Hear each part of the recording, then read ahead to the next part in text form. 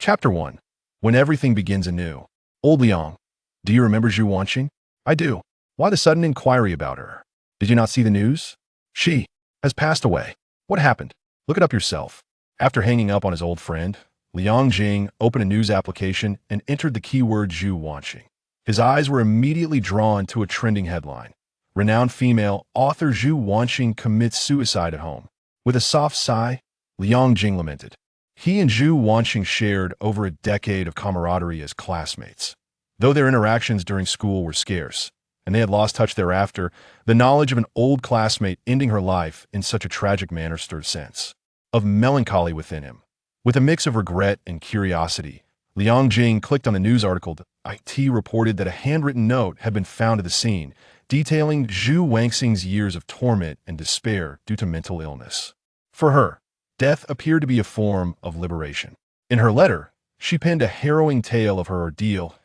In her final year of high school, she endured a wave of collective bullying, was subjected to slanderous rumors, and was branded a promiscuous woman.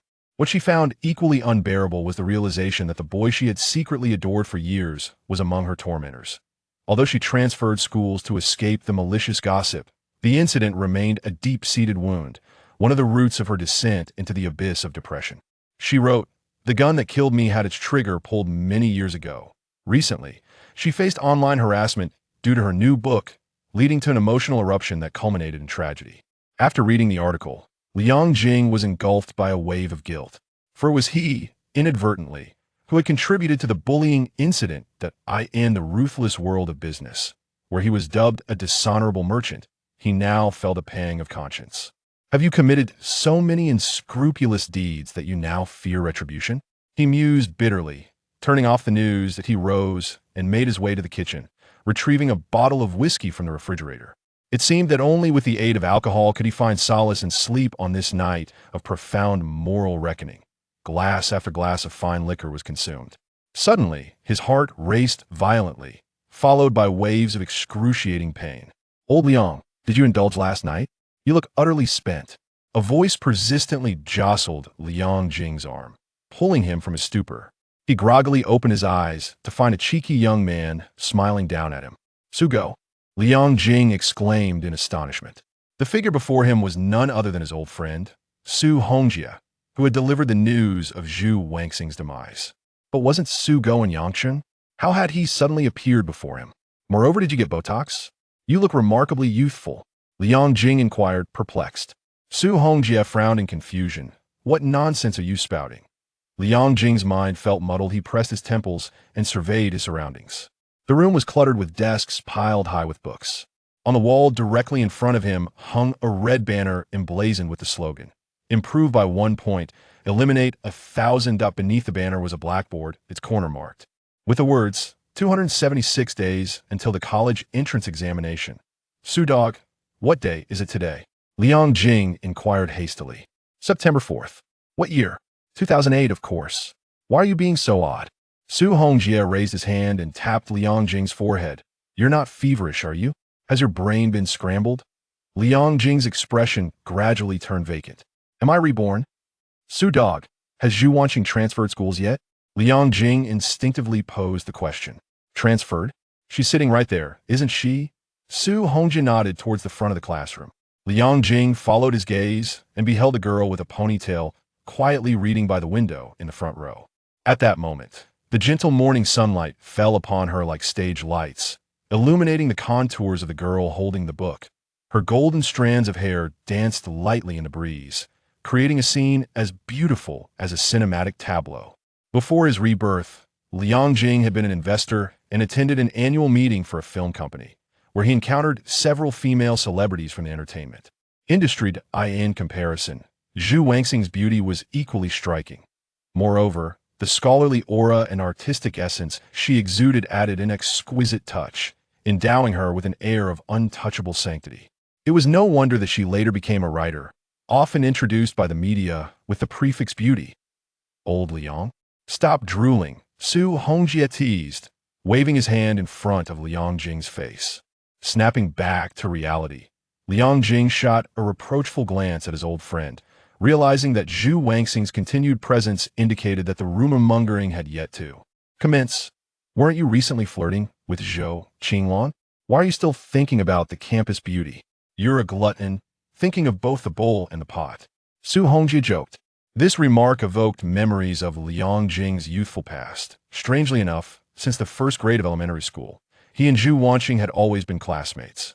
Over the span of more than a decade of shared schooling, the impression Zhu Wanxing left on Liang Jing could only be described as perfect. She excelled academically, won the long-distance running championship at the school sports meet, performed a piano solo at the arts gala, and frequently represented students in speeches at various events. Such outstanding perfection naturally attracted numerous admirers, Liang Jing being one of them. However, it was precisely her exceptional nature that deterred anyone from pursuing her.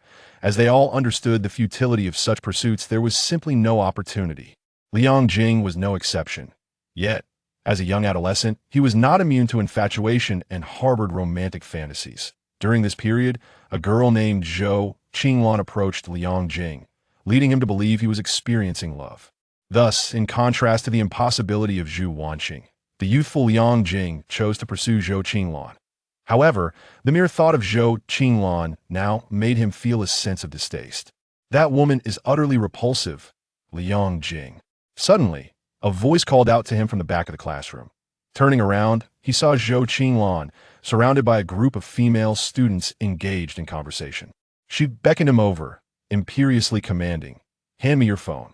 Liang Jing let out a sneer, feigning ignorance as he turned his head away. "I am speaking to you. Are you listening?" Zhou Qinglan shouted with discontent.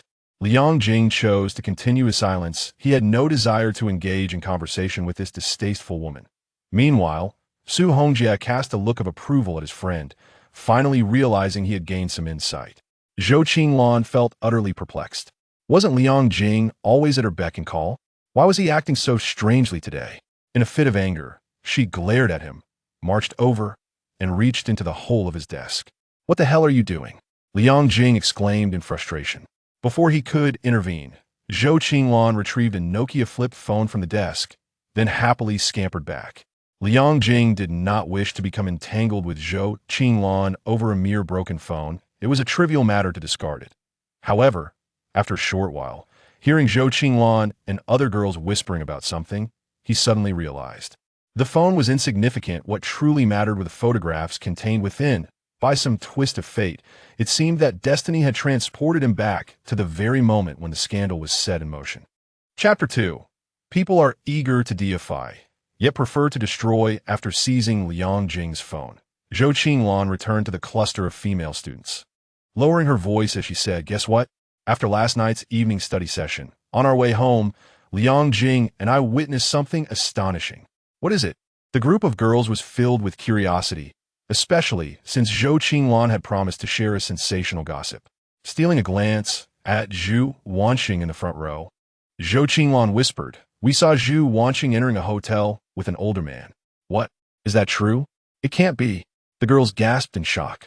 "Shoo, keep your voices down," Zhou Qinglan urged, signaling for silence, fearful of disturbing Zhu Wanxing. Yet, Zhu Wanxing remained engrossed in her book, not even glancing their way.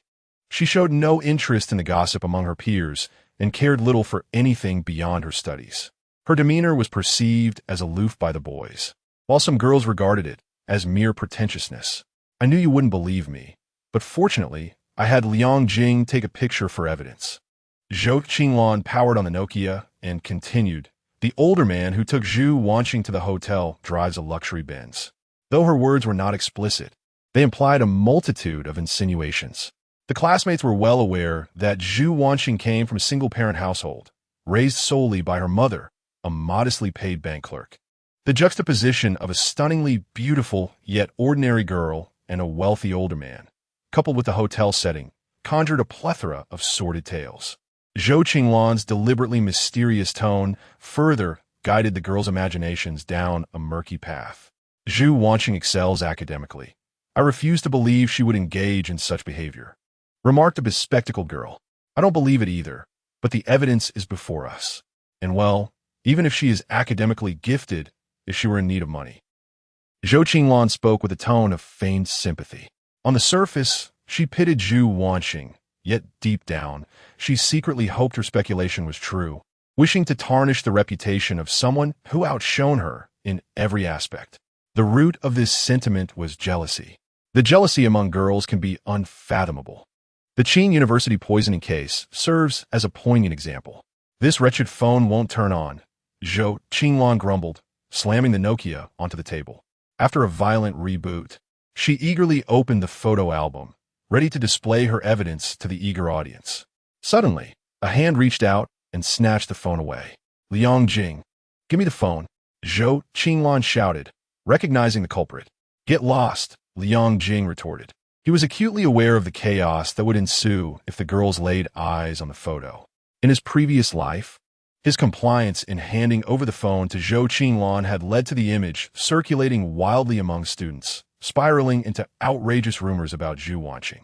The students had revered Zhu Wanxing as the school beauty and goddess, celebrated for her well-rounded achievements and striking appearance. Yet, they would readily distort their perceptions of her based on a single photograph, casting aspersions upon her character. It aptly reflects the saying, "People are eager to deify, yet even more inclined to destroy." In the face of such distasteful matters, Zhu Wanxing remains indifferent, unaffected, and unexplanatory, never revealing any sign of distress or pain, leading her students to mistakenly believe their conjectures are indeed correct.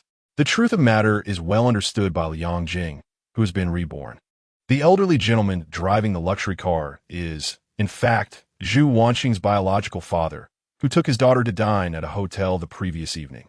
Zhu Wanxing is not entirely unconcerned about the malicious rumors being spread. However, the bomb set to explode will not do so until a decade later. Liang Jing hopes to prevent history from repeating itself. Of course, his actions are not driven by affection for Zhu Wanxing, but rather reflect the conduct of a reasonable person. Zhou Qinglan tugged at Liang Jing's school uniform, attempting to snatch his phone. When thwarted, she puffed out her cheeks in frustration, exclaiming, "Liang Jing, if you continue this way, do you believe I will ignore you from now on?" Her threat elicited a laugh from Liang Jing. Indeed, the youthful Liang Jing was quite the adept flatterer. At that time, he had yet to emerge from his novice phase and found himself captivated by Zhou Qinglan, a girl skilled in makeup, charm, and a formidable presence. He was akin to a hapless Tom, manipulated at her whim. In truth, Zhou Qinglan did not harbor feelings for Liang Jing. Her approach was merely to find a diligent student to assist her with her studies. Even after the college entrance examination, she did not spare him, transforming the free tutoring into a merciless machine. While enjoying Liang Jing's efforts, she simultaneously dated numerous boyfriends throughout her university years. It was only in the latter half of his first year of university that Liang Jing experienced a rude awakening. Each recollection of this humiliating experience of being toyed with filled him with revulsion. It was unbearable to stand before the very woman who had spread malicious rumors out of jealousy. It was as if disgust itself had opened the door to further disgust. "Liang Jing, what are you laughing at? What do you mean?" Zhou Qinglan asked, exasperated. Liang Jing, uninterested in her outburst, simply removed his school uniform.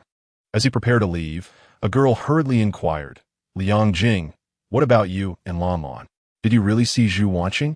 It was clear that the girls were far more intrigued by the sensational gossip surrounding Zhu Wanxing than the romantic entanglements of Liang Jing and Zhou Qinglan.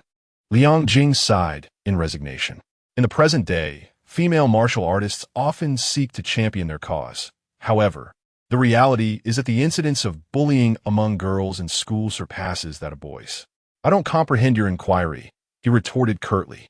With the college entrance examination just days away, why not focus on your studies instead of indulging in frivolous thoughts? Are you living up to your parents' expectations? The crowd of girls fell silent, seemingly perceiving the shadow of the disciplinary director in Liang Jing. He found it somewhat amusing. He would never have uttered such words in his student days. It seems that with age, perspectives inevitably shift. "Oh, I see now, Liang Jing," Zhou Qinglan exclaimed, a dawning realization lighting her expression. "Do you like Zhu Wanxing, which is why you defend her?" "Yes, she is indeed beautiful. Yet one cannot speak falsehoods with open eyes. Do you dare claim you did not witness Zhu Wanxing entering a hotel with an older man?" Her emotions ran high, causing her voice to rise, and the entire class cast peculiar glances in her direction. Upon hearing her name, Zhu Wanxing turned, albeit rarely, to look back. I didn't see anything. Stop fabricating stories. Driven by discontent towards Zhou Qinglan, Liang Jing began to defend Zhu Wanxing. Do not feign ignorance. Zhu Wanxing surely went to Zhou Qinglan, who wouldn't he dare to utter words like escort directly. Liang Jing scoffed, engaging in similar activities only to slander others. Such a heartless person truly sees filth in everything. Zhou Qinglan, felt an overwhelming powerlessness, as if I were the one being splattered with mud. Had Liang Jing lost his senses? In the past, he would follow directions without question, but today he seemed rebellious, even opposing me. At that moment, Liang Jing's words provoked a few boys to stifle their laughter. Zhou Qinglan felt embarrassed. Wiping her nose, she suddenly burst into tears. Liang Jing chuckled. She cries so unattractively. This only escalated her sobs. Ignoring her, Liang Jing returned to his seat, deleting the photos on his phone. Although they were innocent and pure, he thought it prudent to eliminate them to avoid any potential trouble. As he deleted the photos, he pondered in confusion. In his previous life, why did Zhu Wanxing not choose to explain when she was slandered? Quite strange indeed. While lost in thought, he noticed an unexpected large white rabbit candy on his desk. Chapter 3. Infatuation, a solitary turmoil. Old Liang, have you severed ties with Zhou Qinglan? Su Hongjie patted Liang Jing on the shoulder, eagerly inquiring. He was unaware of the events that had transpired, merely noticing that his good friend had quarreled with that troublesome woman, which brought him joy. Liang Jing did not respond to his question, but picked up the candy, asking in return, "Did you leave this here?" Su Hongjie shook his head no. Oh. Liang Jing thought little of it, placing the candy into the desk drawer. Su Hongjie resumed the previous topic, stating, "I've told you long ago that you and Zhou Qinglan are incompatible. The sooner you end it, the better." At this, Liang Jing couldn't help but smile. In his past life, Su Hongjie had urged him similarly, but he had been blinded and had foolishly pursued her affection. Generally, Su Hongjie had a keen eye for people, yet he had stumbled when it came to himself. This lad's future romantic endeavors would surely be fraught with far more turmoil than Liang Jing's. By the way, what are you arguing with Zhou Qinglan about? I heard Zhu Wanxing's name mentioned. Su Hongjie's curiosity was piqued. Nothing much. Liang Jing tucked his Nokia into his pocket, deciding to remain silent about the recent occurrences. In his previous life, after being manipulated by Zhou Qinglan, he came to a realization. Those who seek wealth thrive, while those who seek love achieve nothing.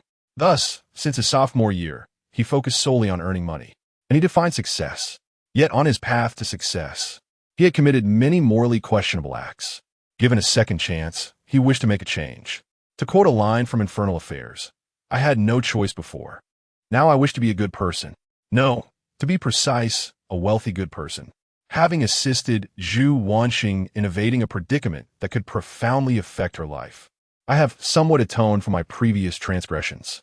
As for whether she may succumb to severe depression due to other matters in the future, that is a concern beyond my contemplation. The bell for morning self-study rang. The students returned to their seats and commenced their reading. Amidst the clamor of voices, Su Hongjie, my desk mate, burst into song, belting out the vast sky. Meanwhile, boys in the front row engaged in conversation, and girls in the back exchanged gossip about celebrities. In that moment, Liang Jing, who had intended to focus on his studies, succumbed to slumber. In the realm of sweet dreams, a gentle and melodious voice caressed Liang Jing's ears. It had been a long time since he had heard that nickname. When his elementary school Chinese teacher introduced the idiom, she had asked him, "Liang Jing, did your parents derive your name from this phrase?" Young Liang Jing had replied honestly, "That's impossible. My father didn't even graduate from elementary school. He's illiterate." This humorous anecdote earned him the moniker of Good Times and Beautiful Scenery. However, the name was rather cumbersome, and fewer people used it over time. By high school, only one person still insisted on calling him that. As Liang Jing hazily lifted his head, he was greeted by the sight of Zhu Wanxing standing beside his desk, arms cradling a stack of notebooks. "What is the matter?"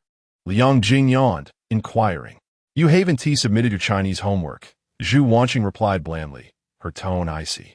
"What was the assignment again?" he asked. "Translation of classical Chinese." "Let me search for it," he said, rummaging through his backpack and examining several notebooks. Yet he could not find the one containing his translation assignment. Once a diligent and high-achieving student, it seemed improbable that he had neglected his homework. Please hurry. I will collect them shortly, Zhu Wanxing stated indifferently. Placing the notebooks she had already gathered on Liang Jing's desk before returning to her seat. Trusting in his former self, Liang Jing continued his search for the notebook with the assignment. Old Liang, if you haven't done it, just admit it. No need to pretend, Su Hongjie chuckled, gesturing towards the stack of notebooks. The school bell left her homework here for others to copy. Can't you grasp that? Liang Jing couldn't help but smile. After all, he was a billionaire, yet here he was contemplating the folly of copying homework. Nevertheless, he decided to view it as a nostalgic reminiscence of youth. Who in our class has the best Chinese grades? Liang Jing inquired, adhering to his life philosophy of striving for excellence, even in copying assignments. Zhu Wanxing, obviously. Did you even need to ask? Su Hongjie remarked, sizing up his friend. You seem rather peculiar today, almost like a different person. Liang Jing ignored him, continuing his search for Zhu Wanxing's homework. Old Liang, don't you think Zhu Wanxing might have a fondness for you? Su Hongjie suggested, resting his hands behind his head and raising an eyebrow at Liang Jing. Liang Jing paused his actions, scoffing. What on earth led you to such an absurd conclusion? Look, she addresses everyone by their full names, yet she calls you by a nickname. Su Hongjie, with a serious demeanor, analyzed, and yet, she does not allow others to copy their assignments from her, but she gives you a free pass. Liang Jing's lips curled in disdain. I expected you to present some concrete evidence. So, you call this infatuation? What else could it be? I can only describe it in 2 words. Childish. As if you were so mature. Old Liang, while you may excel academically and possess greater knowledge than I in matters of love, I'm more than capable of being your mentor. You should humbly learn from me. Upon hearing this, Liang Jing stifled a laugh. You little fledgling, do you even understand love? Su Hongjie flushed crimson, retorting, aren't you the same? Liang Jing burst in a hearty laughter. Su Dog's words were indeed not unfounded. Despite his wealth of experience, his youthful form remained untainted. He composed himself, placing a hand on Su Hongjie's shoulder, and spoke earnestly, young man, your notions about affection are fundamentally flawed. This is known in psychology as confirmation bias. Su Hongjie frowned, puzzled. What does that mean? Liang Jing elucidated. When one holds a particular opinion, they tend to focus solely on evidence that supports their view, while disregarding contradictory evidence. Su Hongjie shook his head, unable to grasp the concept. Liang Jing continued. For instance, you believe Zhu Wanxing has feelings for me. Thus you might interpret her ordinary actions as exaggerated evidence of her affection for me. This leads to the so-called 3 great illusions in life. A phone call, a potential comeback, and the belief that she likes me. Currently, you are assisting me in analysis. When you encounter similar situations in the future, remain vigilant. Otherwise, you risk becoming an ordinary man, a mere clown. Su Hongjie blinked, somewhat enlightened. If the school beauty truly liked you, I would find it hard to accept. Liang Jing chuckled. You rascal, do you fear for your brother's suffering, yet dread his success? In the midst of their banter, he finally located the notebook inscribed with Zhu Wanxing's name. Just as he prepared to copy, he discovered that the contents were not translations of classical texts, but rather a novel. Flipping to the front page, he found elegantly penned words. Unrequited love is a chaotic battlefield for one. Chapter 4. Cherish life. Keep away from literary young women.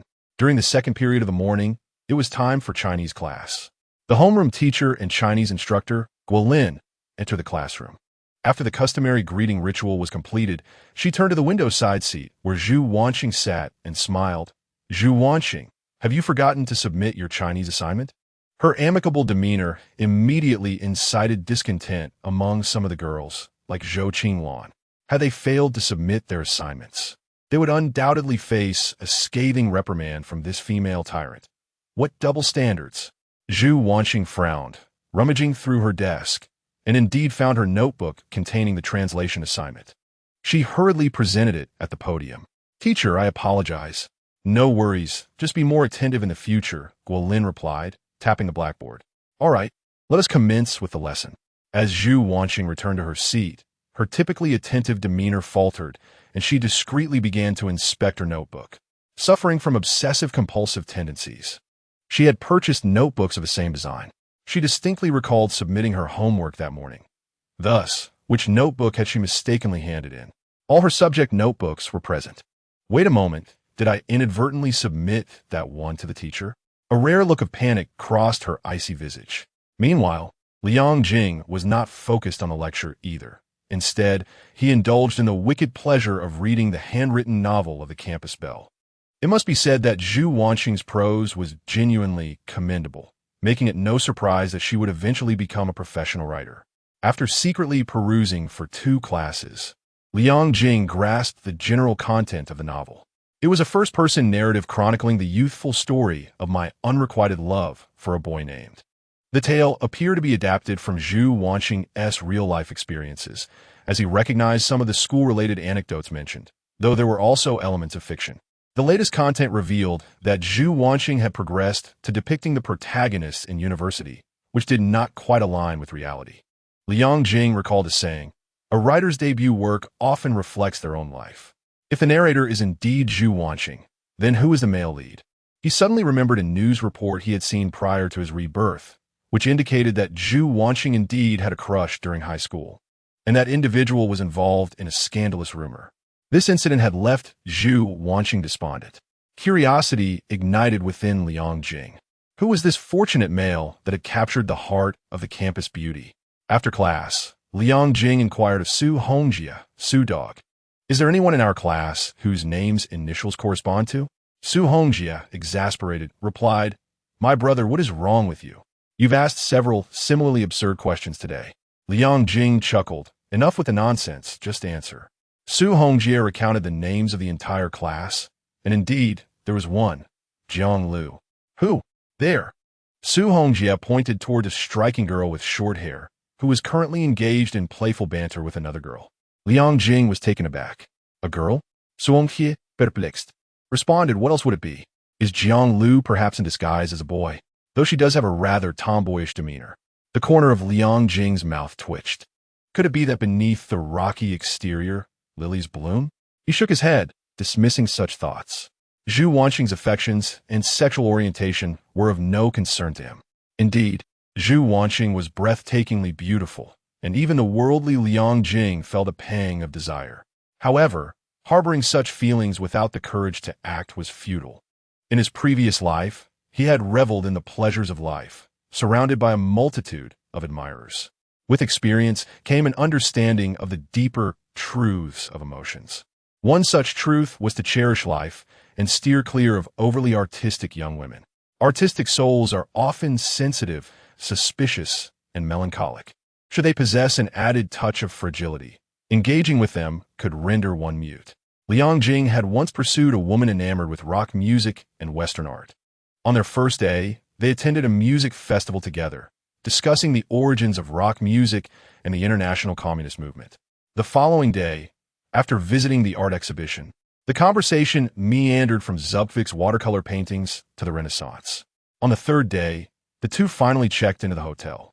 The artistic young woman took the initiative to offer Liang Jing an apple, peeling it while inquiring, "Ah, Jing, why do you think we exist? If we were to die, would this world still endure?" Liang Jing, fearing he might meet the same fate as the apple, made a hasty retreat under the pretext of forgetting to turn off the gas at home, thus losing a Hermes belt in the process. Out of reverence for the artistic young woman, Liang Jing decided it was wise to avoid provoking Zhu Wanxing. During lunch, when the students were absent, he placed a notebook containing his novel on Zhu Wanxing's desk. Upon her return and discovery of the recovered notebook, she felt a wave of curiosity. As she opened it, a note fell out. "Please update." A blush akin to the glow of twilight rose on her porcelain-like cheeks. Someone had been peeking at her novel? Who could it be? Never mind, she thought, as she was leaving soon anyway. With that in mind, she quietly stashed the notebook in her bag and proceeded to the academic affairs office. That afternoon, Liang Jing endeavored to reclaim his former scholarly prowess, immersing himself wholeheartedly in the arduous sea of study. In his previous life, he had performed reasonably well academically. Even though he had been incessantly pestered by Zhou Qinglan with questions, which had hindered his studies, he had still gained admission to a 211 university. This time around, Liang Jing was determined not to settle for mediocrity. While he knew that with his abilities, he could create wealth without a university degree, he had experienced enough to understand that while education might not guarantee success, it was certainly indispensable. To him, a diploma was not merely a piece of paper. It was a stepping stone to higher social strata. Reflecting on the infamous Wuzhen dinner gathering, where the table was graced by top-tier billionaires, he pondered who among them hailed from ordinary institutions. Thus, aspiring for a loftier trajectory in life, Liang Jing resolved to take the college entrance examination seriously, aiming to astound everyone with an acceptance in a Tsinghua or Peking University. However, after a day of study, Liang Jing found himself utterly perplexed, unable to comprehend or absorb anything, prompting a shift in his aspirations. Tsinghua or Peking University. Simply not submitting a blank exam paper would be a success in itself. Liang Jing, I still struggle with this math problem. Could you explain to me again? During the break before evening study, Zhou Qinglan, as usual, approached Liang Jing with her queries. Naturally, she was still preoccupied with the morning's events. However, recognizing the importance of their current academic needs, she sought his invaluable assistance as a tutor. I don't know, Liang Jing replied, somewhat irked. It was a refusal, yet a candid expression of his limitations. Zhou Qinglan immediately displayed a wounded expression. Are you still holding a grudge against me? You explained this problem yesterday. How can you not remember? Waving his hand dismissively, Liang Jing retorted, if I couldn't grasp it after one explanation, then what does that make me? Just leave me alone. Zhou Qinglan, suppressing her rising frustration, responded, Liang Jing, is it because I didn't agree to be with you right now that you're upset? I've already said I need to focus on preparing for the college entrance exam. Once it's over, I will be with you. You should also consider that besides me, who else likes you? But if you continue like this, I might stop liking you. Faced with such elementary banter, Liang Jing could only chuckle. He glanced at Zhou Qinglan with an expression of incredulity before returning to his contemplation of an enigmatic mathematical conundrum. What is a derivative? Zhou Qinglan, infuriated, stamped her foot, preparing to voice her thoughts. Just then, Zhu Wanxing approached, amidst the beautiful scenery, asking, could you help me write a yearbook? Liang Jing was taken aback. The term began only recently, so why a yearbook? Zhu Wanxing explained, I will be transferring schools next week, and may never see you all again. Chapter 5. Zhu Wanxing, forever dazzling the previously boisterous classroom, fell silent in an instant as astonished gazes turned towards Zhu Wanxing. She was transferring schools? How sudden? Liang Jing felt a twinge of surprise as well. It appeared that even without the awful rumor, Zhu Wanxing had intended to change schools all along. Where are you transferring to? Inquired a petite girl with glasses, leaning forward. Her name was Wang Xiaoya, the class monitor of Liang Jing's class, and also Zhu Wanxing's deskmate. Chun City, Zhu Wanxing replied succinctly. All right then.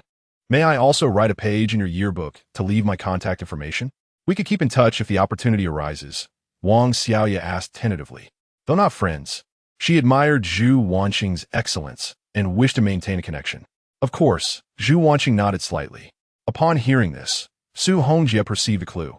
Upon observing the yearbook Zhu Wanxing had handed to Liang Jing, he noted it was new and just unwrapped. Wang Xiaoya had not even written in it yet. Yet Zhu Wanxing sought out Liang first. Was his suspicion correct? Eager for amusement, he turned to Zhou Qinglan and remarked, Zhou Qinglan, you claim my brother has no one but you who likes him, but I beg to differ. He then queried Zhu Wanxing, class beauty, with so many people in our class, why do you seem reluctant to part with Liang? Why only seek him for the yearbook? Zhu Wanxing maintained a calm demeanor. Offering no response to Su Hongjie's remarks, the others began to speculate. Indeed, why did Zhu Wanxing only ask Liang Jing to write in her yearbook and leave contact details? This was quite intriguing. The boys immediately cast approving glances at Liang Jing. Not a bro. What gives you the right? Hearing the whispers around her, Zhu Wanxing spoke serenely. Everyone will write. Zhou Qinglan scoffed. I have no desire to write. Jealous and at odds with Zhu Wanxing, She was unwilling to feign camaraderie by participating in the yearbook. Moreover, Su Hongjia's comments only solidified her conviction. Liang Jing's diminishing attentiveness towards her was undoubtedly related to Zhu Wanxing. Eager to prevent any further influence over Liang Jing, she secretly wished for Zhu Wanxing's departure. I had no intention of asking you to write, Zhu Wanxing replied coolly to Zhou Qinglan.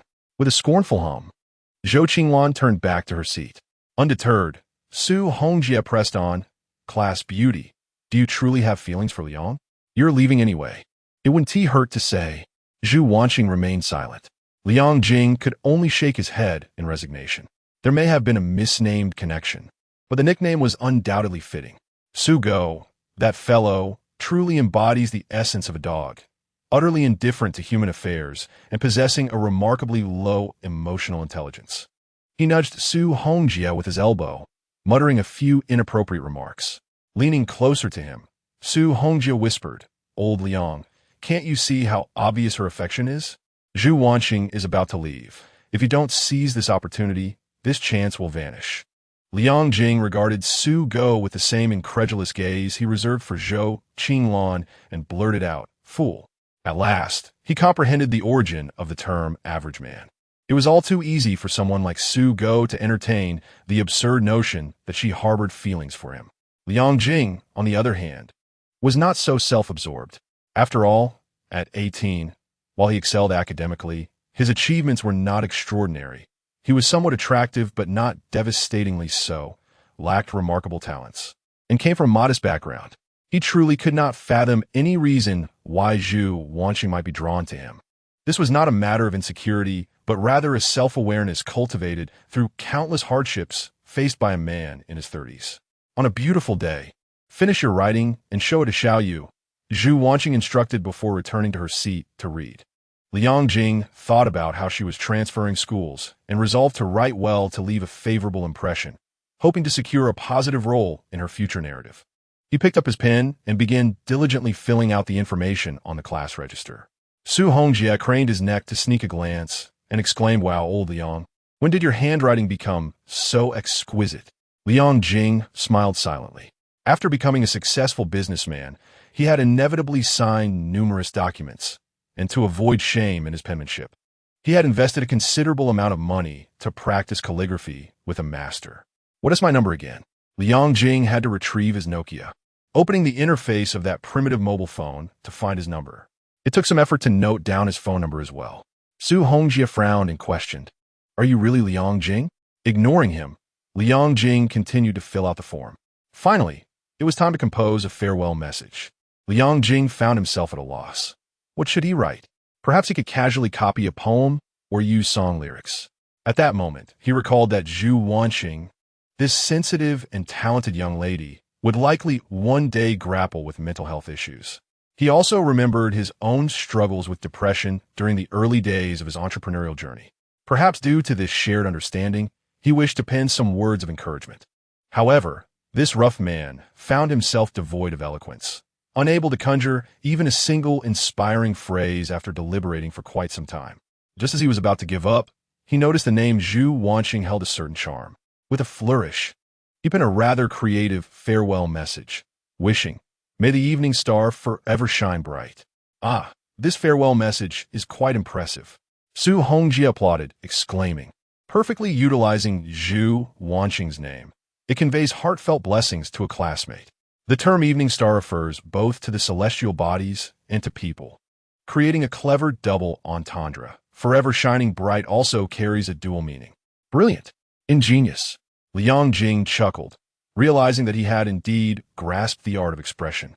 It just so happened that Zhu Wanxing was transferring schools. He would nominate him as the new representative for the language class. During evening study, the class register circulated among the students. Aside from Zhou Qinglan, everyone else diligently penned their heartfelt farewells for Zhu Wanxing. A few boys, hoping to borrow the class album for a passionate confession, found themselves stumped upon reading Liang Jing's words on the first page, feeling their creativity eclipsed. They could only mutter in frustration, Damn, this rascal has stolen my idea. At 8 in the evening, as evening study concluded, the day students of Nanjing know. One high school began to depart. Liang Jing felt fortunate that this cohort of students was experiencing a golden era. In a few years, the principal of the high school would visit a certain water school for an inspection, and upon returning, would unceremoniously adopt their militarized management model, mandating that all students reside on campus.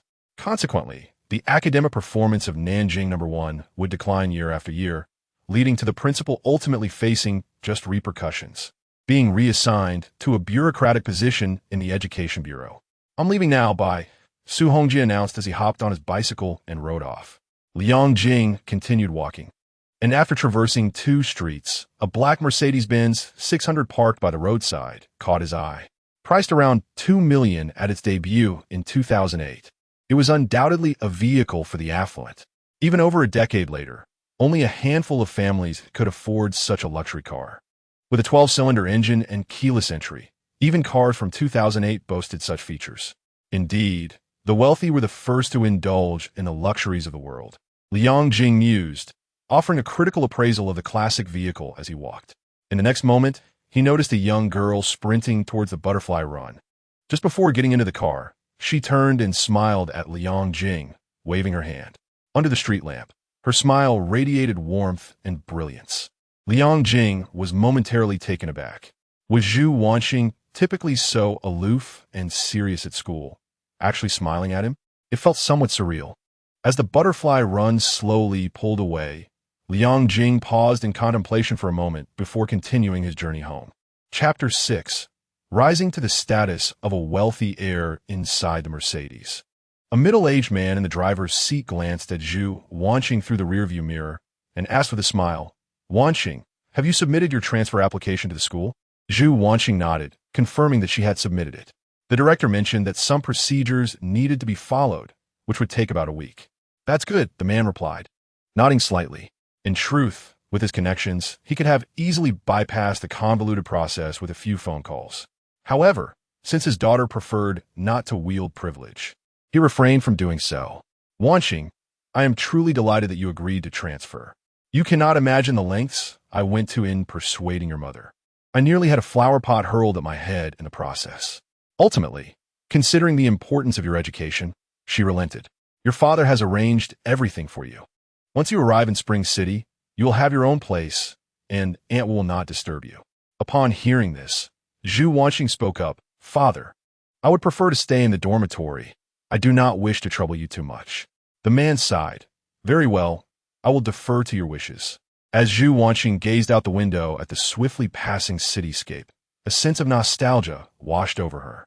During her first year of high school, her father had proposed she transfer to a better resource school in the provincial capital. However, at that time, she had chosen to refuse, held back by her lingering attachments. The individual she once cherished now appears to be infatuated with another girl. Coincidentally, her father has recently brought up old matters, and she finds herself reconsidering her stance. Yesterday, she met with her father to discuss the possibility of transferring schools. Rubbing her eyes, she retrieved her class yearbook from her backpack and turned to the first page. The only page she wished to see. She gazed at the beautifully penned farewell message, silently reciting, "May the evening star forever shine brightly." With an innate sensitivity to words, she discerned deeper emotions within those succinct 7 characters. Recollecting certain events from that morning, her feelings grew increasingly intricate. "Dad, what's wrong? Can I not transfer schools?" Her father abruptly halted, turning with disbelief to regard his daughter. "Have you changed your mind again?" She nodded, a twinge of guilt evident in her expression. "Yes." Her father managed a bittersweet smile, acknowledging, "It seems you truly cannot bear to leave Nanjing, nor your mother. Very well, regardless of the circumstances, I will support your decision." A smile graced her face as she replied, "Thank you. While one may require numerous excuses to leave, often a single reason suffices to stay. And that reason could be encapsulated in a mere phrase or a person." In the Bayou Garden residential complex, Liang Jing wandered among the buildings for several minutes before. Guided by fragmented memories, he located the old apartment he once called home. He knocked on the door, but no answer came. Searching the flower pot at the entrance, he discovered a key, unlocked the door, and stepped inside. "Dad? Mom?" He called out, but silence met him. The lights inside remained off, a clear indication that his parents were still occupied with their endeavors. He proceeded directly to his room. The walls, adorned with posters of Yao Ming and Akagi Haruko from the Rockets, alongside a basketball and a modest redwood guitar in the corner, sparked a torrent of youthful memories from his childhood in that old apartment. With a heavy sigh, he felt the intensity of rebirth wash over him as he returned to this place. Tossing his backpack onto the bed, he sat at his desk and picked up the redwood guitar, strumming it casually. The guitar was one of his few passions, and it was somewhat tied to Zhu Wanxing. During middle school, she had performed a piano solo of Merry Christmas, Mr. Lawrence at a cultural evening, leaving a profound impression on young Liang and inspiring him to learn a musical instrument. However, given his family's modest means, he could only afford a relatively inexpensive guitar and had to teach himself. Later, after earning some money through part-time work in university, he purchased a better guitar and enrolled in classes, seeking to rectify the regrets of his youth. Suddenly, the sound of a door opening broke the silence. Liang Jing set down the guitar and emerged from his room to see his weary parents returning home. Glancing at the wall clock, he noted it was already 11:30. "Xiao Jing, you're still awake?" His mother, Zhou Chun, inquired as she changed her shoes. "I was waiting for you to come home," he replied, heading to the dining area to fetch the kettle, pouring each of his parents a cup of water. "Why did you come back so late?" Father Liang Qingwen raised a glass of water to his lips, taking a sip before sighing. "Let us not even mention it. A tourist lost their bag at the scenic area, and your mother and I spent half the day helping them search." Liang Jing exhaled deeply. "I thought so." The Liang family jointly managed a small, family-run travel agency, with Liang Qingwen serving as both the owner and driver, while Zhou Chun fulfilled the roles of owner and tour guide. Nanjiang, a city renowned for its tourism, welcomed over 100 million visitors annually. One would assume that running a travel agency in Nanjiang, even catering to a few individual travelers in small groups, would lead to prosperity. Yet, the Liang family's small travel agency struggled to stay afloat, often facing financial shortfalls. Liang Jing understood the reason well. It was due to his parents' overly kind-hearted nature. While other agencies treated tourists like mere cattle to be exploited, his parents adhered steadfastly to the principle of integrity and honesty. Ironically, while his parents were honest and straightforward business people, their son had self-educated himself into a shrewd businessman. "Mom, Dad, your management of this travel agency is flawed. It's laborious yet unprofitable," Liang Jing remarked casually as he poured himself a glass of water. Given his rebirth, he naturally wished for his parents to escape their burdensome life and had intended to offer them some commercial advice. Liang Qingwen chuckled helplessly. "Do you really think I'm unaware of how to make a profit? Last year, a jade shop in the ancient city sought my collaboration. Offer me a commission for bringing a tourist. Guess how much? 80%. Liang Qingwen gestured with his fingers. "Can you imagine how predatory that is?" Liang Jing chuckled. "Isn't that just the norm in the tourism industry? It's not that predatory." In his previous life, his first fortune was amassed through jade. A piece costing barely 100 could be sold to tourists for 18,800. The scythe of exploitation had swung so rapidly it was nearly ablaze. Yet, in this life, he vowed not to engage in such unscrupulous dealings. Zhou Chun interjected, "Xiao Jing, you're still young and don't understand some matters. Earning money should be guided by conscience.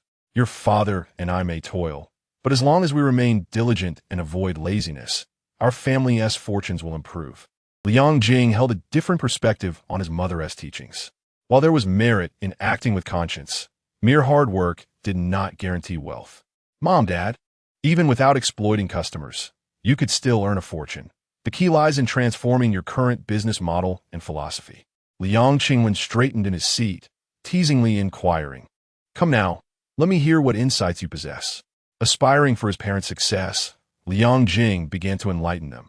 "We need to integrate resources across various industries, enhance the granularity of our services, continuously iterate and optimize our offerings, develop precise strategies, and establish a comprehensive market presence."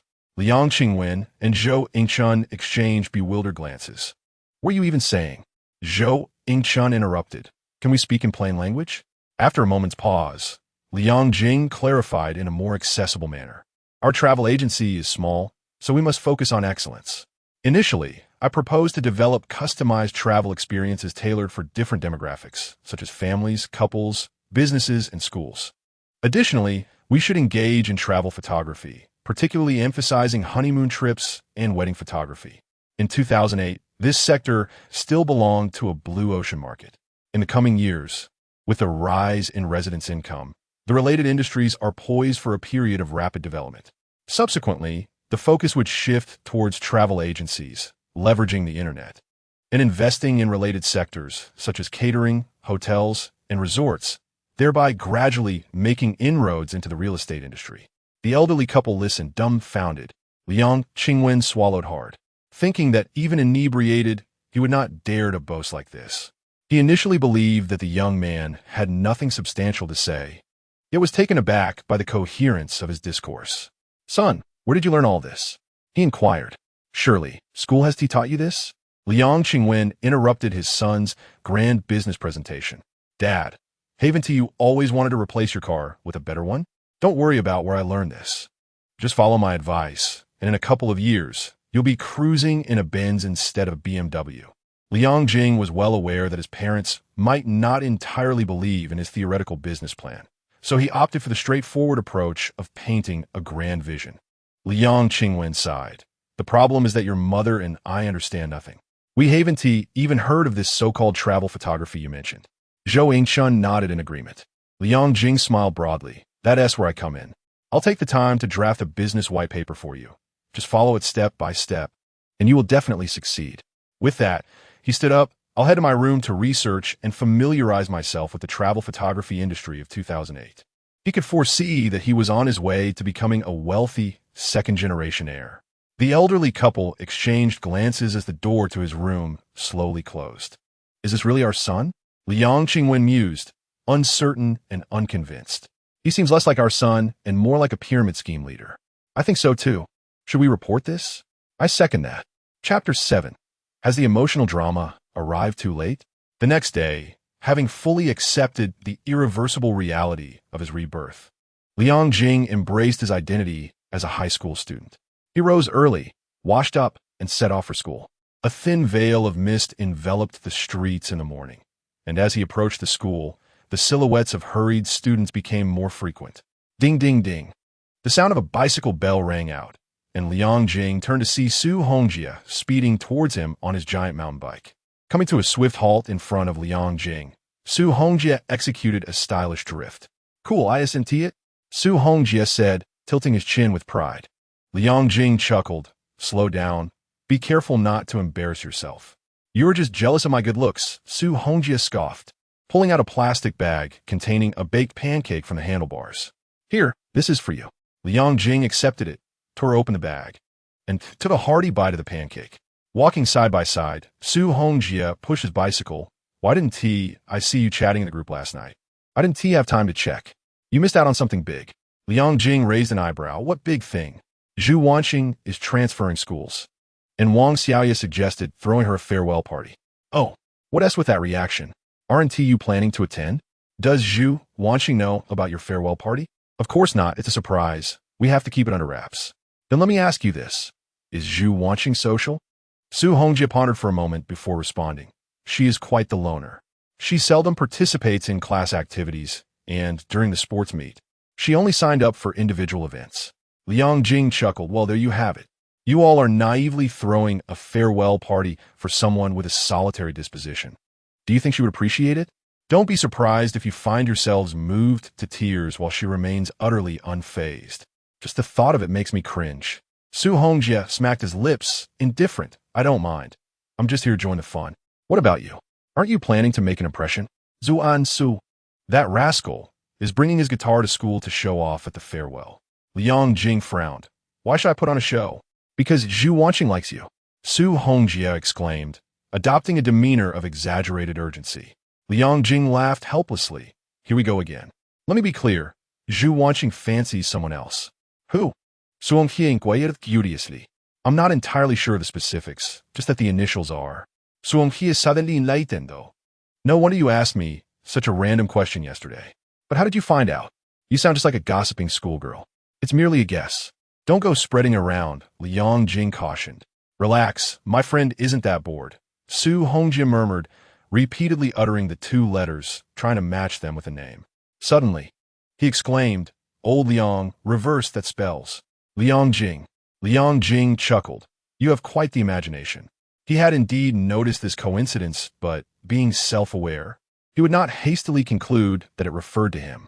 If it indeed were him, wouldn't it be more straightforward to just write it out? The novel was secretly penned by Zhu Wanxing, and she likely had no intentions of sharing it with others. Why go through the extra effort to conceal it? Engaging in light conversation, the two arrived at school, embarking on a new day of student life. For Liang Jing, who had just been reborn the previous day, it had been bewildering. Today, however, felt like torture. Students believe learning is arduous, while those in the workforce find freedom in their labor.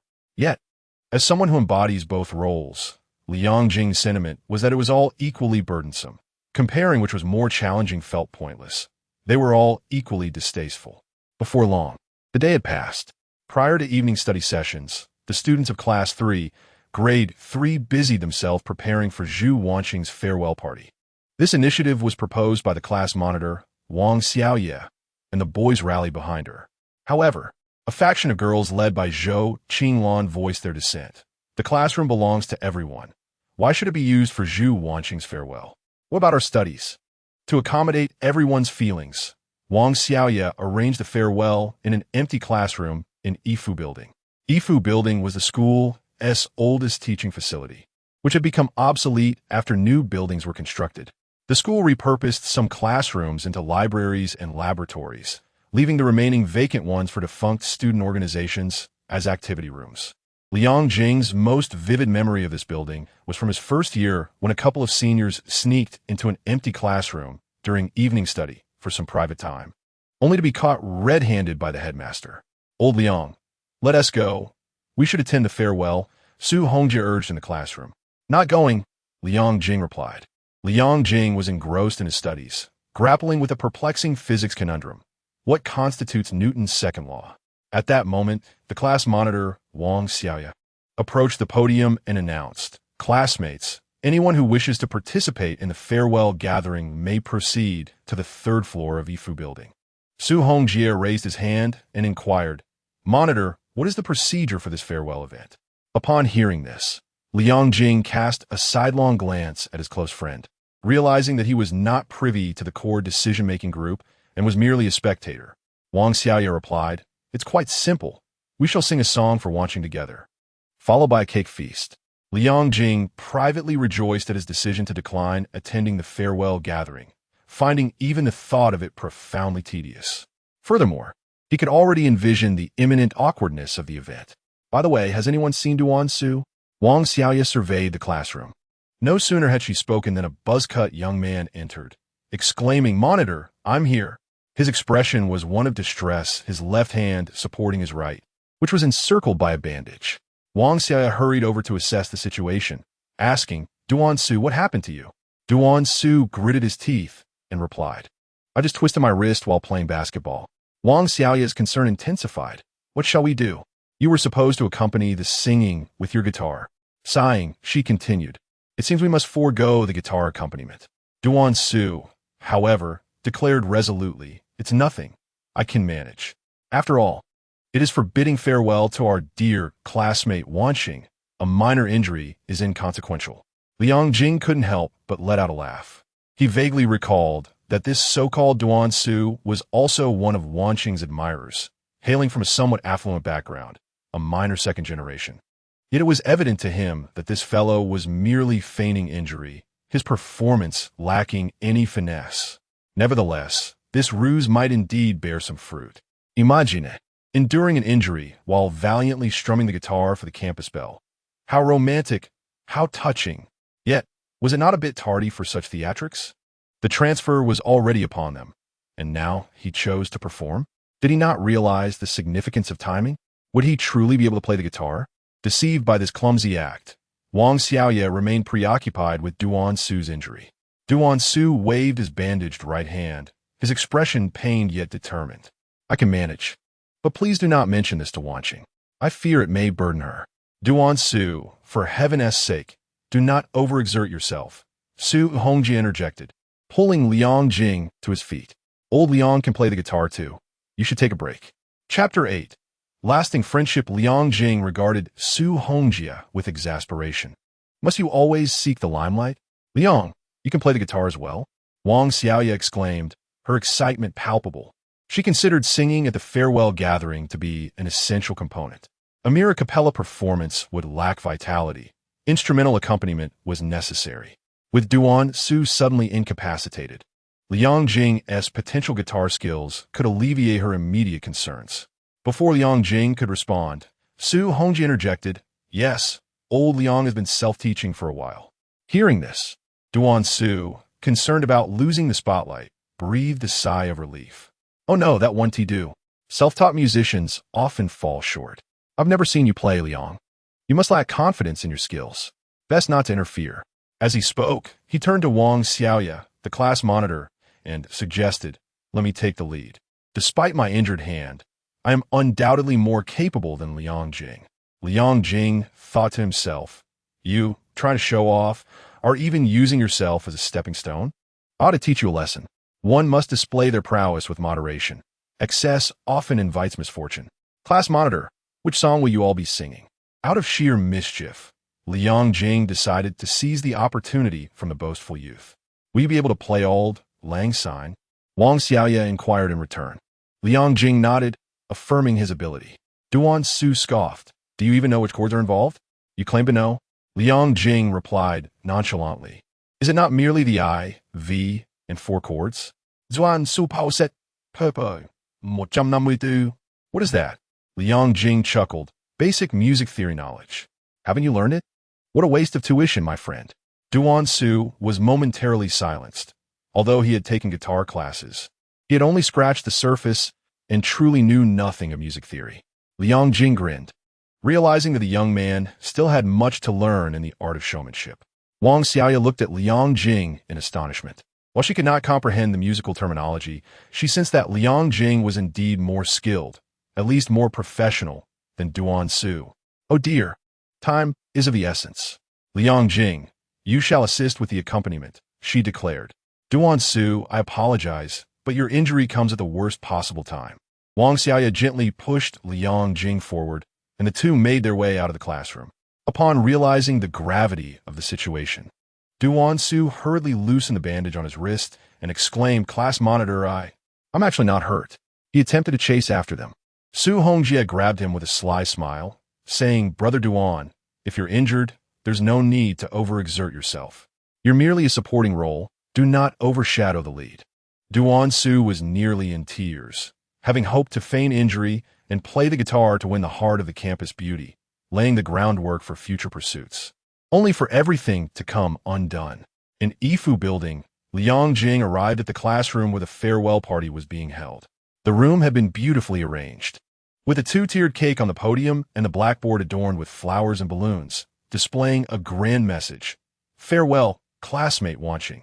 Students who voluntarily came to participate in the farewell were already gathered in the classroom, and, as Liang Jing had surmised, there were more boys than girls. Among them were many boys from other classes, specifically there to bid farewell to their goddess. Liang Jing did not forget his duty and ascended the podium to pick up Duan Su's guitar. A chubby young man quickly interjected, Liang Jing, what are you doing? That's brother Duan's guitar. Liang Jing replied with a smile, Oh, Duan Su is injured. I have been called upon to take over the accompaniment. The chubby young man was taken aback. This didn't seem right. Duan Su was pretending to be injured, wasn't he? He still intended to use this opportunity to confess to Zhu Xiaohua. At that moment, a girl sitting by the window called out, Everyone get ready. The class monitor is bringing Wanqing over. Xiaoya, why did you bring me to Yifu building? Zhu Wanxing, holding a stack of books, asked puzzled.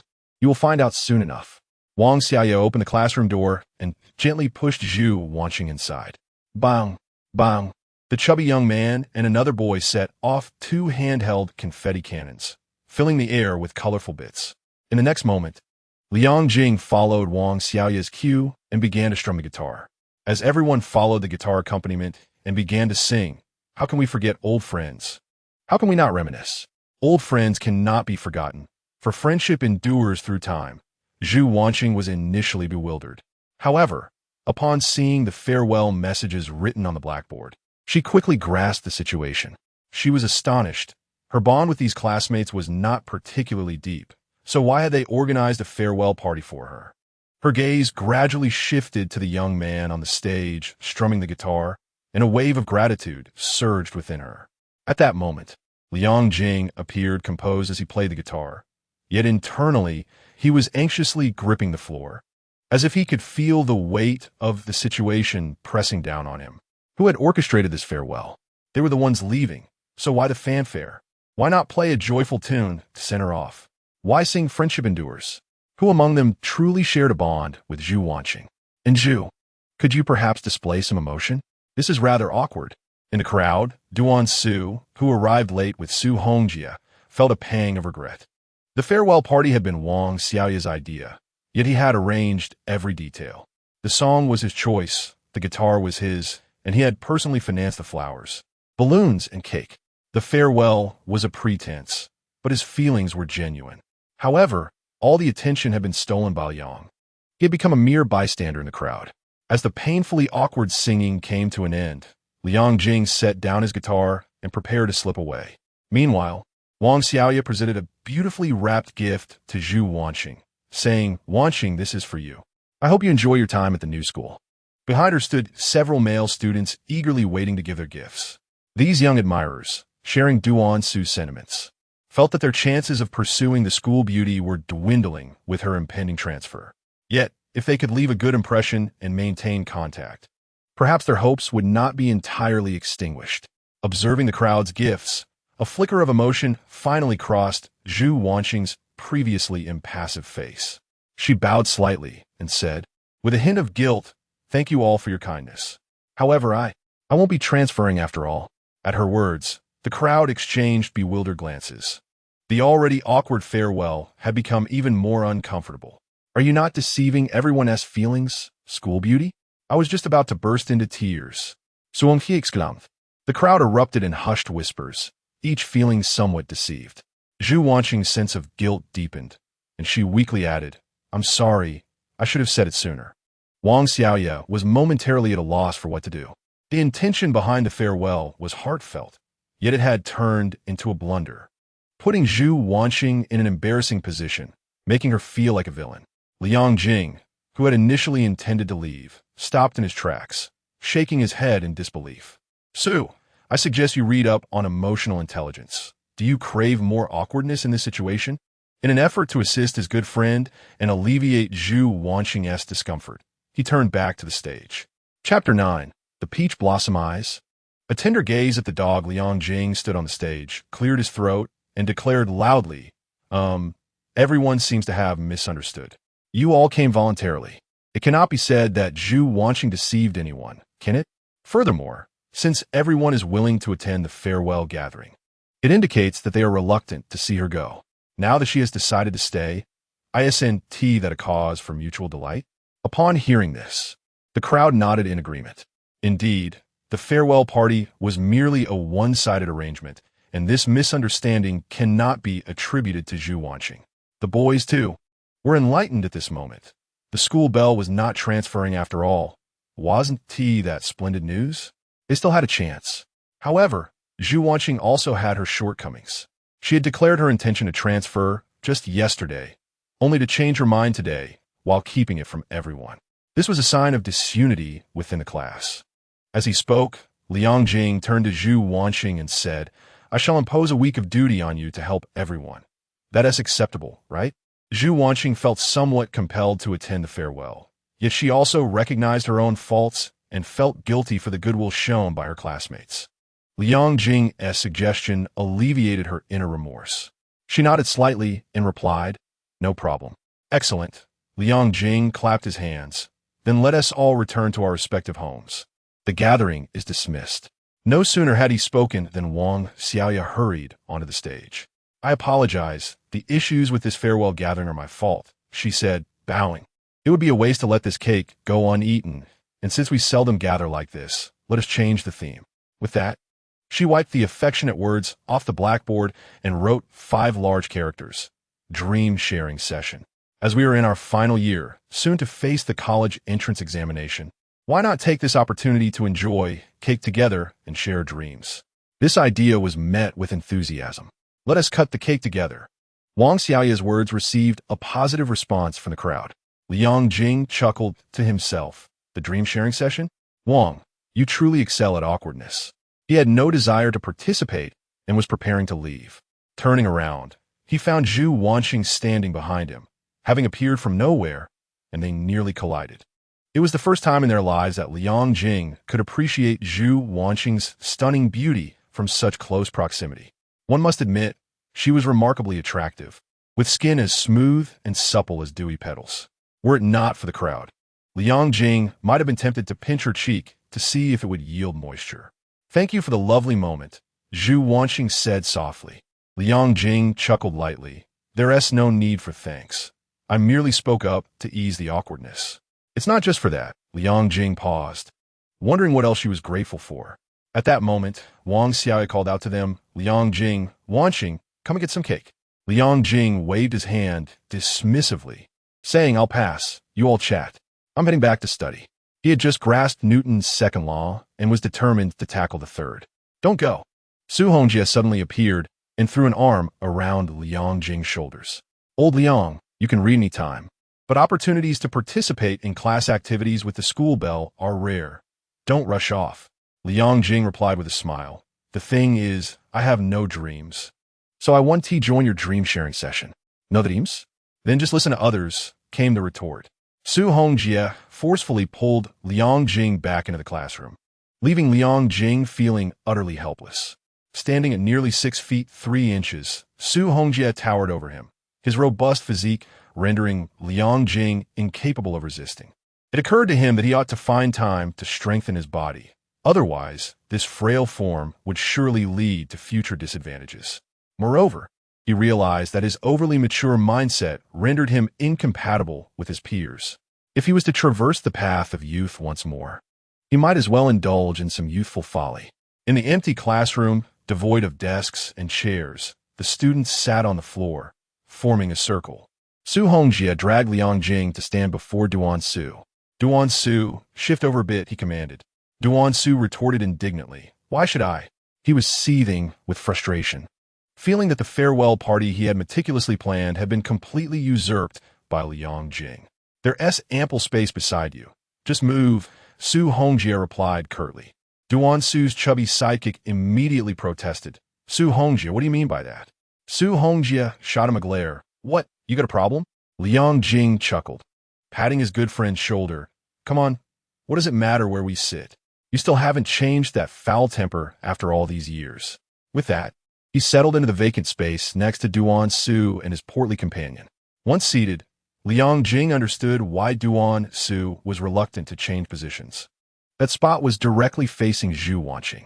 The young man was truly amusing, even vying for such trivialities. Old Liang, why compromise?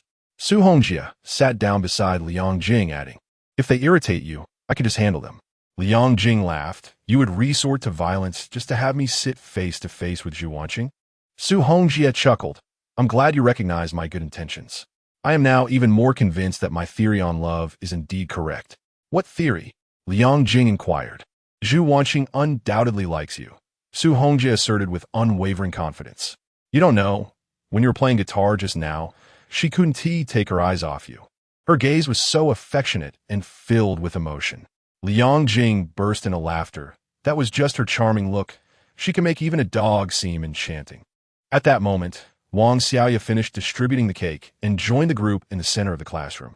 Zhu Wanxing voluntarily made room, and in doing so, she found herself face to face with Liang Jing. Duansu sulked, his annoyance multiplying. Look, look, she shifted to face you, Su Hongjie exclaimed excitedly. Liang Jing felt a flush of embarrassment. At times, he truly struggled to comprehend the thoughts of the younger generation, realizing that he had indeed aged. Has everyone received their cake? Wang Xiaoya stood up to take charge. Let us play a little game. She produced a carbon pen, declaring, I will spin this pen. And whoever the tip points to must share their dreams. The person at the other end can ask them a question of heartfelt sincerity. Ah, that sounds entertaining. Is there only truth-telling and no dares? Someone interjected, adding an element of excitement. The group unanimously approved of Wang Xiaoya's suggestion. Liang Jing also found this approach infinitely more engaging than merely sharing dreams. All right, I'll begin, Wang Xiaoya said, crouching down to spin the carbon pen on the floor. Everyone watched intently as the pen whirled, eagerly anticipating the emergence of the first fortunate soul. The carbon pen gradually came to a halt, its tip directed towards Zhu Wanxing, while the tail rested naturally towards Liang Jing. A wave of confusion swept through the crowd, who suddenly erupted in a commotion. Duan Su pounded his chest in frustration, his teeth grinding in annoyance. This opportunity to interact with the school beauty was rightfully his. All right, Wanxing, you go first. Share with us your dream. Wang Xie spoke with an air of authority, seemingly possessed by the spirit of Wang Feng. Without a moment's hesitation, Zhu Wanxing replied, I aspire to be a writer. This answer was entirely expected by everyone present. Zhu Wanxing's exceptional literary prowess had earned her numerous accolades in various essay competitions, leading everyone to envision her future solely as an author. Liang Jing, possessing a profound insight, understood that Zhu Wanxing would undoubtedly achieve her dream. May you realize your aspirations soon. Wang Xiao turned to Liang Jing. Now it's your turn, Liang Jing. What is your dream? Liang Jing, without a second thought, replied, I want to head to the dock and grab some fries. What does that even mean? The crowd was left perplexed. Liang Jing chuckled. I don't really have any lofty ambitions. If I had to choose one, it would be to become a wealthy person. A collective sigh of disbelief echoed among the onlookers. Liang Jing laughed. Is there anything wrong with that dream? How simple and pure it is. Wang Xiaoya replied with a light-hearted chuckle. Of course not. Just remember us old classmates when you become a big boss. Upon hearing this, Liang Jing suddenly felt a wave of disorientation.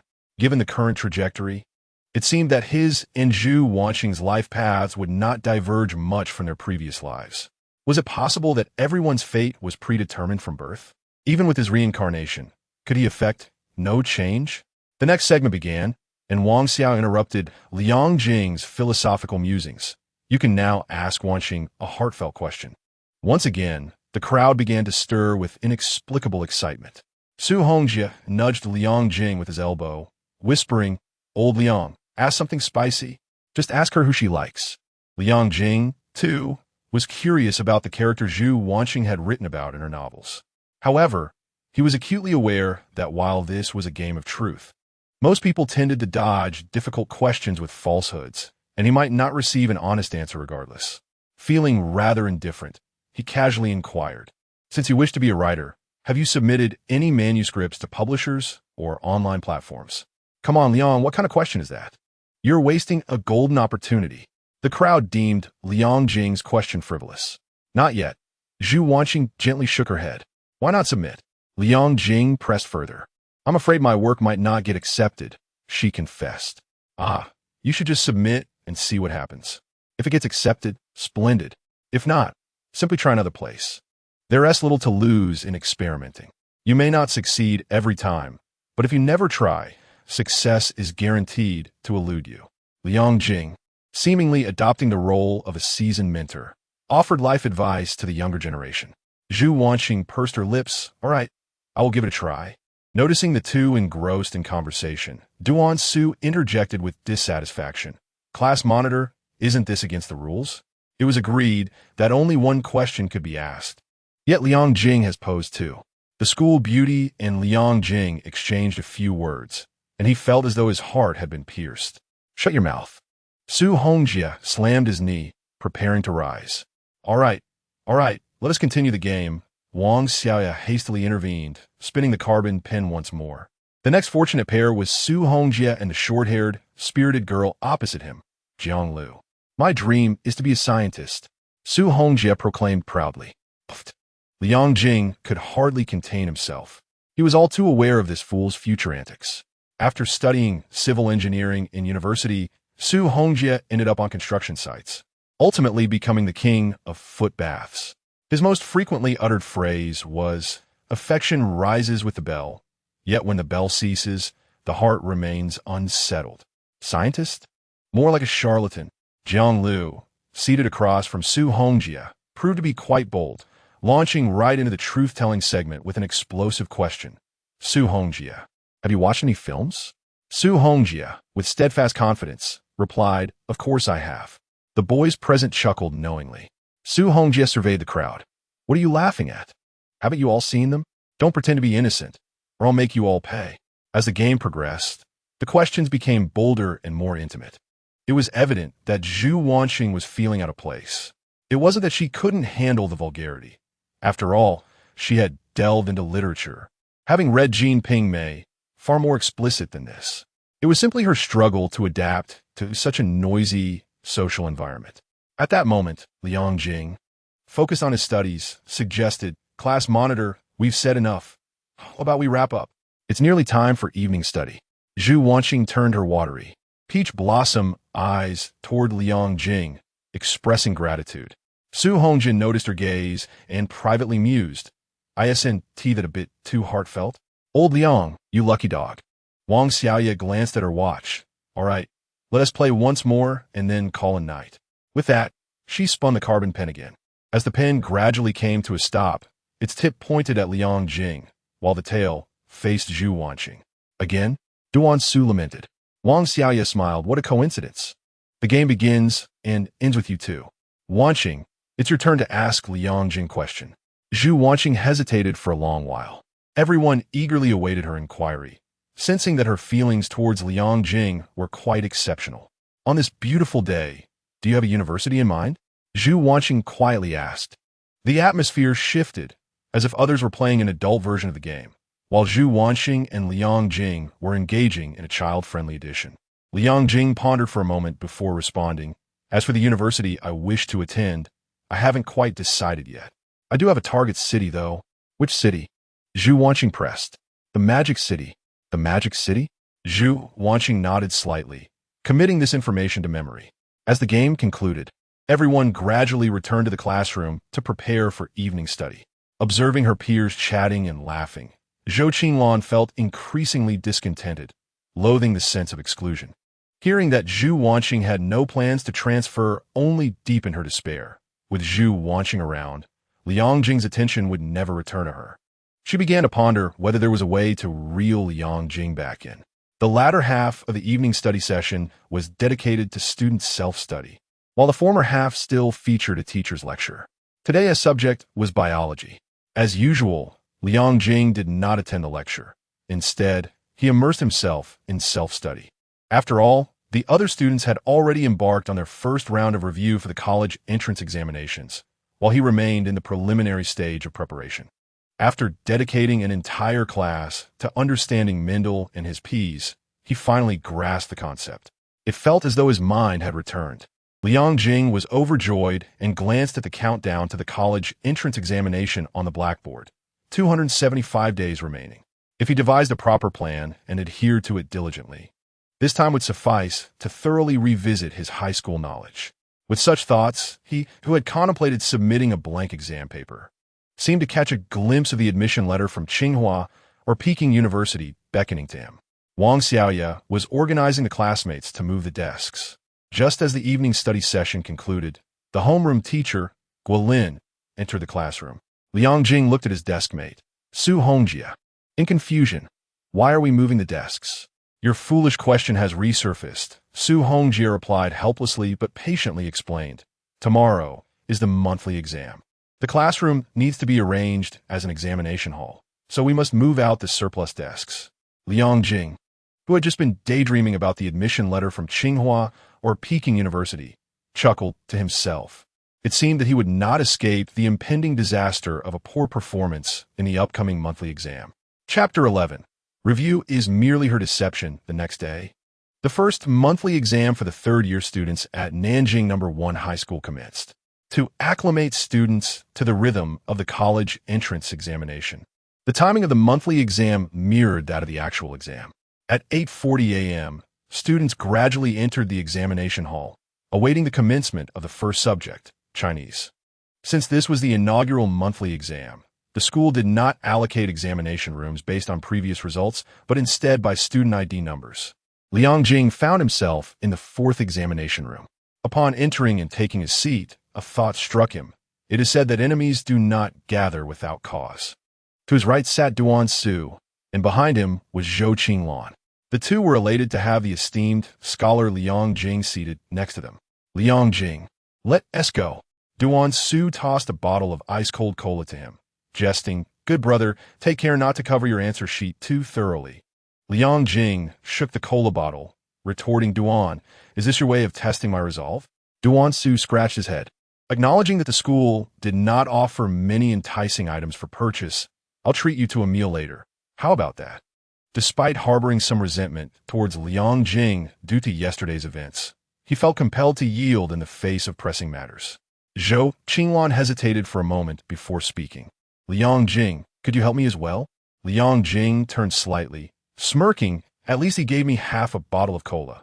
Why you come empty-handed?" Zhou Qinglan feigned a pout. "Once the exam is over, I promise to give you a delightful surprise."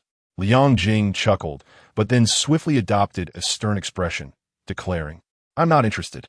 Angered, Zhou Qinglan slammed her hand on the desk. It seemed she would have to resort to her special tactic. Otherwise, Liang Jing would not heed her requests.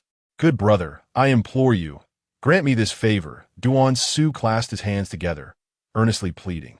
Liang Jing furrowed his brow and remarked, "Is it truly beneficial to cheat on this month's examination for a good score? Will it add points to the college entrance examination?" Zhu Wanxing chuckled. "You may not be aware, but Guama will rearrange the seating based on the results of this month's test." Liang Jing then grasped the situation. Both of them aimed to secure better seating through their performance in this exam. Zhu Wanxing believed that the higher his score, the closer he would be to Zhu Wanxing. While Zhou Qinglan sought to escape the last row, where she was relegated to the company of trash bins. "Are you certain you wish to copy my answers?" Liang Jing grinned mischievously. Zhu Wanxing nodded vigorously, "Absolutely certain. Even if you choose, I would dare to copy." Liang Jing clicked his tongue, thinking how formidable the youth were. "Then I shall extend a favor." Upon hearing this, both Zhu Wanxing and Zhou Qinglan were elated. Their trust in Liang Jing stemmed from his consistent academic performance. In the second-year final exam, he ranked 6th in the class and 37th in the entire grade. Little did they realize the academic prodigy they admired was, in truth, a middle-aged soul utterly oblivious to high school knowledge. Before long, the invigilator arrived and the examination commenced. Liang Jing skimmed the test paper. It was as he had anticipated. With hardly any questions he could answer, he decided to unleash his creativity, writing whatever came to mind. He had also fulfilled his pre-exam promise, generously placing his answer sheet for all to see. Zhu Wanxing and Zhou Qinglan were thrilled, stealing glances to absorb the knowledge of the academic elite. Yet, upon attempting to copy the first question, Zhu Wanxing sensed something amiss. The first question asked which group of words contained correctly pronounced characters. Liang Jing had made his selection. However, the phrase "lbing clearly contained an error. It should have been pronounced "lbing." Was Liang Jing merely toying with himself? That seemed unlikely. A scholar of his caliber would never treat the exam lightly. Thus, it could only mean he was mistaken. Zhu Wanxing dispelled his doubts and followed Liang Jing's lead, marking his answer on the answer sheet. His heart brimmed with joy, grateful for Liang Jing's selflessness, while envisioning the delightful prospect of sitting next to Zhu Wanxing in the future. Behind him, Zhou Qinglan began to question her very existence. Were they truly taught by the same Chinese teacher? Why did it feel as if the material they learned belonged to entirely different realms? Trust him. He could not possibly be wrong. An hour into the examination, Liang Jing completed the essay. To be precise, it was not an essay, but rather a piece of calligraphy. He had lost the ability to craft a coherent article. After writing just 100 or 200 words, his mind felt utterly blank. To reach the required 800 words, he resorted to penning several lyrics, albeit with many lines forgotten. One moment, he was quoting Jay Chou's "The Clock That Turns Backwards," and the next, he was leaping to Eason Chan's 10 years. Perhaps he should just drop out. College was no longer a necessity. This monthly exam had shattered Liang Jing's dreams of attending Qingbei. Adhering strictly to the rules of the college entrance examination, He could only submit his paper half an hour early. With nothing else to occupy his time, Liang Jing began drafting a business white paper for a travel agency on the scrap paper. Compared to the essay in the examination hall, he found this task to be exceedingly effortless. With only half an hour remaining until the conclusion of the examination, the invigilator urged the students to expedite their responses. The other students promptly intensified their pace, writing fervently. However, Liang Jing, as if he had heard the tolling of liberation, did not hesitate for a moment. He stood up, submitted his paper, and exited the examination hall. The classroom had been repurposed as an exam venue, preventing Liang Jing from returning to rest, so he meandered through the campus. The first and second-year students were in class, while the third-year students were seated for their exams, leaving the expansive campus desolate. Liang Jing wandered to the edge of the artificial lake, skipping stones across the water while pondering two questions. First, to devise a meticulous study plan to swiftly master high school knowledge in preparation for the college entrance examination. Second, to refine the business white paper for the travel agency, hastening the implementation of the travel photography service to improve his family's economic situation. Suddenly, a crisp sound of footsteps echoed behind him. Liang Jing turned to see Zhu Wanxing. She approached a ginkgo tree, leaning against its sturdy trunk, and pulled out her mathematics textbook from her backpack. "You submitted your paper early too?" Liang Jing asked. A rather redundant question. "There's no need to review Chinese. I want to allocate more time for revising mathematics this afternoon," Zhu Wanxing replied while perusing her book. "Then I'll find another spot so as not to disturb you," Liang Jing said, turning to leave. "It's fine," Zhu Wanxing replied nonchalantly. "It won't affect me." "Very well." Liang Jing cast a stone at an angle into the artificial lake, causing it to skip across the surface, creating ripples that spread in concentric circles.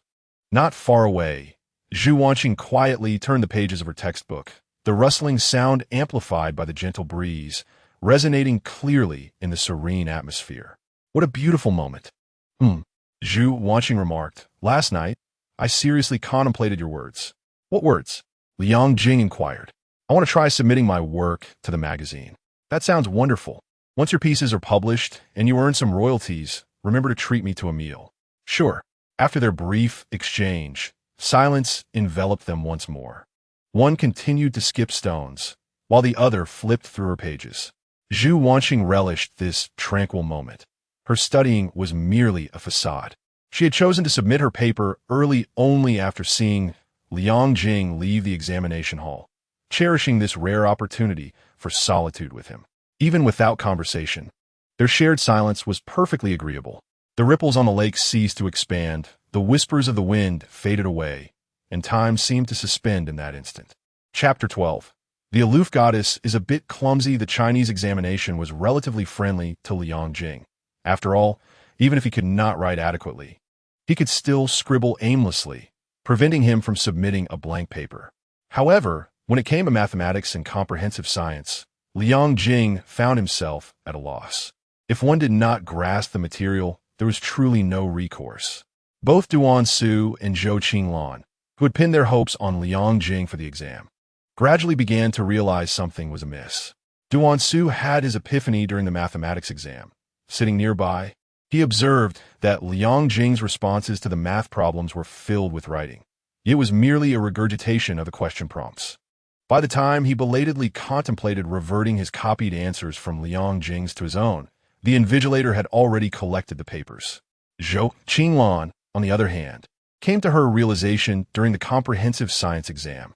While her performance in other subjects was dismal, her chemistry was reasonably satisfactory.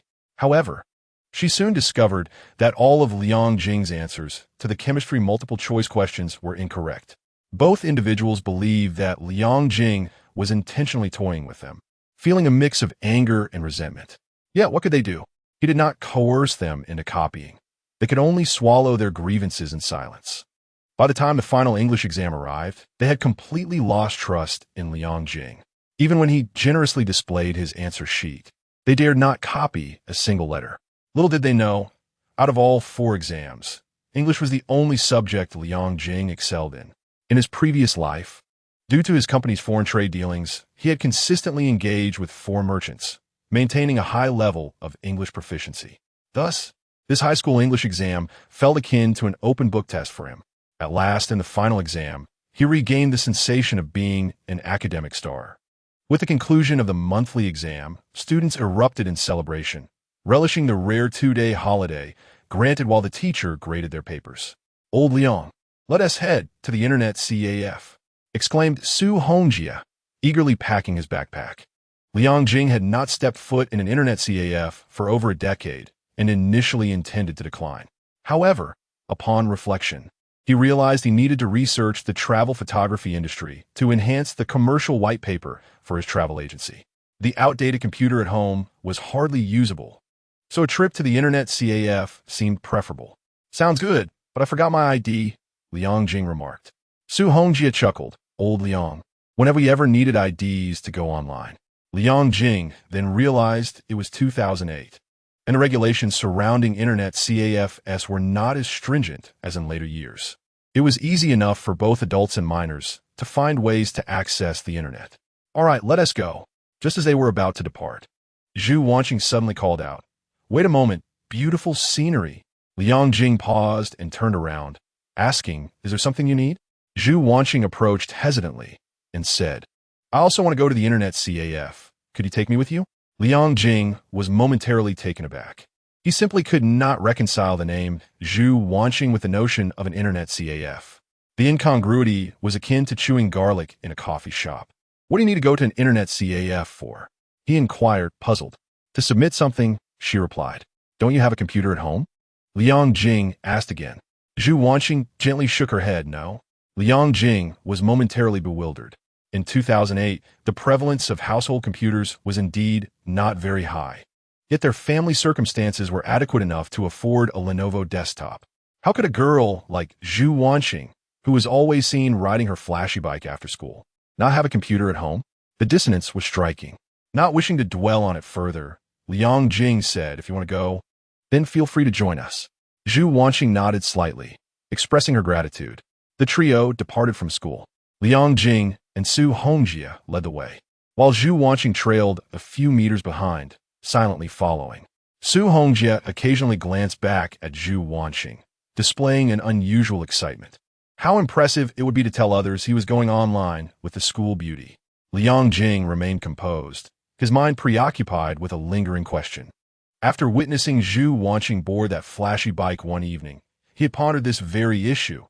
Who was Zhu Wanxing's father? In a previous life, Liang Jing, having achieved fame and success, returned to his hometown and was invited to a business conference hosted by the municipal government. This opportunity allowed him to meet all the prominent, wealthy individuals from the South River region. However, none of them bore the surname Zhu. Liang Jing could conceive of 3 possible explanations.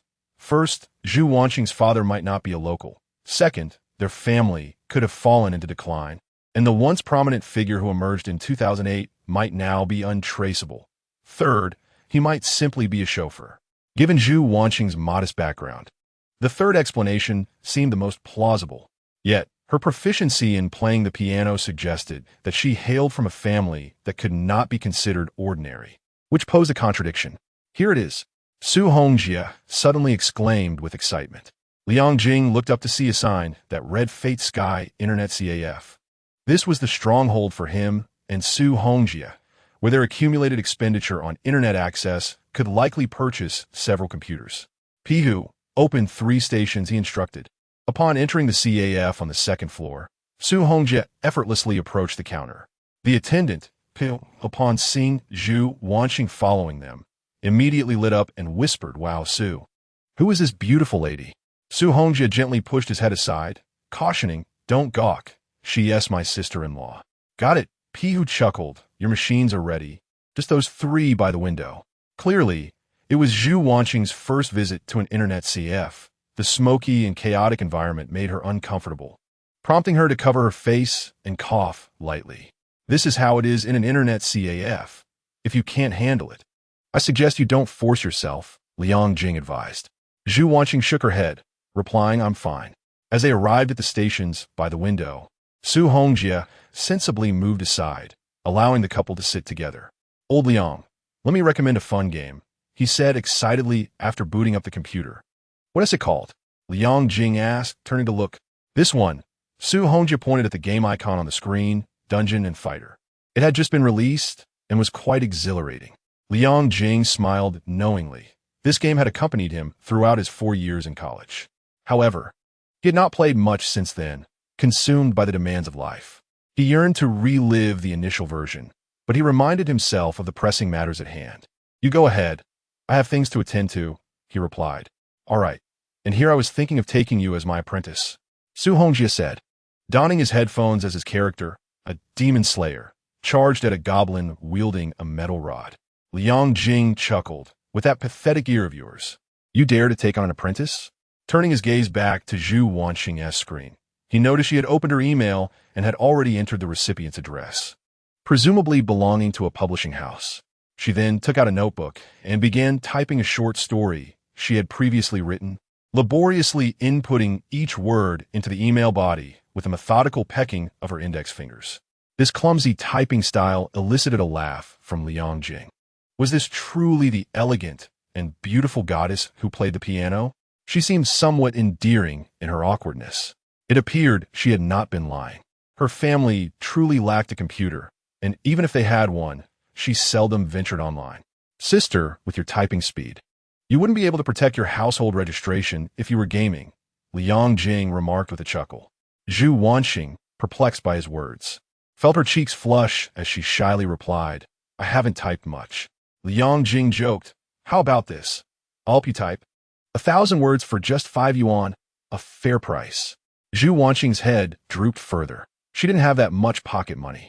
Liang Jing laughed softly, conceding, all right, I won't tease you anymore. Let me teach you how to type. He adjusted the keyboard in front of him, saying, see those 2 bumps on the fan keys? Place your left index finger on fan, your right index finger on J.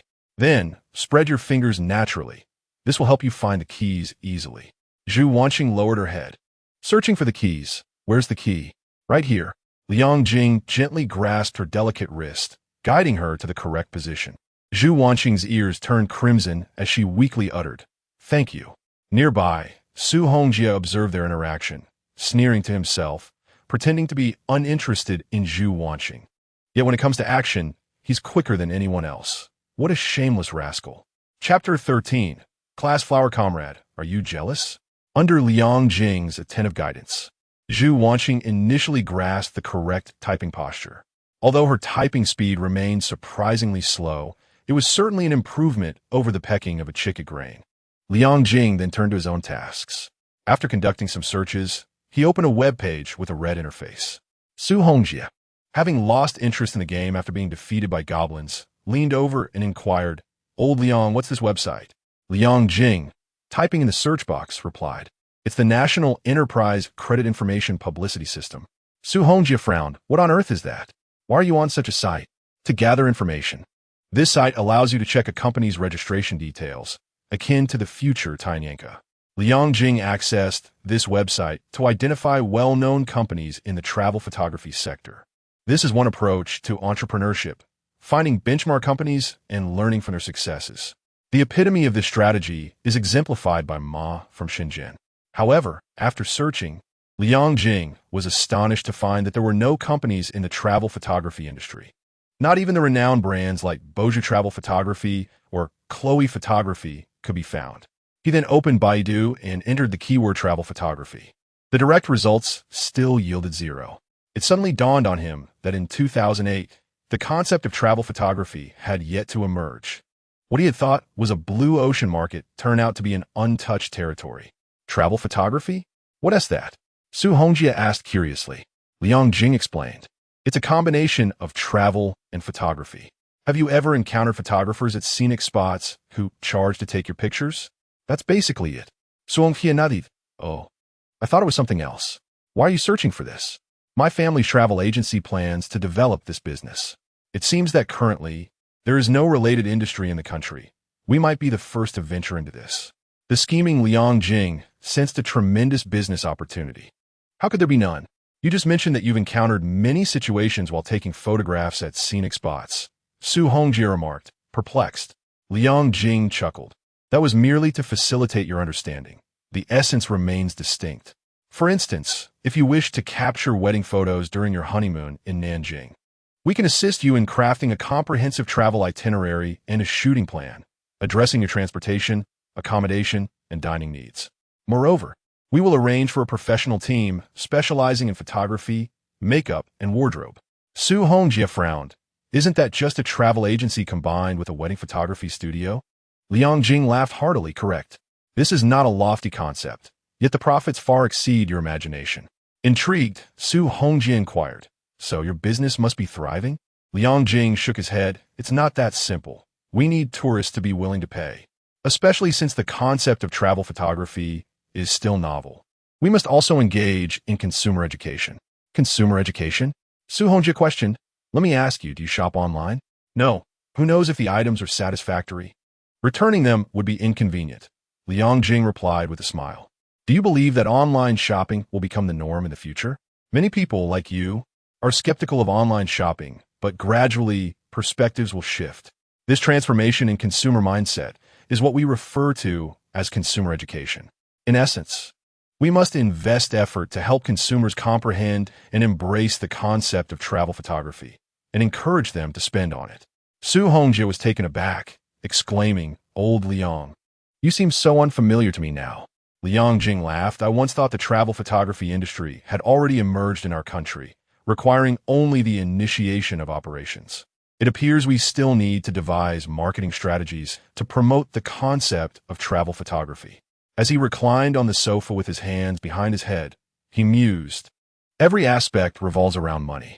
Turning around, he noticed Zhu Wanxing had paused her typing, her captivating eyes fixed intently on him. Why are you looking at me? Hurry up and continue typing. Zhu Wanxing replied calmly. In this beautiful moment, are you in dire need of money? Liang Jing responded. I'm not worried about daily sustenance. I just need some startup capital for my venture. Indeed, Zhu Wanxing softly acknowledged. How many words have you typed? Liang Jing leaned in to check. The short story in her notebook spanned 2 to 3 pages, approximately over 3,000 words.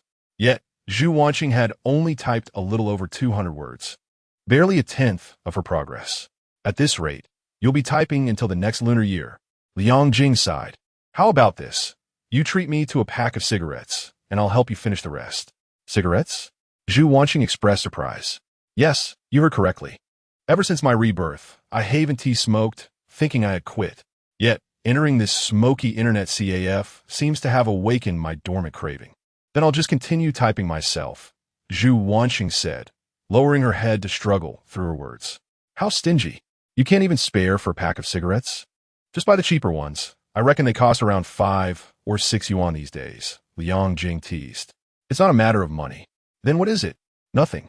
Listening to their exchange, Su Hongjie thought to himself, exasperated, foolish old Liang, she simply doesn't want you to smoke. Can't you see that? You truly don't understand love. Suddenly, a pack of soft purple cigarettes was tossed onto Liang Jing's computer desk. Startled, Liang Jing turned around to discover that it was Zhou Qinglan standing behind him. Liang Jing, she may not be willing to buy you cigarettes, but I am, Zhou Qinglan declared with a tilt of her head. Liang Jing frowned. What are you doing here? Zhou Qinglan replied, Did I not tell you? After the exams, I wanted to give you a surprise. Not finding you at school, I came here instead. Liang Jing was not surprised by this. His extracurricular activities with Su Go were limited to 2 things, playing basketball and going online. He only frequented the Fate Sky website, which Zhou Qinglan was well aware of. What a ridiculous surprise. I have no interest. Just leave and stop being an eyesore here, Liang Jing retorted, tossing the pack of cigarettes back at her. Zhou Qinglan bit her lip, gazing at Liang Jing and his companion, Zhu Wanxing, with a look of indignation. Initially, she harbored no affection for Liang Jing, merely viewing him as a tool for her convenience. However, as she observed Liang Jing growing closer to Zhu Wanxing, she found herself unable to accept it. This stemmed from a perverse sense of possession, believing that Liang Jing should solely belong to her. Additionally, it was fueled by jealousy towards Zhu Wanxing. Why should all the boys revolve around her? What makes her superior to me? Thus, she sought to reclaim Liang Jing, not only for the sake of having someone to assist her academically in the future, but also to prove that she was not inferior to Zhu Wanxing. Liang Jing, you have changed. You weren't like this before. Can you come out with me? I want to talk to you about what's in my heart. Zhou Qinglan's voice trembled, as if she were on the verge of tears. Her usual tactic was to cry, create a scene, and threaten dramatic gestures.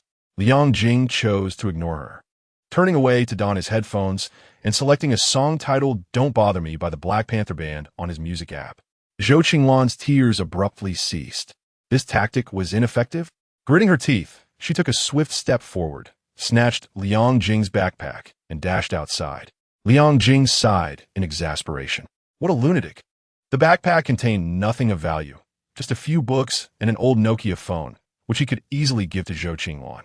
Nevertheless, he rose and walked towards the internet CAF, intending to clarify his stance with Zhou Qinglan to prevent further harassment. Zhu Wanxing watched his retreating figure, pouting in apparent displeasure. Hey, school beauty, are you feeling jealous? Su Hongjie chuckled. Chapter 14. Casting a peach, returning with a plum outside the Fate Sky Internet CAF lay a narrow alley. At the entrance, Zhou Qinglan swung Liang Jing's backpack, triumphantly exclaiming, Liang Jing, you did come out after all. The backpack is with me. Come and get it. Liang Jing shook his head in resignation. Zhou Qinglan, are you not bored? Zhou Qinglan approached him leisurely.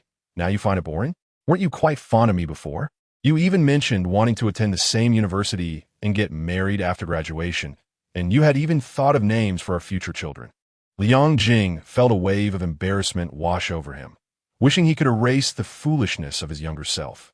Stop discussing such nonsense with me, Liang Jing said firmly. Let me make it clear.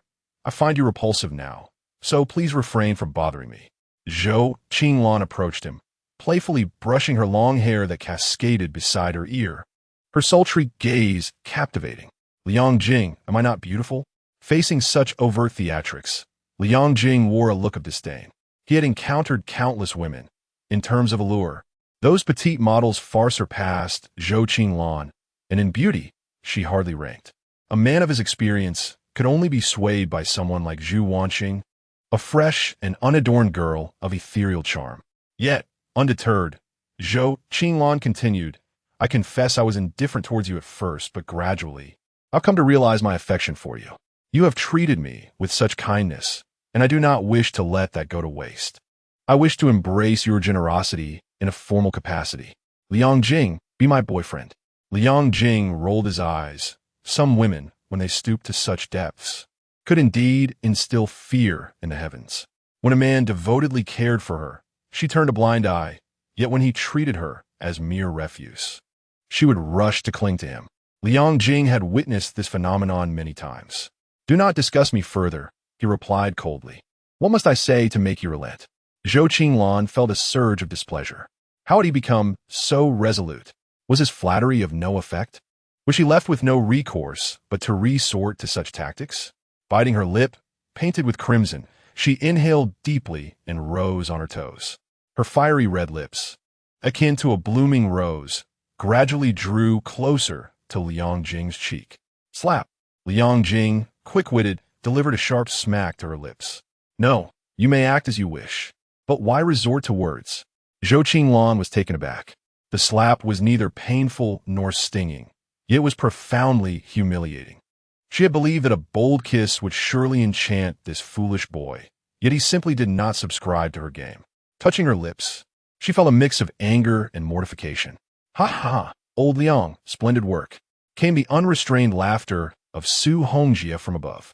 Liang Jing looked up to see Su and Zhu Wanxing at the window, peering down into the alley. Surely, they had witnessed the entire spectacle. Zhou Qinglan's embarrassment deepened. Her face flushed, and tears welled in her eyes. Liang Jing, you have gone too far. Liang Jing wiped the lipstick stain from his palm with indifference. There are worse things. Do you wish to experience them? With a swift motion, Zhou Qinglan hurled her backpack at him, exclaiming furiously, Wait for me, Liang. And with that, she stormed out of the alley. Liang Jing picked up the discarded backpack and turned back towards the internet CAF. Old Liang, that slap was spot on, truly delightful. Su Hongjie continued to laugh heartily. Liang Jing shook his head with a smile. Stop laughing and get back to your game. At that moment, Zhu Wanxing gently inquired. In beautiful moments like this, is that how you treat girls you are not fond of? Liang Jing, taken aback by her question, replied casually, It depends on the person. I treat normal individuals I dislike with normalcy. Zhou Qinglan is hardly a typical person. Why should I grant her any courtesy? Oh, I see. Zhu Wanxing nodded slightly in understanding. Rise, and allow me to assist you with your typing. The sooner we finish, the sooner we may return home. Liang Jing's purpose for visiting the Internet CAF has been fulfilled, and he is free to depart. However, he harbors concerns about Zhu Wanxing remaining alone in such a chaotic environment. The state of public safety these days is far from reassuring. Should anything go awry, he would be unable to bear the repercussions. After swapping places, Liang Jing began to type vigorously on the keyboard. Zhu Wanxing observed for a moment before suddenly rising to approach the counter. Hello, do you sell cigarettes? She inquired. The manager, Pai Ho, abruptly sat up. Yes, yes. Which kind do you want? Zhu Wanxing rummaged through her school uniform pocket, producing a small bundle of change, and placed it upon the counter, counting. I only have 12 yuan. What can I buy with this? Pai Ho opened a drawer. Then how about soft roux for 11 yuan? Zhu Wanxing glanced over and noticed the soft purple that Zhou Qinglan had just given to Liang Jing. Pointing to the crimson package, she asked, how much is that? Pai Ho replied, that soft purple, 10 yuan. Which one do you prefer? Zhu Wanxing decisively stated, the one for 11 yuan. Here you go. All right, thank you. Pai Ho watched Zhu Wanxing's departing figure, then cast a glance at Liang Jing by the window, pondering to himself how fortunate Liang was to have two beautiful women purchasing cigarettes for him. When would he ever experience such treatment? Returning to her station, Zhu Wanxing gently placed the pack of soft roux before Liang Jing. He was taken aback and chuckled. I was just joking. You really bought it? Zhu Wanxing replied coolly, one good turn deserves another. Liang Jing grinned. A cultured person indeed, always speaking in ways I cannot comprehend. Zhu Wanxing's act of purchasing cigarettes seemed to be a gesture of gratitude for Liang Jing's assistance. It was influenced by Zhou Qinglan's earlier words. The master of romantic theory had seen through it all. Liang Jing continued to type while also deeply engrossed in Zhu Wanxing's short story, titled Returning to the Wilderness. It narrated the tale of a young girl suffering from a terminal illness who journeys to the desolate northwestern regions to fulfill her life's final wishes. The overall tone is somber and melancholic, revealing glimpses of the creator's psychological state. Liang Jing mused to himself, Zhu Wanxing is indeed rather pessimistic. I wonder what she has been through. In the conclusion of the short story, the ailing girl lies upon the vast grasslands, peacefully passing away amidst a fierce wind. Zhu Wanxing ends it with a poignant line. When one dies, it is as if the wind dissipates into the wind. Liang Jing raised an eyebrow, asking, have you borrowed from Borges' phrase? I recall the original being, when one dies, it is as if water disappears into water. Am I correct? Zhu Wanxing appeared pleasantly surprised. You know Borges? I've read his poetry collection, Liang Jing replied, his assertion genuine. During his pursuit of a literary young woman in the past, he had done considerable research to impress her. Do you enjoy his poetry? It's all right. There are a few pieces I quite like. Zhu Wanxing's expression remained largely unchanged, yet her heart brimmed with delight. Borges was indeed her favorite poet. Sharing an affinity for the same poet felt like a remarkable connection for someone who cherished literature as deeply as she did. Once you've finished, please review it. If all is well, submit it. I wish you swift success. Liang Jing stood to yield his seat. As the evening star graced the corners of Zhu Wanxing's lips with a subtle smile, Liang Jing seized the soft package from the table and made his way to the bar, pondering the folly of purchasing cigarettes without a lighter. Upon reaching the bar's edge, he noticed a throng of individuals emerging from the stairwell outside, each wielding a steel pipe or a baton. Leading the charge was a muscular man sporting braids, who stormed into the Internet CAF, brandishing his steel pipe and bellowing. Who the hell is Liang Jing? Chapter 15. Don't leave after school. The roar of the muscular man reverberated throughout the Internet CAF, instilling a sense of trepidation among the patrons, who exchanged anxious glances. What was this all about? Were they here for revenge? Goodness, this is truly terrifying. I certainly do not wish to be caught in the crossfire. As whispers filled the air, Su Hongjie hurriedly rose and dashed towards Liang Jing. Although he was still unclear about the situation, the fact that they were specifically targeting Liang Jing compelled him to stand by his side. Liang Jing felt a twinge of confusion. But upon spotting Zhou Qinglan on the staircase, he quickly grasped the unfolding scenario. Faced with the impending threat of being besieged, an unexpected amusement washed over him. Who would have thought that one day he would find himself in a situation akin to Don't Leave After School?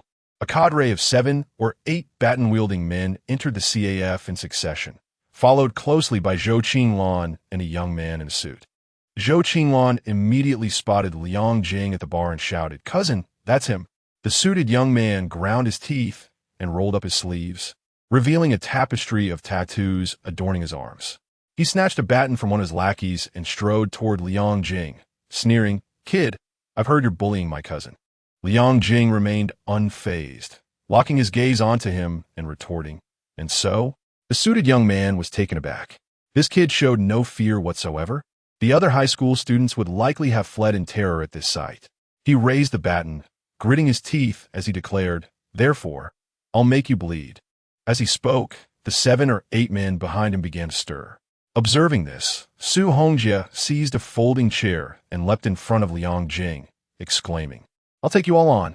At that moment, the CAF manager, Pai Ho, rushed out from behind the bar to intervene, placing himself between the two factions and promptly producing a cigarette, offering it to the suited young man.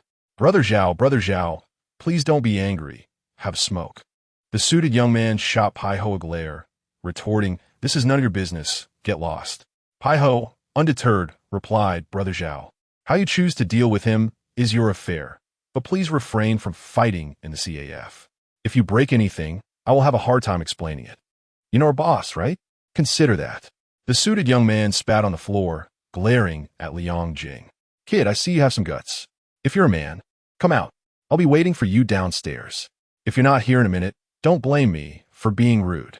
With that, he turned and called to his companions, "Brothers, let us go. Let us give Lu Boss some face." Liang Jing couldn't help but chuckle. These young men had clearly watched too many gangster films. At the same time, he discerned the true nature of this brother Zhao. The fact that he dared not act within the CAF indicated that he was mindful of the consequences. Such individuals did not intimidate Liang Jing. Rather, they provided ample room for negotiation. He was particularly wary of the brash youth who would resort to violence at the slightest provocation. "Oh dear Su Ge, Liang Ge, how on earth did you manage to provoke him?" exclaimed Pai Ho, his anxiety palpable. "Who is this scoundrel?" "Inquired Suongfie. His name is Zhao Huan, the foreman of Zhengxing," Liang Jing replied, raising an eyebrow at the mention. In 2008, the domestic security environment was far from the stability that would come later. Venues such as dance halls and bars were rife with chaos, and brawls were a common occurrence, with rival factions even resorting to sabotage. To ensure their businesses could thrive, proprietors often hired a cadre of individuals to maintain order through intimidation. Zhao Huan was presumably one such figure. "Old Liang, don't panic. Allow me to make a call for reinforcements," Su Hongjie said, pulling out a Motorola. He had befriended many athletes at school and had connections with vocational students outside, which could certainly yield some assistance. Liang Jing scoffed, "They're regulars. There's no need to summon your motley crew." Pai Ho, anxious, suggested, "Su Ge, Liang Ge, why not escape through the window? There's an air conditioning unit outside to jump onto." "I have no issue, but what about her?" He gestured toward the visibly distressed Zhu Wanxing. He was concerned that Zhou Qinglan might retaliate against her. "Su Ge, how many can you take on?" he asked, his expression serious as he regarded Su Hongjie. Standing at a towering height of 6 feet 3 inches, Su Hongjie clenched his fist, perhaps 3 at most. "Impressive," Liang Jing applauded, raising his thumb, "Then best of luck. Farewell." With that, he made his way toward the window. "What?" Su Hongjie exclaimed, his eyes wide. "Old Liang, you coward." Of course, Liang Jing had no intention of fleeing through the window. He rummaged through his backpack for his Nokia and then sat down at the computer, searching for something. "Given the fine weather, we ought to alert the authorities," Zhu Wanxing remarked, her eyes filled with concern. "Not just yet," Liang Jing replied with a light chuckle. "Rest assured, everything will be fine." Initially, he had considered reporting the incident, but the thought of having to visit the station for a statement was rather bothersome. Upon learning that Zhao Huan was affiliated with Zhengxing, he contemplated another solution. He accessed a corporate website to find the necessary contact number. Hello, this is the reception of Zhengxing Group. How may I assist you? Please connect me with your chairman, Lu Dongyang.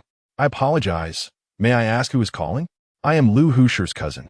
Please inform Chairman Lu that I am in a bit of trouble, and the individual causing it is Zhao Huan, the foreman.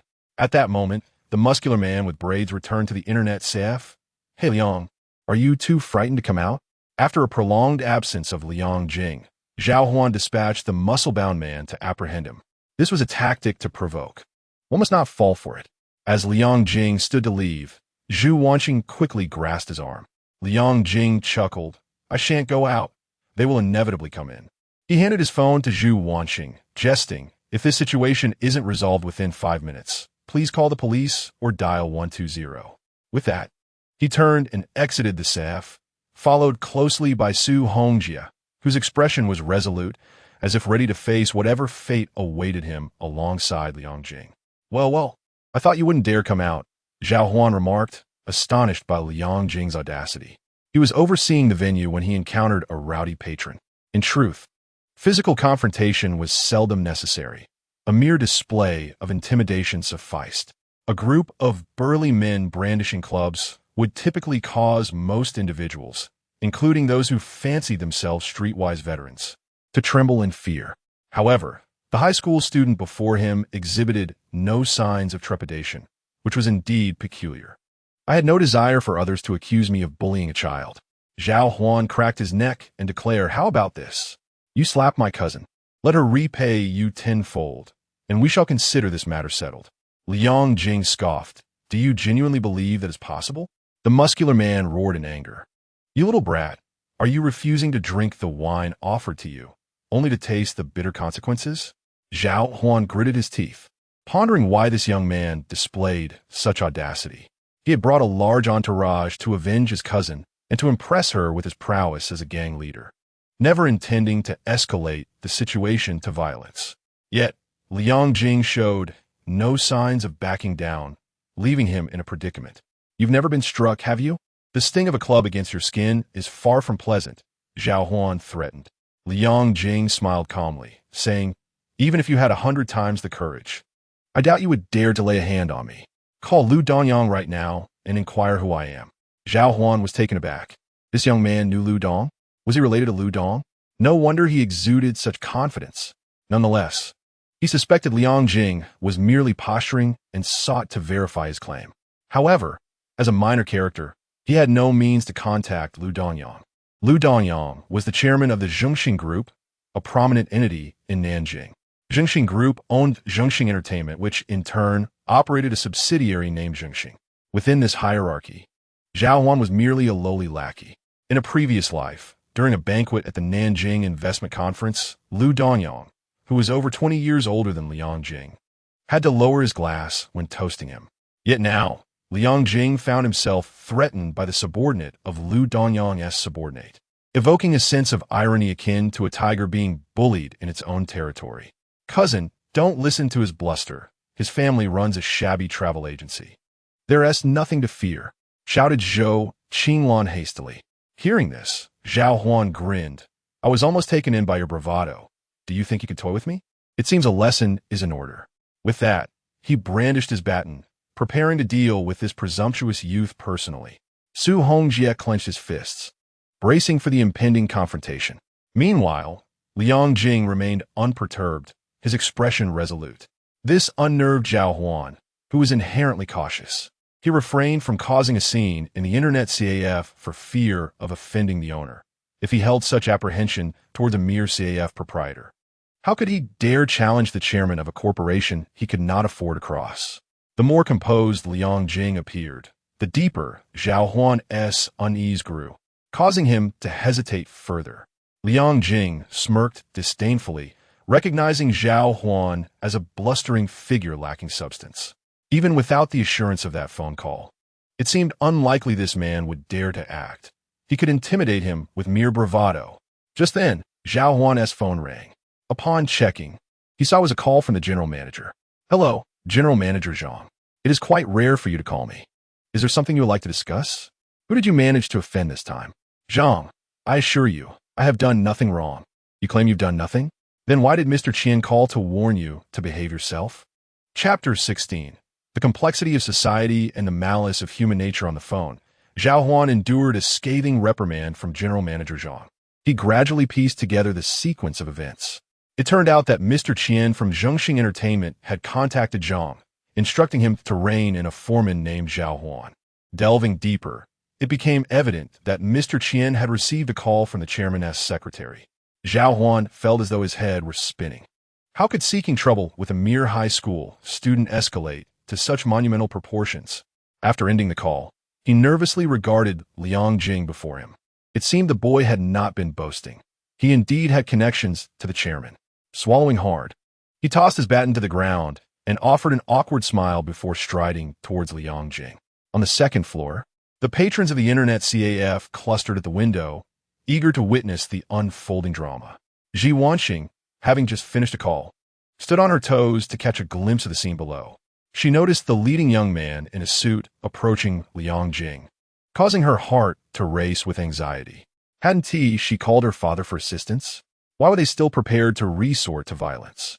She contemplated calling the police, but it was too late. Before Uncle Mao arrived, Liang Jing would surely suffer some physical harm. Without a moment to lose, she dashed down the stairs. Stumbling along the way, Liang Jing had warned her against running off, yet she could not bear to watch him get hurt. She understood that she lacked the strength to confront those thugs. In that moment, her singular thought was to shield Liang Jing with her own body. She naively believed that those ruffians would show restraint due to her feminine presence. However, upon reaching the ground floor, she was met with a dramatic scene. The tattooed young man in the suit was crouched down, respectfully offering Liang Jing a cigarette. Apologies, little brother Liang. It seems there has been a misunderstanding today. Zhao Huan's previously fierce expression was now replaced with obsequiousness. Liang Jing took a puff of the cigarette and tilted his head, indicating another was needed. Yes, yes. Zhao Huan quickly produced another cigarette and offered it to Su Hongjia, then respectfully lit it, asking, "May I inquire your name, young brother?" "Call me father." Su Hongjia, though unaware of the situation, exuded an innate arrogance. Zhao Huan felt a surge of indignation. When had he ever been subjected to such humiliation? Nevertheless, he could only feign a smile, conceding, "I was in the wrong today. In the future, when you visit Zhongxing, mention my name for complimentary singing." Zhou Qinglan stood in stunned silence. Was this the expected outcome? Shouldn't her cousin be charging in, furious for her sake, seeking revenge? Yet, the cousin known for his arrogance and self-importance now appeared as meek as a lamb. The onlookers upstairs were equally astonished. Zhao Huan was quite notorious in this area. People typically avoided him at all costs. Initially, one might have presumed that those two high school students would face dire consequences, if not a bloody head, at least a few brutal strikes. Yet, the current situation left them utterly bewildered. The network administrator, Pai Ho, felt as though his entire worldview had been upended, and he gazed at Liang Jing with immense admiration. "Hey, cousin, what are you doing?" Zhou Qinglan called anxiously. "Silence," Zhao Huan retorted, casting a glare in her direction. Thinking to himself that she nearly jeopardized his standing in Nanjing, and now she dared to question him. At that moment, Liang Jing also turned his gaze towards Zhou Qinglan, the instigator. The calm yet fierce glint in his eyes filled her with trepidation. The individual she had once treated as a mere subordinate now appeared so foreign, so elevated. It left her feeling insignificant. "Sugo, I am aware of your intentions," Liang Jing remarked coolly. Su Hongjia chuckled, clenching his fist as he approached Zhou Qinglan. "I've long found you insufferable, little girl. I refrained from speaking out for the sake of old Liang, but now you dare to send someone to confront us?" With that, the towering figure of 1 meter 90 delivered a powerful blow to her heavily made-up face. Zhou Qinglan stumbled backward, falling to the ground, clutching her flushed cheek and weeping uncontrollably. Zhao Huan, upon arriving, had never envisioned such a turn of events. He wished to erupt in anger, yet dared not do so. It seemed that he could no longer boast of his status as a local big shot. "All right, you may leave," Liang Jing said coldly to Zhao Huan. Zhao Huan exhaled in relief. "Very well, we shall meet again by fate." With that, he assisted his cousin, and alongside his entourage, they slinked away from the alley. Zhu Wanxing, still clenching his fist, appeared to desire more. Old Liang, we've known each other for so long, and I didn't realize you were so well-connected. Even knowing Brother He? Liang Jing scoffed. What nonsense about Brother He? Just that Lu Dongyang fellow. He's the big boss of Zhongxing, and besides, I don't know him, at least not at present. Zhu Wanxing was taken aback. Then why? Liang Jing merely smiled, remaining silent. He was merely feigning authority for effect. During a banquet at a previous investment conference, after indulging in fine dining, a group of affluent businessmen reminisced about their youthful escapades. Each spoke of their extravagant lives, with their families well guarded while flaunting affairs outside. Lu Dongyang, however, was an exception, remarkably devoted, having only one mistress, which was a rare distinction. It was this uniqueness that led Liang Jing to remember Lu Dongyang and his illustrious tale. Lu Dongyang's mistress was a nurse at the city maternal and child health hospital, whom he had charmed while accompanying his wife for a checkup. Eventually, the mistress ascended to prominence, demonstrating Lu Dongyang's deep affection. Time had dulled Liang Jing's memory of the mistress, or rather, Mrs. Lu, but he vaguely recalled her surname was Lu. Just moments ago, he had called Zhongxing Group, impersonating the cousin of Nurse Lu. As he anticipated, the devoted Lu Dongyang did not turn a blind eye. It was likely that after their intimate moments, he would mention this incident to convey his profound love for Nurse Lu. Even if Lu Dongyang later discovered the deception, he would not pursue it. After all, he was preoccupied with substantial business dealings worth millions daily, leaving little room to dwell on trivial matters. Indeed, Liang Jing did not place all his hopes on that phone call. He had a contingency plan. Zhu Wanxing and the Internet CAF could alert the authorities at any moment. He merely needed to stall Zhao Huan, buying time to ensure their safety. At that moment, Liang Jing turned around to see Zhu Wanxing standing at the stairway, panting heavily. Didn't I tell you not to run around? Why did you come down? Zhu Wanxing glanced towards the group, leaving at the alley's mouth, her heart still racing. Was the beautiful evening uneventful? Liang Jing replied with a smile. Everything is fine now. Let us gather your belongings and head home. With the tumult now behind them, the trio departed from the Internet CAF. The sky had darkened considerably. Upon reaching a fork in the road, Zhu Wanxing suggested, Old Liang, it's quite late. Perhaps we should escort our school beauty home to prevent any unfortunate encounters. Zhu Wanxing promptly declined. There's no need. I usually walk home alone after evening classes. It's perfectly fine. Zhu Wanxing chuckled. The world is fraught with complexities and hidden dangers. Since we're headed in the same direction, you really mustn't refuse. Liang Jing furrowed his brow. Same direction? Your home is in the North District, while Zhu Wanxing resides in the South District. That is hardly a compatible route. Zhu Wanxing ceased her refusals, and the three proceeded towards the South District. As they walked, Zhu Wanxing suddenly exclaimed while clutching his head, Oh no, I took the wrong way. My house isn't in this direction. With that, he turned and dashed off. School beauty, my mother has called me home for dinner. I can't see you home. Liang Jing chuckled. How humorous. Chapter 17. Smile more, and your mood will brighten as the evening deepened. Only Liang Jing and Zhu Wanxing remained on the street. Where is your home? Liang Jing inquired. Near the Guanshan Hotel. Liang Jing pondered for a moment. Regardless of which route he took back home from their current location, it would require a detour.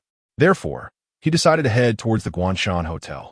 With this thought, he stepped forward, with Zhu Wanxing silently following behind. They moved from one lamppost to another, their shadows occasionally parallel, at times intersecting. Zhu Wanxing gazed down at her shadow, which danced in tandem with the shifting light, then raised her hand, prompting her shadow to do the same. She quickened her pace, allowing her shadow's hand to grasp the swinging hand of Liang Jing's tall silhouette ahead. Liang Jing noticed her peculiar behavior and, puzzled, asked, What are you doing?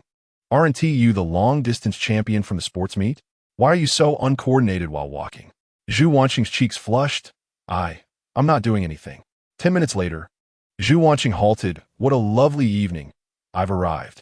Liang Jing glanced toward the roadside and saw the employee dormitory of the Industrial and Commercial Bank. Your home is here? Yes. Zhu Wanxing nodded. Thank you for bringing me back. Liang Jing scratched his cheek. No, truly, it is on my way. Regardless, I appreciate it. Zhu Wanxing smiled warmly. Liang Jing was momentarily captivated by her smile before returning it. Sister, you look so beautiful when you smile. Why do you always wear a gloomy expression? Smile more often, and it will not only please others, but also brighten your own spirits. At this remark, Zhu Wanxing paused slightly.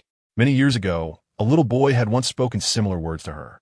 In her memory, the image of a little boy merged with the figure of Liang Jing before her eyes.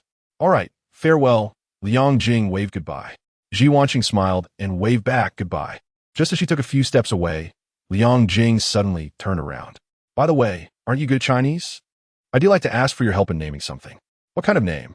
You must have heard at the Internet CAF that my family's travel agency is launching a travel photography business.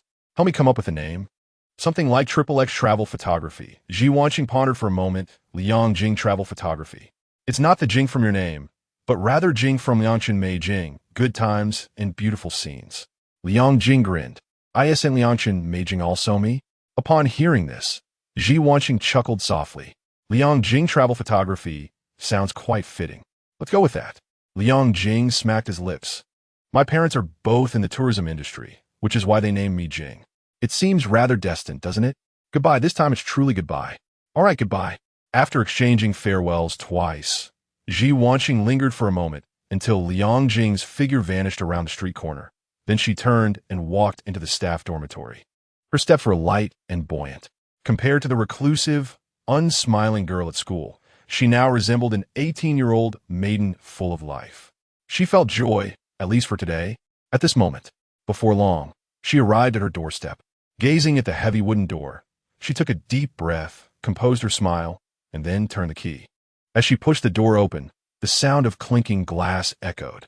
The room was shrouded in darkness, and Zhu Wanxing pressed the switch on the wall. The light illuminated the scene, revealing several rolling beer bottles at her feet.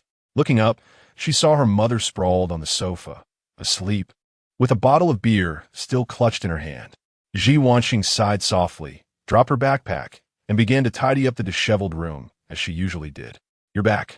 Her mother stirred awake, squinting in confusion. Her face, albeit wrinkled, still held beauty, now flushed from the alcohol.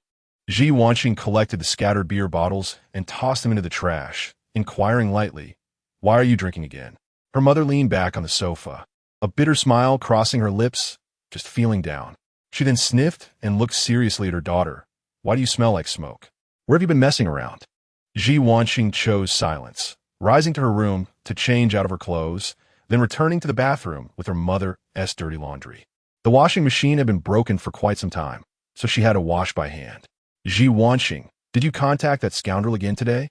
The inebriated woman mumbled to herself. He called me out of the blue, asking if you were in some kind of trouble. How disgusting. He was so resolute when he abandoned his wife and child. And now he's back, trying to play the good husband and father? Zhu Wanxing, didn't I tell you to cut ties with him? Why don't you listen? Zhu Wanxing silently scrubbed her school uniform, feeling a knot in her heart. At the Internet CAF, she had indeed called her father for help, all for Liang Jing. However, he is your father, your biological father. Why should there be any barriers to communication? Why should the emotional entanglements of the previous generation cast a shadow over the lives of the next? I should never have consented to your transfer. Now he is yet another opportunity to interfere in our lives. He ought to be kept at a distance. The woman laughed maniacally. By the way, Zhu Wanxing, why have you changed your mind again? I thought you aspired to a better life in Chun City. I advise you to abandon such notions. You have no idea how humiliating it was when your mother was cast out. Speaking of which, this predicament is partly your fault. Had you been a boy, I would have likely become a wealthy matron. Drunken words from a mother are commonplace and do not reflect her true sentiments. Yet, upon hearing these words once more, Zhu Wanxing felt her heart wrench in agony, tears unwittingly welling in her eyes. She used the back of her damp hand to wipe her tear-stained cheeks, forcing a smile with great difficulty. A boy had told her on 2 occasions that smiling could elevate one's mood. As her mother's ramblings gradually faded into silence, intoxicated and asleep, Zhu Wanxing hung the clothes before retrieving a blanket from her room, gently covering her mother. The mumblings from her mother's lips were indistinguishable, whether drunken or dreamlike. Wanxing. I am sorry. Returning home, Liang Jing promptly began drafting a business white paper for the travel agency's development. Today's troubles were resolved through opportunistic means. Yet he understood that self-reliance was paramount. He yearned to swiftly rebuild his wealth and reputation. His decision to delve into travel photography and tourism aligned with his current circumstances and was indeed a legitimate path. He was unwilling to replicate his past life, amassing wealth through nefarious industries. Otherwise, he could have easily opted for quicker, more dubious routes to prosperity. Nightfall arrived swiftly. Liang Jing called his parents to inquire why they had not yet returned home. Upon learning that they had taken a tour group on a long journey and would not be returning tonight, Liang Jing felt a sense of relief. At that moment, he noticed an unfamiliar outgoing number in his call log. 188-8888. Ah, 88's a prime number indeed. He muttered in confusion. Whose number is this? I don't recall calling anyone. The call was made at 5:47, while he was at an internet CF. His phone should have been in Zhu Wanxing's possession. Suddenly, a thought struck him. He had been reluctant to waste time at the police station giving statements, hence his inclination to leverage Lu Dongyang's influence. Reflecting on the situation, everything seemed unnaturally fortuitous. Given Liang Jing's understanding of Lu Dongyang, he would certainly assist upon learning that his mistress's cousin was in trouble. However, he had only called the front desk of the group. Would the staff genuinely relay his message? It seemed rather unlikely. Yet, Zhu Wanxing had been on the phone with someone at that precise moment. Liang Jing immediately grasped the entirety of the situation. He smiled broadly, initially believing it was his own clever ruse that had borne fruit, when in fact, it was the assistance of a benefactor. And that benefactor, without a doubt, was Zhu Wanxing's father, that man who drove the butterfly emblazoned vehicle. Previously, Liang Jing had speculated that the individual was merely a driver for some affluent employer. It now appears that this inference can be overturned. Zhu Wanxing's father must be a person of considerable standing. Yet, it is peculiar, despite having such a father. Why did Zhu Wanxing endure the torment of being the subject of slander in her past life, all alone? Moreover, considering that Zhu Wanxing comes from a single-parent household, with her parents having divorced, Liang Jing has surmised some possible explanations. However, he remains oblivious to the fact that his curiosity and concern for Zhu Wanxing have surpassed the bounds of normalcy. Chapter 18. The bread and milk will come once the holiday begins. Su Go relentlessly insists that Liang Jing join him online. Liang Jing chooses to decline, opting instead to remain at home for the entire day. After completing a business white paper, he sets about devising a meticulous study plan for the college entrance examination. The title of this plan is College Entrance Examination Myth, a 200-day journey from failing a junior college to triumphing at Qingbei. Ignite my scholar spirit. After sitting at his desk for most of the day, Liang Jing stretches and glances at his phone, noting that it is already past 4 in the afternoon, and his parents are likely to return soon. He heads to the kitchen to begin his preparations. A man nearing 40, affluent and leisurely, and gradually becoming disenchanted with romantic pursuits, often develops various hobbies. Liang Jing's interests are quite eclectic, including fishing, stringing beads, practicing calligraphy, and, notably, cooking. However, the training course he attended, in its endeavor to extract more tuition fees, referred to it as culinary arts. Half an hour later, Liang Qingwen and Zhou Yingchun return home, dragging their weary bodies through the door. Upon entering, Zhou Yingchun sniffs the air, exclaiming in surprise, "Old Liang, do you smell something delicious?" Liang Qingwen also sniffs and remarks, "Indeed, there's a delightful aroma. Isn't the neighbor's place empty? Why is someone cooking today?" The couple momentarily suspects they have encountered a ghost. However, upon entering the dining room, they discover several home-cooked dishes adorning the table, undoubtedly the source of the enticing scent. To their astonishment, their son is wearing an apron, diligently stirring at the stove, even flipping a spatula. The two exchange incredulous glances, their expressions more startled than if they had encountered a specter. "Dad, Mom, you're back," Liang Jing calls out, adding spices to the pot. "Please, have a seat. Dinner will be ready shortly." Zhou Yingchun rubs her eyes, bewildered. "Old Liang, am I too exhausted? Am I hallucinating in broad daylight?" Liang Jing furrows his brow and suggests, is it possible that we met with an accident on our way back? And what we're seeing now is a posthumous illusion. Why don't you slap me to check? Smack. Old Liang, you actually hit me? Didn't you ask for it? If I don't, you'll say I don't listen to my wife. Listening to his parents bicker, Liang Jing can't help but smile knowingly. To be honest, old Liang has not succeeded in many endeavors throughout his life. He dropped out of elementary school and has faced repeated failures in entrepreneurship. The only aspect that Liang Jing admires is that he found a devoted and caring wife. Liang Jing, however, has not been so fortunate in matters of the heart, and he often wonders if his father has exhausted the family's fortune in romance. After completing the last dish, Liang Jing brings the food to the table. His parents gaze at the spread of 4 dishes and a soup, still finding it hard to believe. Did you cook all of this? Zhu Wanxing asks, stunned. Liang Jing chuckled. Otherwise, we surely have no 4th person in the family, do we? Or have you secretly given birth to a younger sibling for me? Zhu Wanxing's face flushed with embarrassment. Oh, away with you. Just like your father, never serious. Oh, how delicious, exclaimed Liang Jing, who was the first to pick up his chopsticks, marveling at the meal. Zhu Wanxing, somewhat skeptical, took a piece of stir-fried pork and tasted it, exclaiming in surprise. Shout, Jing, did you truly not bring this from a restaurant? Liang Jing replied with a wry smile. I doubt my allowance would suffice for such a feast. The couple ceased their doubts, embracing this enchanting reality, and began to indulge heartily. Watching his parents, who had toiled for 2 days, enjoy their meal brought Liang Jing immense satisfaction. His efforts over the past half hour had not been in vain. Once the meal concluded, Liang Jing took the initiative to wash the dishes and tidy up. With his current level of filial piety, even if he were to bring a child home at that moment, his parents would affectionately call out, "Good grandson. Dad, Mom, where did you take the tour group these past 2 days?" Liang Jing emerged from the kitchen, wiping his hands with a paper towel. Liang Jing, blowing on his hot tea, replied to Shangri-La. That must have been quite exhausting, but you won't need to work so hard anymore, Liang Jing said as he walked into his room, presenting his parents with a business white paper he had meticulously crafted over 4 exams and half a day. What is this?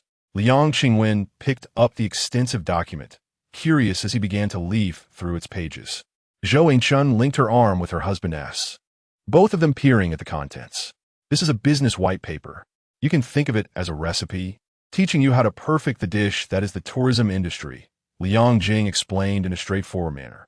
His white paper mirrored this simplicity as well, steering clear of complex jargon and articulating the development of a travel agency with utmost clarity. How to develop travel photography services. What type of employees should be recruited? What equipment should be purchased? How should one promote and attract customers? All these were meticulously detailed, akin to a comprehensive guide for novice players in a game. Moreover, he did not merely plan for the present. He also laid out substantial strategies for the future, detailing how to invest once the travel agency reached a certain scale and had ample funds within 3 to 5 years. The couple, having merely skimmed through the document, found themselves rendered speechless by the revelations within. Crucially, the white paper analyzed the prospects of the travel photography industry, delving into international economic trends and the rising spiritual needs of domestic residents, providing compelling evidence. In an unspoken manner, the couple felt a flicker of excitement. This was not surprising, for in a past life, Liang Jing had authored countless business white papers to persuade demanding investors to part with their funds. In comparison, persuading his parents appeared to be far easier. Son, are you serious about this? Liang Jing asked in astonishment. Liang Jing nodded with a smile, of course. I wouldn't jest with you. I've included everything I could think of. There might be some omissions, but I will add them later as I remember. Just follow what I've written, and the travel photography business should be able to take off swiftly. If you encounter any issues, just let me know, and I'll find a way to resolve them. Zhu Wanxing was taken aback, yet she remained composed and promptly said, Xiao Jing, I understand your intentions to improve our family circumstances. However, your primary focus must be on the college entrance examination.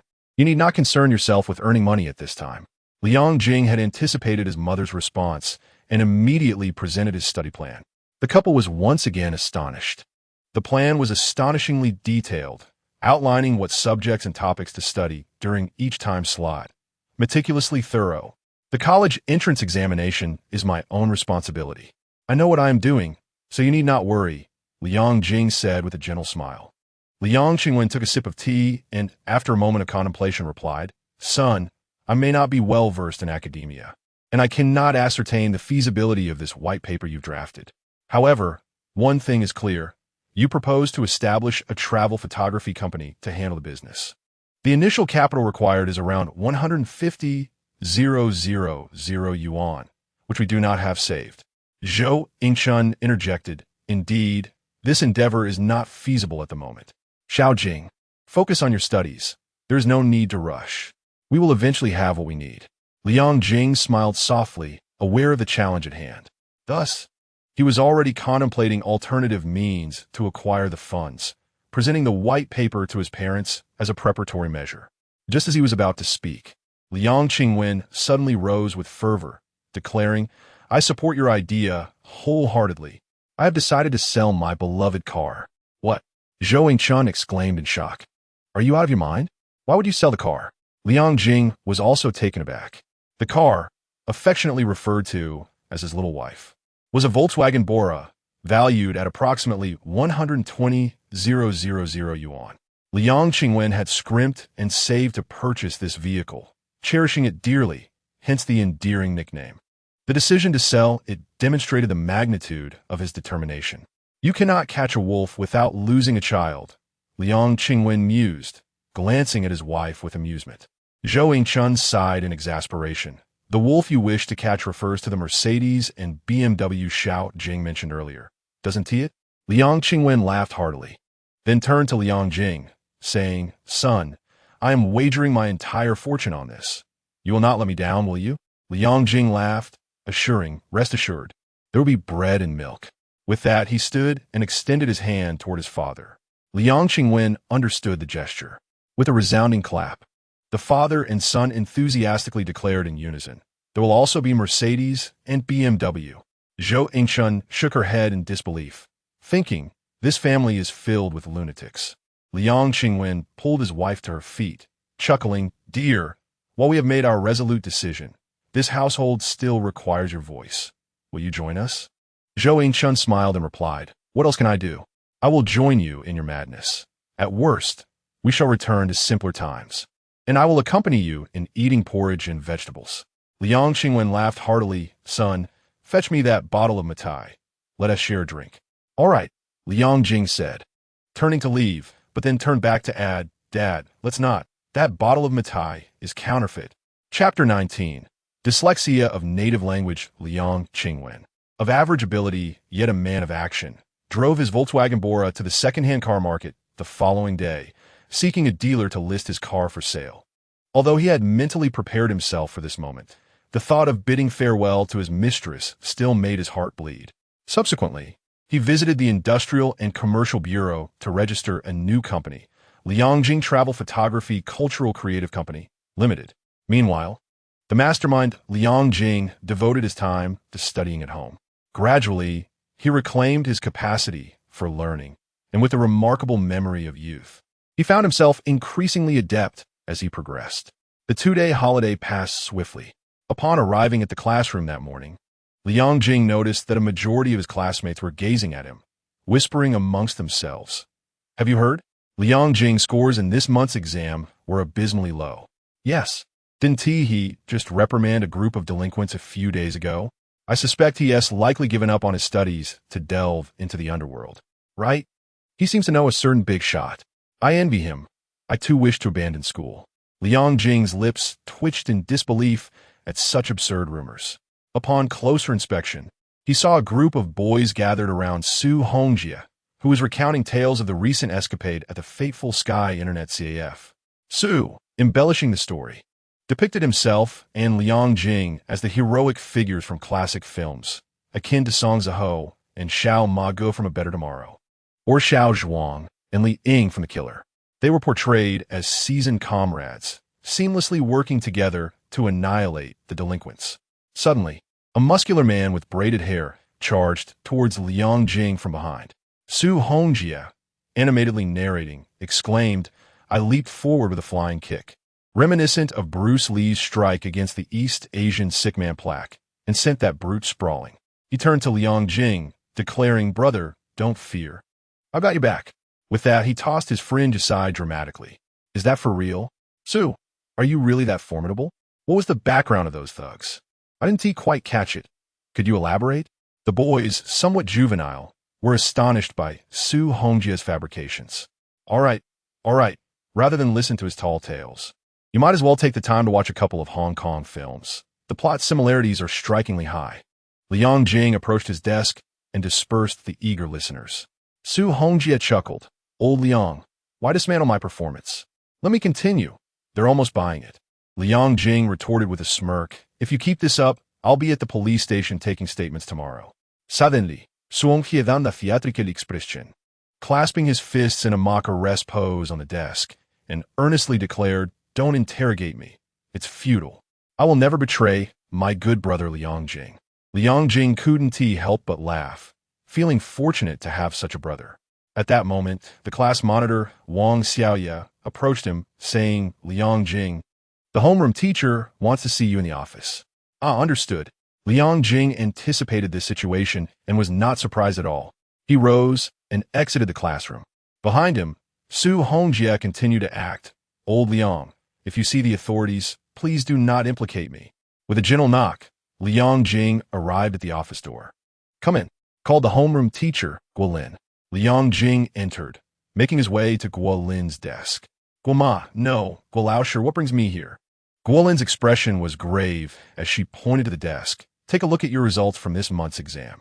Liang Jing picked up the report card and scrutinized it for a while, but my name isn't here. Guo Lin, exasperated, replied, Are you looking at the front? Check the back. Oh, I see. Liang Jing chuckled awkwardly, flipping the report over and finally spotting his name along with his scores. Chinese, 39, Mathematics, 12, Integrated Science, 38, English, 148, total, 237, class rank, 52, grade rank, 521. Guo Laosher, how many students are there in our senior class? Liang Jing asked earnestly. 523. Then my score isn't too bad. At least I'm better than two others, he said, pleased with his results. One must ask, what score could a middle-aged man in his 30s achieve if he were to retake the college entrance examination without any preparation? Surely, my score is the epitome for someone my age. That's because two students were absent. Guo Lin was almost at her wit's end. Liang Jing. What's going on? My blood pressure is rising higher than your score. Liang Jing scratched his head, laughing lightly. It just indicates that I have ample room for improvement. Guo Lin retorted, what kind of statement is that? With only over 200 days until the college entrance examination, how much time do you have left to improve? Your attitude is the real issue. I may not be familiar with other subjects, but in Chinese, you didn't even write your essay properly. It was utterly nonsensical. In my years of teaching, this is the first time I've seen an essay receive a score of 0. Do you know how our Chinese grading group leader, Teacher Sun Yaowu, assessed your essay? She cleared her throat and mimicked Teacher Sun's accent. This student has remarkably beautiful handwriting. Such exquisite penmanship gives you the illusion that this piece is a delectable chocolate, tempting you to indulge. But once you take a bite, well, it's a pile of dog excrement. Ha ha. Though she was criticizing him, Liang Jing couldn't help but laugh heartily. Still laughing? Guo Lin exclaimed angrily. Liang Jing immediately suppressed his laughter. Now, tell me, what was the situation during this exam? Guo Ma was a responsible and dedicated teacher, particularly valuing Liang Jing as one of the few promising students in the class. Liang Jing, wishing to avoid further provoking her and fearing for her health, replied earnestly, Guo Laosher, I admit my performance in this month's exam was careless. I apologize. I assure you it won't happen again, so please don't worry. Guo Lin scrutinized Liang Jing with a piercing gaze. Then why did you score 148 in English? Are you up to something mischievous? Upon hearing this, Liang Jing paused for 2 seconds, then felt a jolt of realization. The English teacher, Zhang Shuyun, was quite young, attractive, and stylishly dressed. Her suitors are not few. It is evident that Guolin suspects Liang Jing harbors feelings for Zhang Shuyun that transcend the boundaries of a teacher-student relationship. Otherwise, it would be unfathomable why Liang Jing, once an exemplary student, would produce such an absurd and bizarre score recently. No, Guoma, you must have misinterpreted the situation. Liang Jing faced 7 or 8 armed men without this level of panic. It is certainly not as you perceive. In truth, I suffer from a rare ailment known as mother tongue cognitive disorder syndrome. I have lost the ability to comprehend my native language, rendering me incapable of understanding any exam papers aside from English. Smack! Guolin slammed her palm on the desk, exclaiming, "What kind of international joke is this? Do you truly expect me to believe it?" Liang Jing offered a resigned smile, responding, "If you find that hard to believe, you would certainly dismiss my claim of having been reborn." A spark of inspiration struck him, and he added, "This matter is absolutely true. If you doubt it, feel free to call my father. He can verify." Guolin chuckled softly. "Perfect. I was just about to call your parents myself. What is your father's number?" 139. After a series of beeps, the call connected. "Hello. May I speak with Liang Jing's guardian?" "Yes, indeed. I am Liang Jing's father." I am Liang Jing's homeroom teacher, Guolin. His recent monthly exam results were quite unsatisfactory, scoring only a little over 200. I would like to discuss some educational concerns regarding your child. 200 out of 300? Chapter 20. The punishment of being last is sitting next to the school bell. Upon hearing this, Guolin's lips nearly curled in anger. Yet she suppressed her fury and maintained her composure, stating, "The full score is 750. With his score, not only is college out of reach, but even a vocational school may be elusive." On the other end of the line, Liang Qingwen paused, puzzled. "That cannot be right. I recall my son's performance was commendable." Guolin quickly interjected, "Indeed, therein lies the issue. His decline in grades is quite unusual, and I worry he may be harboring some misguided thoughts."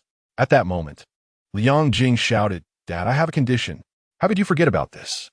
On the other end, Liang Qingwen hesitated for a moment, then suddenly reached a mental connection with his son, saying, Yes, Gua teacher, it is all due to that illness. Please show some understanding." Guolin was momentarily taken aback. Is there truly such a ludicrous ailment? Are this father and son colluding to deceive? But how could that be? What parent would neglect their child's education? Guolin was mistaken. Such parents do exist. Liang Qingwen is precisely that type of guardian. Having barely grasped the basics in elementary school, he had never imposed any educational expectations on Liang Jing, nor did he inquire about his grades. His only desire was for his son to grow up healthy and happy. In fact, he was unaware of which school his son attended. When Liang Jing first entered junior high, Zhou Wanxing was too busy, leaving Liang Qingwen to attend the parent-teacher meeting. Consequently, he ended up at Liang Jing's elementary school.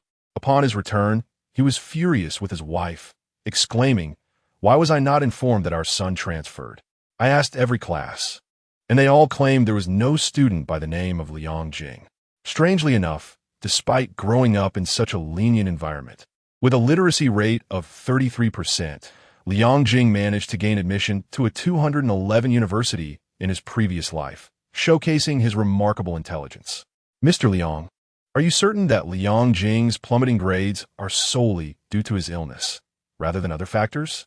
Furthermore, could you enlighten me on the nature of his ailment?" In a responsible manner, Guolin inquired. At that moment, Liang Qingwen was preoccupied with the task of renting a venue and casually replied, "Teacher Gua, my son will take responsibility for his own studies. You need not worry excessively. I appreciate your concern for him, but I have some matters to attend to, so I must hang up now." The busy tone echoed through the phone, leaving Guolin feeling quite helpless, though she was genuinely concerned about Liang Jing's academic performance. She felt powerless since his parents seemed indifferent. She turned her gaze towards Liang Jing, hoping that regardless of the reasons behind his declining grades, he would rebound. Liang Jing smiled and nodded, assuring her, "Rest assured, there's no further room for decline." Guolin shook her head. "Your attitude is rather commendable. Could you perhaps channel this positive mindset into your studies?" Liang Jing nodded again. "Sure, no problem." Guolin waved her hand. "All right then, back to the classroom." "Thank you. Teacher, Liang Jing bowed and exited the office. Just a few steps out, he spotted Zhu Wanxing approaching from the end of the corridor. Are you heading to the office? Liang Jing inquired, gesturing backward with his thumb. Zhu Wanxing slightly parted her red lips. Yes, I'm consulting Teacher Guo about something. What is it? Transferring schools again? No, it's something else. Oh, Liang Jing suddenly conceived a mischievous idea and chuckled. Let me share a term with you. Remember it well. Native language literacy cognitive disorder syndrome. Zhu Wanxing frowned slightly. What kind of illness is that? Liang Jing laughed. It doesn't exist. I just made it up. However, if you hear anyone else mention it, feel free to elaborate. You are a writer, after all. It should be a breeze for you. Huh? I probably won't mention it. With that, Liang Jing continued toward the classroom. Zhu Wanxing, initially puzzled, entered the office only to have Teacher Guo inexplicably ask her, Wanxing, you read extensively. Have you ever heard of a rare disease called something like native language disorder? Taken aback, Zhu Wanxing pondered for a few seconds before responding. Teacher, are you referring to the native language literacy cognitive disorder syndrome? Guolin was astonished. Does such a rare disease truly exist? Zhu Wanxing maintained her composure. Yes. I encountered it in a foreign popular science book. The incidence of this condition worldwide is less than 1 in 10 million. Those afflicted face cognitive difficulties in understanding vocabulary, grammar, and semantics in their native language. Every writer is a professional storyteller. Zhu Wanxing's fabrications flowed effortlessly, leaving Guolin utterly astonished. While she had doubts about Liang Jing, Zhu Wanxing was her cherished student, and her trust in her was unwavering. Moreover, Zhu Wanxing spoke with such confidence that Guolin found herself ensnared in profound self-doubt. To think such a condition existed, had she misjudged Liang Jing? Had she inadvertently spoken harshly to him?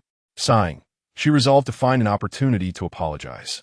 After a wave of guilt washed over her, Guolin asked, by the way, what brings you to see me? As the evening star ceased its scientific discourse, it softly remarked, Teacher Guo, I wish to change my seat. Meanwhile, when Liang Jing returned to the classroom, the students were clustered by the wall, gazing at the recently posted score sheet by Wang Xiaoye. Joy and sorrow mingled amongst them, though the troubled souls were not overly distressed. Three formidable individuals languished at the bottom. Liang Jing claimed the last place, followed by Duan Su and Zhou Qinglan. Although neither of them typically performed poorly, they had unwittingly placed their trust in Liang Jing, blindly copying his answers to the multiple-choice questions. The only subject in which Liang Jing had any proficiency was English, a subject he dared not replicate, resulting in the current predicament. Duan Su seethed with frustration, wishing to exact retribution upon Liang Jing, while Zhou Qinglan bore no grievances. The punch from Su Hongjie had rendered her completely subdued. That day, the classroom was naturally filled with the teacher's explanations of the test papers. Everyone anticipated that Liang Jing would be summoned and reprimanded by each subject teacher. However, while many poorly performing students faced the brunt of criticism, the one who fared the worst, Liang Jing, was notably spared any mention. This left the students in a state of bewilderment. Coupled with the absurd rumors circulating that morning, a bold speculation began to form.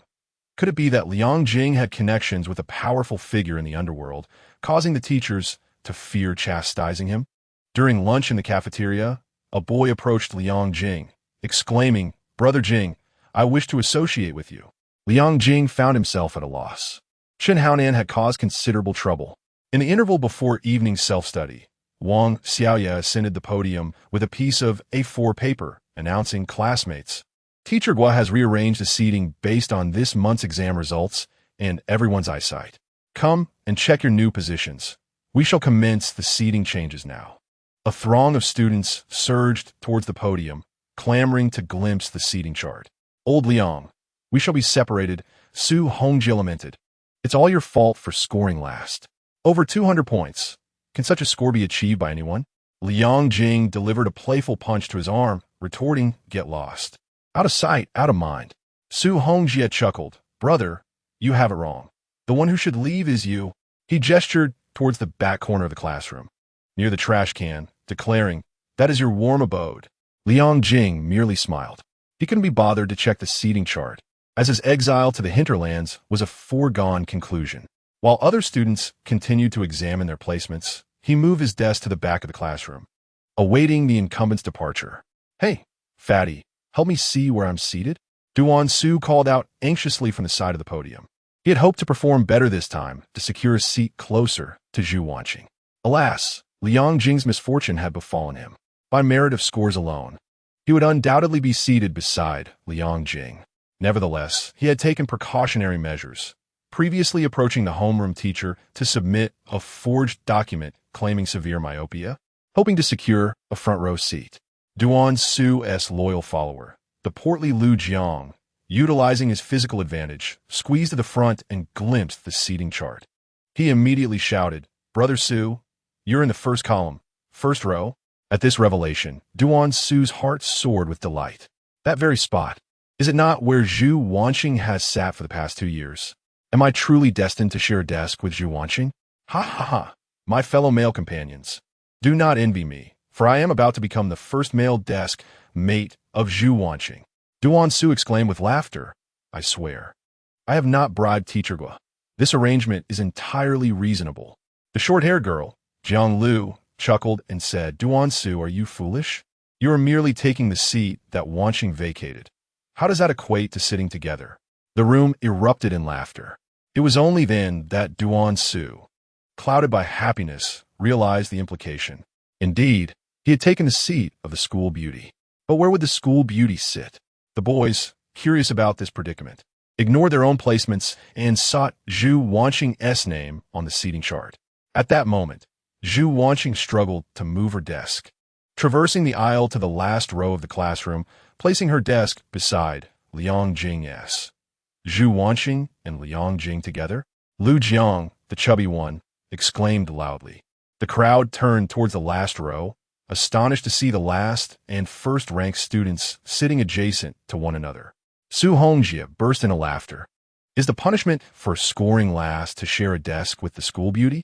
The boys were left dumbfounded. Could it be that Liang Jing truly had connections? Zhu Wanxing felt bewildered. Had he known, he would have submitted a blank paper.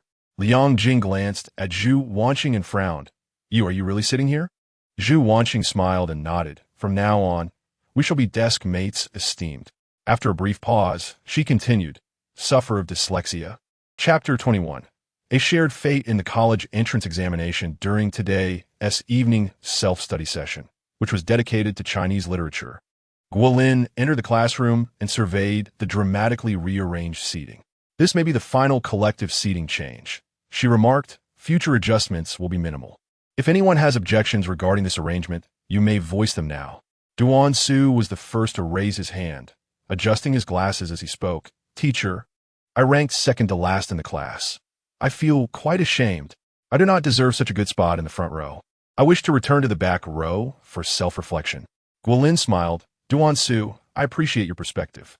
The reason for your placement here is due to your severe myopia. Originally, you were meant to share a desk with Liang Jing, but since Zhu Wanxing wished to move to the back, I made the swap." Upon hearing this, the class was taken aback. Zhu Wanxing had actively chosen to move to the back. Was that reasonable? Zhu Wanxing glared at Liang Jing, fuming. "How ironic. You've managed to seize the opportunity. Does anyone else have objections?"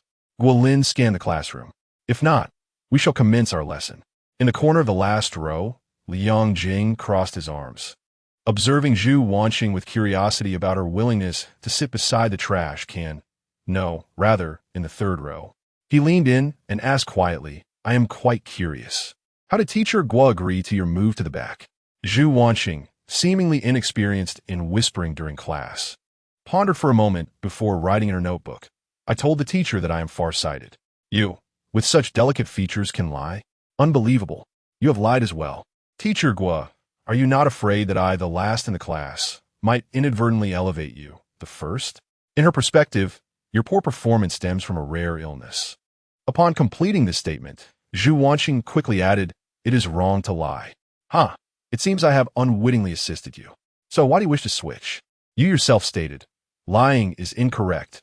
Please disclose the truth." Zhu Wanxing paused with her pen for a considerable time before writing, "I want to help you with your studies." Upon reading these words, Liang Jing was taken aback. What had gotten into this girl that she wanted to tutor him? Was she concerned that his inadequate academic performance would negatively impact the overall class standing? Did she fear that he might contemplate drastic measures due to his plummeting grades? Did she worry about losing a talent like him, thus hindering the great rejuvenation of the nation? He entertained 1,000 absurd possibilities, yet never considered the simplest two words. Why does she want to help me with my studies? Perplexed, Liang Jing could only take the initiative to inquire. This time, Zhu Wanxing wrote extensively, taking her time. To express my gratitude. If not for your encouragement, I would not have had the courage to submit my work. It was you who enabled me to take the first step towards my dream. This is my way of repaying you. As I mentioned before, you have given me a peach. I shall repay you with a plum. Liang Jing took a while to absorb this sentence. He suddenly realized that while Zhu Wanxing rarely spoke, her written words conveyed a powerful desire for expression. Perhaps this is one of the prerequisites for becoming a writer. Encouraging you to submit your work was merely a fleeting exchange of words. However, your offer to tutor me requires considerable time and energy, and could potentially affect your own studies. Do you truly believe this is worthwhile? This time, Zhu Wanxing did not write a response. Instead, she provided an answer in her heart. Worth it. Suddenly, a piece of chalk flew straight towards Liang Jing's face. He hastily dodged to avoid disaster. Liang Jing, what are you mumbling about over there? Chanting incantations? Guolin exclaimed angrily. The entire class erupted in laughter. Can't you learn from your deskmate and take notes? Since class began, the Haven Tea stopped writing. Guolin shouted again. Zhu Wanxing instantly blushed with embarrassment. This was her first time being a bad student. Liang Jing was stunned. So this is what the teacher's double standard looks like? He could merely speak and would likely be misjudged as talking during class, while Zhu Wanxing, who was clearly writing notes, would be perceived as diligently taking down information. Teacher, Liang Jing's grades are so poor. I believe you should not sit next to Zhu Wanxing, as it might hinder her studies. Duan Su raised his hand, speaking with righteous indignation. Even though he could not sit beside the school bell, he did not want Liang Jing to enjoy that privilege. By your logic, should Zhu Wanxing then move out of the classroom? After all, no one in our class has grades superior to hers. She would be affected by sitting next to anyone. Guolin shot a glare at the two. Why don't you go chat elsewhere? Or shall I leave so as not to interrupt your conversation? Duan Su awkwardly smiled. Teacher, I'm sorry. Please continue with your lesson.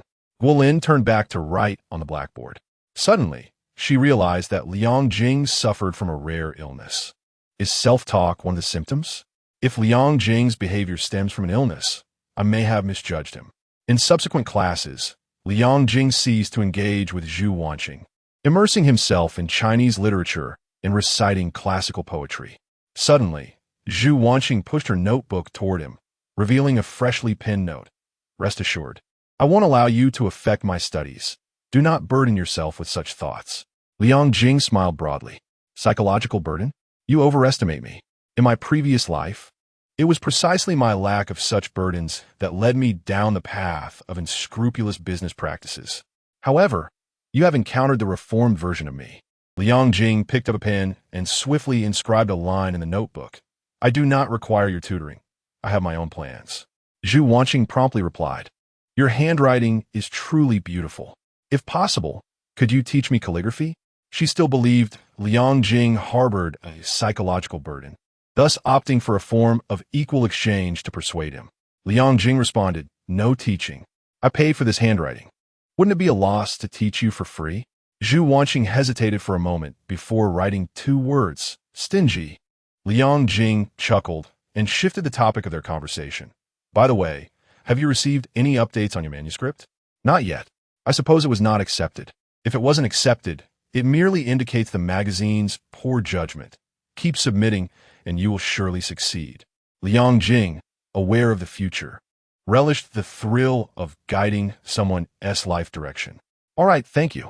Zhu Wanxing looked at Liang Jing, her eyes brimming with gratitude. On the podium, Guolin observed the class's every move with a sense of satisfaction. She felt a surge of pride as she witnessed Liang Jing taking notes, spurred on by Zhu Wanxing, who also willingly shared her notes with him. If these two could assist one another, Compensating for each other's weaknesses, they could significantly enhance their academic performance. This year, it seemed likely she would nurture two outstanding students. Guolin increasingly believed that seating them together had been a wise decision. The latter half of the evening study session truly belonged to the students' independent study. Guolin assigned the day's task to organize and address the mistakes from the monthly examination. Zhu Wanxing had no need for this task, as her errors were minimal and primarily due to carelessness and calculation mistakes. Liang Jing also found the task unnecessary. All his answers were incorrect, often relying on sheer luck. Addressing deficiencies? It felt like Niwa mending the heavens. As Liang Jing prepared to embark on his own review plan, Zhu Wanxing retrieved a sky-blue notebook from her bag and placed it before him. "What is this?" With the teacher absent from the podium, Zhu Wanxing softly spoke. "It's a Chinese literature notebook."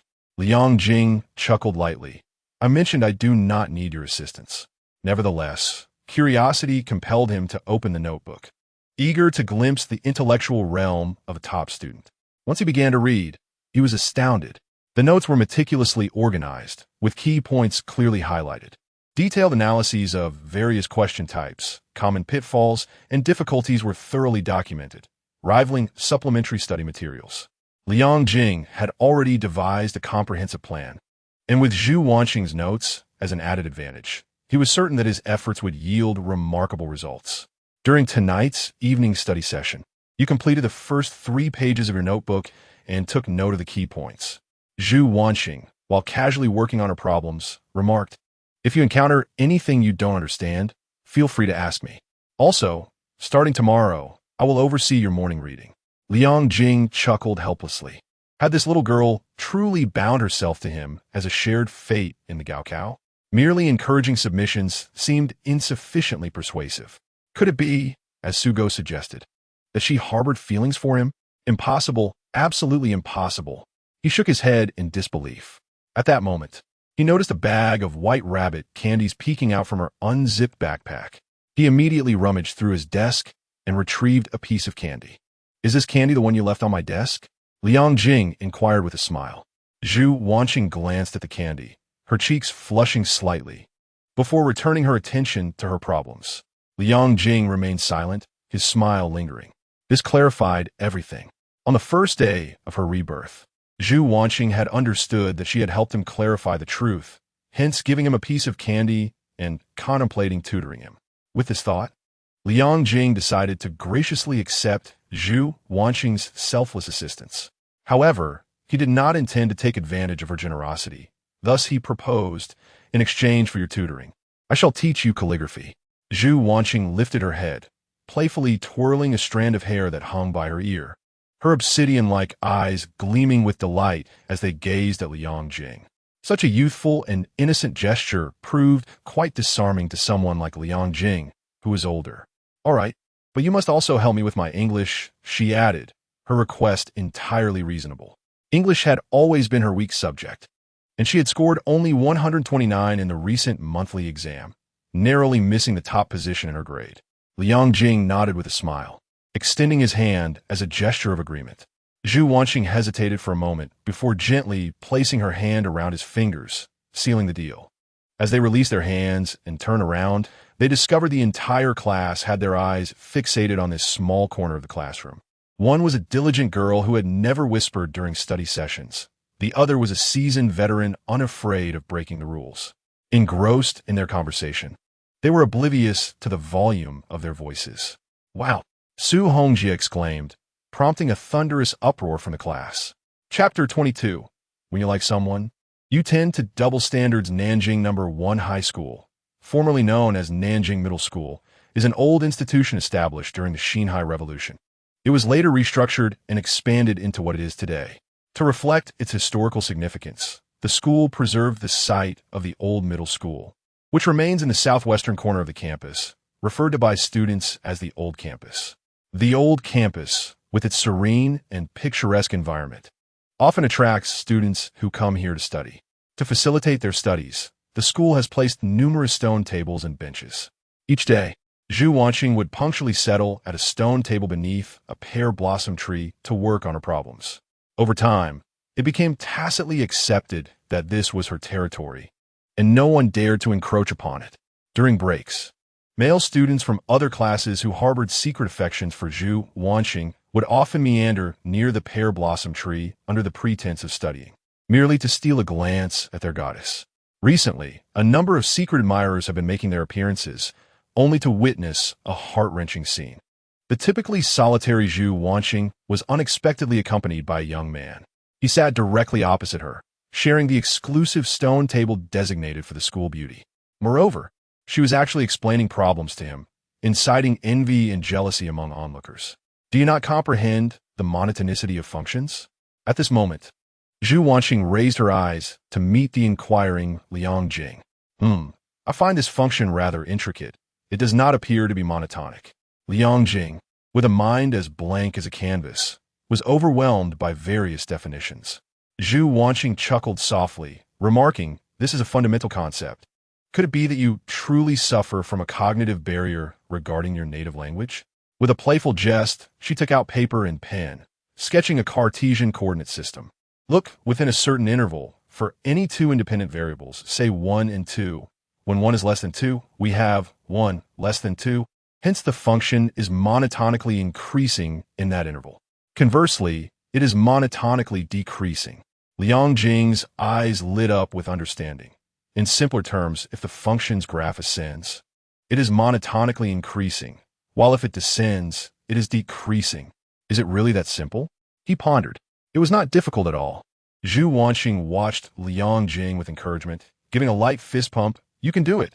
Liang Jing smiled nonchalantly, replying, "All right, you continue with your problems. I shall return to my reading."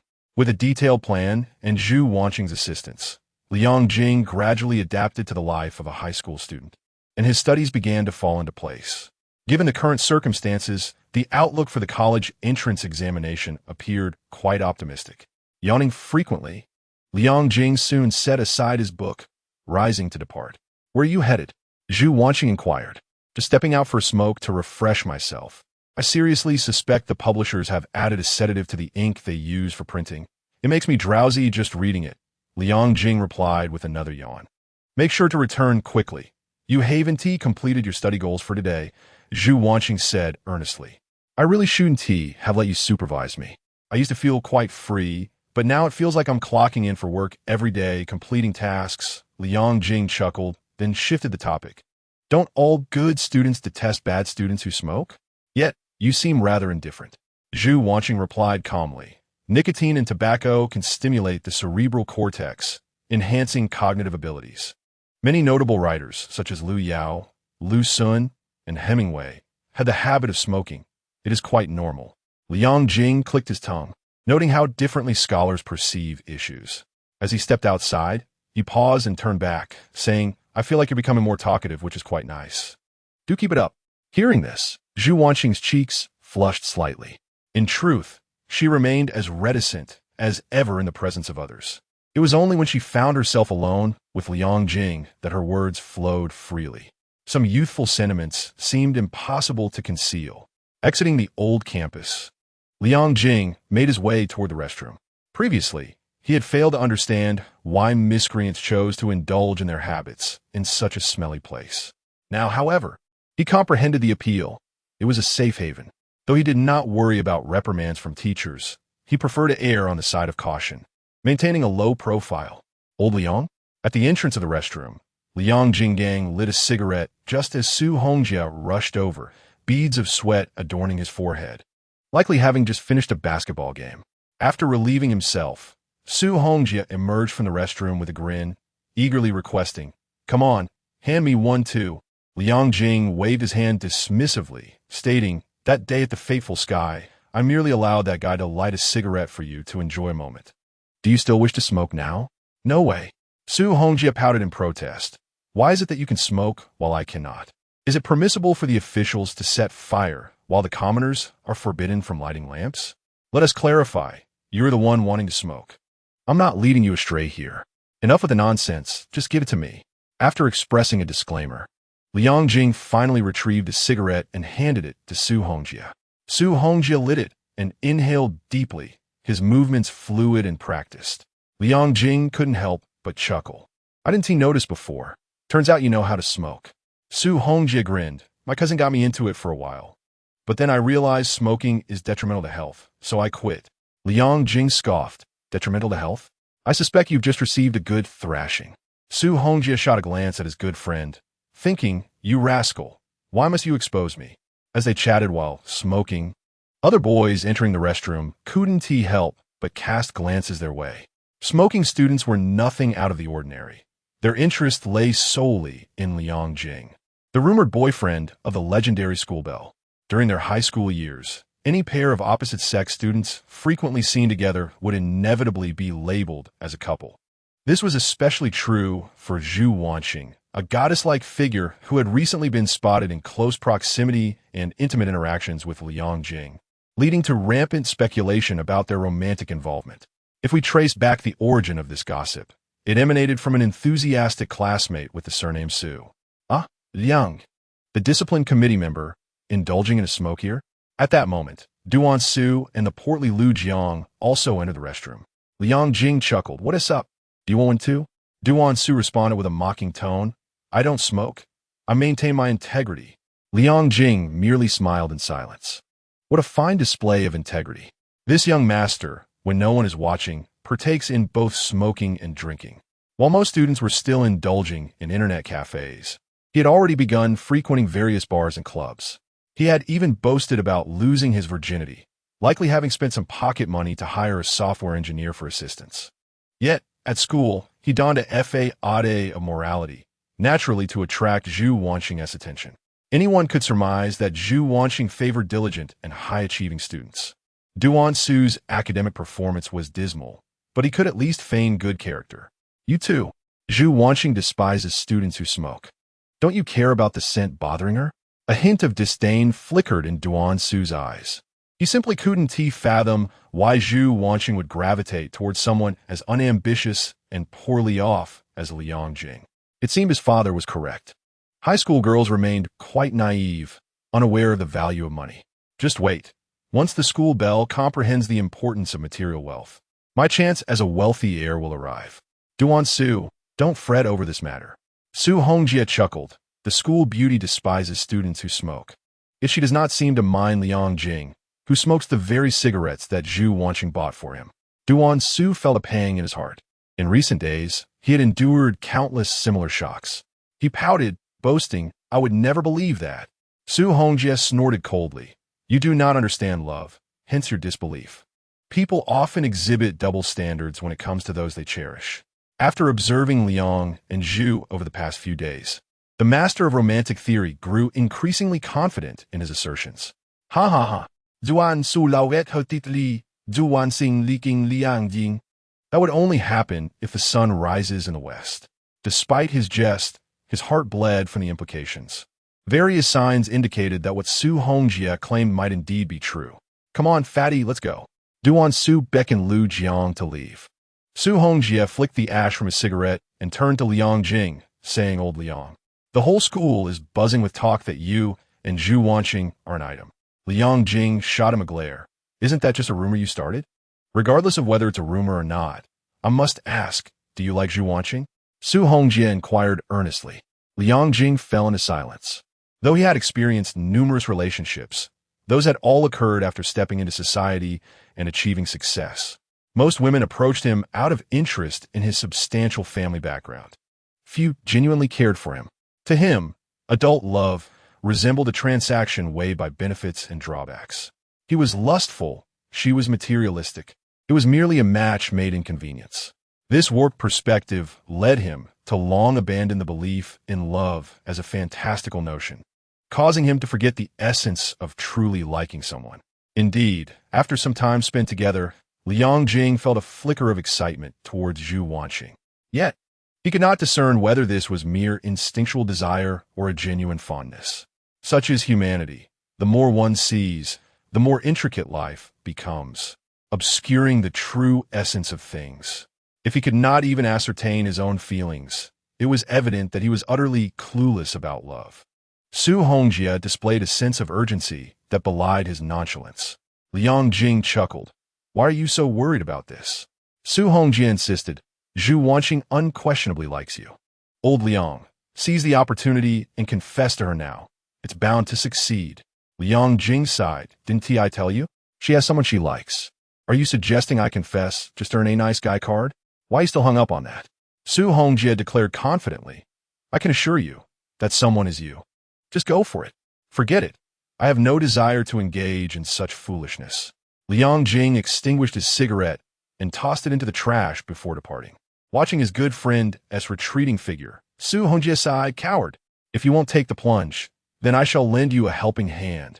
Chapter 23. What must I do to keep you during evening study hours? Liang Jing, engrossed in his studies, eventually succumbed to fatigue. He approached a boy's desk, tapped the edge, and whispered, Zhenyang, do you have a magazine? Zhenyang felt a sudden jolt of anxiety and stammered, I don't have any magazines.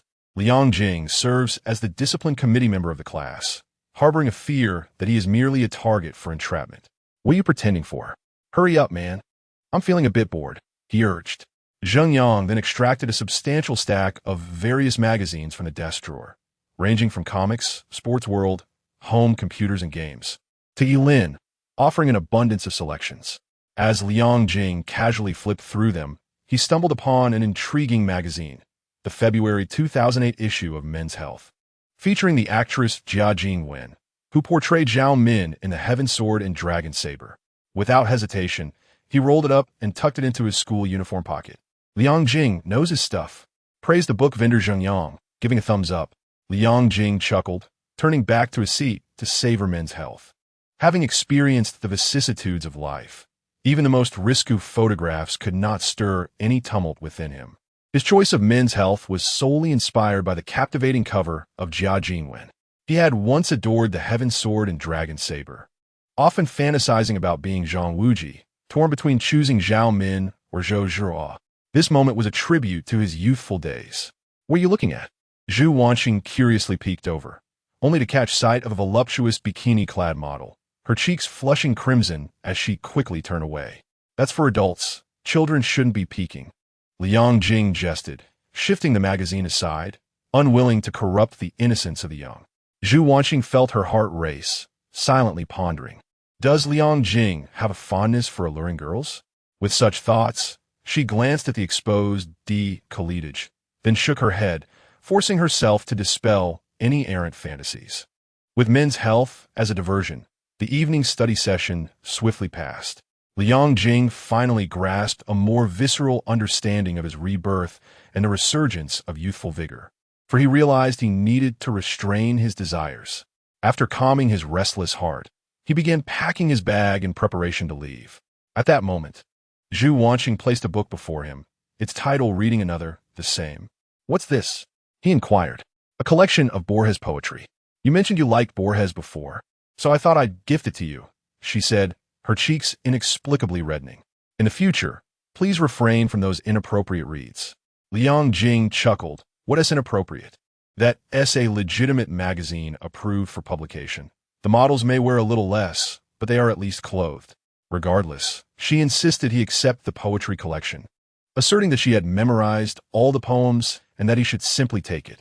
In truth, Zhu Wanxing had long desired to gift him the poetry collection upon learning of their shared admiration for Borges, but had struggled to find an appropriate reason until now. All right then, thank you, Liang Jing replied, eager to enhance his writing skills, accepting the collection with gratitude. See you tomorrow. See you tomorrow. Upon exiting the school gates, Su Hongjie did not mount his mountain bike to leave immediately. Instead, he accompanied Liang Jing for a short distance. Hey, pass me a cigarette, he requested after they had walked a bit away from the school. Liang Jing chuckled. Have I created a smoking habit for you? He handed a cigarette to Su Hongjie and promptly lit one for himself. Su Hongjie took a deep drag, tilted his head back at a 45-degree angle, and exhaled a cloud of smoke with a melancholic expression. Perhaps in his mind, he fancied himself as Leslie Chung from Happy Together, the brooding prince. However, in Liang Jing's eyes, he resembled Wang Baoxiang from Mr. Tree, the humorous village guardian. With a heavy sigh, Su Hongjie expressed his discontent. Liang Jing frowned, sensing something was amiss. What's troubling you? Old Liang, I've discovered that I have feelings for a young lady.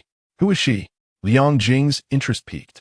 He recalled that Su Hongjie had only begun to experience romantic feelings upon entering university, so it was surprising for him to suddenly have a crush. Never mind who it is. I just want to ask you for a favor. Help me write a love letter. Absolutely not. Liang Jing categorically refused. Do you lack hands? If you can't even write a love letter yourself, you clearly lack sincerity. Su Hongjie pleaded, Old Liang, your handwriting is beautiful. Please assist me. I want to do it. Liang Jing was unwilling to engage in such a foolish endeavor.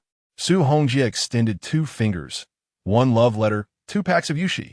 Liang Jing chuckled, is that all? Then 2 packs of huayao. All right then. Liang Jing acquiesced, not out of temptation for the cigarettes, but out of curiosity about the girl who had suddenly captured Su Hongjie's affections. This was a deviation from his previous life. It seemed that his reincarnation had indeed caused a ripple effect. I'll help you write the letter, but you must tell me who this young lady is, Liang Jing inquired. I don't know. Are you kidding me? No, what I mean is you don't need to know her name or sign it. Just write something subtle and romantic. Your demands are rather excessive. Fine, I'll have it ready for you tomorrow. Don't forget the huayao. Once home, Liang Jing began contemplating how to draft this ghost-written love letter. With no name, no identity, and no description of the young lady, he was at a loss for how to proceed. At that moment, he recalled the poetry collection that Zhu Wanxing had recently gifted him, deciding to abandon originality in favor of plagiarism. After all, in this age of limited internet connectivity, the relatively obscure Argentine poet Borges was unlikely to be widely recognized, allowing him to evade detection. The next morning, Liang Jing and Su Hongjie exchanged money for the letter. Su Hongjie eagerly opened the love letter and began to read aloud with passion. What shall I do to keep you? I offer you the desolate streets, the despairing sunset, the moon over the wilderness. I give you the sorrow of a person who gazes longingly at the solitary moon. Wow, old Liang, your writing is impressive, yet you can still produce a 0-point essay? Liang Jing chuckled, realizing that a lack of literary exposure could easily lead one to be deceived. Now, can you tell me who this girl is? I'll let you know once it's official.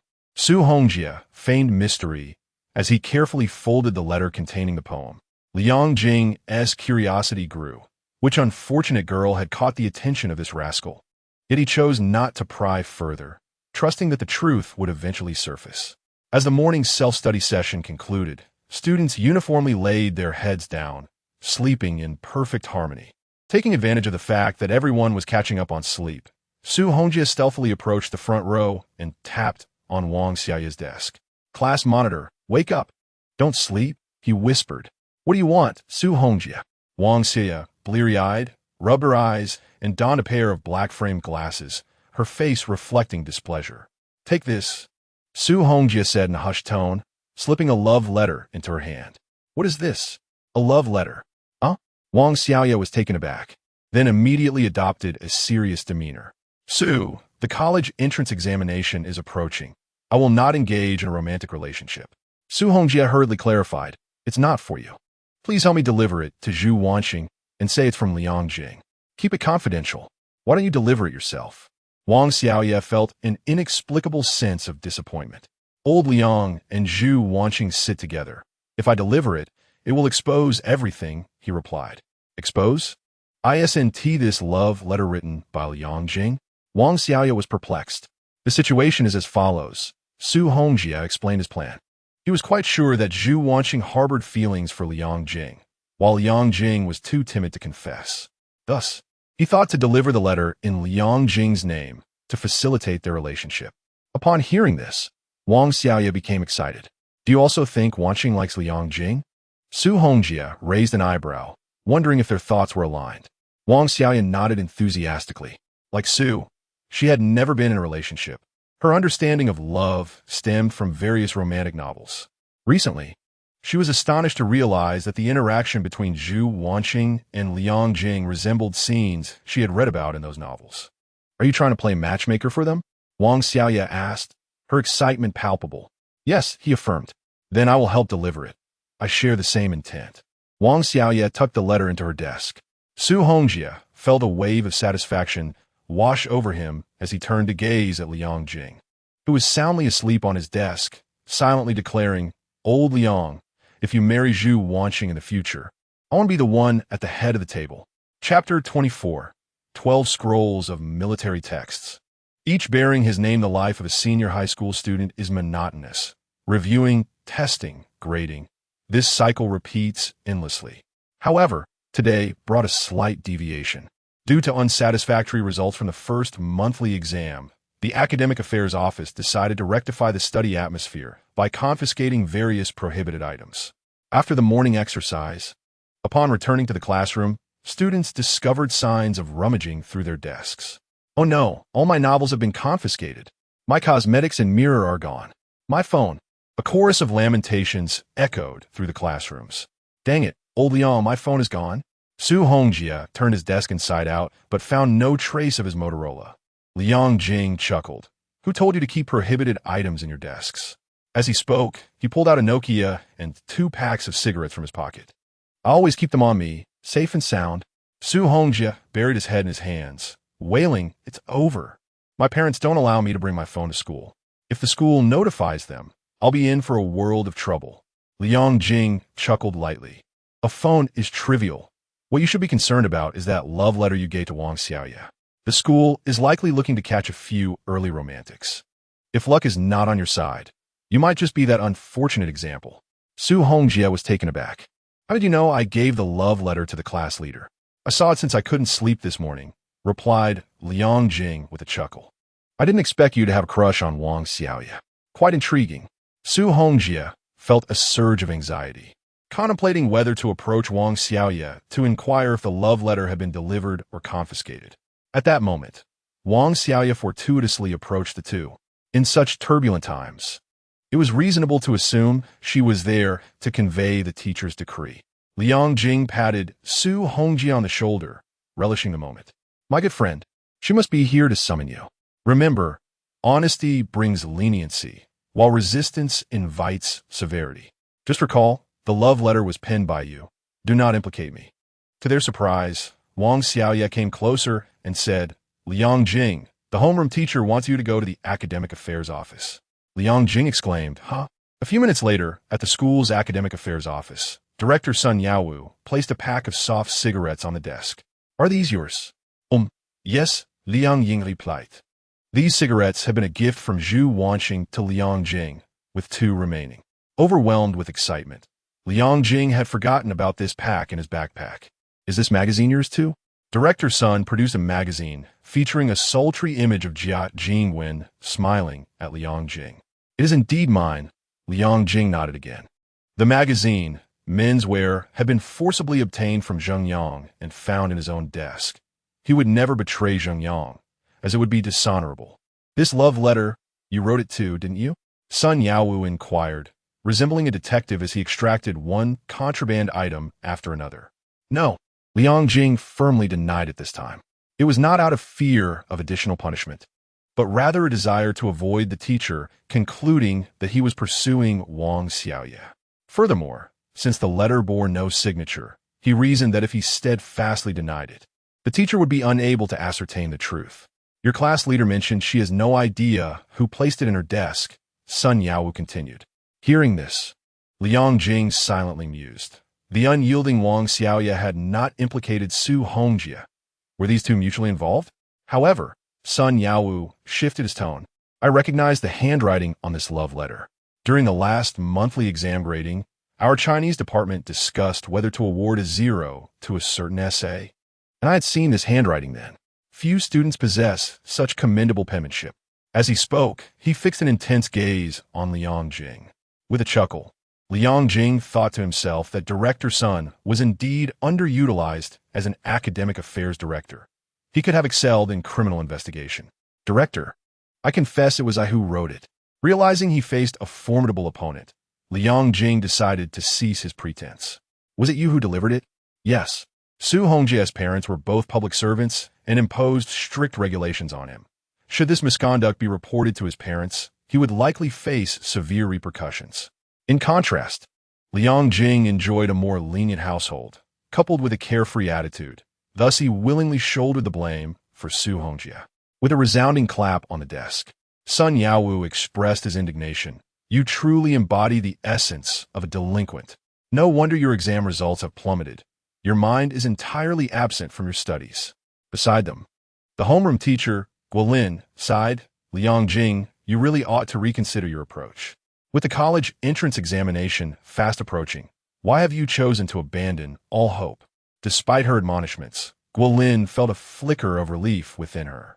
Although Liang Jing had shown signs of youthful infatuation by writing love letters to Wang Xiaoye, at least he had refrained from pursuing Zhu Wanxing. Her decision to seat him next to Zhu Wanxing had proven to be a wise one. Furthermore, it indicated that he harbored no inappropriate feelings towards the English teacher, allowing her to finally set her mind at ease. The two teachers continued their stern reprimands, and Liang Jing could only endure in silence. There was little room for rebuttal, with his smoking, early romantic entanglements, and clandestine readings of inappropriate literature. He found it difficult to defend himself. Moreover, with a more mature mindset, he understood that the principal and homeroom teacher's joint intervention aimed to salvage a once promising student. You are to write a self-reflection essay, Sun Yaowu proclaimed. During the afternoon assembly on academic integrity, you will present your reflections publicly.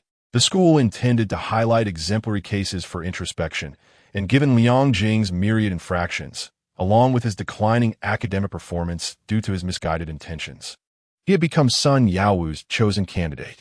At that moment, Guolin interjected hastily, Director Sun, perhaps we should discuss this matter further.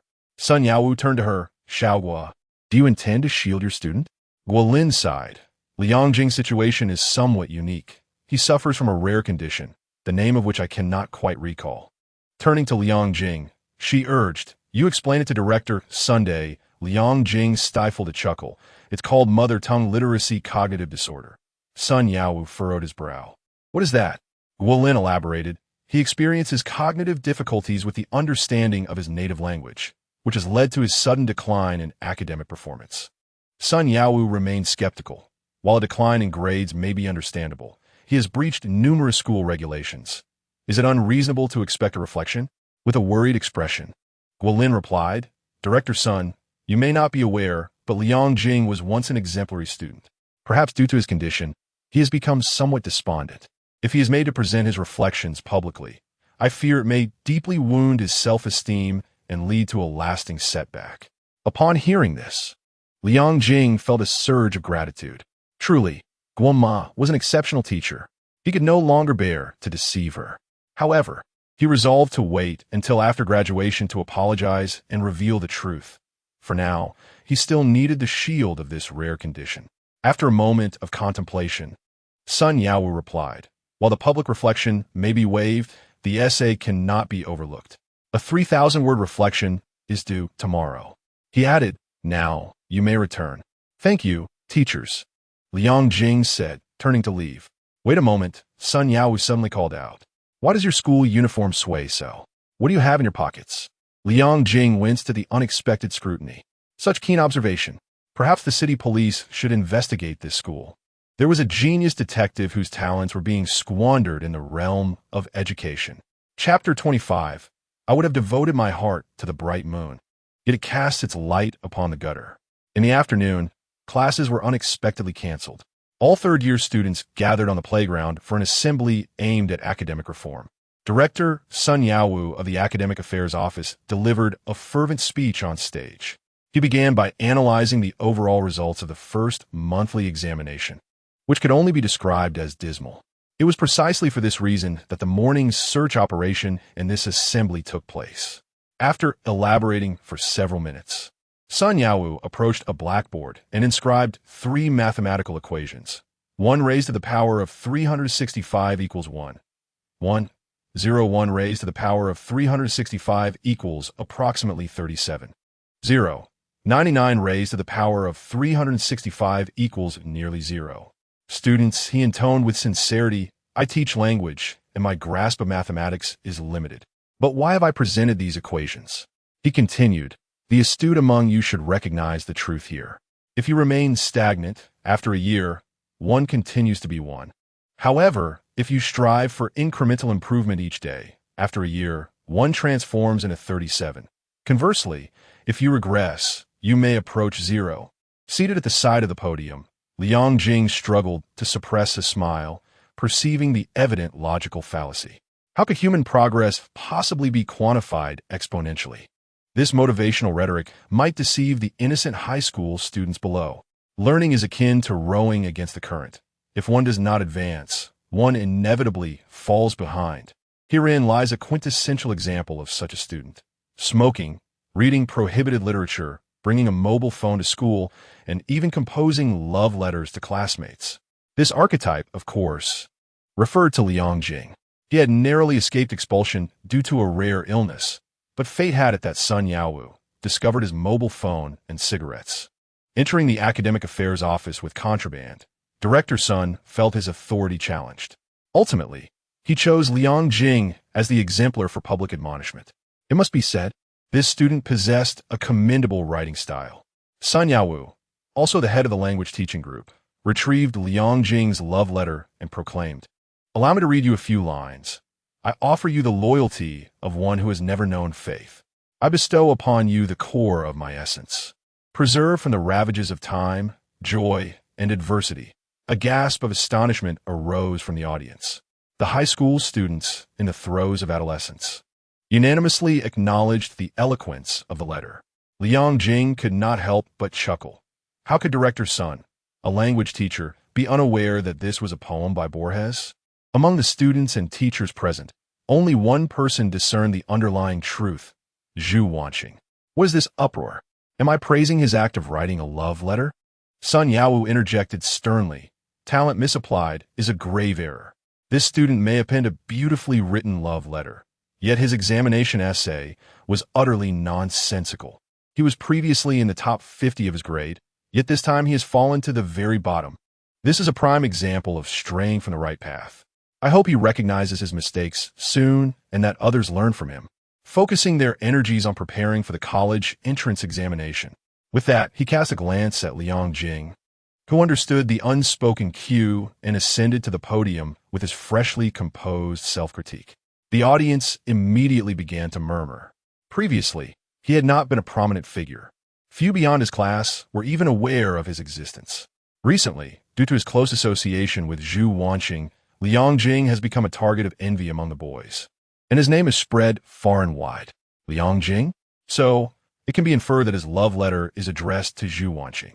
Undoubtedly, given their proximity, he possesses a certain charm, yet one might argue he is not worthy of Zhu Wanxing.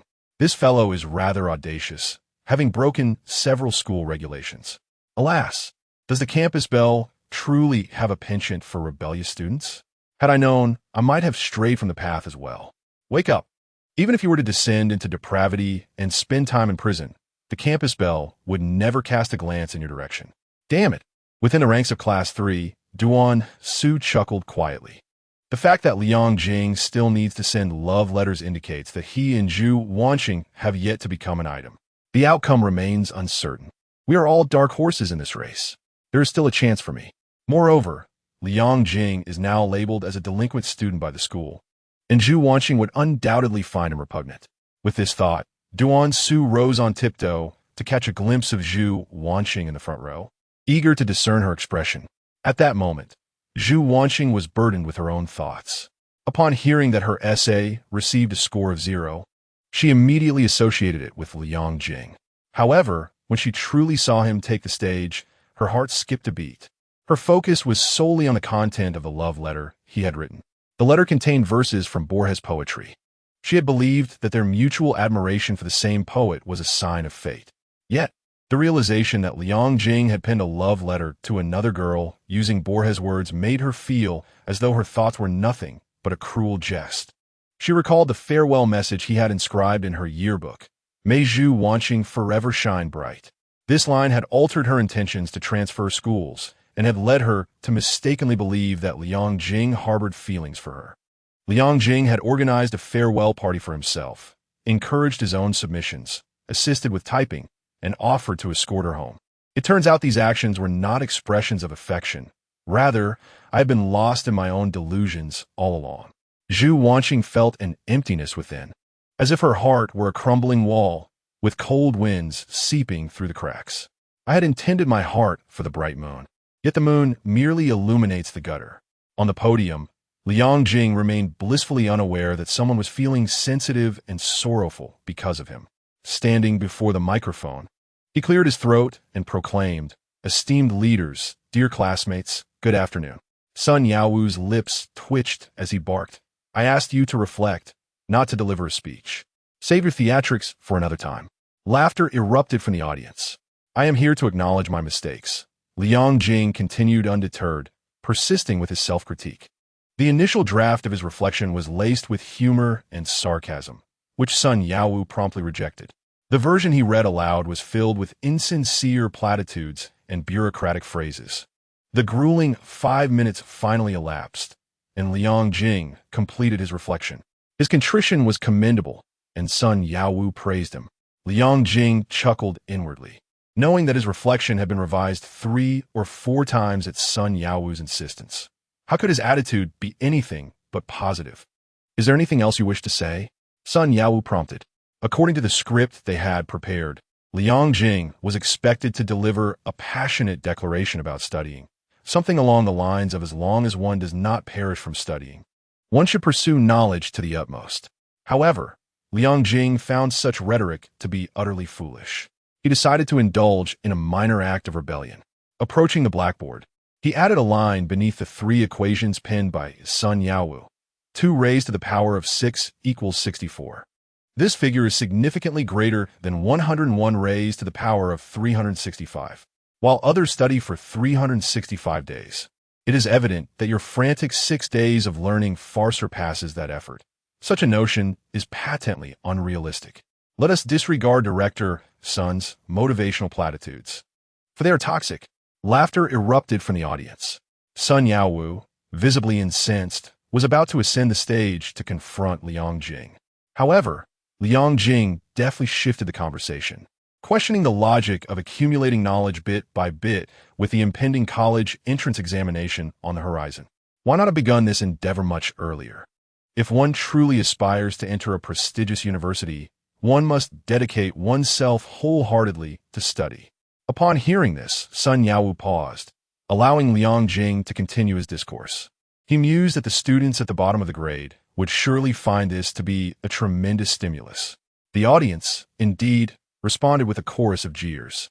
How dare the last in the rankings speak so boldly? Liang Jing smiled subtly and continued. Those of you who have gained admission to the first high school must possess a commendable level of intelligence, correct? Yet if you engage in early romance, smoking, and indulging in idle pursuits, you are undoubtedly on a path to ruin. However, should any of you score lower than I in the next monthly exam, my assessment will be that you are hopelessly dim-witted, and I would advise a visit to the neurology department of the city hospital. With this, Liang Jing unleashed a barrage of ridicule that stirred the crowd into a fervor. All right, enough.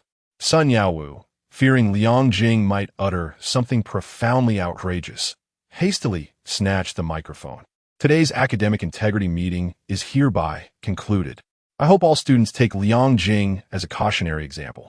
Adjust your attitudes and strive with fervor for the college entrance examination. After delivering this pronouncement, he turned to reprimand Liang Jing, only to find he had already vanished. Reflecting on it, perhaps Liang Jing's words would indeed serve as a source of motivation. And what was this about Xiaoguo insisting on protecting the young man's self-esteem? He was doing well merely by not trampling on others' dignity. As the meeting concluded and the crowd dispersed, Su Hongjie and Wang Xiaoye anxiously searched for one another. Class monitor, did you forget to deliver that love letter? Indeed, old Liang had confessed to writing the letter. However, without receiving it, Wanxing might assume Liang Jing had written it for another girl. They exchanged thoughts and soon locked eyes, simultaneously exclaiming, "Oh no." Chapter 26. I like the wind. And that is enough at the old campus. Once the tuition adjustment meeting wrapped up, Liang Jing habitually settled at the stone table beneath the pear blossom tree to study. Strangely, the punctual and ever-present Zhu Wanxing was conspicuously absent. He dismissed it from his mind and began to execute his study plan for the day, memorizing 5 ancient poems, the periodic table of elements, and all the formulas of classical mechanics. After a few minutes, Zhu Wanxing finally arrived, albeit fashionably late. Why are you so slow today? Liang Jing inquired with a smile. Zhu Wanxing, however, wore a frosty expression and did not respond. Liang Jing raised an eyebrow, pondering why this girl had reverted to her previous icy demeanor. Furthermore, her eyes appeared slightly red. Had she been crying? Clearing his throat, he asked Zhu, "Have you encountered something troubling?" As the evening star remained silent, Liang Jing, undeterred, spoke to himself. "My father is somewhat illiterate. He taught me nothing but to embrace life with joy. Although I am unaware of your experiences, I believe it is essential for you to maintain an optimistic outlook. A day spent in sorrow is far less valuable than one embraced with laughter. Wouldn't you agree? After all, we are both bound by the fate of the college entrance examination. If you truly have something weighing on your mind, feel free to share it with me. Harboring it will only lead to despair." Zhu Wanxing bit her lip, yearning to express her thoughts and inquiries, yet ultimately found herself unable to speak. Liang Jing, with a dismissive pout, chose to remain silent, fearing that too many words might backfire. In this beautiful moment, Zhu Wanxing suddenly lifted her gaze, struggling to muster a smile as she asked, "Have you confessed your feelings successfully?" Liang Jing, taken aback, replied, "Confessed what? Achieved what?" Zhu Wanxing lowered her head, feigning concentration on her studies. "Did you not write a love letter for someone?" Well, Liang Jing chuckled. "That was for Su Go." "Is that so?" Zhu Wanxing exclaimed, her gloomy demeanor brightening as a radiant smile graced her face. "You startle me." Liang Jing patted his chest. "Is it truly so surprising? Is it strange for Su Go to deliver a love letter to someone?" "Quite strange indeed," Zhu Wanxing replied with a smile. "If he must deliver a love letter, it would only make sense for it to be to you." Liang Jing chuckled. "So you could just too?" "Just to clarify, Su Go and I are merely good friends. Nothing more." "Understood." Zhu Wanxing nodded with a smile, then curiously inquired, "To whom did Su Hongjie send a love letter?" Liang Jing smirked. "Is it a requirement for girls to be so inquisitive about relationships? If you wish to know, ask Su Go yourself. I cannot disclose that." Not far away, Su Hongjie and Wang Xiaoye concealed themselves among the foliage, observing the two beneath the pear tree. "Go distract Liang Jing. I need to clarify things with Wanxing." "Suonghe instructive. Consider it done. I have the perfect excuse. By the way, could you also ask Zhu Wanxing if she harbors feelings for Liang?" "Absolutely." With tasks assigned, Su Hongjie hurried toward the stone table. "Liang, come on. Class 5 has challenged us to a basketball match, and we are short one player." Without waiting for a response, Su Hongjie pulled Liang Jing along. "I still need to study," Liang Jing protested. "Find someone else." Su Hongjie pleaded. "We simply cannot find anyone else. You know how few of us can actually play. If we don't gather enough players, those from Class 5 will mock us again." At that moment, Zhu Wanxing interjected. "In the splendid setting, you should go. Your study plan has already exceeded expectations. It's time to grant yourself a day of leisure." Liang Jing set his book aside, smiling. "Since teacher Zhu has permitted a break, I shall indulge in some fun." As Liang Jing and Su Hongjie departed, Wang Xiaoye, who had been hiding nearby, rushed over and sat across from Zhu Wanxing. Speaking urgently, "Wanxing, there is something I need to clarify. I know about the love letter Liang wrote." Zhu Wanxing interrupted. "What do you know?"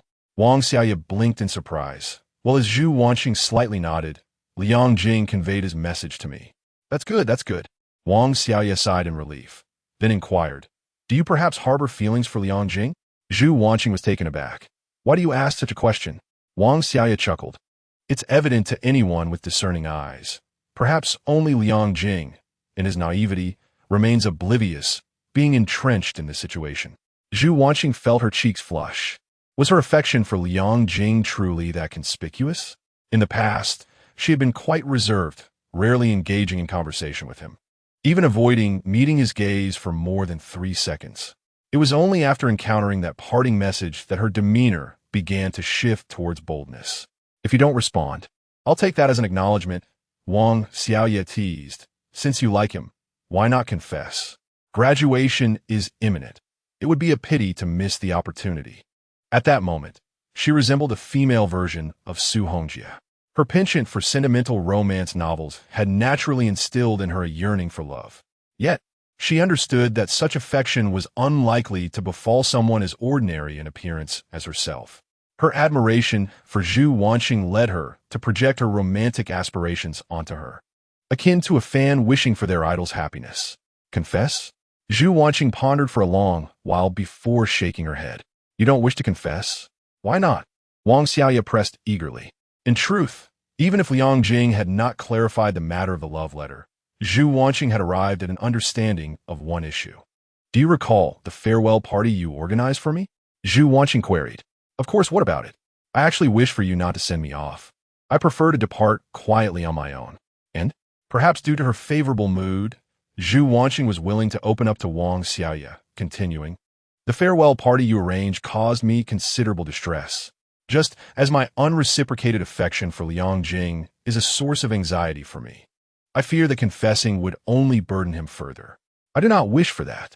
Wang Xiaoya was taken aback. She had suspected Zhu Wanxing's feelings for Liang Jing, but never anticipated their depth. The reason Zhu Wanxing refrained from confessing was rooted in her desire to spare Liang Jing from worry.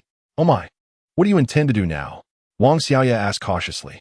I will continue to cherish my feelings for him in my own way. But what if he remains unaware of your affection and ends up with someone else? Wouldn't that be a pity? Zhu Wanxing smiled gently. My feelings for him are my own affair. They do not involve him. I do not expect a response from him. As she spoke, she inscribed a phrase on paper. I love the wind. Loving is enough. Where it blows is its own freedom. Chapter 27. The Innocent Era upon hearing Zhu Wanxing's words. Wang Xiaoya was utterly stunned. What merit does Liang possess that warrants such affection from Wanxing? At that moment, Liang Jing returned. Class monitor, you're here? Wang Xiaoya hastily rose. I came to ask Wanxing a question, but I've finished now. You two continue. I won't intrude. After she spoke, fearing that her bright presence might be too conspicuous, she swiftly vanished from sight. Such a splendid time and beautiful scenery. Weren't you supposed to be playing basketball? Inquired Zhu Wanxing. Liang Jing settled down and picked up a book, lamenting, don't even mention it. Sugo played a trick on me. And now I feel there's already enough people around. If there weren't, I would have returned. Meanwhile, Wang Xiaoya arrived near the basketball court, meeting up with Su Hongjia. She recounted Zhu Wanxing's earlier words to him. These two individuals, one an imaginative theorist of love, and the other a romantic idealist poisoned by romantic novels, had never experienced love themselves. Zhu Wanxing's affection had left them utterly astounded. No way. Does Zhu Wanxing really have feelings for old Liang? Su Hongjia exclaimed in disbelief. Wang Xiaoya nodded. Absolutely. She said it herself. Su Hongjia laughed heartily. I've been friends with old Liang for over a decade, and aside from that little girl, Zhou Qinglan, no girl has ever approached him. And now he hits the jackpot. Wang Xiaoya sighed. Su Hongjia, I advise you to refrain from trying to play matchmaker in the future, lest you end up causing more trouble like today. Su Hongjia nodded repeatedly, deciding to stay out of it. If I create any more issues, I could never forgive myself. He wondered when old Liang's stubbornness would finally give way to understanding. Wang Xiaoya sighed in response. Who knows? Su Hongjia pinched his chin and sneered. Class monitor, tell me, why would Zhu Wanxing like old Liang when I'm clearly more handsome? Wang Xiaoya shot him a disdainful look. Su Hongjia, spare us your self-adoration. Not to mention, Liang Jing's looks put you to shame. Aside from your height, you have nothing to boast about. Su Hongjia immediately bristled, looking down at Wang Xiaoya with a smirk. At least I have height as an advantage. What about you? A four-eyed girl with braces standing at 1.50 meters. Wang Xiaoya argued back fiercely. I am 1.61 meters. Not much difference. Just be careful walking, or I might accidentally stomp on you. Sugo, Wang Xiaoya ground out, using Su Hongjia's nickname among the boys, delivering a sharp kick to his calf before storming off in a huff. Damn it, Su Hongjia exclaimed, hopping on one foot. Crazy woman. After cursing, he suddenly froze. Although she had merely kicked him, a terrifying thought emerged in the heart of the love theorist. This woman likes me. In the evening self-study session, prior to the start of class, English teacher Zhang Shuyun arrived early to the classroom. Clad in a black knitted sweater paired with a plaid long skirt, she looked as fashionable as ever. Class, I trust you haven't forgotten our agreement? She smiled from the podium. Oh, movie time, movie time. The students excitedly shouted. Class 3 belonged to the second-tier classes, perpetually overshadowed by two elite classes. Yet in English, Class 3 had achieved a remarkable turnaround. After all, with a young, beautiful, and understanding teacher like Zhang Shuyan, the students were full of enthusiasm for learning English. In the recent monthly exam, Class 3 maintained the highest average score in English and even produced an unprecedented top score in the subject. As Zhang Shuyan felt a surge of joy, she promised to screen a film for her students during the evening self-study session. "Teacher, what movie are we watching today?" Wang Xiaoya inquired with enthusiasm. Zhang Shuyan produced a USB drive, smiling as she said, "I have downloaded numerous films. As for the final decision, I would like to leave it to Liang Jing." Instantly, all eyes turned toward the corner of the classroom. Liang Jing chuckled, thinking, is this the privilege of being an exemplary student? Meanwhile, Zhang Shuyan set up the projector, and a folder of movie files appeared on the white screen ahead. "Old Liang, let's watch Kung Fu Panda." "Liang Jing, how about CJ7? We should definitely watch something from Hollywood, like Transformers." The crowd called out to Liang Jing, the arbiter of their cinematic fate. Having already seen these old films, Liang Jing was well-versed in their plots. Just as he grappled with the dilemma of choice, he noticed Zhu Wanxing gazing at him expectantly. Realizing the young lady seemed somewhat downcast that day, he decided to let her choose. "What do you want to watch?" Liang Jing asked Zhu Wanxing. Taken aback for a moment, she softly replied, "How about Wally?" Liang Jing immediately shouted towards the front, "Teacher Zhang, I choose Wally." Zhang Xu nodded with a smile, "No problem." The entire class erupted into playful jeers at Liang Jing, not because they disapproved of his choice, but rather to mock his attempts to curry favor with the school beauty. The group increasingly believed that the two were indeed a couple. Zhu Wanxing felt a wave of frustration wash over him. He had thought that after Liang Jing's public self-reflection, Zhu Wanxing would distance herself from him in disgust. Yet, the outcome was quite the opposite. Their relationship seemed to have grown even closer. Could it be that the school beauty had a penchant for rebellious students? No, I must change my ways. I must descend into depravity. Zhu Wanxing conveniently forgot that he was hardly a paragon of virtue himself. Before the movie commenced, the students of Class 3 hurried to the school shop to procure snacks and beverages. "Old Liang, catch." Su Hongjie tossed a plastic bag of snacks over. Liang Jing caught it and, upon inspection, remarked, "Why is it all junk food?" Su Hongjie shot him a look, "Eat it if you like." He then sauntered over to Wang Xiaoya's desk, gently placing a bag of snacks down. "Here, this is for you. I should have said that earlier. I apologize." Wang Xiaoya was taken aback, wondering what was going on with Su Hongjie. Does he like me? With the curtains drawn and the lights off, Class 3 began to revel in their cinematic experience. Liang Jing tore open a bag of chips and offered some to Zhu Wanxing.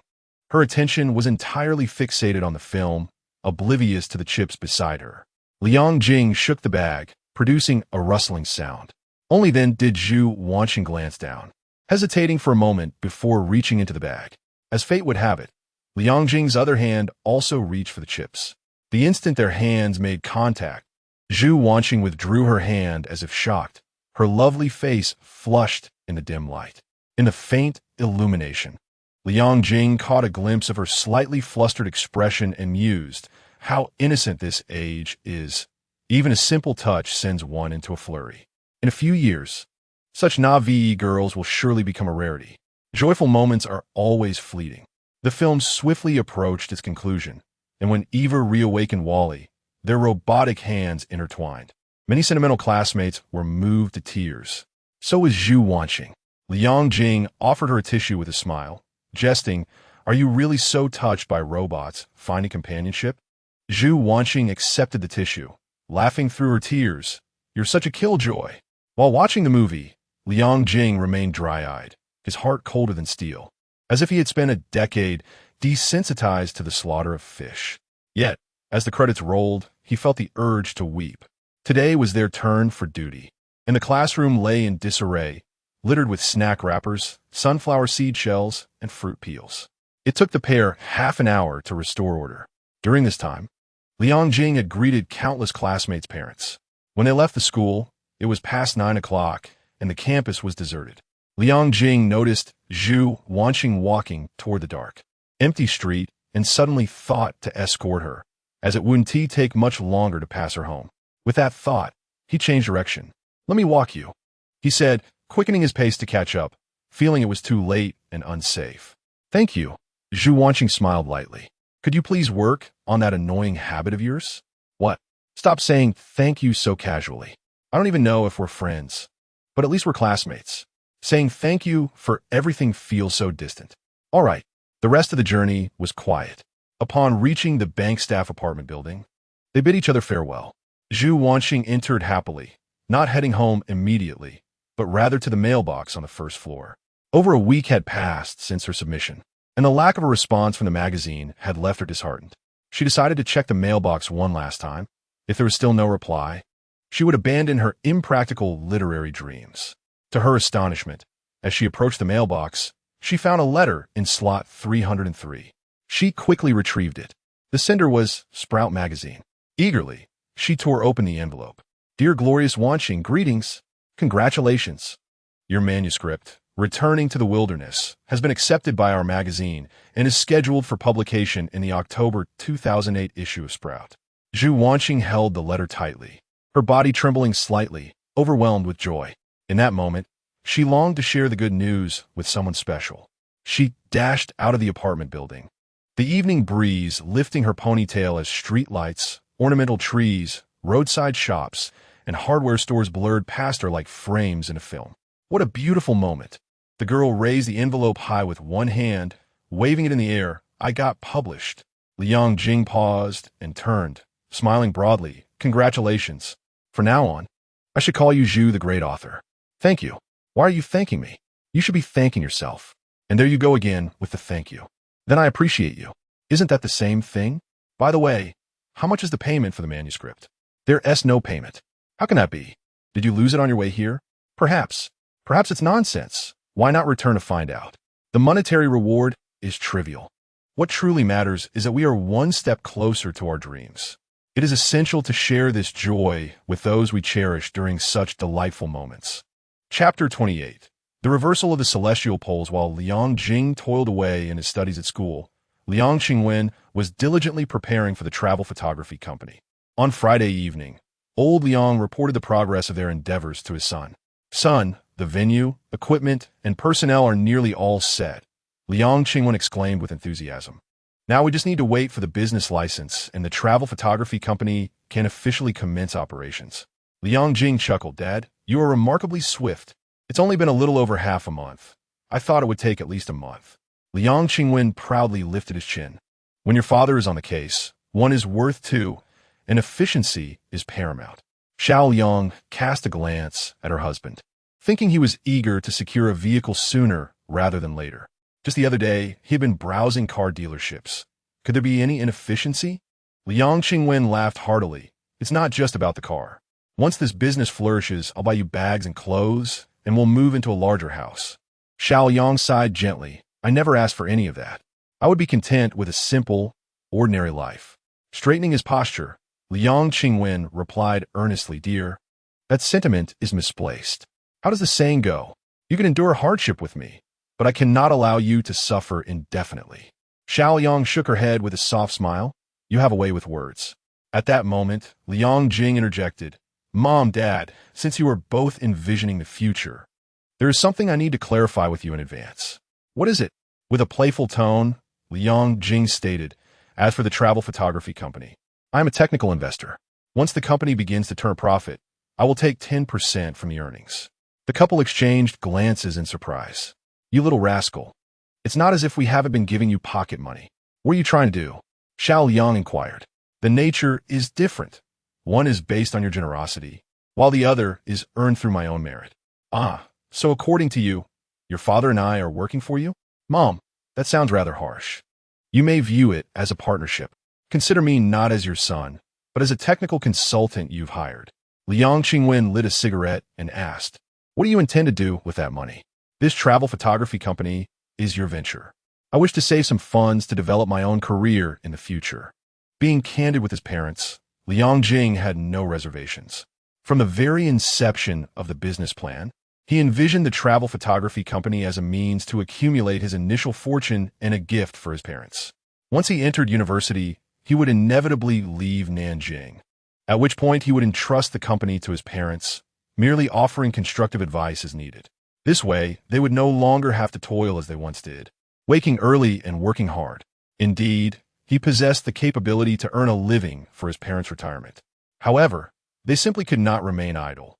In his past life, Liang Jing had allowed his parents to enjoy a leisurely life at home, yet one tended to a vegetable plot, while the other scavenged bottles on the street. On one occasion, a kind-hearted elementary school student helped old Liang collect bottles and even carried them home for him. One day, in a moment of joy, Lao Liang gifted 1,000 yuan in pocket money to a primary school student. However, upon returning home, the child faced a severe reprimand from his parents, who suspected he had stolen the money from a destitute elderly man. The couple, accompanied by their son, visited to apologize, and upon witnessing a magnificent 5-story villa, they realized that their son's punishment was somewhat unwarranted. Drawing from past experiences, Liang Jing contemplated assisting his parents in establishing a long-term, stable, and effortless career, ensuring they would not be idle in their later years. After all, he could very well forge his own path without relying on them. Are you planning to save the money to start your own business in the future? Liang Qingwen inquired. Indeed, Liang Jing nodded affirmatively.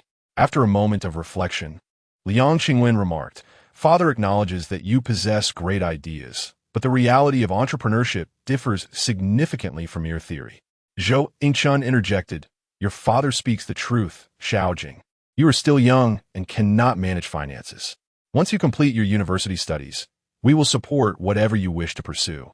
However, Liang Qingwen shifted the conversation. Zhou Wanxing shot her husband a glare. "Could you not articulate your thoughts in one go next time?" Liang Qingwen chuckled and continued, "I have a task for you. If you accomplish it, I might consider granting you a share of the profits." Liang Jing raised an eyebrow. "What task?" Liang Qingwen explained, "In your white paper, you mentioned that initially, to save costs, you wouldn't purchase the attire needed for travel photography, but instead would collaborate with local costume shops and bridal stores. I have successfully negotiated with a local costume shop, allowing us to rent outfits at a discount. However, the bridal store you selected has remained elusive. I need you to see if you can establish a partnership with them." Liang Jing grinned. "Father, you're unable to resolve this issue and are too proud to ask for my assistance. So you've cleverly found a pretext, haven't you?" Liang Qingwen's face flushed. "You cheeky rascal, must you expose me? The bridal shop I chose is an upscale brand. They likely look down on our humble establishment, which is why I suspected you would struggle to negotiate." Liang Jing patted his father's shoulder. "Why not mention it sooner? You are destined to be a great company owner. If you do not face challenges, how will you grow? A little hardship is for your own good." Liang Qingwen scoffed.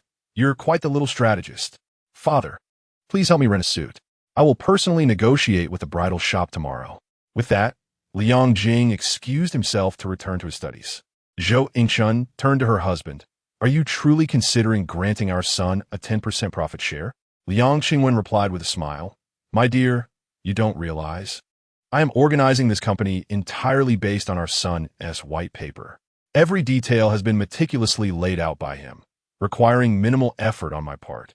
Although I cannot pinpoint why, it is evident that our son has undergone significant transformation. His capabilities now surpass ours. Not only am I willing to give him a 10% share, but I am even contemplating entrusting him with all the operational funds. I have a strong premonition that our son is destined for greatness." Zhou Wanxing sighed. "I do not wish for him to be extraordinary. I only hope he leads a simple life, establishes a family, and finds happiness." As she spoke, a frown creased her brow. "By the way, Liang, have you noticed? Xiaojing is quite charming, yet throughout his life, he has had little romantic inclination, always playing around with that Su Hongjie." Liang Qingwen burst into hearty laughter. "Are you worried he won't find a wife? At this point, I actually hope he avoids early romance. My concern is that he remains in this predicament. Rest assured, even a dilapidated old fool like me managed to marry someone as wonderful as you. Our son will not be lacking." "You tongue-in-cheek rascal." Chapter 29. Couples Nicknames on Sunday. Liang Jing did not allow himself to slack off in his studies during the break. He spent the entire morning absorbed in his books. Gradually, he rediscovered his former academic fervor, mastering new concepts with increasing speed. Presently, He possessed not only the sharp intellect of youth, but also the profound motivation and self-discipline that maturity brings, an impressive combination. After lunch, Liang Jing prepared to visit a travel photography company. Today, he intended to discuss business cooperation with a high-end bridal shop. As he stepped out of the community gate, he heard Zhu Wanxing calling out to him. Turning towards the sound, he saw her sitting at the entrance of a small supermarket, a book cradled in her hands. She tucked the book in her backpack and jogged over to him.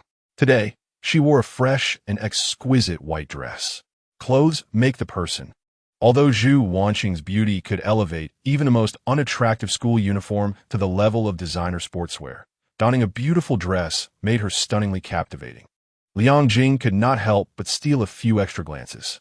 What drew his gaze most were the delicate collarbones beneath her fair, swan-like neck, their slender curves reminiscent of lethal blades. Looking further down, he thought, has she grown? Clearing his throat, he inquired, what brings you here? She handed him an envelope. What's this? Liang Jing asked, accepting it and discovering it contained a stack of cash. Counting it, he found a total of 523 yuan. Is this your payment? He asked. Yes, Zhu Wanxing replied. Her short story had earned her 1,000 yuan in remuneration. While it might seem modest, one must consider that the average monthly salary in China in 2008 was only around 2,000 to 3,000 yuan. Furthermore, as a first-time author, this payment was quite significant. She spent part of it on repairing household appliances and purchasing essential items, books, and new clothes for herself and her mother. The remainder she had placed in this envelope. Why are you giving me money? Liang Jing asked, perplexed. Did you not mention needing startup funds for your venture? So, you decided to give me your payment? It's a loan, not a gift. Though this amount is small, every little bit adds up. Liang Jing could not help but chuckle, returning the cash to the envelope. I appreciate your kindness, but my funding issues have already been resolved. You should keep your earnings for yourself. All right, Zhu Wanxing replied, a hint of disappointment evident as her attempt to lend money failed. Did you come to see me just to lend me money? Liang Jing probed further. There's one more thing. I wanted to ask if you're free today. I'd like to submit another piece at the Internet CAF. Ah, so you've tasted success. Liang Jing grinned. However, I don't have the time. You must go on your own. After a brief pause, he said, Hey, you can visit the new company my father has started. He has procured several second-hand computers. The business has yet to officially launch, and the computers are currently idle. So you're free to use them. Really? Zhu Wanxing exclaimed, her heart brimming with joy. Liang Jing nodded. Why would I deceive you? Let's go. Thank you. Zhu Wanxing responded, falling in a step behind Liang Jing. As usual, Liang Jing walked ahead, with Zhu Wanxing following closely in his wake. However, Liang Jing was pondering a question. How did she know I would be going out? She arrived precisely on time to wait for me. At the entrance of the neighborhood, a small grocery store was bustling. An elderly lady inquired of the shopkeeper, Excuse me, what happened to that young girl who was sitting at the door just now? The shopkeeper replied, She left. She even mentioned wanting an ice cream, yet she departed. Whose girl is she? The elderly lady asked. I don't know her. I saw her at the door when I opened up this morning. She had been standing there for several hours, seemingly waiting for someone. I felt sorry for her, so I brought her a chair. The elderly lady sighed regretfully. I don't know her. What a pity. She even said she wanted to introduce me to her grandson. Does your grandson live in this neighborhood? Yes. What is his surname? Perhaps I know him. Liang. Liang Jing led Zhu Wanxing to an office building near the square. The office of Liang Jing's travel photography company was located on the third floor. This place had been meticulously chosen by Liang Jing, as it was conveniently situated within a short distance from various tourist attractions, making it easier to attract visitors in the future. Most importantly, the rent was affordable. The sign at the entrance read, Liang Jing Travel Photography Cultural and Creative Company, Limited. Zhu Wanxing gazed at the plaque and exclaimed, Liangshan Mei Jing, you truly used the name I suggested? Liang Jing smiled. If it fits, why not use it? That makes sense. Zhu Wanxing gently patted her own cheek, reminding herself not to overthink or misinterpret Liang Jing's actions. Come in, Liang Jing said, opening the glass door and stepping inside first. He pointed to the desk and added, You can use any of those computers. Great, Zhu Wanxing replied, sitting down at one of the computers. She set her backpack down, took out her notebook filled with stories, and pulled 2 plums from her side pocket. Liang Jing, would you like one? No, thanks. You truly are amusing. Bringing fruits along when you go out. They're not mine.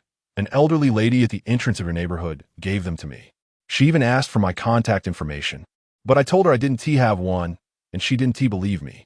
That lady is quite funny, Liang Jing chuckled, placing a stack of promotional flyers on the table.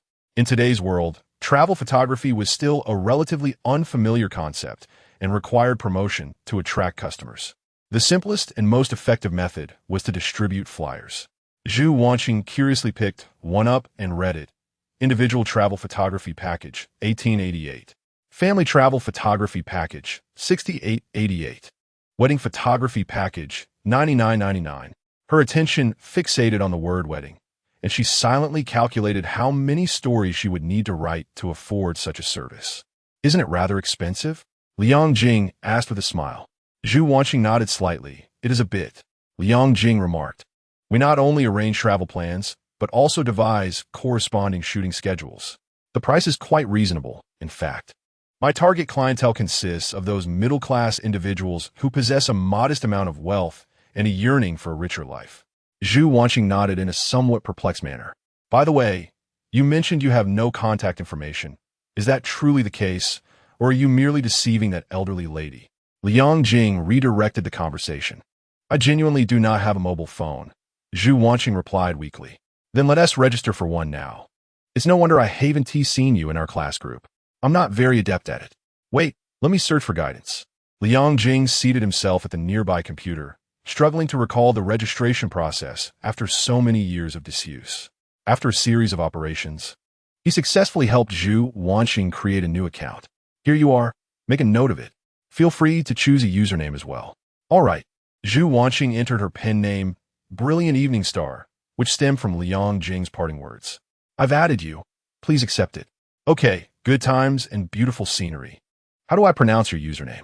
Liang Jing suddenly realized the issue upon glancing at his own nickname, Liquid Essence of the Sunlight. His lips twitched as he remarked, honestly, I can't even comprehend this myself. It's utterly unconventional. I must change it. He promptly altered his nickname to Good Times and Beautiful Scenery. Zhu Wanxing examined her friend list. Brilliant Evening Star, online, Good Times and Beautiful Scenery, online. Is this what Xiao Yu and the others refer to as a couple's username? She patted her cheek, thinking, Zhu Wanxing, why do you find yourself overthinking again? Chapter 30. The 18-year-old girl and the 28-year-old woman are different creatures in order to negotiate collaboration with a high-end wedding dress shop. Liang Jing began drafting an agreement. Zhu Wanxing also commenced entering her novel into her email from her notebook. Liang Jing noticed her typing speed had increased and, intrigued, asked, Didn't you say you don't have a computer at home? How have you practiced typing? Your speed has improved significantly. Zhu Wanxing replied softly. I drew a keyboard on paper to familiarize myself with the keys. Liang Jing was greatly astonished and couldn't help but give her a thumbs up, exclaiming, Impressive. With your determination, what can't you accomplish? Unbeknownst to him, Zhu Wanxing had employed a similar technique to practice piano, unable to afford one. She had drawn black and white keys on a long piece of rice paper and would often play this silent piano. Which magazine are you planning to submit to this time? Still budding? Liang Jing casually asked, gazing at the computer screen. I'm aiming for the most novel. I wish to attempt serializing a long piece, Zhu Wanxing responded. Actually, besides submitting, there's another way to gain more visibility for your novel and even earn money. Liang Jing remarked nonchalantly. What? Zhu Wanxing exhibited considerable interest. Writing a blog, Liang Jing replied slowly. If I remember correctly, authors like August Chang'an and Ming Yue once engaged in literary creation on their blogs. If your blog gains traction, you can monetize it through advertisements. And even publishers might approach you to sign a contract for your work. The novice internet user, Zhu Wanxing, felt as though she had unlocked a new world. She hastily opened Baidu to search for instructions on how to establish a personal blog. Initially, she intended to inquire with Liang Jing, but upon noticing his preoccupation, she refrained. Son, I have rented the suit you wanted. Come and try it on to see if it fits. Liang Qingwen announced as he arrived at the company with a black suit in hand. Zhu Wanxing was taken aback to discover that there were others present, particularly Liang Jing's father, causing her to feel somewhat flustered. She rose from her seat, awkwardly greeting Uncle Liang hello. Liang Qingwen was momentarily taken aback. Who was this young lady? So strikingly beautiful. Could she possibly be his son's girlfriend? This rascal. His mother had claimed he had no romantic prospects, but it seemed all was not as it appeared. Indeed, he had inherited his father's charm. This is my classmate, Zhu Wanxing, Liang Jing introduced, rising to approach his father and taking the suit. Have you made an appointment with the bridal shop? I can go there to discuss things at any time today. Liang Qingwen replied, Yes, we are scheduled for 2 o'clock. Liang Jing glanced at his watch, noting the time was nearly upon them. I'll go change now, he said. And with that, he took the suit into an office. Both Liang Qingwen and Zhu Wanxing found themselves in an awkward silence. Zhu Wanxing was uncertain whether to sit or stand, and felt at a loss for words. Liang Qingwen wished to break the ice, but feared that excessive conversation might jeopardize his son's chances. As an open-minded parent, he did not oppose early romantic relationships, even harboring the absurd notion that children should date early to prevent good girls from being led astray by other boys. They remained silent for 3 minutes until Liang Jing emerged from the office in his suit, dispelling the awkwardness. Standing at a height of 178 centimeters, Liang Jing might not have been as tall as Su Go, but his well-proportioned figure and handsome appearance made him look dashing in the suit. Truly handsome. No doubt he is my son, Liang Qingwen praised while indulging in a bit of self-adulation. Meanwhile, Zhu Wanxing could not take her eyes off Liang Jing, her heart racing like a startled deer. She had seen many facets of Liang Jing, the serious student, the athlete sweating it out on the court, and the musician strumming his guitar. Yet now, in his impeccably tailored suit, he exuded an entirely different allure. The suit fit even better than she had imagined. Liang Jing adjusted his cufflinks as he walked. Of course, it was selected based on your height and weight. Liang Qingwen chuckled, helping his son straighten his collar. You truly look like a successful individual now. I wonder if you can impress the owner of the bridal shop. I must tell you, that woman is quite difficult. Her name starts with A-O or something, an English name. He continued, just go and give it a try. If it works out, splendid. If not, we can always find another place. Though he had faith in his son's abilities, he remained somewhat skeptical about securing a partnership. Liang Jing replied with a light chuckle. Rest assured, there is no business deal I cannot negotiate. Otherwise, how could I possibly call myself your technical consultant? Liang Qingwen grinned widely. You certainly have a grandiose sense of confidence. I shall await your good news. Liang Jing placed the printed agreement into his briefcase and departed from the company. Observing this, Zhu Wanxing quickly gathered her belongings and hurriedly followed suit. As the two left, Liang Qingwen hastily retrieved his phone and dialed Zhou Wangshan. Hello, my dear wife. You won't believe what I just saw. Our son brought a beautiful girl to the office. Come on, Lao Yang, stop boasting. I'm well aware of Xiao Jing's charms. I have yet to hear of him having a close relationship with any female classmates. This is absolutely true. All right, I'm not concerned about the veracity of your claims. Finish your work and come home early. Remember to buy some groceries. Mother is coming. Mother? Which mother? Yours or mine? Yours. On the city streets. Liang Jing and Zhu Wanxing walked one behind the other. Have you finished your novel? Liang Jing inquired over his shoulder. Not yet. Keep writing. My father won't mind. No.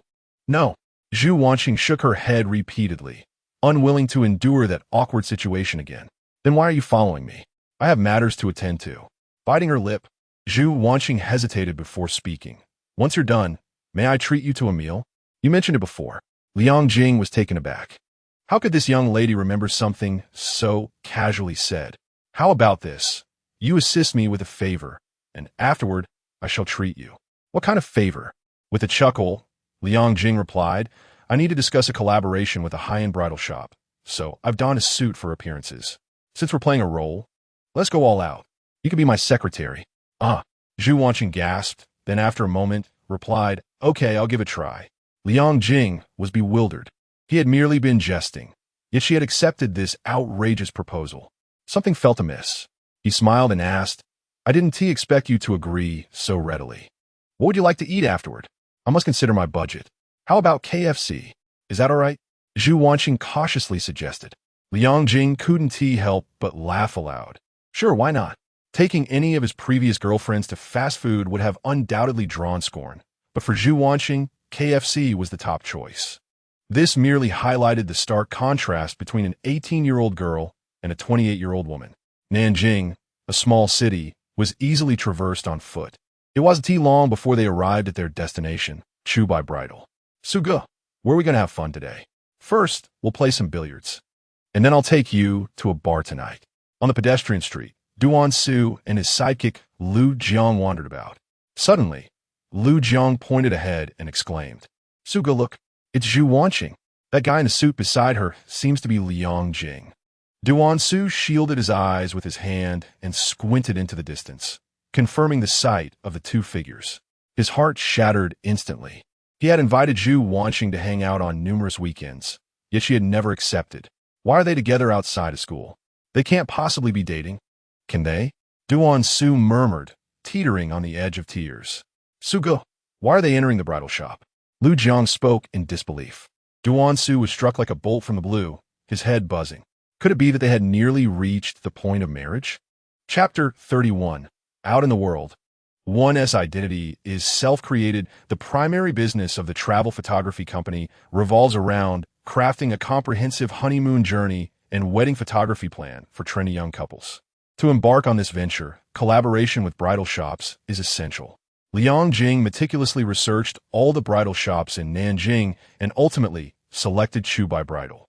This establishment is a high-end brand with a national chain, reputedly owned by an independent wedding dress designer of considerable renown in the country.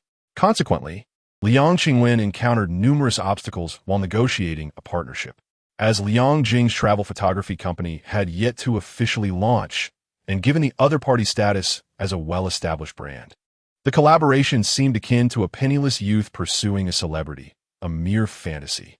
At this moment, Liang Jing and Zhu Wanxing arrived at Chubai Bridal, where the staff ushered them into a reception room to wait. The sound of high heels echoed through the air. Liang Jing turned to see a woman with long, wine-red waves approaching, her fiery red lips exuding an alluring charm, clad in a black, form-fitting gown that accentuated her captivating figure. Liang Jing smiled broadly. If his father could secure a partnership, he would be astounded. This glamorous beauty would surely be put off by his rustic entrepreneur's aura. As the woman drew closer, he stood up and extended a friendly hand. Hello, I am Liang Jing, the general manager of Liang Jing Travel Photography.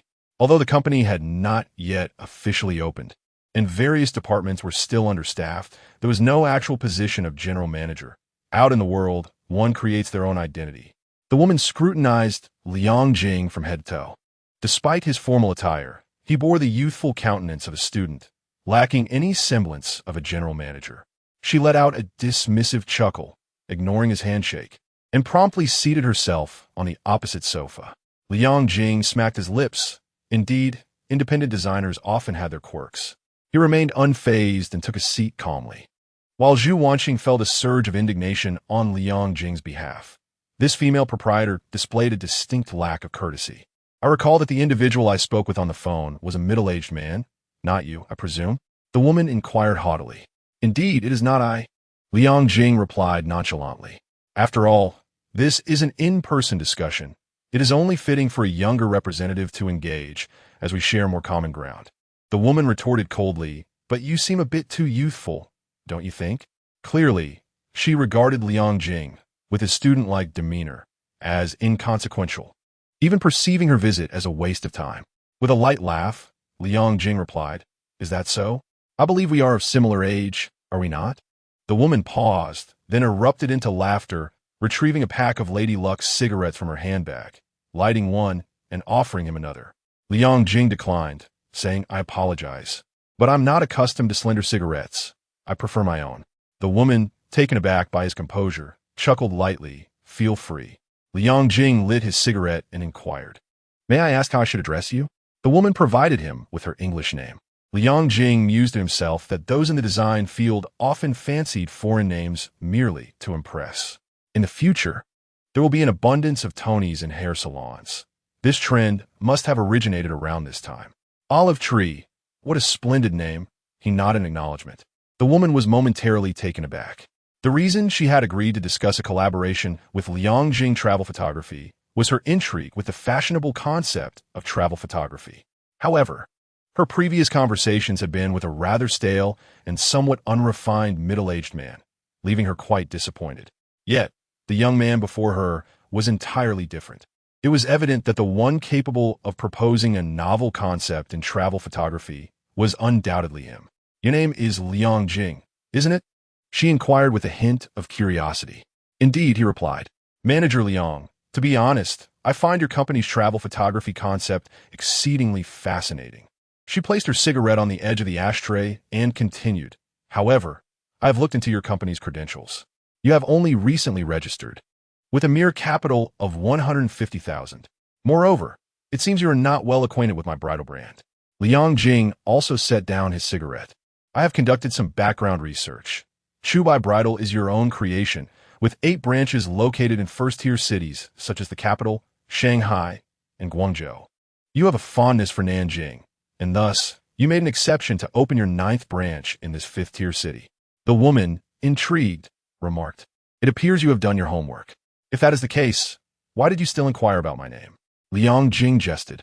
"Because I was uncertain if I could address you by your Chinese name, Ms. Pei Ran." The woman burst into laughter. "Young man, you are quite amusing. Then I shall drop the pretense. You may simply call me Pei Ran." The reason she provided only her English name was to subtly suggest that she and her bridal brand were of a high-end nature. Previously, old Liang had been taken in by this tactic. Upon hearing the name Olivia, old Liang unconsciously envisioned her as both fashionable and sophisticated, making it impossible for him to negotiate on equal terms, perpetually at a disadvantage. However, the well-versed Liang Jing was not so easily swayed. "Ms. Pei Ran, can we now formally discuss the matter of collaboration?" With the initial phase of testing concluded, Liang Jing transitioned into the main topic. Pei Ran composed herself, stating earnestly, "Manager Liang, given your background research, you should be aware that our bridal shop's target clientele consists of high-income individuals. Even so, we are not lacking in business. Our bridal gowns, whether for rental or sale, have a steady stream of clientele. I see no need to collaborate with you. On one hand, we would have to bear the depreciation and damage risks associated with renting out gowns, and on the other, partnering with a small company like yours, it could potentially tarnish our brand image and value." Liang Jing listened attentively, nodding occasionally. Pei Ran's concerns were entirely reasonable. After all, compared to her bridal shop, Liang Jing Travel Photography was merely an unformed ensemble, and her disinterest was to be expected. However, he was not unprepared. He inquired, "Ms. Pei Ran, what is the rental price for a bridal gown?" "It ranges from 1,000 to 5,000 yuan, she replied. Upon hearing this, Zhu Wanxing was somewhat astonished. Was it truly the case that merely renting a gown could cost an ordinary person 1 or 2 months' salary? Liang Jing, however, remained unfazed. The initial white wedding dress is a mid to high-end brand, and considering the brand's premium, the price is quite reasonable. This is also the primary reason he chose to collaborate with the brand. The travel photography industry is devoid of any technical barriers. Once the industry begins to flourish, a multitude of imitators will inevitably emerge. At that juncture, Liang Jing anticipates that for Liang Jing Travel Photography to survive amidst market competition, it must possess distinctive characteristics. His envisioned path is to pursue a high-end boutique approach, willingly relinquishing the low-end market to future trend followers. Collaborating with the initial white brand would set a high-end tone for the company from the outset. How much discount can you offer if we establish a long-term partnership and provide you with substantial orders? Liang Jing inquired. No discount, Pei Ran responded decisively. Liang Jing had anticipated this answer. He smiled gently and produced a prepared agreement. These are my thoughts. You may take a look. Pei Ran picked up the agreement and glanced through it briefly. Monthly orders of 50 would receive a 7 discount, 100 orders a 10 discount, and 200 orders and 15 discount. Pei Ran chuckled. Are you proposing a bet with me? Liang Jing replied nonchalantly. It appears, Miss Pei, that you are not well acquainted with capital agreements. I find it necessary to elucidate. A betting agreement is a pact between an investor and a financing party, whereby if the financing party meets the agreed target, The investor provides rewards such as equity or cash. Conversely, if the target is not met, the financing party must compensate the investor. The agreement I have drafted is, of course, not a betting agreement. It outlines bulk discounts. Once we reach a certain order volume, you will grant us the corresponding discount.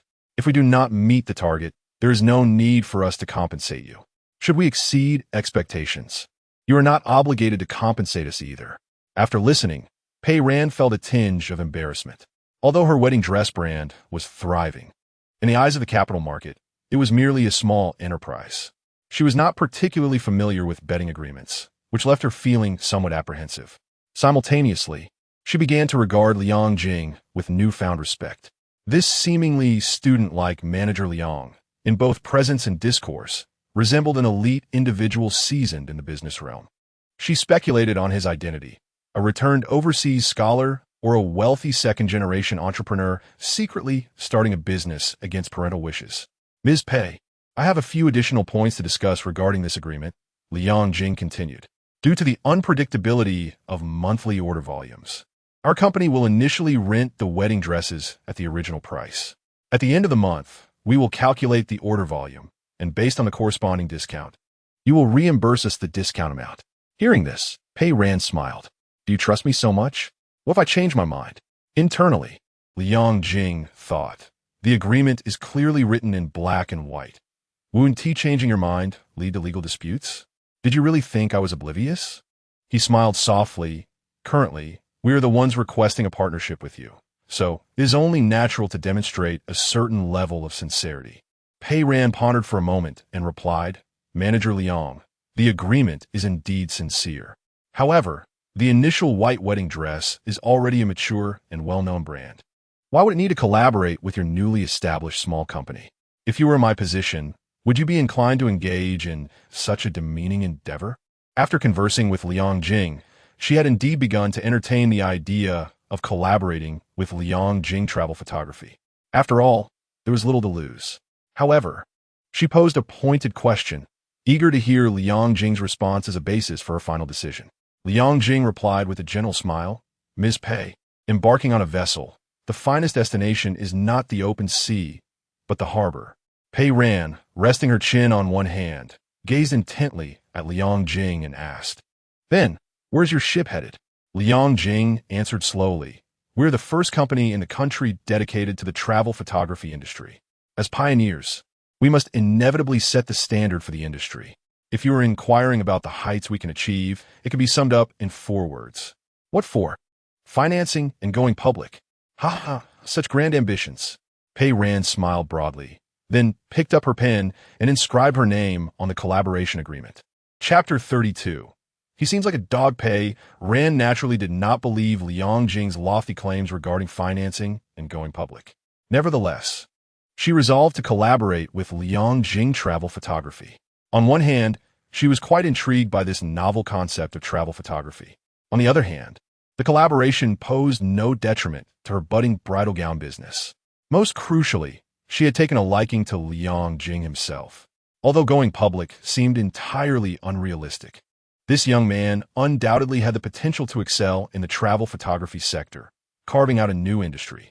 Riding on his coattails, she anticipated reaping certain benefits. With the agreement signed, Liang Jing and Pei Ran shook hands amicably. Pei Ran no longer regarded Liang Jing with the same disdain as during their initial encounter. Please help me keep this safe, Liang Jing instructed as he handed the agreement to Zhu Wanxing, who stood behind him. Though it had merely been a jest, he genuinely treated her as a secretary. By the way, who is this lovely young lady? Pei Ran inquired, glancing at Zhu Wanxing. With the agreement finalized, Liang Jing intended to speak frankly. However, Zhu Wanxing interjected, Hello, Ms. Pei, I am Manager Liang's secretary, Zhu Wanxing. Liang Jing stifled a laugh, thinking to himself, truly a storyteller, she can weave a tale without a hint of embarrassment. Manager Liang, is this little sister truly your secretary? Pei Ran asked with a narrowed-eyed smile. When you were discussing business with me, her gaze towards you was filled with admiration and affection. Zhu Wanxing's face flushed instantly. Liang Jing furrowed his brow, casting a sidelong glance at Zhu Wanxing before jesting. Ms. Pei, Your observations are quite astute. However, I believe you must have misinterpreted. Our company does not permit office romances. Pei Ran chuckled heartily. It seems I had chosen the right partner. After some light banter, Pei Ran saw the two off from the bridal shop. At that moment, an employee approached and said, "Sister Pei, just now 2 young boys came by. They mentioned that the 2 you discuss collaboration with are their classmates." "What?" Pei Ran exclaimed in surprise. "Yes, they seem to be students from Nanjing No. 1 High School." "High school students?" Pei Ran gazed incredulously at Liang Jing's departing figure. Learning of their youth did not deter her from pursuing the collaboration. Rather, it made the situation all the more intriguing. With a gentle smile, she murmured to herself, "I can't believe I was swayed by a high school student. How amusing that he is merely a high schooler." On the bustling pedestrian street, Liang Jingchao's companion, Zhu Wanxing, reached out with a playful grin and said, "Hand over the briefcase. You really think of yourself as my secretary, clinging to it as if it were a lifeline." Zhu Wanxing presented the briefcase, feeling somewhat ineffectual. Liang Jing chuckled. "I never expected you to assist. I merely intended to tease you by having you play the role of my secretary, yet you took it to heart." "Oh," Zhu Wanxing pouted adorably. Liang Jing furrowed his brow, gazing into her enchanting peach blossom eyes. Were those eyes truly so captivating that they could convey deep affection to anyone? Or was it that she genuinely harbored feelings for him? No, not at all. Zhu Wanxing stammered nervously. She understood well that Liang Jing did not share her sentiments and feared that shattering this last veil of illusion would leave them without even the bond of friendship. "Why are you so flustered?" "I was merely joking." Liang Jing laughed heartily. Zhu Wanxing puffed up her cheeks, exclaiming, "You're so annoying." Liang Jing composed himself, saying, "Though you haven't contributed much, you've certainly put in the effort. Come, I'll change into my suit when I get home, and then treat you to KFC." With that, he strode confidently ahead. Zhu Wanxing followed, maintaining her usual distance of about half a meter behind him. "Zhu Wanxing, I've noticed something peculiar, but haven't asked until now," he began. "What is it?" she inquired. "Why do you always walk behind others? Do you enjoy inhaling their exhaust?" "Not at all," she retorted. "Then why?" He pressed on. "We've walked together several times. And the only instance I recall where you walked beside me was when you accompanied me home after evening study." At this point, Liang Jing suddenly conceived a possibility and asked with a grin, "Wait a moment, could it be that you have a poor sense of direction? Afraid of losing your way? You prefer to follow?" Zhu Wanxing's cheeks flushed slightly as she confessed, "I find it hard to remember routes I don't frequently traverse." Liang Jing burst into laughter. "Then that makes you directionally challenged. From now on, I shall call you Roranoa Wanxing." "What does that mean?" she queried. "Haven't you seen One Piece? There's a character named Roranoa Zoro who has a terrible sense of direction." "Oh, I'm not directionally challenged. I remember the paths I walk often quite well." "Stop denying it. I shall keep your secret. And besides, it isn't something to be embarrassed about. Don't carry such a heavy idle burden." "I truly am not. I've never been to your neighborhood, yet I found it this morning." "Let's be honest. How many people did you ask for directions along the way?" 5. Not far off, Duan Su and Lu Jiang stealthily trailed the 2. Lu Jiang pouted and remarked, "Brother Su." They seemed to be having a delightful conversation. Duan Su shot his companion a stern glance, commanding silence. At that moment, he appeared despondent, with shoulders slumped and a pallid face. Lu Jiang, observing his elder brother, couldn't he help but recall a classic line from a Chinese Odyssey, "He seems like a dog." At the entrance of Bayou Garden Community, Liang Jing turned to Zhu Wanxing and inquired, "Shall I go back to change clothes? And will you follow me? Or would you prefer to wait here?" "I'll wait for you here," Zhu Wanxing replied softly. She was apprehensive about encountering Liang Jing's parents, fearing she might say something amiss or fail to make a good impression. "All right, please wait a moment," Liang Jing said as he entered the community. "Xiao Jing." Suddenly, a warm, elderly voice resonated. Liang Jing turned to see an old lady sitting at the entrance of a small supermarket. "Grandmother?" he exclaimed, filled with joy as he hurried towards her. Upon reaching her side, he beamed and inquired, "What brings you here, grandmother?" "My dear grandson is truly handsome," she replied, gently holding his arm and scrutinizing him before explaining. "The plums in the yard have ripened, so I picked some to bring to you, along with a few free-range eggs. A wave of warmth surged through Liang Jing, and he felt an overwhelming urge to shed tears. In his childhood, while his parents were busy leading travel groups, it was his grandmother who took care of him. It was only after he reached middle school and developed some self-sufficiency that she returned to the countryside to enjoy her retirement. Before his rebirth, she had passed away many years ago. Seeing her again now stirred emotions within him that were hard to articulate. "Why aren't you at home? What are you doing out here? Don't catch a cold by standing in the wind," he admonished, quickly removing his suit jacket and draping it over her shoulders. With a smile, she said, "Xiao Jing, I must tell you, this morning I encountered a lovely and kind-hearted young lady here. I wanted to ask for her contact information, but I couldn't find her, so I decided to wait." Liang Jing chuckled. "Are you waiting for a rabbit to come to you? Let us not wait any longer. Let us go home. I'll cook something special for you." As he spoke, he supported his grandmother and led her towards the community. After walking a few steps, he suddenly remembered that he had promised to take Zhu Wanxing to KFC and said, "Grandmother, please wait for a moment.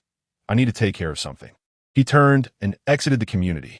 His grandmother watched his departing figure and noticed a young girl standing by a decorative tree. Dressed in a white dress with a ponytail, there she was. What a stroke of luck.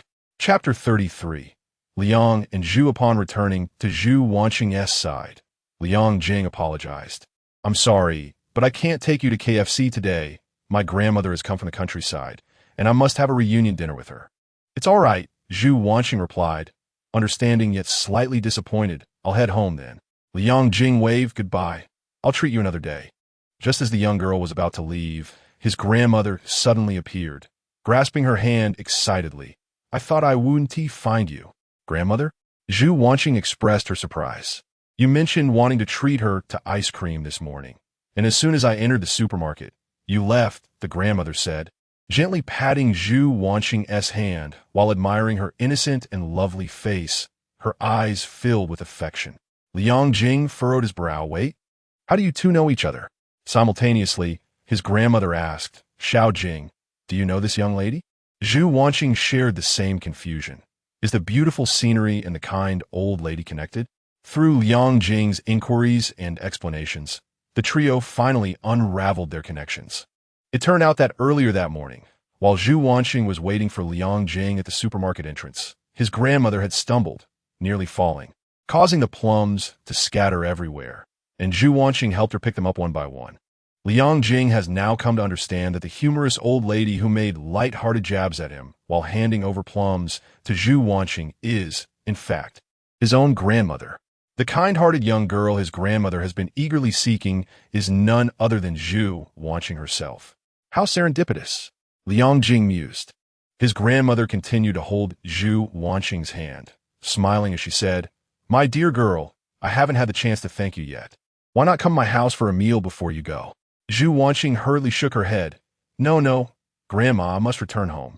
There's no rush." "Sharing a meal is a trivial matter," his grandmother replied, leading Zhu Wanxing towards the community.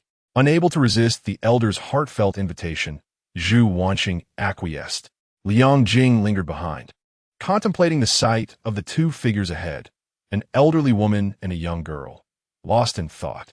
In his previous life, his interactions with Zhu Wanxing were scarce, and due to the distressing incident involving slander, their connection severed entirely after she transferred schools, leaving no further intersection in their lives. However, in this rebirth, the people and events surrounding him seem to possess a certain impetus, drawing him ever closer to Zhu Wanxing. Indeed, Zhu Wanxing herself is one of those forces. Even Liang Jing, with his dense demeanor, could sense that the nature of his relationship with Zhu Wanxing was evolving in an unexpected direction. Xu Yi, are they meeting the parents now? Their relationship is progressing faster than a rocket. Impossible, impossible. You're overthinking, another voice chimed in. How could the campus belle first go to the bridal shop with Liang Jing and now head to his house? There must be some misunderstanding. I refuse to believe Wanxing would fall for that penniless guy. Pongzi, you need to go to the industrial and commercial bank right now. What for? Duan Su and Lu Jiang, who had been trailing behind, began to plot loudly. Knock, knock, knock. Liang Jing rapped on the door. Coming. Zhou Yingchun approached and opened the door, immediately noticing Zhu Wanxing, hand in hand with the elderly woman, and expressed surprise. Isn't this the girl who topped my son's class? How did Grandma bring her back after saying she was looking for a pretty girl? Observing his mother's confusion, Liang Jing made his way into the house, succinctly explaining, "She's my classmate, Mom. You must have seen her before. She helped Grandma this morning, and Grandma was looking for her." Zhu Wanxing slightly bowed, "Hello, Aunt." After pondering for a moment, Zhou Yingchun smiled and said, "Welcome, Zhu. Make yourself at home." Grandma led her to the living room sofa. Liang Qingwen emerged from the kitchen, pulling his wife aside to whisper, "Dear, this is the girl I mentioned, the one our son brought to the company." Zhou Yingchun, taken aback, replied, "Just last night, I said our son has no luck with girls, and now you tell me this. I thought you were joking. Why would I waste my time deceiving you? By the way, do you recognize this young lady? She's in the same class as Xiao Jing. I saw her at the parent-teacher meeting." Liang Qingwen nudged his wife's arm. "What do you think their relationship is?" "What relationship? Just classmates. If that little rascal dares to fall in love early, I'll break his legs." "Dear, could you refrain from laughing when you say that? Your smile is nearly crooked." Zhu Wanxing sat on the sofa, her fingers tightly interlaced, her body slightly tense, and her demeanor awkward, as if uncertain of how to place herself. "Little girl, come here," her grandmother said, peeling an orange and offering it to her. Zhu Wanxing accepted it with both hands, thanking her grandmother. The grandmother smiled warmly. "What is your name, dear?" "Grandmother, my name is Zhu Wanxing. Zhu for blessing, Wan for evening, and Xing for star." "How delightful. Your surname is Zhu, while our Xiaojing surname is Liang, perfectly aligning with the tale of Liang Shambua and Zhu Yingtai." "Indeed," Zhu Wanxing replied, pleased that her grandmother made such a connection.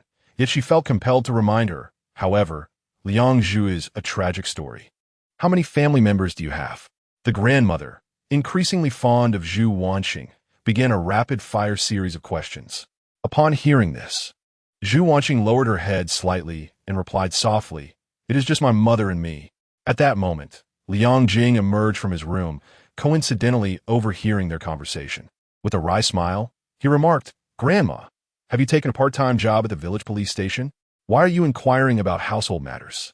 The grandmother realized she might have overstepped, quickly assuring her, "Little Zhu, I meant no offense. Please don't misunderstand." Zhu Wanxing smiled gently, "I understand. You all continue your conversation. I will go prepare dinner." Liang Jing entered the kitchen, taking over the task of cooking dinner from his parents. As he busied himself, the other four in the living room engaged in lively conversation, naturally centering around their honored guest, Zhu Wanxing. Zhou Yingchun inquired about her grades. Liang Qingwen asked about her school life, while the grandmother, rather absurdly, directly asked about Zhu Wanxing's birth date and time. "All right, dinner is ready," announced Liang Jing, who had swiftly prepared an array of dishes. The group gathered around the long dining table. The grandmother took the seat of honor. The elderly couple sat to her right, while Liang Jing and Zhu Wanxing sat side by side on the left. "When did you learn to cook, Xiao Jing?" the grandmother asked, her surprise evident. Zhou Yingchun laughed, "Mom, don't just look at yourself. The other day, both Liang and I were quite taken aback. Not only can he cook, but his skills are even better than mine. You should give it a try."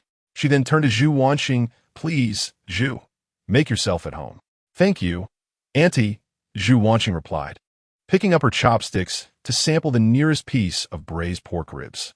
Liang Jing leaned over and asked, "How's my buddy's cooking?" Zhu Wanxing nodded eagerly. "Akin to a chick pecking a grain, it's delicious."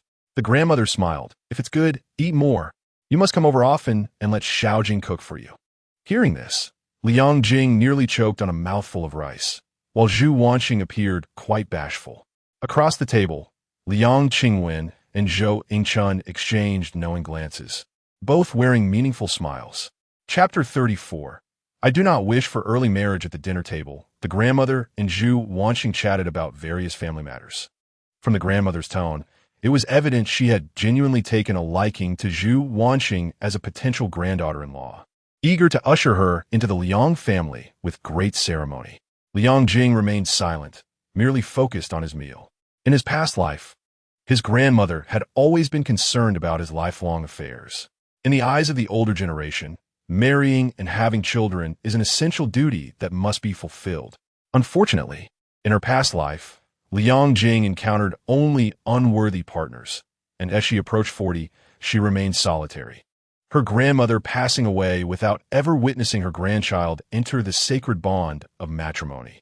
Liang Jing understood her grandmother's concerns, yet she felt exasperated. Not to mention that her relationship with Zhu Wanxing was merely that of classmates. Even if they were indeed young lovers, they were still high school students. Far from reaching the legal marriage age, her grandmother's anxiety seemed excessive. By the way, son, how is the collaboration with the bridal shop coming along? Liang Qingwen, concerned that his mother might inadvertently make Zhu Wanxing uncomfortable, swiftly changed the subject at the dinner table. Liang Jing chuckled softly. Do you even need to ask? It's a done deal. Really? You've accomplished it? Yes, the cooperation agreement is in my room. I'll bring it to you shortly. Upon hearing this, Zhou Yingchun beamed and beckoned to her husband. Bring it over. Liang Qingwen looked at Liang Jing, incredulous. You little rascal. How is it that you managed to achieve in half a day what I couldn't after toiling for 2 weeks? You didn't mention a word about it, and I thought you hadn't succeeded. You've made me bet $100 with your mother. He begrudgingly fished a red bill from his wallet, pinching it between his fingers as he handed it to his wife. Well, a bet's a bet. After accepting the 100 yuan note, Zhou Yingchun produced a 50 from her pocket, rising to hand it to her son. Xiao Jing, may your collaboration be fruitful. Liang Jing laughed heartily, expressing gratitude to the landlady. Liang Qingwen was momentarily taken aback before suddenly realizing, have you two conspired against me? Liang Jing burst into laughter. It was my mother who insisted I keep it from you. Don't blame me for this. Zhou Yingchun chimed in with laughter. Who told you not to trust Xiao Jing? You said it yourself. If I can't accomplish something, neither can our son. Serves you right. Leaning towards his grandmother as if a child seeking solace, Liang Qingwen lamented, Mother, they're ganging up on me. You must stand up for me. His grandmother shook her head and chuckled. Enough, enough. How old are you? Have some shame. Zhu Wanxing observed the raucous and cheerful Liang family, a faint smile gracing her lips, albeit tinged with a hint of sorrow and bitterness. She cherished the joyous atmosphere of this family, which stemmed not from any affection for Liang Jing, but from a genuine appreciation. When one lacks certain qualities, they inevitably find themselves drawn to those who possess them. Having grown up in a gloomy and reclusive environment, Zhu Wanxing was deeply captivated by Liang Jing's vibrant and carefree demeanor throughout their nearly 12 years of camaraderie. Similarly, having come from a fractured and cold family, she longed for and envied the warmth and happiness exhibited by the Liang family. As the meal concluded, Zhu Wanxing offered to help with the dishes, but Zhou Yingchun politely declined. The grandmother took Zhu Wanxing to the living room, where the two engaged in conversation for quite some time. Grandmother, it's getting late. I must head home, Zhu Wanxing remarked, glancing at the clock on the wall. Very well, do come visit often, the grandmother said, reluctantly holding Zhu Wanxing's hand, then turning to Liang Jing, Xiao Jing, see off Xiao Zhu. With the elderly matriarch's directive, Liang Jing had no choice but to comply. As the two emerged from the apartment complex, Liang Qingwen and his grandmother squeezed together by the window, bidding a heartfelt farewell. Zhu classmate, my grandmother has some words for you. Just listen without taking them too seriously, Liang Jing remarked. It's fine, Zhu Wanxing replied, casting a glance at Liang Jing and chuckling softly. It seems your grandmother is quite worried about your prospects in finding a partner. Liang Jing sighed. My family has a tradition of only having one male heir for 3 generations. My grandmother, being rather old-fashioned, is understandably concerned. You should know that in rural areas, it's quite common for 18 or 19-year-olds to marry. If it weren't for my studies, I would have likely been set up on hundreds of blind dates by now. Zhu Wanxing lowered her head with a smile. Then you must hurry and catch up on your studies. Even without your reminder, I would do so. I certainly do not wish for an early marriage. Early marriage? Huh. Where did you come up with that phrase? It's quite amusing. Is your sense of humor really that low? The two shared light-hearted banter as they reached the entrance of the community. Suddenly, Zhu Wanxing's smile faded, replaced by a look of tension and panic. Liang Jing paused, following her gaze.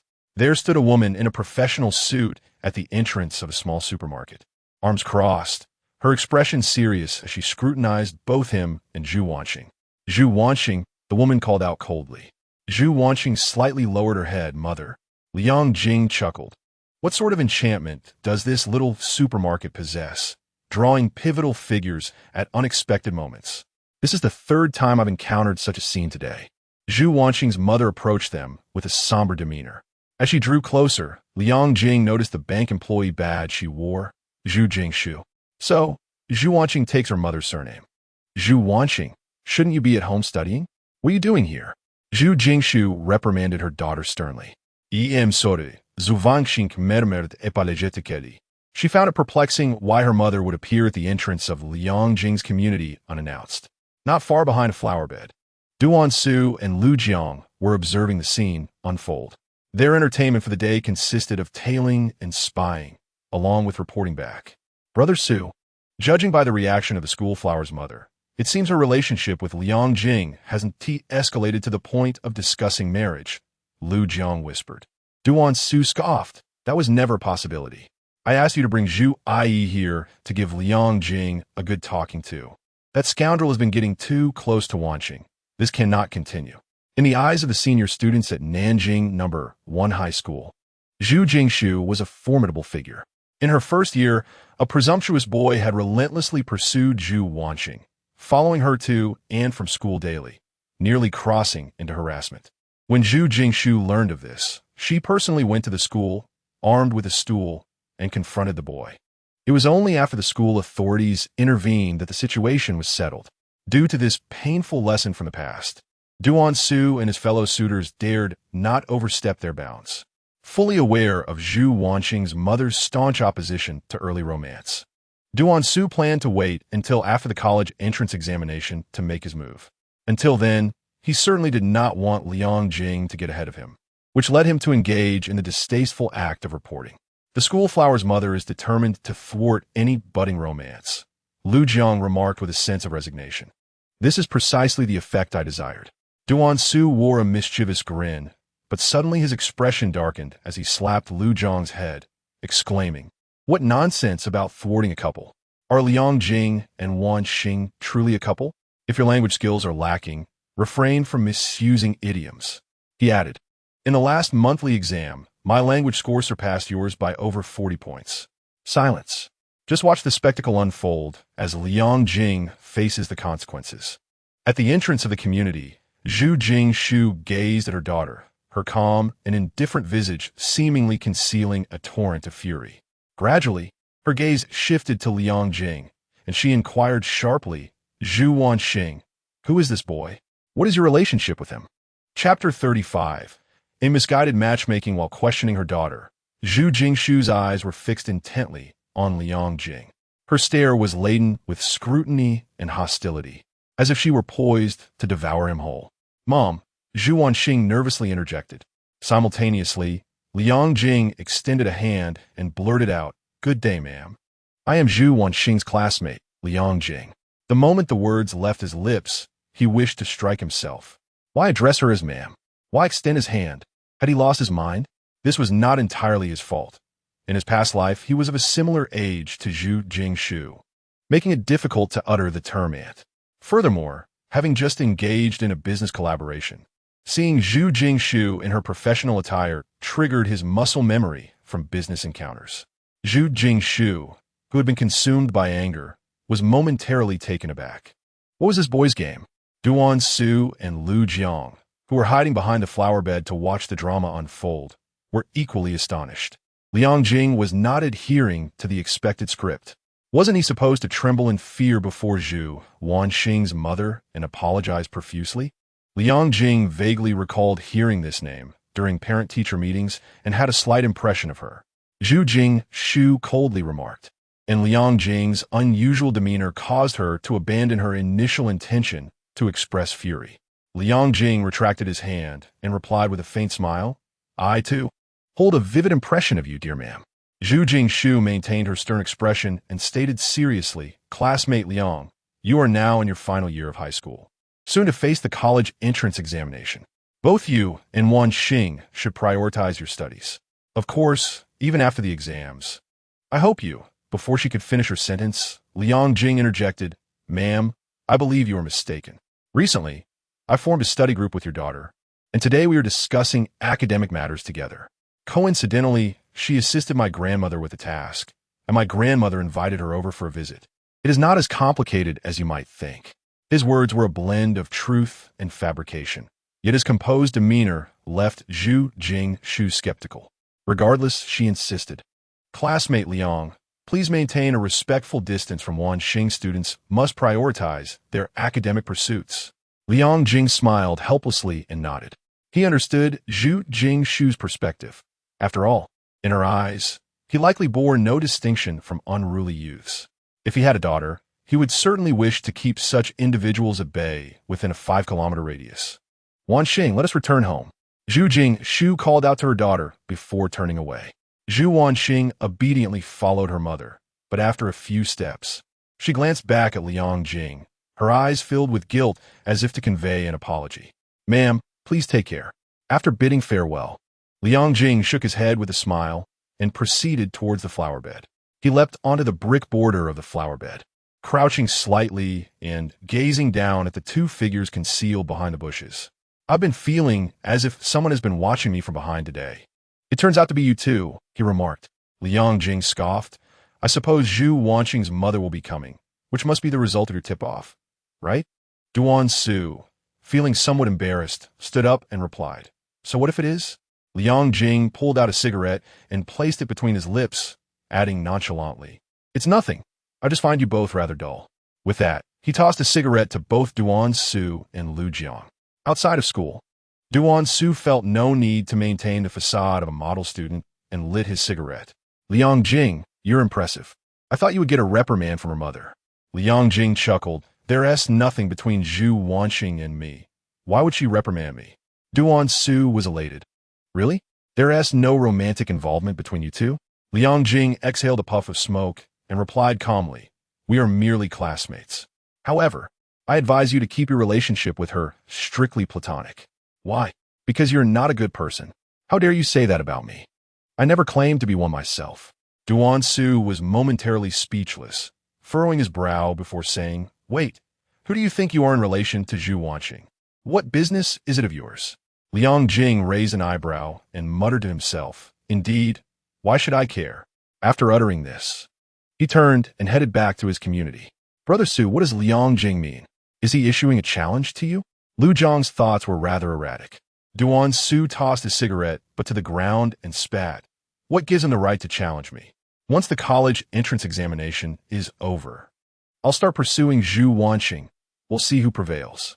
"Brother Su, using who prevails might not be quite fitting, right? Then what should I say? Whose flower will fall to whom?" All right, I admit your language skills surpass mine. Let us go, it's time to hit the bar." On the other side, Liang Jing returned home. "Why are you back? You didn't just drop her off at the community entrance, did you?" Zhou Chun asked excitedly. Liang Jing explained. "Her mother came and took her away." "Why would her mother come?" Zhou Chun questioned, puzzled. "Perhaps she passed by after work." Liang Jing fabricated an excuse, as explaining the truth would be too complicated. "Why didn't you invite her up for a visit?" "Invite? She explicitly warned me to keep my distance from her daughter. How could I invite her?"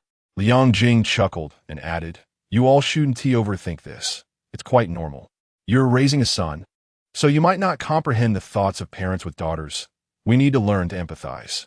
Liang Qingwen and Zhou Yingchun exchanged glances, originally intending to comfort their son, but ended up being schooled by him instead. "How absurd. I'm going to my room to read," Liang Jing announced as he entered his room and closed the door. "Dear, do you know Zhu's mother?" Liang Qingwen inquired of his wife. Zhou Yingchun nodded, then shook her head. "I've seen her at every parent-teacher meeting since Xiao Jing was in first grade, but we've hardly spoken, so I can't say I know her."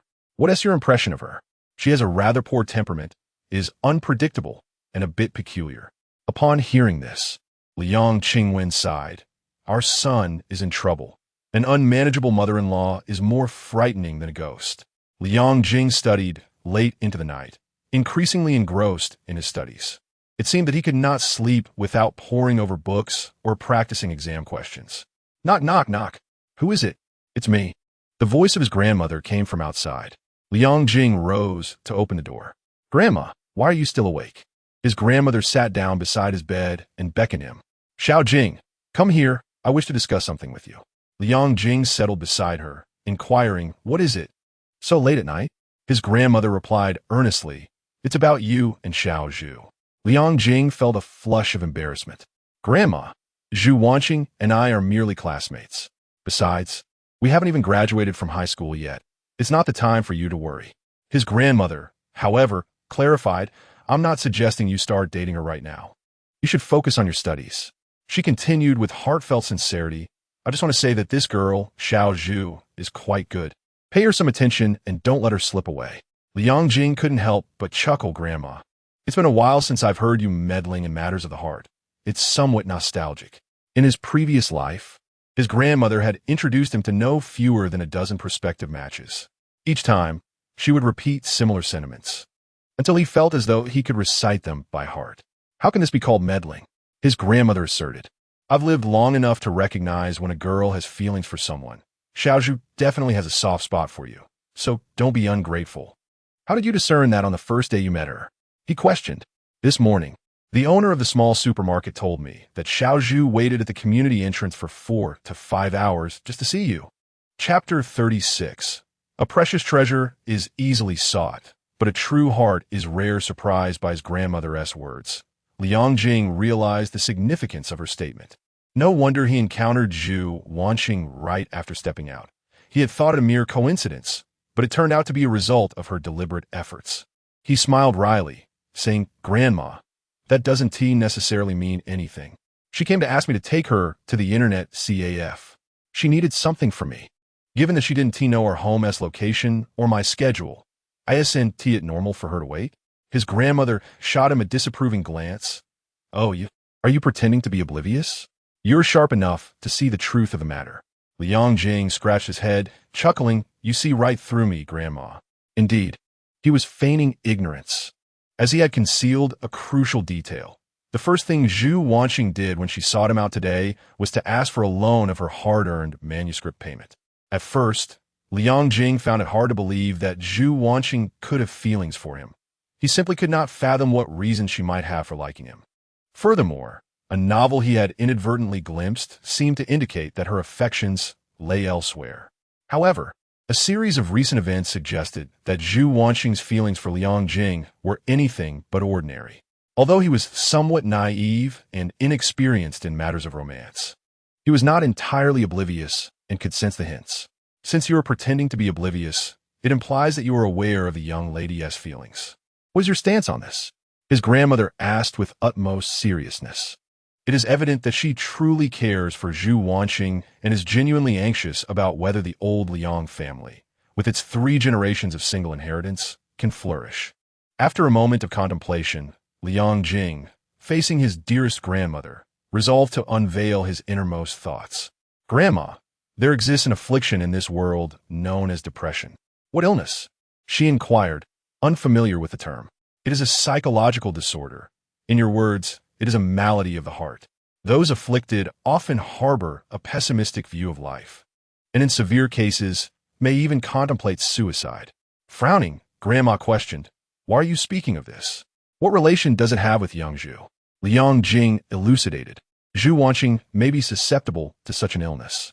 Shocked, Grandma retorted, that cannot be. She appears to be a perfectly healthy child. This condition is not always visible. Liang Jing replied slowly, and perhaps, at present, Zhu Wanxing has yet to succumb to it. However, regardless of the circumstances, I do not intend to engage in any emotional entanglement with her. Why not? She pressed. Because I am uncertain whether I might become the catalyst for her illness. What do you mean? Liang Jing pondered for a moment before opting for a more straightforward explanation. Let's put it this way. I am not a good person. If I were to pursue a romantic relationship with her, I could potentially inflict harm upon her. If she does not care for me, that is one thing. But if her affection for me grows, her eventual heartache would only deepen. The greater her sorrow, the higher the likelihood of her succumbing to illness, and the more prone she would be to extreme actions. This analysis stemmed from Liang Jing's understanding of Zhu Wanxing's fate in her past life. His self-assessment as not being a good person was not an act of self-deprecation, but rather a recognition of his own nature. In his previous life, he had become a person who would stop at nothing for monetary gain, and his romantic endeavors were equally marred by poor choices. He was acutely aware that the women who approached him had ulterior motives, rarely coming from a place of genuine affection. Thus, in navigating these relationships, he engaged physically but not emotionally, often leaving the encounter without acknowledgement. It could be said that he had never experienced a sincere relationship, as those he had were merely transactional exchanges of physical and financial needs. Over time, he had become emotionally numb, uncertain of his ability to manage a healthy romantic relationship. Under such circumstances, he did not wish to deceive his conscience by pursuing Zhu Wanxing. This was his first principle in this new life, to be a good person. After all, in his previous existence, he had indulged in all the pleasures and witnessed the world's myriad wonders. Being a rule-abiding good person would leave him with no regrets. I think I understand now, Grandma nodded slightly. You are concerned that you may disappoint young Zhu in the future, leading her to make foolish decisions? Liang Jing confirmed with a nod. Yes, that is precisely the sentiment. Although it was not an absolute certainty, the possibility was not insignificant. Are you foolish? Grandma chided gently, tapping Liang Jing's forehead with her finger. If you claim you're not a good person, then why not strive to be one? You say that young Zhu might fall ill. Why not prevent her from doing so, or assist her in healing? Liang Jing paused, then chuckled. Grandma, are you suggesting that I should seek to redeem Zhu Wanxing? With a serious tone, Grandma replied, Redeem? I do not understand such notions. All I know is that while it is easy to seek priceless treasures, finding a genuine heart is a rare gem. Since we've encountered each other, it is best to cherish this moment. With those words, she rose and made her way outside, allowing you to continue your reading undisturbed, suggesting that you ponder certain matters on your own. Good night, Grandma. Good night. After seeing off her grandmother, Liang Jing approached the window, lighting a cigarette as he gazed at the moon, which flickered behind the clouds, contemplating several questions. Is there such a thing as a sincere person? Could Zhu Wanxing be the genuine individual that Grandma spoke of? Her current affection seems merely to be the naive and innocent infatuation of a young girl in her adolescence. How long could such feelings endure? Perhaps they would vanish immediately after the college entrance examination. Redemption? Do I truly possess such noble qualities? The reason I spoke to Duan Su in that manner was to prevent this scoundrel masquerading as a good person from harming Zhu Wanxing. It seems to stem from some desire for redemption. But on what grounds do I consider myself a redeemer? Is it merely because of affection? Can I genuinely and wholeheartedly love someone? It would be more reasonable to attribute it to lust.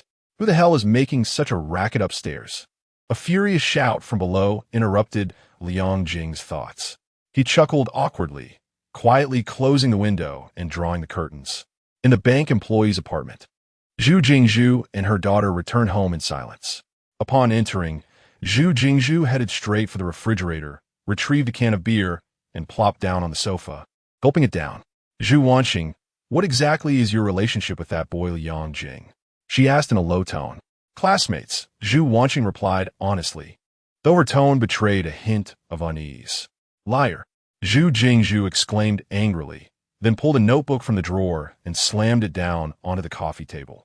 Zhu Wanxing's face immediately turned pale with panic, her slender fingers fidgeting together, knuckles turning slightly white from the pressure.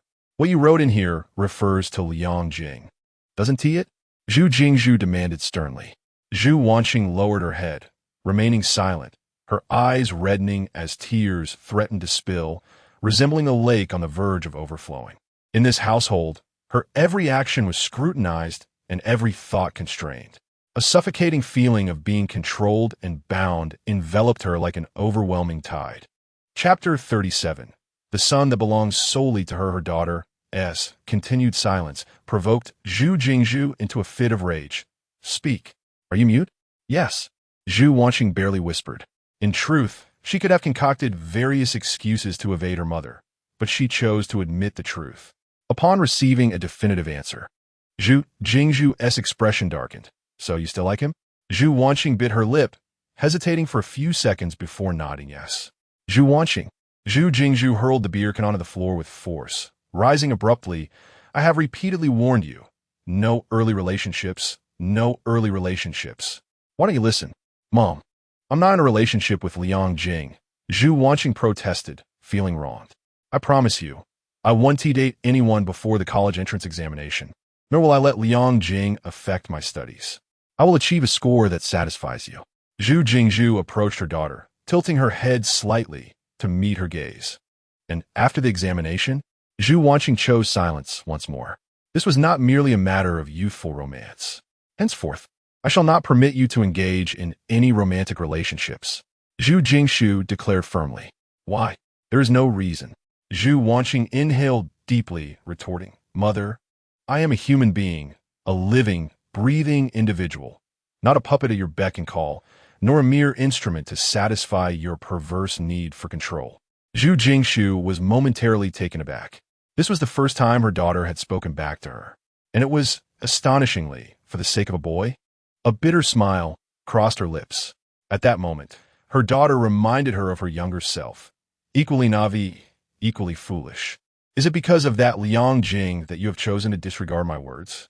She demanded through gritted teeth. Zhu Wanxing wiped away the tears that had begun to spill from her eyes, asserting that her feelings were not solely due to him. Throughout my life, I have adhered to every word you said and fulfilled all your requests. Now that I am an adult, why can I not possess my own thoughts and the freedom to act upon them? Zhu Jingzhu, incensed, raised her hand. Instinctively, Zhu Wanxing closed her eyes and trembled slightly, bracing herself for the anticipated slap. However, after a prolonged moment, the blow did not come. Zhu Jingzhu's hand hovered in the air, her lips quivering, as the anger in her eyes gradually yielded to a tangle of emotions. Helplessness, heartache, and a flicker of unacknowledged guilt. She lowered her hand, turned, and grasped a notebook from the coffee table, tearing it into fragments. After a bout of hysterical venting, she turned her back to Zhu Wanxing, her eyes brimming with tears, her voice quavering as she said, Wanxing, I only hope you do not tread the same path as I have. For you, I have sacrificed so much. Will you not listen to me, just this once? This plea struck the softest chord in Zhu Wanxing's heart, and tears streamed down her face. Before her daughter could respond, Zhu Jingzhu retreated to her room, shutting the door behind her and burying her face in her hands, weeping. In the living room, Zhu Wanxing wiped her tears, her emotions a tumultuous whirl as she began to gather the scattered remnants. Fragments of the notebook lay strewn across the floor, a tome in which she had penned a narrative inspired by herself and Liang Jing. Though the story remained unfinished, it seemed to have reached its inevitable conclusion. Zhu Wanxing picked up a piece of torn paper, on which was inscribed the story's beginning.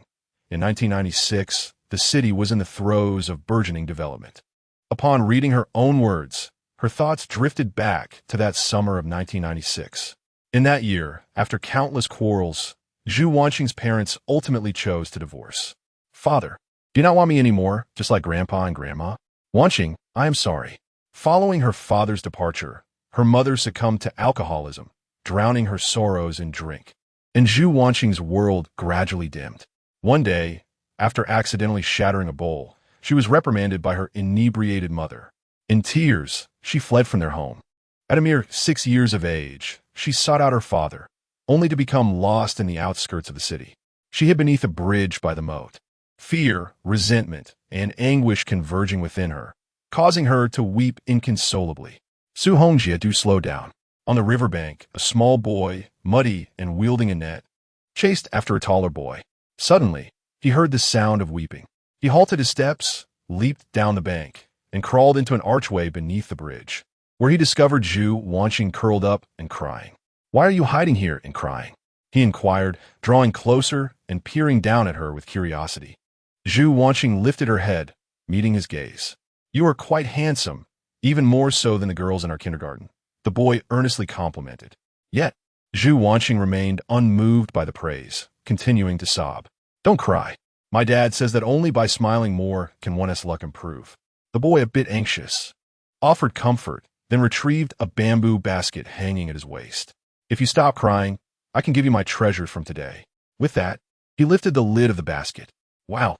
Zhu Wanxing's cries grew louder. Why are you still crying? Don't you like little frogs? The boy was perplexed. This isn't a frog. It's a toad, Zhu Wanxing sobbed. Oh, the boy was taken aback. Su Hongjie tricked me, making me chase this all afternoon. He angrily seized the toad's leg and tossed it into the nearby moat. Zhu Wanxing burst into laughter. How can you not tell a toad from a frog? I can't tell the difference, the boy admitted sheepishly, scratching his head. I caught other things too. Do you recognize them? He emptied the contents of the bamboo basket. This is a crab. I recognize it. And this? A longhorn beetle. You're impressive. You know them all. And what about this? That is a centipede. It's poisonous. You must throw it away. Oh, as the sun set, the orange and yellow twilight gradually enveloped the city. So you got lost. Ha ha. You're not that capable after all. The boy laughed heartily. Zhu Wanxing blushed. I've never been here before. The boy climbed onto the bamboo basket, hoisting the net, and cheerfully declared, Thank you for teaching me the names of so many things. I want to be tricked by Su Hongjie again. As a reward, I will help you find your way home. Really? Thank you. Stay close to me. Don't get lost again. Okay. What is your name? The boy proudly recited an English self-introduction his cousin had taught him. Are you from the Jing or the Jing family? Neither. My surname is Liang. Foreigners place the surname last. Upon entering elementary school, Zhu Wanxing encountered him again in class. From that moment on, she began to take notice of the cheerful, sunny boy who smiled every day. This attention lasted for 12 years. After a Chinese lesson in 2nd grade, she began referring to him as Liang Jing, beautiful moments. In 6th grade, Liang Jing made the school's basketball team. Although a substitute, she attended every game. In the 2nd year of junior high, she inadvertently heard Liang Jing express his newfound admiration for Ryuichi Sakamoto after watching The Last Emperor. Inspired, she performed Sakamoto's Peace Merry Christmas, Mr. Lawrence as a piano solo at a literary evening. She practiced this piece for nearly 3 months, painting the piano on rice paper. In the 3rd year of junior high, the class planted a graduation tree, and students signed their names on tags attached to it. Liang Chunmei, unfortunately absent due to illness, returned alone after school and added the characters Liang Jing next to her name on the tag. In her 1st year of high school, her father returned to Nanjing and hoped she would transfer to the provincial capital for her studies, but she declined, having spotted a familiar name on the new class roster. During her 2nd year, when classes were divided into arts and sciences, the teacher urged her to choose the arts, claiming she would undoubtedly be the top student in the city.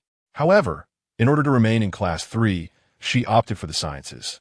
Over the course of 12 years, Zhu Wanxing shone brightly in the hearts of many, a dazzling star.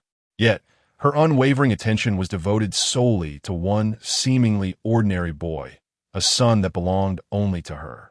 Her feelings for Liang Chunmei evolved from innocent affection in childhood to a heart-fluttering experience in adolescence, and now, after careful contemplation, to a sincere fondness.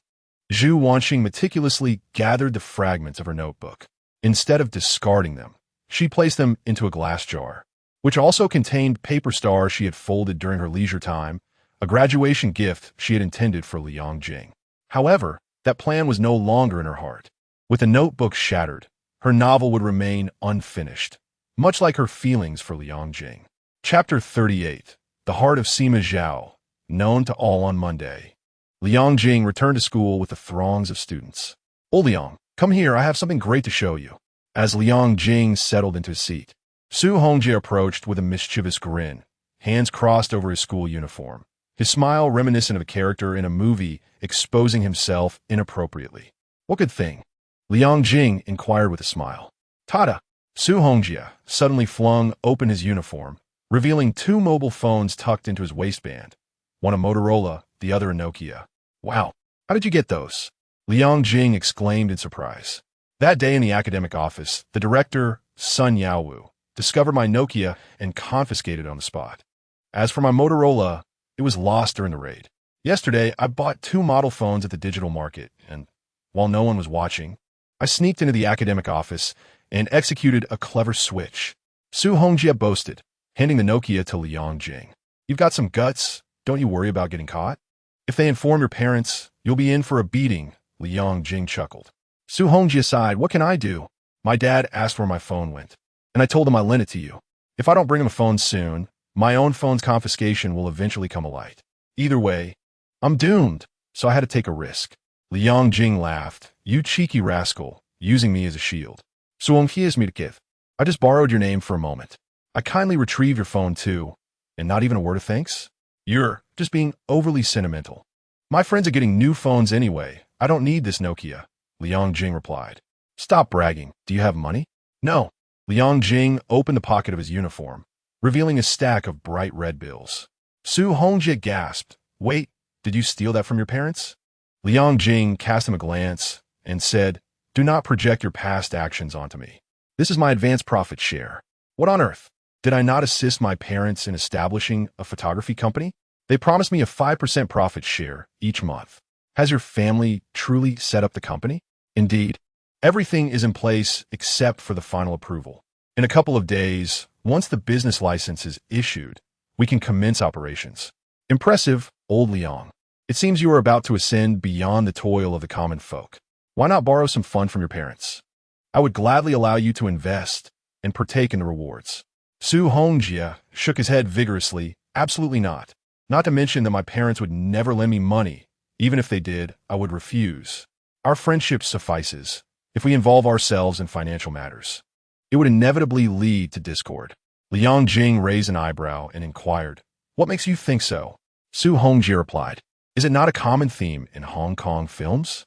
Friends turn against each other for money, resulting in betrayal and conflict. Liang Jing could not help but chuckle. It seems Zhu Wanxing had always possessed this mindset. In a previous life, he too had suggested something similar to Zhu Wanxing, hoping to lend a helping hand, only to be met with a nearly identical refusal. Perhaps Zhu Wanxing was indeed correct. It was precisely because there were no financial ties between them that they had managed to maintain their friendship for over 30 years. The bell for morning class rang. Zhu Wanxing returned to his seat. Liang Jing glanced to his side, noticing that Zhu Wanxing had not yet arrived. Had she taken a leave? In the next moment, Zhu Wanxing entered the classroom, her backpack slung over her shoulder, with her head bowed. The entire class fell silent, all gazing at her in astonishment. Is the sun rising in the west? The school bell is actually late? Zhu Wanxing took her seat, and just as Liang Jing was about to tease her, he noticed her eyes were puffy and her face appeared weary and haggard. You did not sleep last night, did you? Liang Jing asked softly. Zhu Wanxing shook her head slightly, remaining silent as she quietly retrieved her books from her backpack. Observing this, Liang Jing refrained from pressing further, already harboring suspicions. It seemed that after returning home last night, Zhu Wanxing had received a reprimand from her mother. In beautiful and serene moments, Zhu Wanxing suddenly murmured, I'm sorry. I may not be able to continue tutoring you anymore. Liang Jing raised an eyebrow. It's all right. I will adhere to my own plans. Good. After this brief exchange, both fell into silence once more. In the following days, the classmates of Class 3 discovered something intriguing. Zhu Wanxing and Liang Jing had seemingly ceased all communication. They were no longer as close as before. The stone table beneath the pear tree no longer bore Liang Jing's presence. Only Zhu Wanxing sat there alone. Initially, everyone speculated whether the two were romantically involved, and this sudden change led to rampant conjecture. I heard from Lu Jiang that over the weekend, Zhu Wanxing and Liang Jing were caught together by her mother. No wonder. I thought it was odd how they were so abnormal. Just last week they were inseparable, and now they seem like strangers. Does that mean Liang Jing got a beating? You mentioning it reminds me of that unfortunate Jin Yue, who got the stuffing knocked out of him. The scar on his forehead was indeed inflicted by Zhu Wanxing's mother. It seems that the campus bell is beyond reach. Having passed through her scrutiny, one must still contend with her mother's watchful eye. Various rumors circulated throughout the class. Upon hearing these whispers, Zhou Qinglan felt a fleeting joy and contemplated seizing the opportunity to reconnect with Liang Jing. Yet, upon touching her still, tender cheek, she resigned herself to the situation. It was a mistake to enlist her cousin to confront Liang Jing. Not only did she fail to exact revenge, but she also irrevocably closed off her own path. Even in the absence of Zhu Wanxing, Liang Jing would not afford her another chance. This realization filled her with profound regret. for she discovered that she had genuinely developed feelings for Liang Jing. Equally pleased was Zhu Wanxing. As the informant, he initially lamented that Aunt Zhu had not dealt with Liang Jing more harshly. However, witnessing the growing distance between Zhu Wanxing and Liang Jing, he felt his act of betrayal was nothing short of brilliant. Aunt Zhu, being an adult, clearly looked down upon Liang Jing, the impoverished boy, and indeed prohibited Wanxing from associating with him. Opportunities, it seemed, were reserved for affluent peers like himself. As September drew to a close, during an evening study session, the homeroom teacher, Guolin, entered the classroom and announced, "Tonight, there will be a meeting, so this study session will be self-directed." The classroom erupted in cheers. "What is there to celebrate about not having class?" Guolin admonished. Instantly, silence fell over the room. A boy raised his hand and asked, "Teacher Gua, with National Day approaching, will we have a few days off? With the college entrance examination looming, you're still thinking about holidays? Moreover, the meeting has yet to commence." "How could I possibly know?" Guolin replied sharply. Then, holding a stack of materials, she looked towards the corner of the classroom. "Zhu Wanxing, please help me print these study materials and distribute them to everyone." Zhu Wanxing rose and walked to the podium to collect the documents. Guolin scanned the classroom once more, noting the sizable amount of materials, and suggested, "Have a boy assist you." Teacher, my father taught me to be helpful like Lei Feng. I am willing to go." "Teacher, I am strong." A chorus of boys clamored. Guolin shook her head, fully aware of the boys' intentions, which were as transparent as glass. She certainly would not allow them to jeopardize her class representative. However, there was one person she trusted implicitly. In her eyes, this individual had previously written love letters to other girls. "You, Liang Jing, accompany Zhu Wanxing to the printing room." In the school's printing room, the printer slowly churned out sheets of paper, producing a series of clicking sounds. Sitting nearby, Liang Jing anxiously feared that the antiquated machine might suddenly malfunction. The machine's sluggishness and the large volume of printing led him to occupy his time by studying from one of the documents. Zhu Wanxing, on the other hand, stared blankly at the printer's output slot, lost in thought. In the days that had passed, their exchanges as desk mates had amounted to fewer than 10 words. Their relationship seemed to have regressed to a previous state. Liang Jing surmised the reason. Likely, Zhu Wanxing's mother had forbidden her from associating with him, and the obedient child had chosen to comply. In light of this situation, he was indeed willing to accept it. After all, he had no desire to entangle himself emotionally with Zhu Wanxing, fearing that he might inadvertently harm the sensitive and fragile Zhu Wanxing, potentially leading to future calamities. Her voluntary distancing from him was, in fact, a fortuitous development. Regrettably, what he remained unaware of was that Zhu Wanxing's initiative to approach him stemmed from her affections. Her current choice to distance herself was equally motivated by her feelings. On one hand, there was her mother, who, despite her shortcomings, had devotedly nurtured her through hardships. On the other hand, there was Liang Jing, the object of her long-standing crush and her source of solace. Faced with this dilemma of choosing between the two, the only solution she could conceive was to restrain her own emotions. Even though this would bring her sorrow and resentment, she was willing to sacrifice her own feelings for the sake of everyone's happiness. Suddenly, a cacophony erupted as the printer jammed, shaking violently. Zhu Wanxing hurriedly fumbled with the buttons, yet there was no sign of improvement. "Let me handle it," Liang Jing declared, setting down his materials and striding over to the printer, delivering a firm kick to its body. With a resounding thud, the printer miraculously resumed its operation. Observing this, a smile involuntarily graced Zhu Wanxing's lips. This boy had an uncanny ability to utter the unexpected and perform the unanticipated, bringing her joy. It had been a long time since she had laughed. In recent days, she had been internally conflicted, often finding herself yearning to converse with Liang Jing, only to swallow her words back down. Although their interaction had predominantly consisted of distant observation over the past several years, the abrupt shift to estrangement following a period of close proximity felt disconcerting. As Emily Dickinson eloquently expressed, "I could endure the darkness if I had never seen the sun." What a beautiful moment, Zhu Wanxing hesitated, breaking the lingering awkwardness. Liang Jing lowered his study materials, glancing at her. What is up? I've encountered a bit of a dilemma and would like your perspective. Go ahead. I am currently writing a coming-of-age novel where the protagonist's mother opposes her daughter's romance.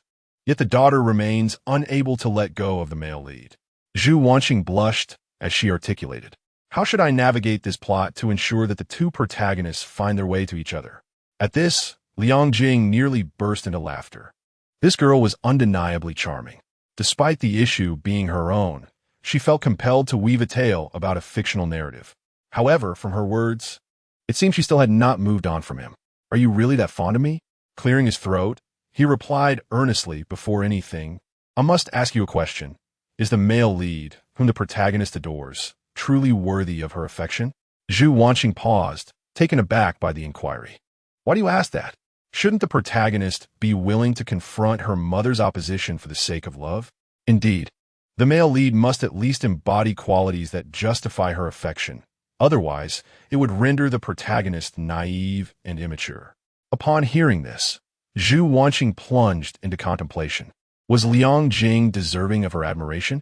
She reflected on many memories, including 12 years of silent yearning and the spirited Liang Jing clad in a suit, engaged in business discussions. Upon recalling the exquisite dishes crafted by Liang Jing, she ultimately found her answer. It is worthwhile. If it is indeed worthwhile, how should the narrative unfold? She continued to inquire. Liang Jing countered. Why does the female protagonist's mother oppose her? It stems from excessive protection and a desire for control. Why this excessive protection? Perhaps it is rooted in her own youthful experiences. In light of this, I believe the female protagonist should heed her mother's advice. The mother, speaking from the perspective of experience, aims to safeguard her daughter through her objections. After all, the mother herself harbors uncertainty regarding the male protagonist's worthiness for trust. Their conversation bore an intricate nuance. Liang Jing was aware of Zhu Wanxing's affections for him. Yet Zhu Wanxing remained oblivious to his knowledge of her feelings. On the surface, they appear to discuss the craft of novel writing, but in reality, one posed questions of real-life dilemmas while the other offered practical counsel. One was fully cognizant of the underlying truths, while the other naively believed in her ability to conceal them. Liang Jing, in his subtle guidance, sought to dissuade the young girl from her misguided obsession, as any further despair on her part could jeopardize her preparations for the Gaokao, a grave concern indeed. The question of the male protagonist's worthiness echoed in Zhu Wanxing's mind, and in that moment, she grasped her mother's intentions. How might the female protagonist extricate herself from this predicament? In truth, there is no real dilemma. As you stated, it is a coming-of-age tale, implying that the protagonist is a student, correct? Indeed, being a student suggests a lack of independence. Zhu Wanxing furrowed her brow at the notion of independence. Liang Jing elaborated. This encompasses economic, personal, and intellectual independence. The female protagonist remains entirely dependent on her mother's presence. In such a scenario, her desire to resist maternal pressure is rather absurd. He approached the issue from a parental perspective. After all, he and Zhu Jingshu are peers. Taking a pause, Liang Jing continued. Your protagonist must comprehend her circumstances, relinquish romance, and focus on her studies for the Gaokao. Zhu Wanxing pouted thoughtfully and nodded, indicating her understanding. Liang Jing felt a sense of relief. Indeed, she was astute and receptive to counsel. Once the materials were printed, the two returned to the classroom, laden with substantial study resources. At that moment, their homeroom teacher, Guolin, returned from a meeting to announce the results. A 7-day holiday for National Day, commencing tomorrow afternoon, with classes resuming on the evening of the 7th. What a delight! The students erupted in cheers. Silence. Guolin rapped the podium and continued with indignation. Initially, the school planned for only a 3-day break. Yet a student had the audacity to report to the provincial education department. With the Gaokao approaching, there is a complete lack of urgency. I am truly at a loss for words. Upon hearing this, the students exchanged glances and whispered among themselves, speculating on the identity of this brave whistleblower. Amidst the crowd, a diligent student surnamed Su remained silent, discreetly grasping the Motorola tucked within his uniform pocket, quietly basking in his unrecognized glory. The following afternoon at 5 o'clock, the entire school buzzed with excitement as students eagerly embraced their 7-day mini-holiday. After a spirited basketball game with Zhu Wanxing, Liang Jing made plans to visit the digital market, intending to replace his outdated Nokia. Although it is barely usable, he will soon engage in business dealings, and to possess a dilapidated phone would undoubtedly tarnish his reputation. After all, he embodies not merely himself, but also the image of Liang Jing travel photography. The mobile phones of 2008 are far inferior to the variety that would emerge in the future, and their performance pales in comparison. Having grown accustomed to smartphones, Liang Jing finds little appeal in flip phones or slider phones. After some deliberation, he purchases a Motorola 1600. Old Liang with that phone in hand. "You look quite the businessman," Zhu Wanxing jested. Liang Jing chuckled. "This is just the beginning. I must hasten to improve the company's performance. Otherwise, I would feel unworthy of the advanced profit sharing." Hey. Zhu Wanxing suddenly exclaimed, tapping Liang Jing's shoulder excitedly. "Look, isn't that Zhu Wanxing?" Liang Jing followed his gaze and spotted a girl in a middle school uniform with a ponytail meandering through the digital city. Judging by her figure, it was indeed Zhu Wanxing. What had she be doing here?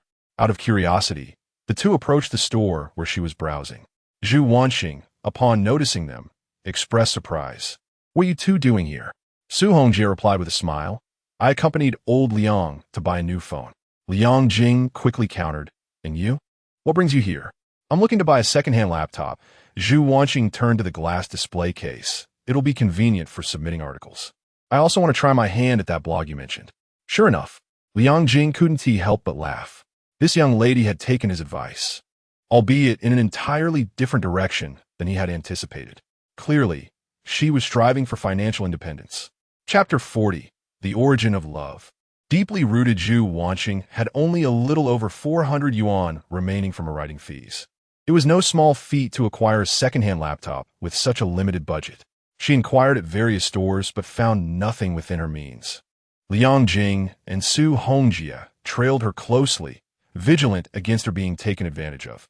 After all, in this era, computer markets are rife with unscrupulous vendors, and a girl unfamiliar with digital products might easily purchase something that looks appealing but is utterly useless. Zhu Wanxing entered another computer store, while Liang Jing and Zhu Wanxing stayed outside to smoke. "Old Liang, have you reconciled with Zhu Wanxing?" Zhu Wanxing asked with a grin. In recent days, having seen his good friend and the school beauty seemingly drifting apart, he felt an urgency to intervene, but he feared that, like the previous incident with the love letter, his well-intentioned efforts might backfire. Thus, he remained a silent observer. Liang Jing took a puff of his cigarette and retorted, "Why are you so concerned about my relationship with Zhu Wanxing?" Zhu Wanxing scoffed, "We grew up together, so what is wrong with being concerned about your romantic affairs?" Liang Jing chuckled lightly. "Rather than worry about me, you should focus on your own matters. Speaking of which, how are things with Wang Xiaoya?" "Wang Xiaoya? What are you talking about?" Zhu Wanxing's face flushed, and he instinctively raised his voice several decibels. Liang Jing stifled a laugh. "Look at you getting flustered. Stop pretending. You've already sent her a love letter. Do you think you can keep that from me? What is the status between you two?" Zhu Wanxing scratched his cheek and said, "Actually, I am not sending a love letter to Wang Xiaoya, but rather asking her to pass it to Zhu Wanxing in your name." Liang Jing was taken aback for a few moments, and upon realizing the situation, kicked Zhu Wanxing in the rear, exclaiming, "You rascal, always engaging in trivial matters." Zhu Wanxing chuckled. "However, due to this incident, I inadvertently discovered that Wang Xiaoya might have feelings for me. I conversed with her for a while, and she's quite an intriguing person." Liang Jing teased, "So, it seems you are truly smitten?" Zhu Wanxing gazed up at the sky at a 45-degree angle, adopting the demeanor of a melancholic prince, and remarked, "One cannot discern the origins of love. It is a profound and unwavering sentiment." Liang Jing burst into laughter. He began to recall the fate of Wang Xiaoya in the years that followed. After graduation, he lost contact with her. However, one year, when he returned to Nanjing, Zhu Wanxing dragged him to a high school reunion where he heard some rumors. Wang Xiaoya did not attend that gathering, naturally becoming the topic of conversation among the attendees. It was said that she married a wealthy husband, but he frequently abused her, leading to a life that was both glamorous and tragic. Liang Jing had a favorable impression of class monitor Wang and thought that perhaps uniting her with Su Hongjie would be a positive development.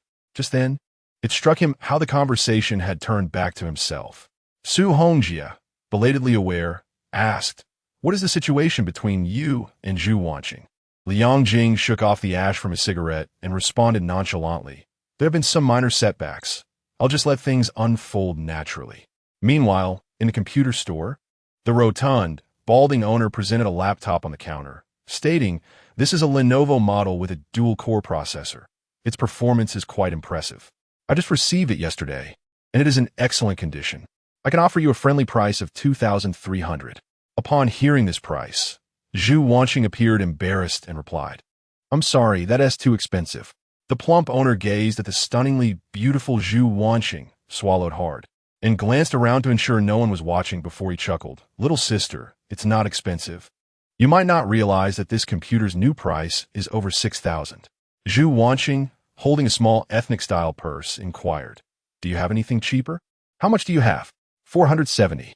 "Alas," sighed the owner, "I do not have any second-hand laptops at that price point." "Then I'll take my leave," Zhu Wanxing said, turning to exit.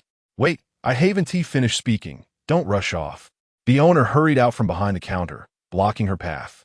"You young people love chatting online nowadays, right? I'm keeping up with the trend and have created an account." Rubbing his hands together like a fly, he leered, "If you add me as your uncle, we can chat about anything, and I'll sell you this computer for 800. You can pay me 400 now and the remaining 400 in installments."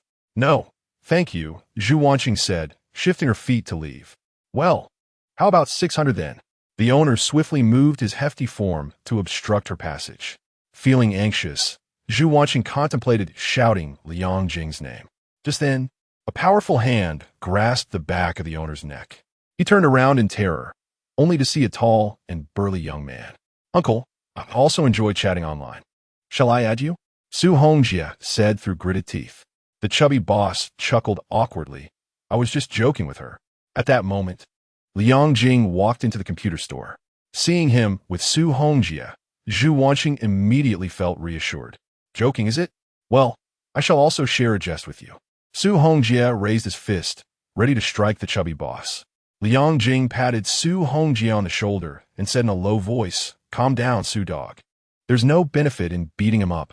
After saying this, he approached the counter and powered on the Lenovo computer, examining it. "It's running so slowly. There must be an issue with the memory stick. Everything else seems fine." The chubby boss realized that Liang Jing was the leader and addressed him, "Young man, it seems you know your computers. The 300 I charged for this young lady was quite fair." Liang Jing nodded. "Indeed, it is fair. How about this? I'll replace the memory stick and throw in a wireless network card. I'll take this computer off your hands for 300. The chubby boss widened his eyes. "What? Young man, don't joke with me. A single memory stick costs over 100. By the way, how is your wife doing lately?" Liang Jing asked casually. The chubby boss was taken aback. "You know my wife?" Liang Jing scoffed. "It seems you are indeed married. You would on your wife to find out you were chatting with young girls online, would you?" The chubby boss nearly spat out a mouthful of blood in anger. Liang Jing's words struck a nerve. He had an aging, fiery-tempered wife, which was precisely why he had become enamored with online chatting, where he could share his innermost thoughts with young and beautiful girls. "Boss, I've left the money here. Please help me replace the memory stick." "Thank you." Liang Jing placed 3 bills on the counter politely. "Hurry up," Su Hongjie shouted angrily. One was a smiling assassin, the other a menacing force. The chubby boss dared not express his anger and could only comply. He calculated silently that he had acquired this computer for over 500, already incurring a loss of 200. And now he had to invest in a memory stick and a network card, a substantial loss. He glanced at the 3 individuals sitting in the shop, all wearing uniforms from the same high school. What a disgrace. Even though this school was a key institution in the city, it produced nothing but scoundrels and societal pests. Cursing aside, he obediently replaced the memory stick, not daring to substitute it with a lesser quality one, knowing that the smiling assassin was discerning. After the memory stick was replaced, The three left the store with the computer, satisfied. Outside the digital city, Liang Jing handed the bag containing the computer to Zhu Wanxing. Here, take it. Zhu Wanxing hurriedly reached into her small purse to pay. It's only a few hundred. You needn't pay me. Although Liang Jing was no longer a wealthy tycoon, his generous demeanor remained. As he spoke, he pulled out a Nokia phone from his pocket. I no longer need this. If you don't mind, you can have it. Zhu Wanxing was taken aback, hesitating to accept it for a moment. Liang Jing encouraged her. Aren't you planning to write a blog? Once your blog takes off, I might need your help promoting my travel photography company. Helping you is tantamount to aiding myself. Do not be so hesitant. Upon hearing these words, Zhu Wanxing extended her hand to accept the tote bag and mobile phone. Pressing her lips together, she remarked, "The beautiful scenery and fine moments. You are truly kind. Next time I receive my remuneration, I shall treat you to a meal." "Very well, I shall await that." Liang Jing replied with a smile, gazing at the bustling city streets. "It is not far from your home. You should be able to find your way. I can manage. Then I shall not see you off." "All right, I shall take my leave now. Goodbye, goodbye." After exchanging farewells, Liang Jing watched Zhu Wanxing's retreating figure, murmuring to himself, "These two items combined do not even amount to 1,000. Am I genuinely that commendable?" Young girls are indeed easily deceived. The beautiful scenery and fine moments. "You are truly kind." At that moment, Su Hongjie appeared from behind him, speaking in a high-pitched voice. Liang Jing's lips twitched, and he instinctively threw a punch. Su Hongjie bent down to evade, then dashed outside, laughing while emitting a eunuch-like voice. "The beautiful scenery and fine moments. You are truly kind." Liang Jing shook his head with a smile, finding the situation amusing. Is this the essence of youth? Chapter 41. The greatest sincerity in conversation is a prompt reply. The arrival of the National Day holiday, a 7-day mini-vacation, brought an extraordinary vibrancy to the tourism city of Nanjing. Naturally, travel photography, an integral part of the tourism industry, experienced a peak in business. At 9 in the morning, Liang Jing arrived at Liang Jing Travel Photography. Upon entering the company, he observed 3 employees engaged in a game at their desks. "Little boss Liang," the trio exclaimed, hastily setting aside their cards and rising to greet him. Liang Jing refrained from reprimanding them. Instead, he inquired, "Have you not received any orders?" They all shook their heads in unison. One of them replied, "Only groups 1 and 4 have orders." Liang Jing nodded slightly and proceeded to his office. He had organized the staff into 5 small groups, each comprising a photographer, a makeup artist, a tour guide, and a logistics personnel. Each group was dedicated to handling a single order. Ordinarily, the National Day holiday is a peak season, so it was quite unusual for 3 groups to be idle. Upon entering his office, Liang Jing noted that Liang Qingwen was on the phone and quietly settled onto the sofa. "Old Su, does your tour group not have anyone interested in travel photography? Please refer some tourists to us." "As I have said before, there are none," Liang Qingwen retorted. "Old Liang, stop with your absurd travel photography and come back to managing the travel agency. There's so many tourists these days that you could count the money until your hands cramp." All right, I will hang up now." After ending the call, Liang Qingwen leaned back in his chair with a heavy sigh. Liang Jing chuckled. "What troubles you, President Liang? Facing some setbacks?" Liang Qingwen smiled wryly and jested. "I fear I may have been duped by you, my young friend." Liang Jing responded playfully, "It is not too late to flee now."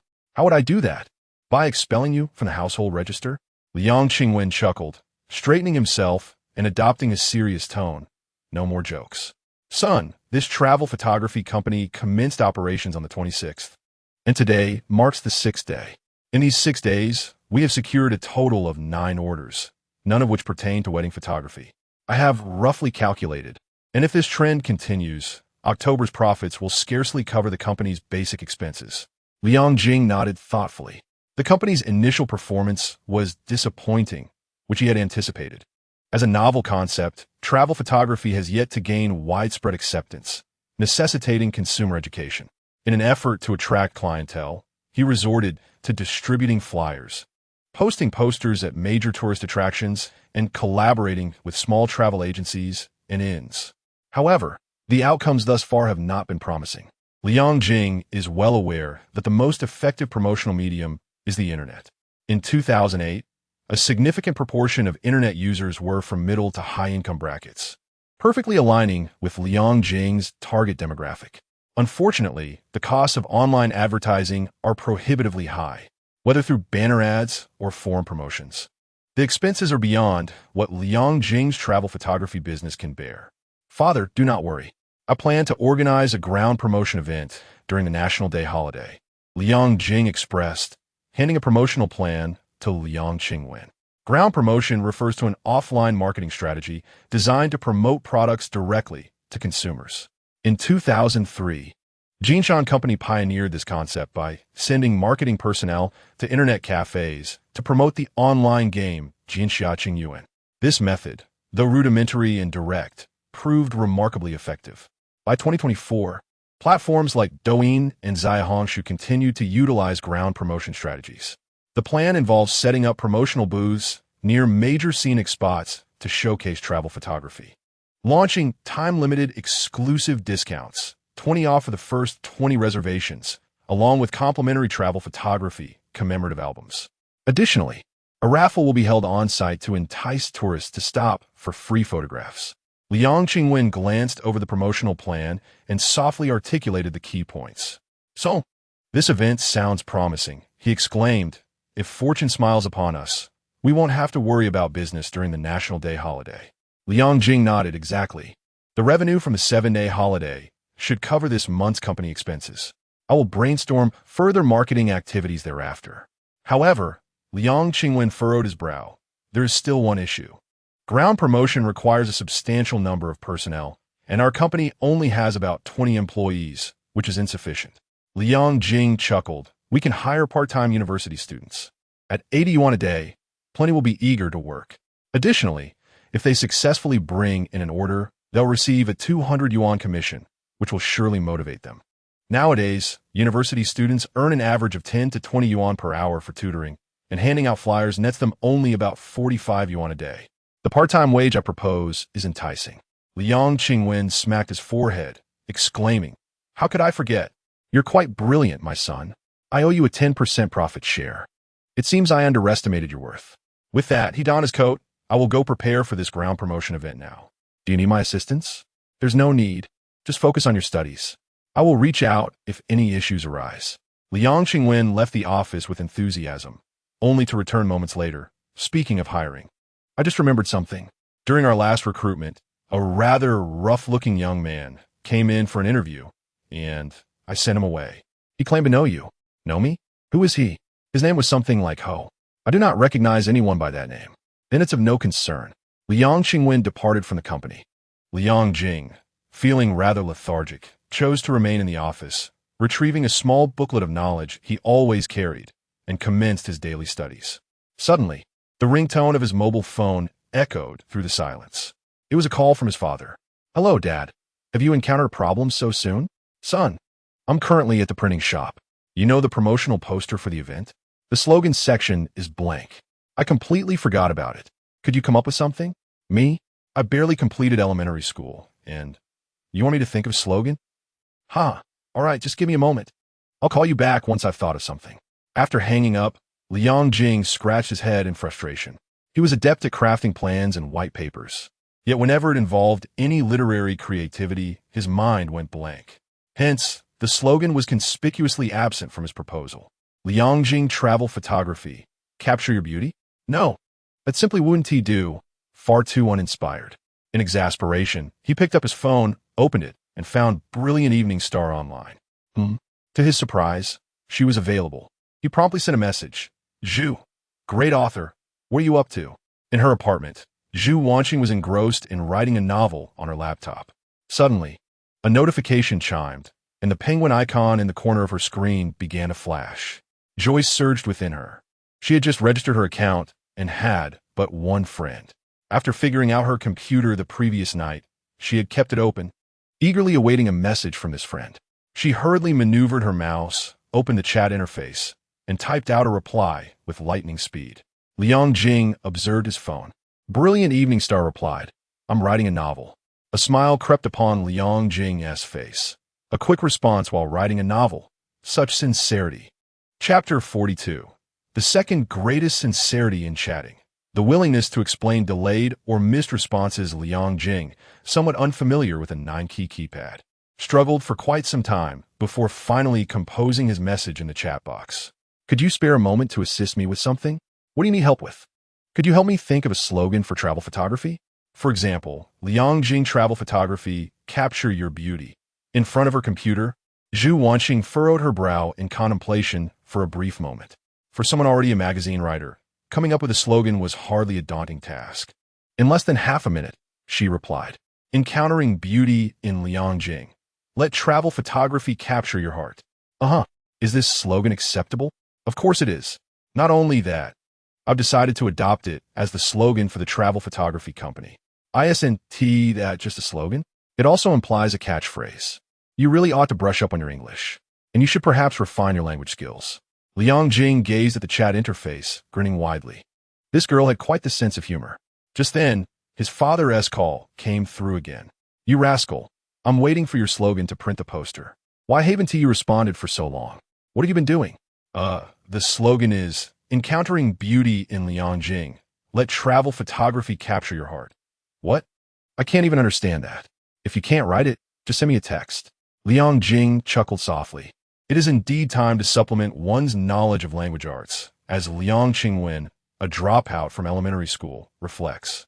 After sending a message, Liang Jing opened his phone once more and texted Zhu Wanxing. I just received a call. Please continue writing your novel without interruption. This time, Zhu Wanxing did not respond immediately. In the employee's apartment, Zhu Jingshu knocked on the door of Zhu Wanxing's room. Mom, is something the matter? Zhu Wanxing inquired.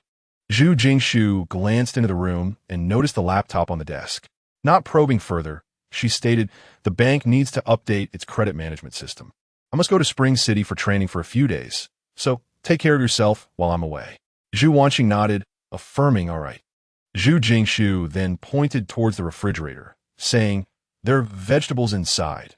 Prepare your own meals if you feel hungry. And while I'm gone, please.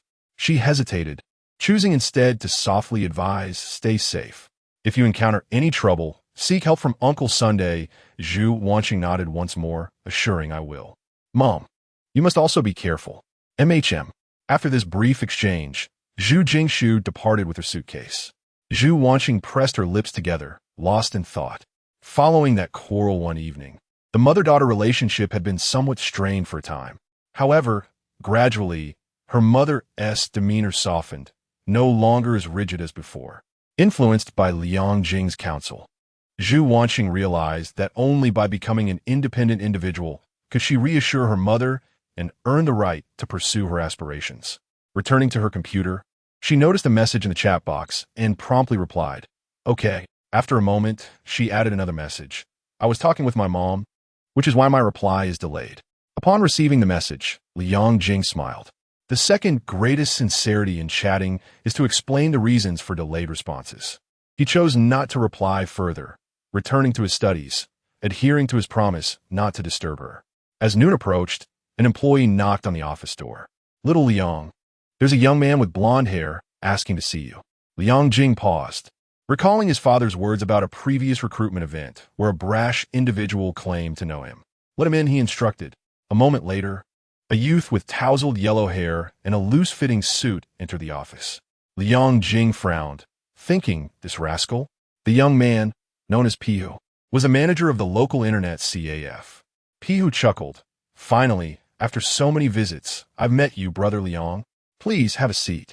Liang Jing gestured towards the sofa, then inquired, what brings you here? Pihu, visibly excited, replied, I heard from Brother Su that you recently started a new company, so I thought I'd come follow you. Liang Jing questioned with a smile, have you quit your job as a manager? Yes, I was just sitting around all day. It's relaxing, but lacks prospects. My grandfather once told me, a good bird chooses the right tree to perch on. Right, that's the phrase. Liang Jing chuckled lightly. What makes you want to follow me? Pihu straightened up, declaring, because you are a big shot. He had witnessed the recent commotion from the window of the internet CAF.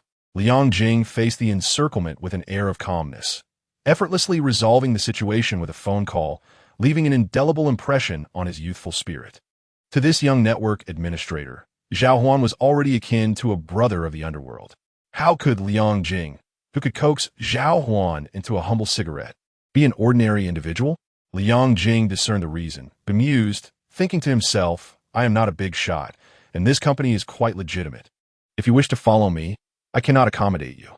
Upon hearing this, Pai Ho panicked, exclaiming, Brother Liang, I understand now. I have come here to apply for a position. Do you know photography? Liang Jing asked. No. And what skills do you possess? Pai Ho declared earnestly, Brother Liang. I am particularly loyal. Liang Jing couldn't help but smirk. What nonsense loyalty was this? Did he truly believe this was a den of thugs? Pai Ho clasped his hands in supplication. Brother Liang, please take me in. I am willing to do any menial tasks. Liang Jing shook his head in resignation. It seemed this lad was determined to follow him, the so-called big shot. He recalled that day in the internet CAF when Pai Ho mediated between two groups, allowing him to buy some time. Setting aside other considerations, Pai Ho's knack for navigating social circles and calling everyone brother indeed suggested potential in marketing. Coincidentally, the company was in dire need of marketing personnel. Since you say you are here to apply, let us proceed formally.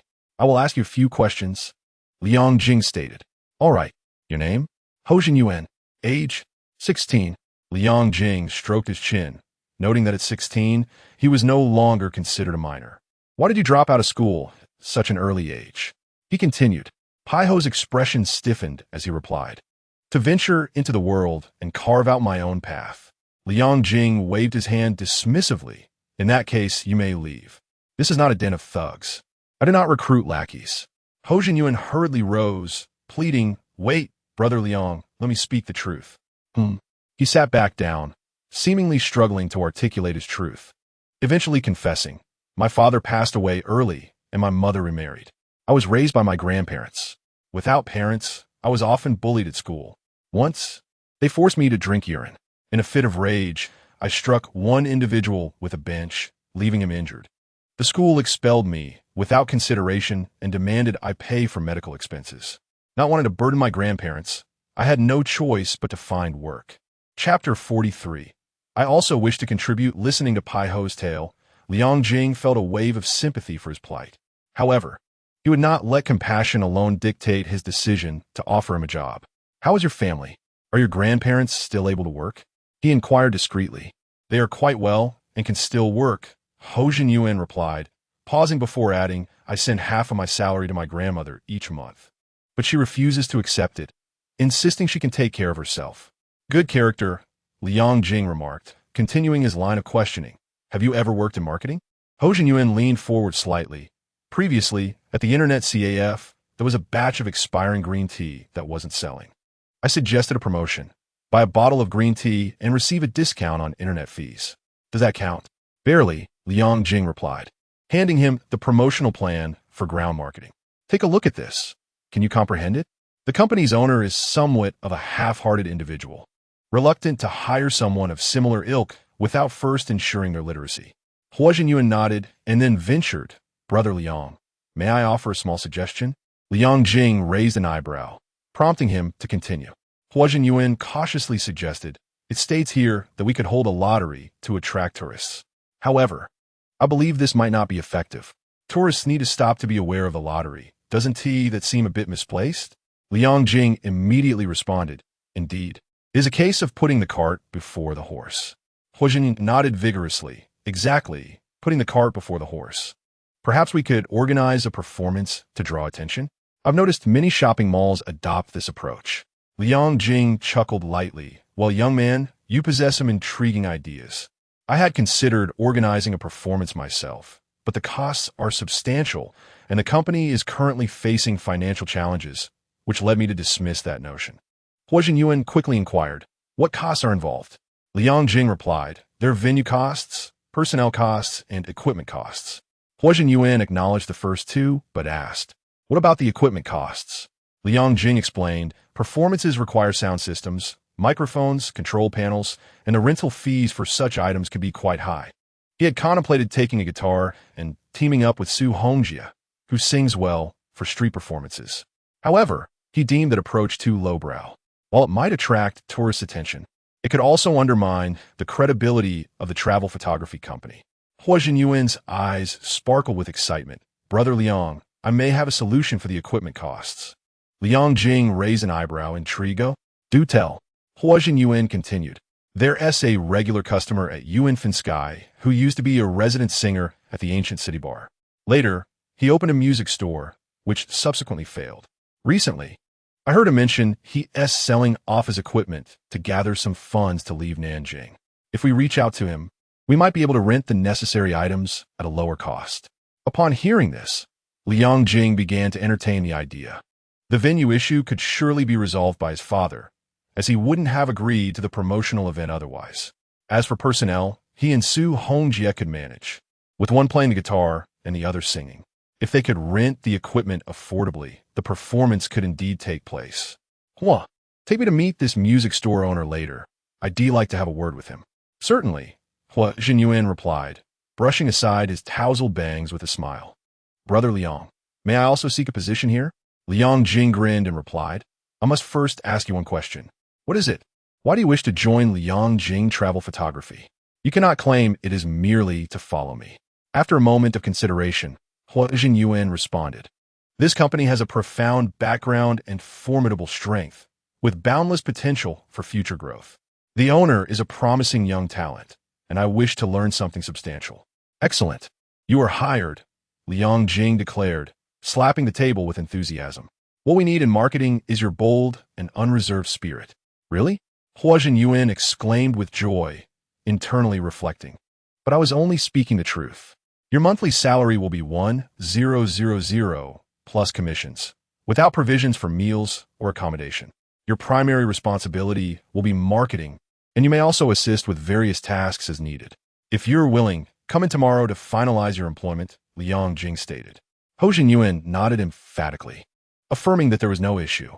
Although a network administrator earned a monthly salary of 1,500, he willingly accepted the modest remuneration offered by Liang Jing. His grandfather had once imparted wisdom that throughout life, one would inevitably encounter several benefactors. He harbored a subtle premonition that Liang Jing was indeed to be one of those benefactors. First, take me to find the owner of the music store, and then we shall get that yellow hair of yours shaved off, Liang Jing remarked, retrieving 50 yuan from his pocket and handing it to Hua Jinyuan. Understood, my brother. I assure you, the task will be completed. Hua Jinyuan saluted in response. Do not call me brother or Liang Ge. Do you truly believe this is a society of such familiarity? Liang Jing retorted. Yes, Mr. Liang. Under Hua Jinyuan's guidance, Liang Jing arrived at the Fate Sky Internet CAF, where he sought out Lu Feng, a former resident singer, now the owner of the music store, and presently an unemployed drifter. Lu Feng was engrossed in playing audition online when Liang Jing explained his intentions. Subsequently, he led the two to his rented apartment. As the door swung open, an overwhelming stench of smoke and alcohol, mingled with an unpleasant odor, assaulted their senses. Hua Jinyuan promptly covered his mouth and nose. Liang Jing, though disgusted, feigned composure, casting his gaze around the disordered assortment of musical instruments and audio equipment strewn about the room. Boss Lu, I intend to rent a set of sound equipment. How much would that cost? Liang Jing inquired.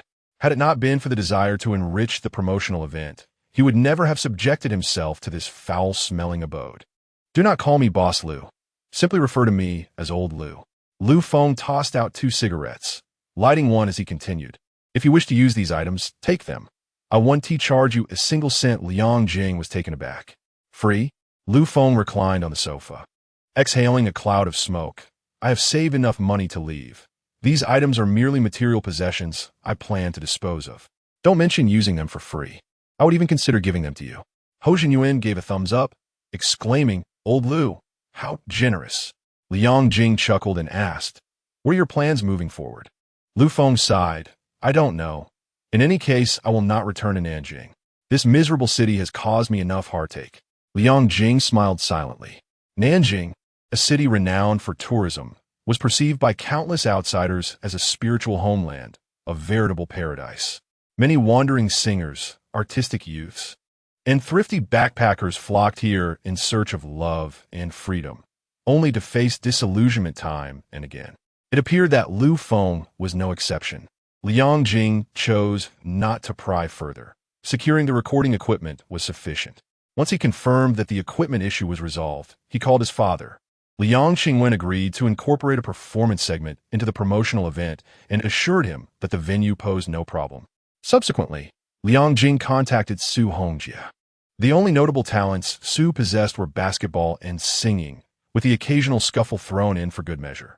He had once earned a spot in the school choir due to his remarkable vocal abilities and even had a chance to be the lead singer, but alas, the music teacher opted for a more aesthetically pleasing candidate. Disheartened, Su Hongjie withdrew from the choir, but did not abandon his musical aspirations. During their time as desk mates, Liang Jing had often heard him wailing during morning readings. "Old Liang, if you invite me to sing, are you not considering offering some performance fee?" On the phone, Su Hongjie laughed heartily. "It's not an invitation. It's a notification. If you don't want to come, then don't." Cool me. What time tomorrow? What location? Tentatively at 2 in the afternoon, in front of the Huijin supermarket near the ancient city. All right. An hour later, Liang Qingwen arrived at Lu Feng's rental apartment, driving a Jinbei Haisher.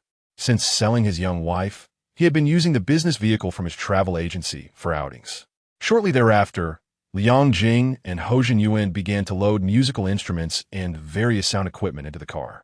Suddenly, a notification sound chimed from Liang Jing's phone. He took it out and saw it was a message from the Shining Evening Star. "Are you holding a performance tomorrow?"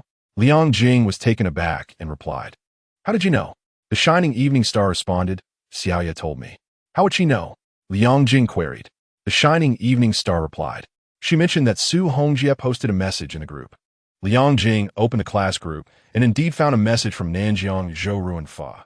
"Tomorrow at 2 in the afternoon. This singer will passionately perform at Huijin Supermarket to promote my good brother Liang Jing's new company.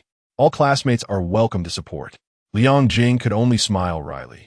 Su Hongjie truly had a flair for the dramatic. At that moment, the Shining Evening Star sent another message. "To express my gratitude for the phone and computer you gave me, I would like to contribute as well, if that's all right." Liang Jing pondered for a moment, then called out to Ho Qingyin, "Pihu, go back and see if there is an electronic piano. If there is, bring one." He then typed a reply, "You're always welcome if you can come." Chapter 44. The Piano Goddess. The following afternoon, after a day and a half of intense preparation, Liang Jing's travel photography promotional event commenced. The location was in front of the Huijin supermarket, which was not far from the ancient city and attracted a multitude of visitors, making it an excellent choice for the promotional activity. Liang Qingwen was acquainted with the supermarket owner, and, through their deep friendship and a Chinese delicacy, managed to secure the use of the space in front of the supermarket. At this time, a simple small stage had been erected at the entrance, with a large scenic poster serving as the backdrop, adorned with cursive lettering. "Encounter at Liang Jing. Let travel photography capture your heart." On stage, Liang Jing was adjusting the sound equipment, making final preparations for the performance. Below the stage, a number of people had gathered, including a few curious tourists interested in travel photography, while the rest were merely classmates from the third class eager to join the excitement. "Liang Jing, this promotional event of yours is quite shabby, isn't it?" Duan Su sneered from the side of the stage. "When my company launched, I hired a professional dance troupe. He was there to join the fun, but was also relishing the opportunity to mock. You invited him?" Before Liang Jing could respond, Su Hongjie shouted in displeasure, "Either leave or keep your mouth shut. This ISNT school, and there are no rules binding me here, so watch yourself." Duan Su scoffed, thinking that since they weren't in school, he could be bolder. However, upon seeing Su Hongjie's towering height of nearly 2 meters, he swallowed hard and wisely chose to back down.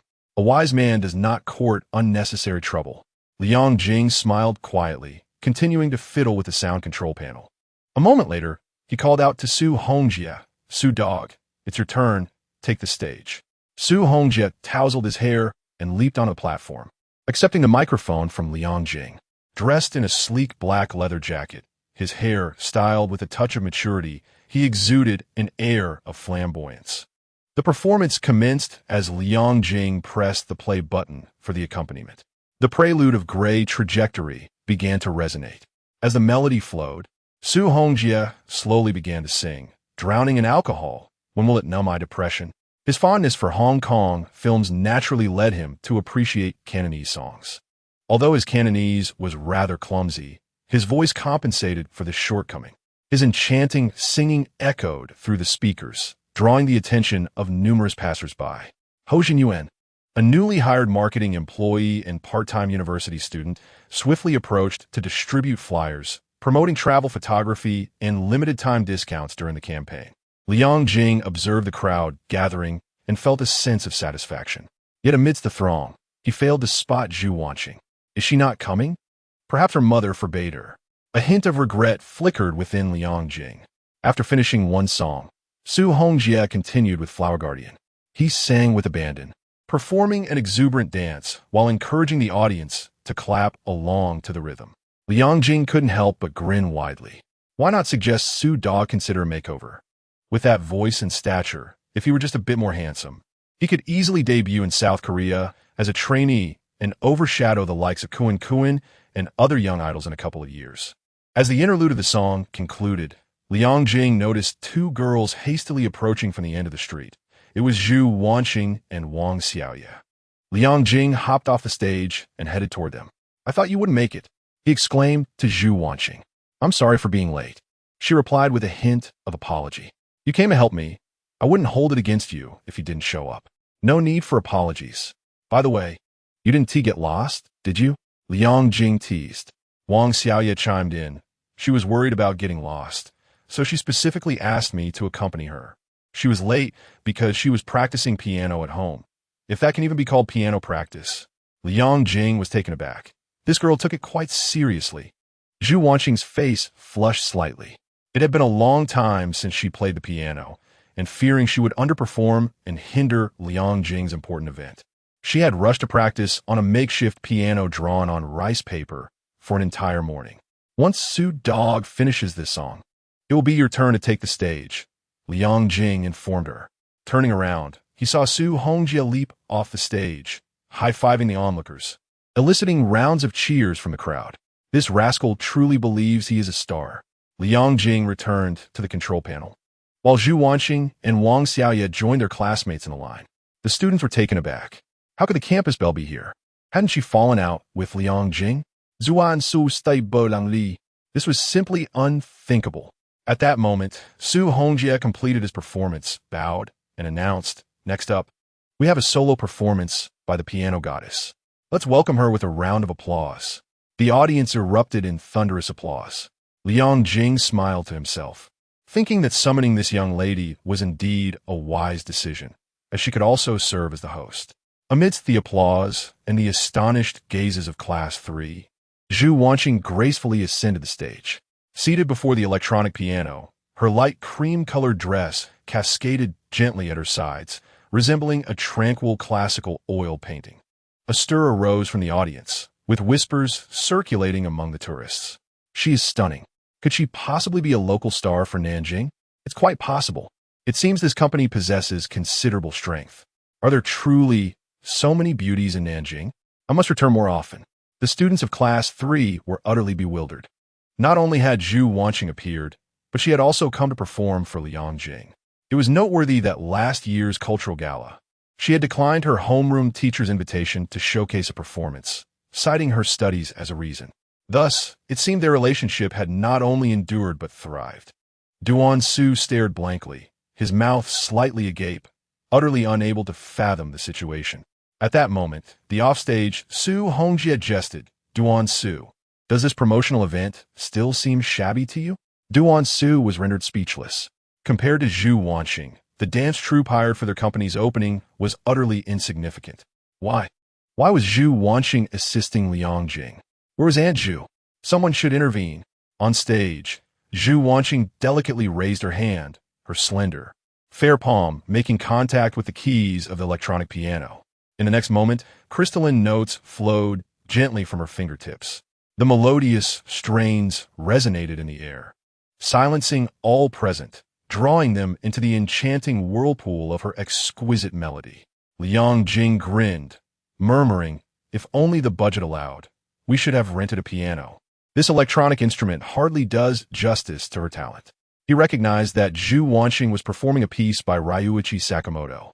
This brought to mind a humorous incident from his middle school days when he and a few boys discussed their favorite singers.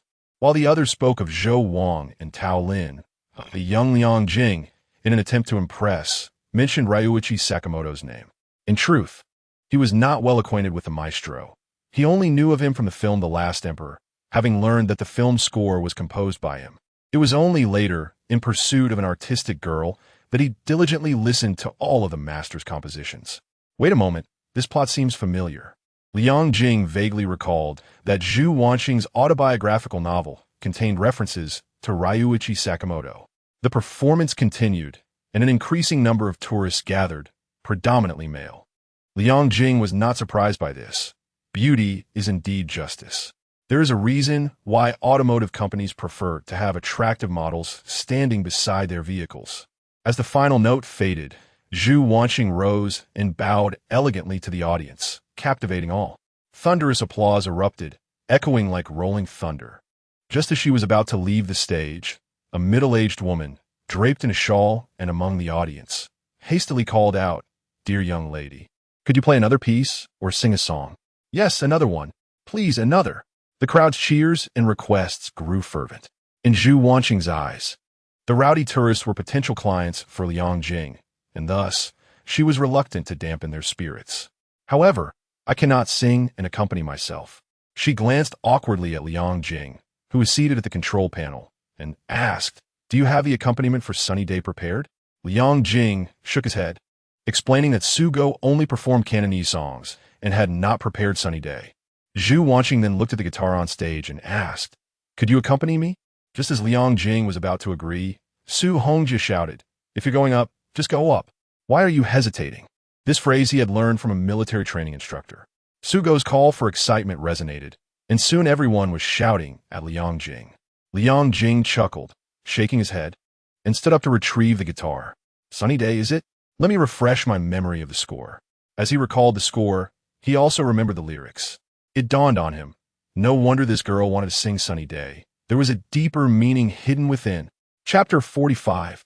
Once upon a time, there was someone who loved you for a long time. On stage, Liang Jing connected the guitar to the sound system, made some adjustments, and then looked at Zhu Wanxing, asking, "Zhu, can you keep up with the guitar accompaniment?" As soon as the words left his mouth, he realized how unnecessary the question was. Given Zhu Wanxing's evident musical prowess, she could easily accompany any instrument. Her claim of being unable to sing and play was a blatant lie. This girl is not honest. Are all novelists like this? Not a few truthful words to be found. "I can keep up." Zhu Wanxing nodded in affirmation. Liang Jing returned the nod. "Then, shall we begin?" Below the stage, tourists and passers-by awaited with bated breath, anticipating the moment Zhu Wanxing would begin to sing. With her celestial beauty, anyone would naturally envision a melodious voice accompanying her appearance. Even if she were tone-deaf, the crowd would surely exclaim, "What a delightful performance!"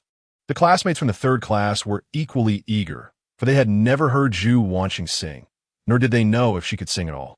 She had never attended class gatherings, and although she had played the piano at a cultural evening, she had never unveiled her vocal talents. Her first public performance was for Liang Jing. It could only be said that Liang Jing had garnered an extraordinary amount of affection from the school's flower, to the point that everyone had grown accustomed to it. Duan Su's heart felt heavy with despair. He could not comprehend why Zhu Wanxing was so enamored with Liang Jing. Why had nothing changed even after Aunt Zhu intervened? After a wave of endless disappointment, he concocted a ludicrous thought. Could it be that Liang Jing held some leverage over Zhu Wanxing? Yes, it must be that. Otherwise, it simply made no sense. After this self-deception, his mood lightened considerably. "Sugo, have you ever heard Wanxing sing?" Wang Xiaoya inquired, straining to look up at Su Hongjia. Standing beside the petite and frail girl, Sugo seemed like a mountain. Never heard her, probably not that great. Otherwise, she would have showcased it by now. "Even if she were good, she wouldn't be better than my buddies," Su Hongjia replied boastfully. Wang Xiaoya pursed her lips. "Other than boasting, what skills do you possess?" "Hey!" Su Hongjia was suddenly displeased. "Did you not hear the melodious voice of my friend? Were you not astonished?" Wang Xiaoya chuckled. I did not hear it. Fortunately, I arrived late. Otherwise, I would have missed my breakfast. Jealousy. It is all jealousy. Only a dog would be jealous of you. Wang the dog. Woof. Woof. Who is Wang? Dog. Oh dear, be gentle. You're going to crush my biceps. Ding ding ding ding.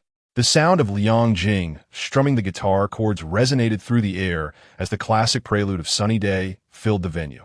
The audience, predominantly young, had mostly heard this song before. As the opening notes played, applause and cheers erupted. The little yellow flower of the story has been drifting since the year of its birth, accompanied by the guitar melody. Zhu Wanxing softly sang. The moment she opened her mouth, it was as if a celestial being had descended. The applause and cheers instantly rose several decibels. Su Hongjie was taken aback. It turned out that the qualities he took pride in were not particularly exceptional. There are always greater talents beyond one's own. Wang Xiaoye was thoroughly enjoying herself, gently clapping along with the music. Her body instinctively leaned towards Su Hongjie's direction. Duan Su, already enchanted by Zhu Wanxing's charm, felt as if he had been given an extra dose of intoxicating beauty. He began to fantasize about the blissful image of having a beautiful songbird at home, serenading him with lullabies every day. Liang Jing plucked the strings, occasionally glancing at the young woman on the high stool, softly singing. Zhu Wanxing's enchanting voice was like the delicate touch of a fairy, cleansing the soul of this unscrupulous businessman. How wonderful it was indeed, a testament to the beauty of a pure and innocent era. In this year, the narrative still spoke of little yellow flowers, not cucumbers. In this year, young maidens would blush when touched. In this year, young men were yet to be crushed by the burdens of dowries, houses, and cars. On this windy day, I attempted to hold your hand. As the chorus approached, Zhu Wanxing, who had kept her eyes gently closed, opened her obsidian-like, peach blossom eyes. This sudden change coincided with the song's climax, causing the audience to erupt in thunderous applause. It seemed that even the mere act of a fairy opening her eyes was a moment worthy of celebration. Once upon a time, there was someone who loved you for a long time.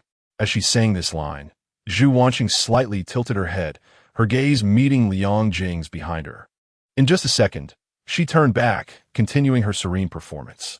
Although Liang Jing could not see the blush on her cheeks, he perceived the emotions within her heart. Her spontaneous decision to sing Sunny Day and her offer for him to accompany her was likely motivated by that very lyric. For the sake of this pinch of jealousy, she had prepared this feast of dumplings. Nay, judging from Zhu Wanxing's demeanor, it was not dumplings she had prepared, but rather an abundance of jealousy. Once upon a time, there was someone who loved you for a long time. Liang Jing, who was tone-deaf, could only silently recite the lyrics in his mind. He began to delve into the dusty memories buried deep within him, memories that spanned 2 to 3 decades. Many had become hazy, and others had faded entirely. As he excavated these memories, he recalled Zhu Wanxing's novel. When he had previously stolen glances at the story, he had approached it with the perspective of an observer. Now, as he attempts to immerse himself in these 2 letters, he suddenly realizes that he is far from being an inconsequential bystander. He is, in fact, the protagonist. After much effort, he has the chance to love for yet another day, yet it seems that in the end, you still uttered the words that left the conclusion of the song unsung. Those 2 words are, farewell. She certainly does not wish to bid farewell to Liang Jing. To sing them aloud would be most inauspicious, just as she never allows herself to be entwined with Liang Jing in the tale of Liang Zhu. Although it is a stroke of fortune to encounter a beautiful coincidence with a love story that has endured for millennia, the narrative remains a tragedy. Unlucky. Applause erupted thunderously. Several gentlemen's hands had turned red from clapping. Liang Jing set down his guitar, took a few steps forward, and after silencing the microphone, he said, "Thank you." This simple phrase carries numerous layers of meaning. However, Zhu Wanxing only grasped the first. She whispered, "Did you not say that one should not say thank you?" Liang Jing's gaze drifted elsewhere, suggesting, "That applies to you, but I may." "Why is that?" "Because I am inclined to. Then I shall say it too." "Why?" "Because I wish to." At this declaration, they exchanged a glance, both breaking into laughter. The photographer, amidst the promotional event, swiftly captured this beautiful moment with a click of the shutter. On stage, with the microphone as the central axis. One side featured a young man in black, laughing heartily with his guitar, while the other side showcased a girl in a white dress, smiling gently beside her electronic keyboard, creating a symmetry that is also a complement to one another. Below the stage, the crowd roared with cheers and applause, akin to guests celebrating the newlyweds. What a scene to envy, a vivid tableau of joy. Chapter 46. Is this a rhythm of generosity? The collaborative performance of Liang and Zhu propelled the promotional show to its zenith. The number of onlookers swelled, and inquiries about travel photography surged dramatically. After Zhu Wanxing stepped off the stage, Liang Jing took to the microphone, seizing the moment. Thank you all for your support. The next stage belongs to each one of you present.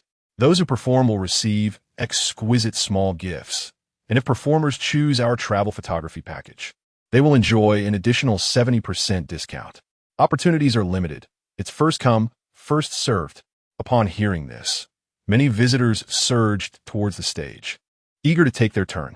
It wasn't merely for the small gifts or travel discounts. They simply wished to revel and embrace spontaneity. After all, while traveling, one naturally desires to partake in activities they seldom have the chance to enjoy. Amidst the throng, Ho Yuan and the part-time university students were busily engaged. Young man, I heard you offer free photography?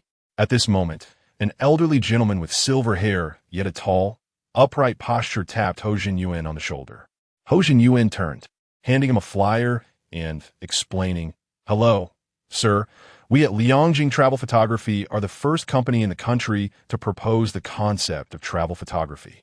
This notion of travel photography. These lines were rehearsed late into the night, all to honor the esteemed Liang Jing's regard.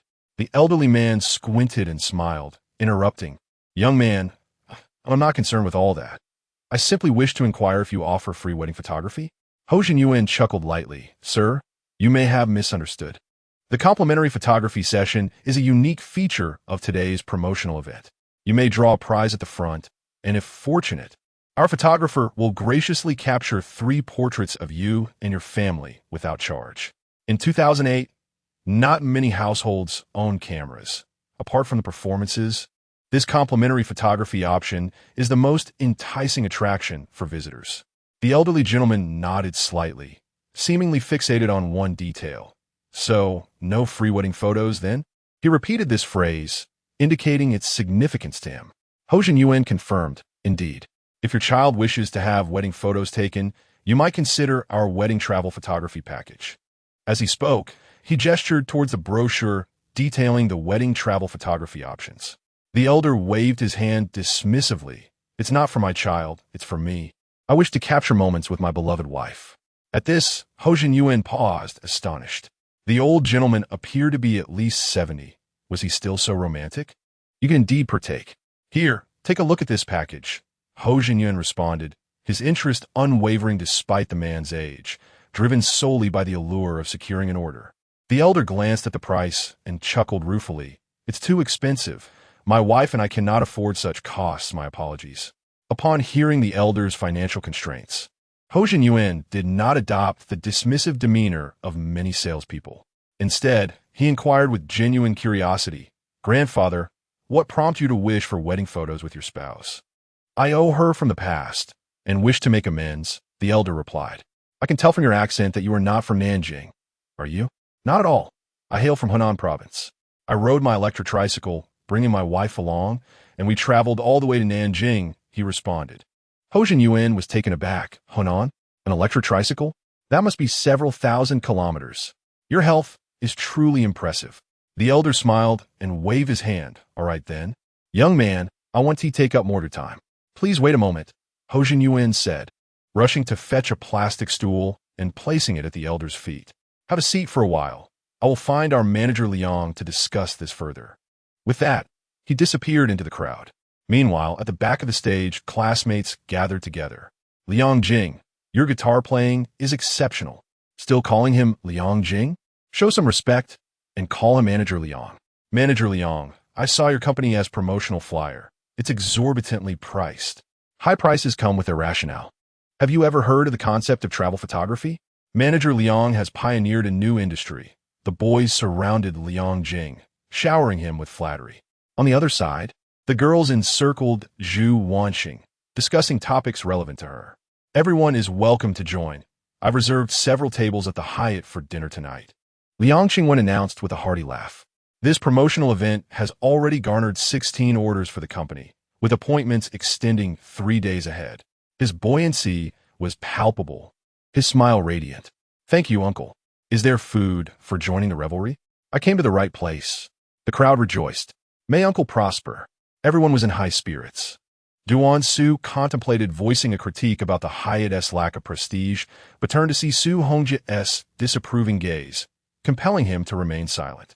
Lu Jiang, let us go, he signaled to his companion as they departed.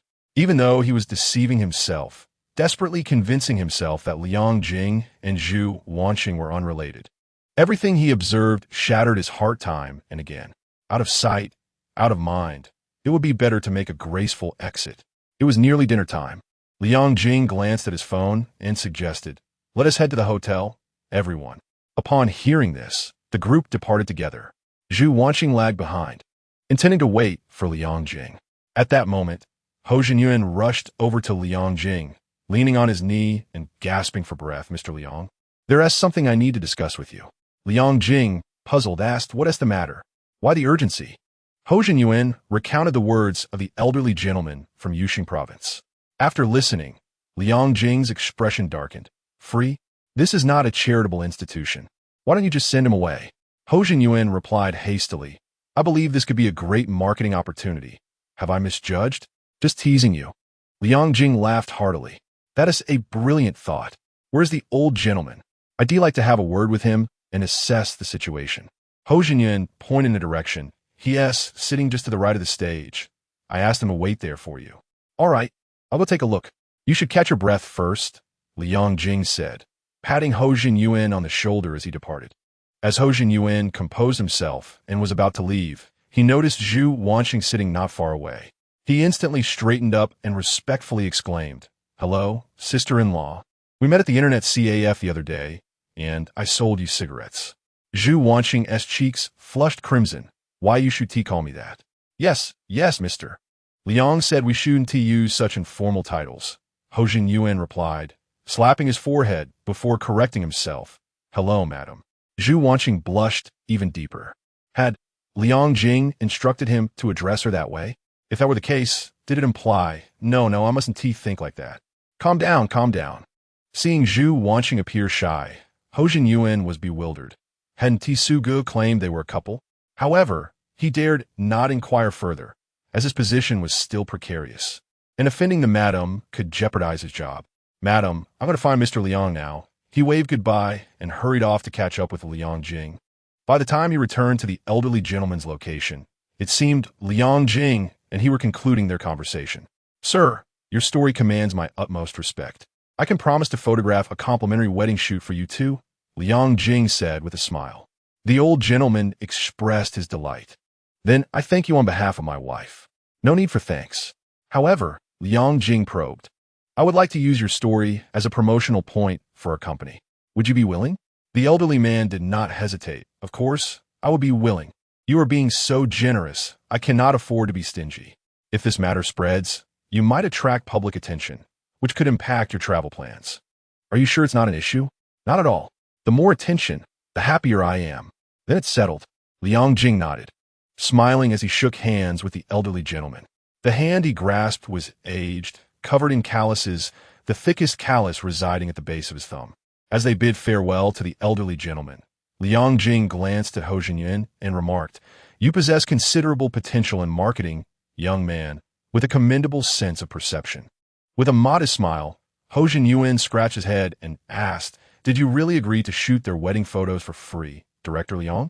Liang Jing nodded affirmatively. "Indeed. Young man, pay close attention and learn well. I shall now illustrate to you the essence of event marketing." Ho Jinyuan promptly took out a notebook and jotted down the 4 characters. The elderly gentleman's story was undoubtedly captivating. Liang Jing continued, "If we can disseminate his narrative across the internet, it is certain to garner significant attention and discussion among netizens. Consequently, Our small company that has assisted him will achieve remarkable exposure. This is the allure of event marketing, investing minimally for maximal attention. While taking notes, Ho Yuan curiously inquired, "How can we ensure the elderly gentleman's story spreads online?" Liang Jing pondered for a moment. In this era, platforms like Weibo and short videos had yet to emerge, leaving few low-cost avenues for online promotion. Blogging was one of them. I intend to utilize a blog. We need to find a talented writer to craft the elderly gentleman's story into a blog post. Just as the words left his lips, Liang Jing paused. A blog? A talented writer? Wasn't that precisely Zhu Wanxing? Whether by fate or design, it seemed that whatever he did would somehow be intertwined with Zhu Wanxing. Such is the wonder of destiny. At 6 in the evening, after dining at the Hyatt Hotel, Wang Xiaoya suggested they go out for some entertainment, receiving enthusiastic agreement from a group. Both Liang Jing and Zhu Wanxing opted to decline. The others, understanding the unspoken dynamics between the two, did not press the matter further. "Why aren't you going with Wang Xiaoya and the others?" Liang Jing inquired as he escorted Zhu Wanxing home. She gently shook her head, expressing her disinterest. Liang Jing jested, "What is the matter? Does a female star charge for singing?" Zhu Wanxing cast him a wistful glance and replied, "It's not that. I do have to drink, and I don't like alcohol." Liang Jing chuckled. "Who said going out necessitates drinking? Do any of those girls really enjoy it?" Engaging in light conversation, the two arrived at the bank employee apartment building. "All right, goodbye." Liang Jing waved in farewell. In a moment of beauty, Zhu Wanxing suddenly exclaimed, her cheeks flushing with shyness, "My computer has encountered some issues. Could you please come upstairs and take a look?" At her words, Liang Jing's mind buzzed. As a seasoned individual, he had heard too many women utter similar phrases. "Come in for a bit. Let us have a drink upstairs. There is an artsy film we could watch together, and my cat does backflips." Ultimately, such invitations had but one implication: an offer without cost. Chapter 47. Tales of Time Seriously. "How many antivirus programs have you installed?" Liang Jing exclaimed. "If a virus were to invade your computer, it would be running for its life." He added, "This is all malicious software. Are you harboring a curse on your computer?" Liang Jing felt a pang of guilt for his impure thoughts. It turned out that the young lady's computer genuinely had issues, and her invitation to come upstairs was indeed just for a visit. After much effort, he finally managed to clean up Zhu Wanxing's computer. In the future, refrain from clicking random download links, and when downloading software, always opt for the official websites. Liang Jing entered the living room, speaking as he walked. "I understand." Zhu Wanxing handed him a steaming cup of hot water. "Thank you." Liang Jing waved his hand dismissively. "I don't drink hot water." His grandmother had always taught him that drinking hot water is beneficial for one's health. However, he particularly detested water with warmth, always feeling that it was viscous and devoid of the refreshing quality that water should possess. "Oh." Zhu Wanxing silently noted this information, walking over to the refrigerator to retrieve a bottle of yogurt. Liang Jing's keen eyes caught sight of several cans of beer stored within. "Then let us have this." Zhu Wanxing offered the yogurt. Liang Jing accepted it without hesitation, gulping it down. In the cramped apartment, the two sat across from each other in silence. The chandelier above swayed gently in the evening breeze that entered through the door, causing the light to flicker, and the atmosphere turned ambiguous and awkward. "So, where's your mother?" Liang Jing was the first to break the silence. "She went to Spring City for training," Zhu Wanxing replied, sitting up straight, somewhat constrained in her demeanor. "No wonder." Liang Jing took another sip of the yogurt and inquired, "Earlier, you mentioned you planned to write a blog. Have you made any progress?" Zhu Wanxing nodded. "Yes, I registered a blog account yesterday, but I haven't posted any articles yet." After a pause, she proactively introduced another topic. "In the afternoon, what did that old man, Pai Ho, tell you?" Liang Jing responded, "Oh. Pai Ho encountered an elderly gentleman who wishes to have free wedding photos taken and asked me to chat with him." He continued, "This gentleman is quite remarkable. He is 74 years old, and his wife is 10 years his senior, suffering from cardiovascular disease and with little time left. He wishes to take her to see the splendid landscapes of our homeland." Upon hearing this, Zhu Wanxing felt a surge of astonishment. A 74-year-old man, an electric tricycle, embarking on a love journey spanning 4 provinces. This undeniably commanded respect for the elderly gentleman. You asked me about the blog. Didn't you want me to write their story and post it to promote the travel photography company? Zhu Wanxing queried. Liang Jing was momentarily taken aback. It was no wonder teachers favored astute students. She had grasped his intent without him needing to articulate it. I do have that in mind. Would you be willing to assist? Of course I would. Zhu Wanxing did not hesitate for a second, not only to aid Liang Jing, but also to gather more material for her creative endeavors. Liang Jing smiled and said, I have arranged with the old gentleman to take the couple for their wedding photos tomorrow. Since you are willing to write, why don't you join us? On the way, let the old gentleman narrate their story to you. Zhu Wanxing nodded. That's exactly what I was thinking. After all, this was a true story. She needed to know more before putting pen to paper. Fabrication was out of the question. All right then, get some rest early. I'll contact you tomorrow. Okay.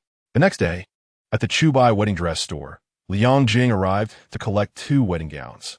Last night, during their phone conversation, Liang Jing had informed Pei Ran about the uniqueness of this client. Pei Ran immediately understood that Liang Jing intended to create a sensational event to enhance the online visibility of the travel photography company. Thus, she resolved to provide wedding dresses for the 2 elderly individuals free of charge.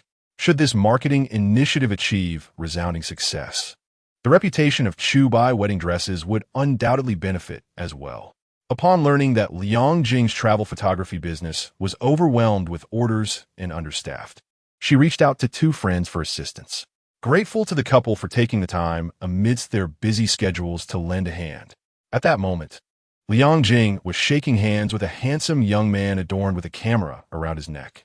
His name was Song Yu, a friend of Pei Ran and an independent photographer residing in Nanjing. His wife, Zhang Zhishan, stood beside him, responsible for the makeup for this event. Mr. Liang, you are too kind. We were moved by the story of the 2 elderly individuals and wish to contribute in a small way, Song Yu said with a smile. Liang Jing chuckled and gestured towards the golden minivan parked by the roadside. Let us board. We are ready to depart. After ushering the couple into the vehicle, Liang Jing began to introduce everyone inside. This 9-seater business van was perfectly filled. In the driver's seat and passenger seat were Liang Jing's parents. The second row housed an elderly couple, Chun Jinsheng and Yang Shuqing, who had traversed 4 provinces on an electric tricycle. In the third row sat the volunteer photographer couple, Song Yu and Zhang Zhishan. In the back row, Liang Jing occupied the center seat, with Zhu Wanxing on his left and the helper Hojin Yuan on his right. Hojin Yuan craned his neck to observe the occupants of the vehicle. The youthful couple was engaged in playful banter. The young spouses exhibited their affection. The middle-aged couple demonstrated their steadfast companionship, while the elderly couple radiated enduring love. It seemed that the van encapsulated a microcosm of lovers at various stages of life. Only Pai Ho sat alone, feeling quite out of place among the romantic atmosphere. Son, why not shoot in the ancient city? Why travel all the way to such a distant lake? Liang Qingwen, who was temporarily acting as the driver, called out. Liang Jing explained, there are far too many tourists during the National Day holiday. It's quite congested. The shooting location I have chosen is called Lover's Lake. It is a pristine, undeveloped wild lake, boasting beautiful scenery and few visitors. Additionally, I intend to take this opportunity to investigate the state of the lake. Currently, Lover's Lake is relatively unknown, but in 2 years, once the government develops it, it will become a popular spot in Nanjing. In his white paper, he planned to establish a tourism development company, and the Lover's Lake project would be a coveted jewel to compete for. Oh dear, so many people are going out of their way just to take wedding photos for this old lady. I truly feel embarrassed, the elderly lady Yang Shuqing remarked. The old gentleman, Chun Jinsheng, immediately chimed in. Indeed, young Liang, you could simply find a place to snap a few photos. There is no need for such fuss. Liang Jing replied with a smile. Mr. Chun, Mrs. Yang, our decision to offer you complimentary wedding photos is also a means to share your story for promotional purposes. It is a mutually beneficial arrangement, so there is no need for you to feel embarrassed. He glanced at Zhu Wanxing beside him and continued, Mr. Chun, my classmate Zhu Wanxing is a professional writer who wishes to transform your story into an article. At this revelation, the gathered individuals expressed their surprise. Liang Qingwen and his wife exchange amused glances, realizing that young Zhu was indeed a writer. The culturally barren Liang family finally had a glimmer of hope. The photographer couple, Song Yu and Zhang Jishan, immediately greeted Zhu Wanxing with enthusiasm. It is evident that they are eager to befriend a writer. Zhu Wanxing feels a touch of shyness, as she believes she does not yet deserve the title of a professional author. Old Master Chun, since we have some time on the road, could you share the story of your relationship with Grandma Yang? It might inspire our writer. Zhu, Liang Jing exclaimed cheerfully. Upon hearing this, Zhu Wanxing immediately retrieved paper and pen from her backpack, ready to take notes. Chun Jinsheng found himself at a loss, pondering where to begin. Perhaps you could recount your experiences while riding the electric tricycle, Liang Jing suggested. At that moment, Zhu Wanxing timidly inquired, Grandpa Chun, how did you and Grandma meet? When was it? Liang Jing promptly decided to remain silent, conceding that such matters were best left to experts. When did we meet? Chun Jinsheng contemplated deeply. It was a long tale indeed, dating back to before the liberation. What year was it? Yang Shuqing reminded him, 1940. In 1940, in a small mountain village in Hunan province, a mother urged her son to rush towards a wedding procession. What kind of little brat are you? Get lost. A musician playing the suona blocked the boy's path. I want to find a bride.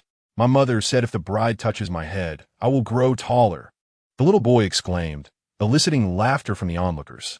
The bride, hearing this, smiled beneath her crimson veil, walking over to the boy and gently patting his head. The boy looked up at her delicate and beautiful face, revealing a na-ve smile. Thank you, bride. The boy, named Chun Jinsheng, was 6 years old. In that year, he was notably shorter and smaller than the other children in the village. The bride, Yang Shuqing, was 16, sold by her father to the son of a local landlord suffering from tuberculosis. That night, Chun Jinsheng overheard his parents discussing an event. Before Yang Shuqing could officially enter the household, the tuberculosis sufferer succumbed to his illness. The villagers whispered that Yang Shuqing had brought about his demise. The following day, the landlord expelled Yang Shuqing from their home, leaving her homeless. She found a dilapidated house on the outskirts of the village and took refuge there. In 1950, whether due to superstition or mere coincidence, ever since the bride had touched Chun Jinsheng's head, he began to grow rapidly. By 16, he had become the strongest young man in the village. Often, he would venture outside the village to assist the so-called star-crossed Yang Shuqing with gathering firewood, fetching water, and repairing her thatched hut. Over time, the gossip from others became unavoidable. Jinsheng, you should stop coming here, the villagers would say. Let them say what they want. I will come regardless. Why? He would reply, Sister Qing, I cherish you. She was 10 years his senior, and he affectionately called her Sister Qing. For her sake, he endured countless whispers and many beatings from his father. Later, war broke out at the northeastern border of the motherland. Chun Jinsheng, carrying a rhododendron sapling, arrived at the thatched hut where Yang Shuqing stayed. Sister Qing, I'm going to enlist in the army. When the azaleas bloom next year, I shall return to wed you. The villagers claim I am a fated solitary star. Are you not afraid? Afraid of what? My life is resilient. With such fortitude, I shall return alive. Thus, Yang Shuqing took on the task of nurturing the trees, alongside the anticipation of waiting for someone. The following year, the azaleas blossomed. Yet the one who promised to return broke his vow. She continued to wait. The wheat in the fields grew and was harvested time and again. The azaleas bloomed and withered. 3 years passed. Yang Shuqing heard numerous rumors in the village. Some said Chun Jinsheng had perished. Others claimed he had accomplished great deeds and married in the city, never to return. She wept through the night, and the next day, she packed her belongings and left the mountain village she had not departed from for over a decade. She sought him out. If he were alive, she would see him. If not, she would join him in death. On that day, a heavy snowfall descended. On the snow-laden mountain path, a girl with a bag laden with memories encountered a soldier with military honors tucked in his pocket. In 2008, shortly after the Olympics, 84-year-old Yang Shuqing was diagnosed with coronary heart disease and heart failure. Old man, it seems the farthest I have ever ventured is to the county. Once the wheat is harvested, I shall take you south to see more. Thus, the two elderly individuals, accompanied by an electric tricycle, journeyed southward. Chapter 48. The Lost Blessing of the Evening Star on the Golden Cup Vehicle. Everyone was moved by the unwavering love of the elderly couple, spanning 2 centuries. The sentimental Zhu Wanxing shed a few tears, and even the self-proclaimed cold-hearted Liang Jing felt a stir within. The couple's spontaneous adventure was already astonishing. But little did they know, their romantic and legendary love story was even more remarkable. Liang Jing recalled a thought-provoking phrase he had read online before his rebirth. The love of our grandfathers did not succumb to the ravages of war. The love of our parents did not falter in the face of poverty. What then has our generation's love succumbed to? Once upon a time, he too had been a pure-hearted warrior, brimming with fantasies about love. However, after enduring a series of superficial relationships devoid of genuine emotion, he became numb, ultimately losing faith in love. In his previous life, he had never encountered a sincere person. Now, it seemed he was in for a stroke of luck. Wait, in his past life, he had indeed been fortunate, though he had failed to recognize it, missing the chance.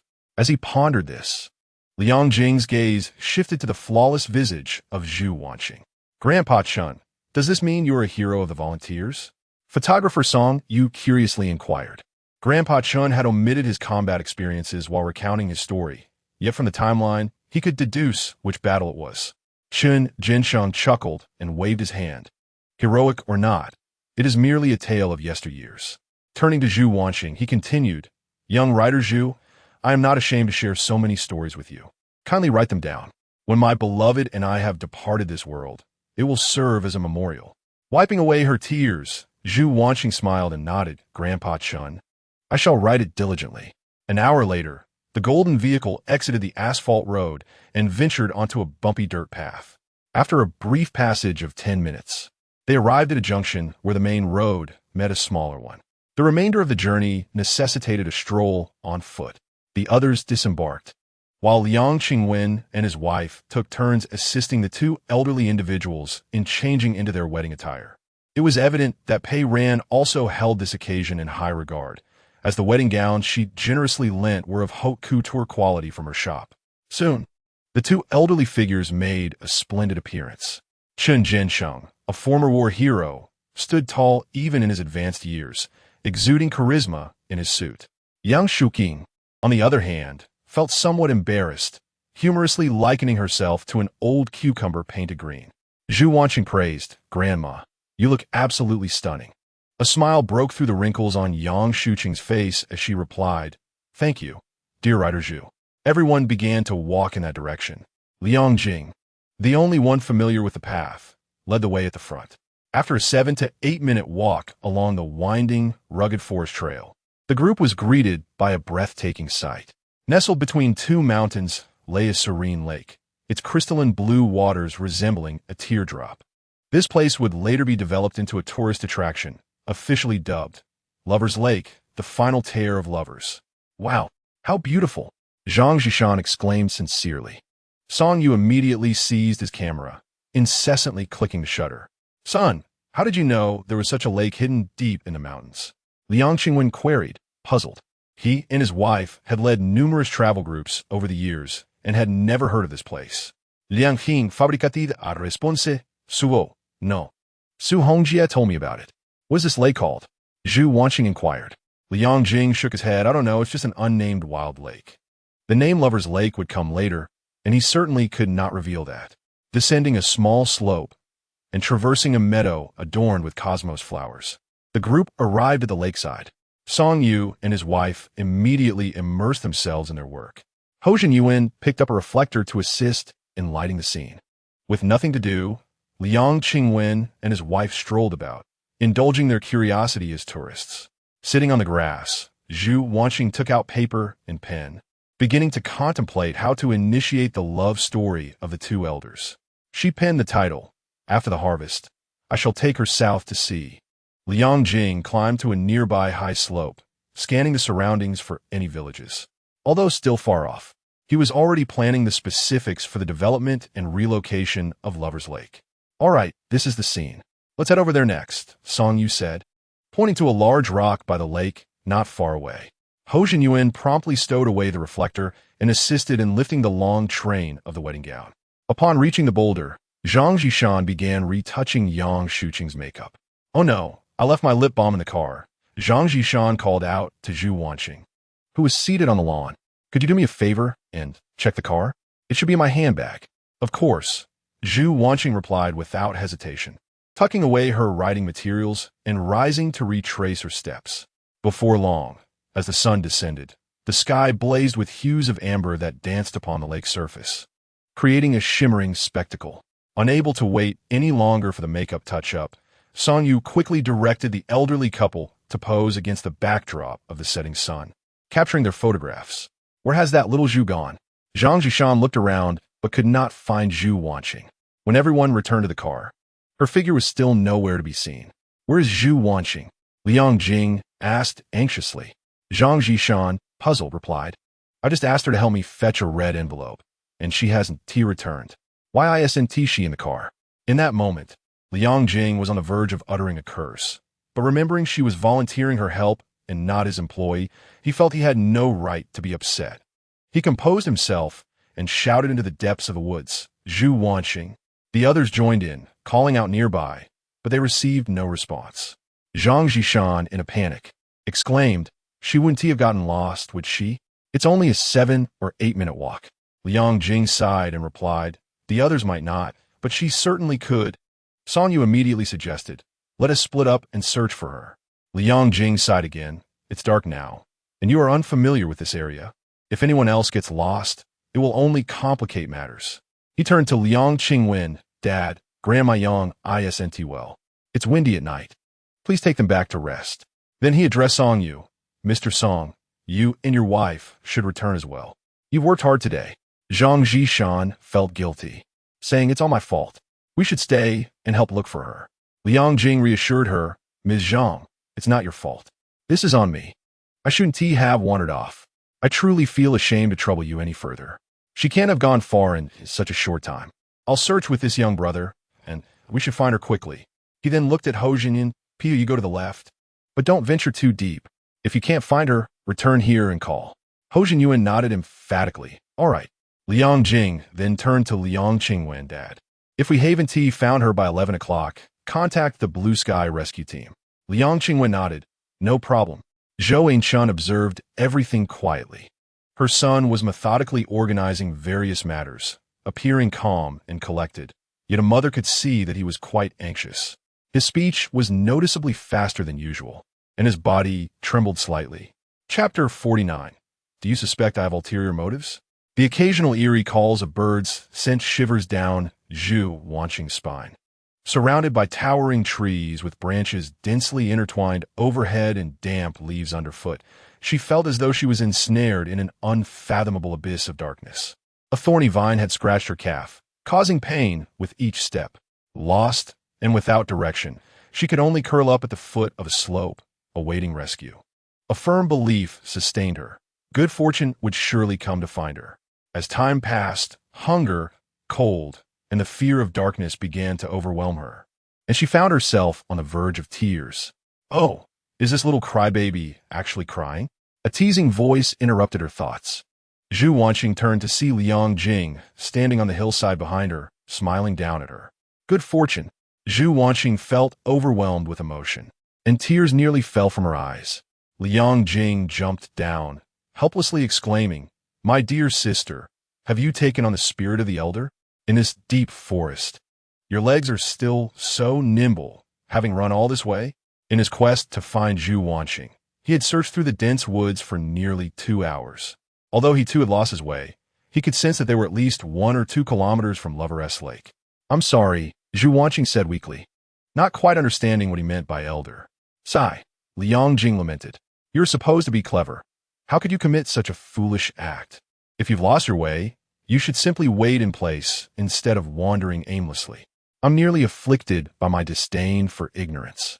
Zhu Wanxing hastily replied, Because I was worried that the delivery of the red envelopes would be delayed, affecting the photo shoot for the wedding dress, which in turn would impact your promotional marketing plan." Her folly stemmed from her excessive concern for Liang Jing, compelling her to muster the courage to find her way even after straying from the path. Consequently, she only compounded her errors. Noticing her hesitant demeanor and pitiful expression, Liang Jing began to discern her thoughts. Initially, he believed that Zhu Wanxing's affection for him was merely a fleeting fancy. Now, however, it became evident that he had gravely misjudged the situation. For the first time, he felt genuinely cherished. Truth be told, he considered himself unworthy of such admiration. "I'm sorry," he softly said. "I shouldn't have blamed you. Let us get up and head home." "Okay," Zhu Wanxing replied, struggling to rise and following Liang Jing closely. "Stay close, lest you wander off again." "All right," she echoed. Similar words have been spoken by Liang Jing to Zhu Wanxing when she was just 6 years old. It felt as if yesterday had returned, or perhaps as if nothing had changed at all. Zhu Wanxing walked slowly, and when Liang Jing turned back, he noticed her limping and asked, "Are you injured?" Zhu Wanxing bit her lip, remaining silent. As Liang Jing crouched down, he saw that her sweatpants had been torn in several places. He lifted her pant leg to reveal numerous gashes on her fair, slender calf, oozing blood. This sudden and audacious act startled Zhu Wanxing, causing her to instinctively take a step back. "Are you worried I have ulterior motives?" Liang Jing chuckled. "This remote forest is indeed a fine place." Zhu Wanxing replied softly, "Of course not." Yet, she bore her injuries in silence, demonstrating remarkable endurance. Turning his back to her, Liang Jing said, "Come on, I'll carry you." Zhu Wanxing's cheeks flushed. Her first instinct was to leap onto him, but reason urged her to be reserved. After 2 seconds of deliberation, she climbed onto his back. Liang Jing then hooked her thigh with his forearm, rising to carry her. At that moment, the proximity of their bodies evoked an extraordinary sensation on Liang Jing's back. But alas, the surrounding environment did not permit him to indulge in fanciful thoughts. "Am I heavy?" Zhu Wanxing asked shyly. "If what you call heavy is this, then what would you say about the New Year pig I carry?" Liang Jing joked. "Such a beautiful moment," Zhu Wanxing murmured. "I apologize. I want to be foolish again. Now is not the time for apologies. We must find our way out quickly. There are bears in these mountains." "Are you serious?" "Why would I deceive you? Asian black bears. In the past, there certainly were, but now it is uncertain whether they have become extinct." As they chatted, Liang Jing carried Zhu Wanxing through a dense forest and arrived at a relatively elevated hillside. The two finally glimpsed the vast night sky adorned with countless stars. Liang Jing gently set Zhu Wanxing down, intending to call his father to report their safety. Yet, even in this open area, the mobile signal remained at 0. He longed for the future of the 5th era. In this splendid moment, where should we wander? The directionally challenged Zhu Wanxing gazed around, her eyes filled with confusion.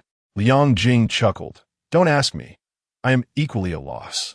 It's quite late, and I'm also feeling disoriented." As he spoke, he began to recall the path they had taken. While he could not remember the specific route, he felt certain of a general direction. "Let us head west. We should be able to return to Lover's Lake." "Lover's Lake? That wild lake. Didn't you say it had no name?" She replied. "Is now the time to focus on that." Liang Jing laughed helplessly, then looked up at the stars, searching for the Big Dipper's location. Zhu Wanxing was doing the same. Regrettably, after searching for quite some time, they could not locate the spoon-shaped constellation. "We can't see the Big Dipper," Zhu Wanxing lamented. Although being directionless meant they might have to spend the night under the stars, with Liang Jing by her side, she felt no fear. "It's a minor issue. As long as we can see the moon, we'll manage." Liang Jing replied nonchalantly. "This is a perfect opportunity to teach you a wilderness survival technique. Simply align the hour hand of your watch with the moon, and bisect the angle between the hour hand and the 12 o'clock mark, where the bisector points is south." Zhu Wanxing looked at him with admiration. "In this beautiful night, you are truly remarkable. I'm fortunate to have found you. Otherwise, if it were that mischievous monkey, you both would have ended up as bear fodder." Liang Jing replied with pride. He raised his hand, preparing to showcase his ultimate survival skills. However, upon seeing his electronic watch, he fell into deep contemplation. "Oh, so I'm not wearing a Patek Philippe after all. An electronic watch can work too?" Zhu Wanxing asked, bewildered. "What do you think?" Liang Jing laughed heartily. Zhu Wanxing chuckled lightly. "So, what do we do now?" Liang Jing glanced at the calendar on his phone, then up at the moon in the sky, murmuring, "The fifth day, the waxing crescent." After some analysis, he squatted down and said, "Come up. I know where to go now."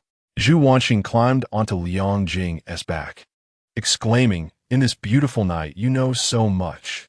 Liang Jing smiled. "After all, I've consumed more salt than you have rice. It's only natural to know a lot." "Then why did you score just over 200 on your monthly exam?" She teased. "People tend to act impulsively in despair. Please don't provoke me." I'm sorry. 20 minutes later, they arrived at Lover's Lake. The good news was that Liang Jing's judgment of direction was accurate. The bad news was that they were on the opposite side of the lake. The neither good nor bad news was that there were scattered lights at the foot of the distant mountain, presumably belonging to a village. At that moment, the phone regained signal. Liang Jing immediately called Liang Qingwen, saying, "Dad, we found each other." Liang Qingwen sighed with relief. "That's wonderful. Hurry back. I'll wait for you at the previous location." Liang Jing sighed. "Zhu Wanxing is injured. It will take at least 3 or 4 hours for me to carry her back. By the way, where is Pai Ho?"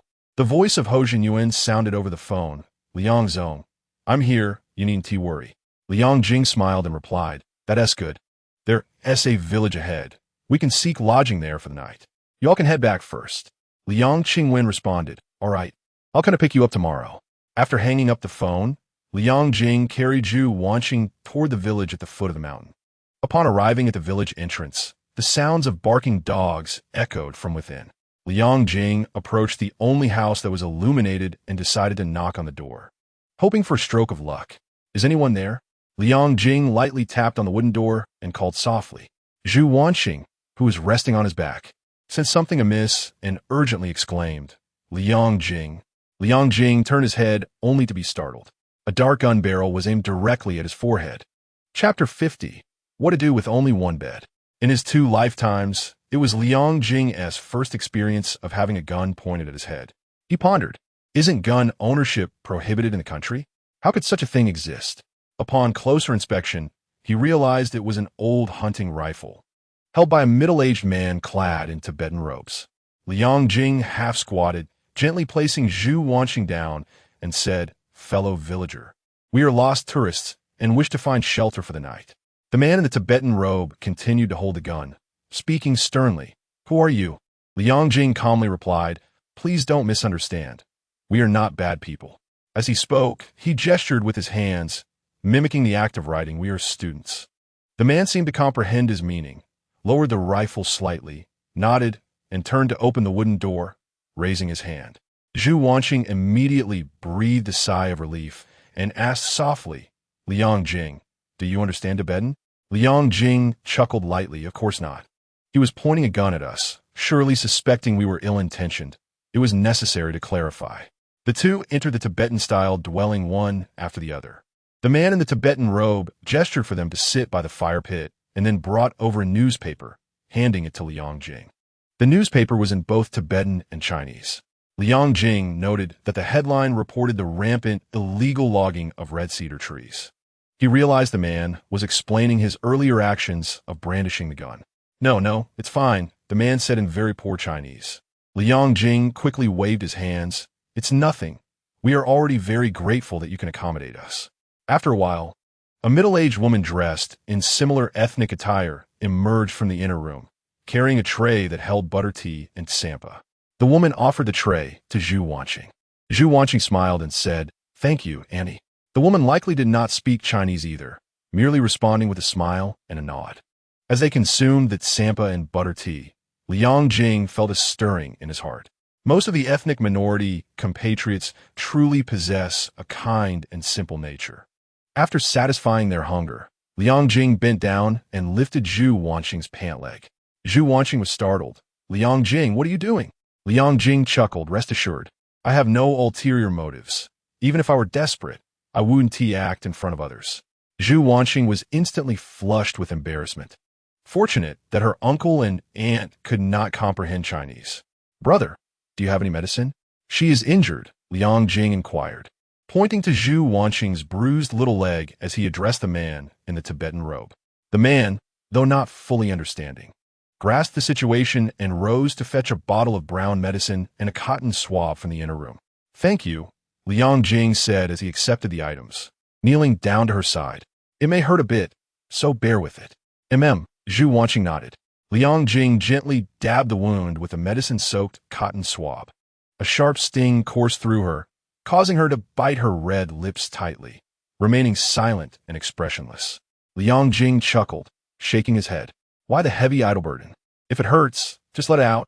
I won't laugh at you. Only then did Zhu Wanxing furrow her brow, exclaiming softly, it hurts so much. It will be over soon. Just hang in there, Liang Jing encouraged. Once the medicine was applied, he didn't rise, but instead hugged his knees, admiring Zhu Wanxing's calves as though they were a work of art. Zhu Wanxing, who had a fondness for running, had well-defined calf muscles, complemented by her porcelain skin. Such beautiful legs. Why do you keep staring? Zhu Wanxing shyly moved her foot away, hastily pulling down her pant leg. Liang Jing, grinning, stood up. I was checking for leg hair. The research shows there is none. Zhu Wanxing blushed and shot him a resentful glance. You're so annoying. The Tibetan couple observed the two with knowing smiles. The firewood in the hearth was nearly exhausted, prompting the man in the Tibetan robe to step outside to chop more wood. Seeing this, Liang Jing followed him out, offering a cigarette. Brother, let me help. Cigarettes served as a bridge of communication among men, allowing even those who spoke different languages to bond over a shared smoke. After taking the axe, Liang Jing began chopping wood, asking, Brother, what is your name? The man, having attended a Mandarin class in the village, knew a few simple words, including names. He guessed Liang Jing's question and replied, Dawa. Liang Jing nodded. Then I shall call you Dawa. Dawa nodded in agreement, then in Tibetan asked, Are you and that little girl inside husband and wife or lovers? Imagine this in Tibetan. Liang Jing, unable to comprehend, answered off topic. We are visiting Lover's Lake and got lost when night fell. Dawa, catching the word lover, smiled and nodded. Young man, your girlfriend is very beautiful.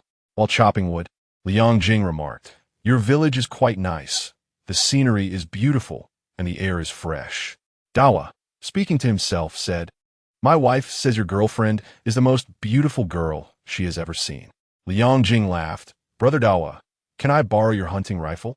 I've never played with a gun before. Dawa replied, I have a guest room at home. If you don't mind, you both can sleep there tonight. Liang Jing inquired, By the way, do you have a gun license? You must have one, right? Thus, the two engaged in a lively conversation that lasted 2 to 3 minutes. Inside, Zhu Wanxing was similarly trying to communicate with the Tibetan aunt. After finishing the wood chopping, Liang Jing pointed towards the distant Lover's Lake and asked Brother Dawa, What do the locals call this lake?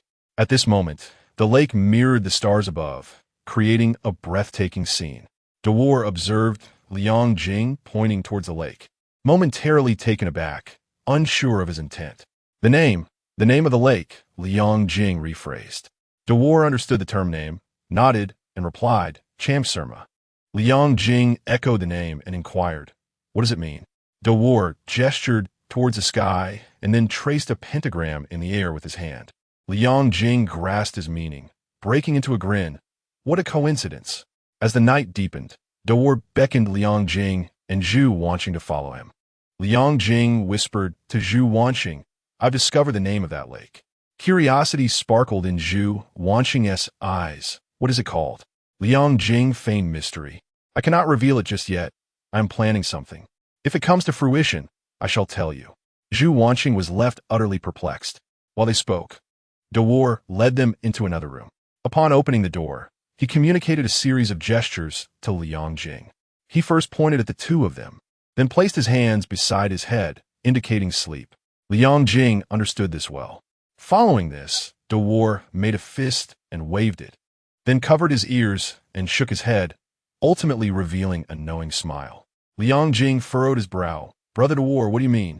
Dawar patted Liang Jing on the shoulder, speaking in Tibetan. Having experienced it myself, I can comprehend. With that, he departed. Zhu Wanxing noticed that the room contained only a single wooden bed, and shyly remarked, In such a beautiful setting, there's only one bed. What shall we do? Hearing this, Liang Jing suddenly realized Dawar's implication. Go on, young man. Rest assured and have your fun. We shall not be disturbed, he chuckled, understanding that they were likely mistaken for a couple. Chapter 51. a night of shared confidence's brother de war's home featured but 2 rooms. Initially, he intended for himself and Liang Jing to share one, while his wife and Zhu Wanxing occupied the other. However, observing the closeness of the 2 young individuals and hearing Liang Jing refer to them as lovers, he became increasingly convinced that they were indeed a couple, prompting a change in his plans. "Are you certain you want to sleep? I, for one, am utterly exhausted and shall retire," Liang Jing announced as he lay upon the wooden bed, cocooned in blankets. Zhu Wanxing perched on a wooden chair, her body tense and her expression conflicted.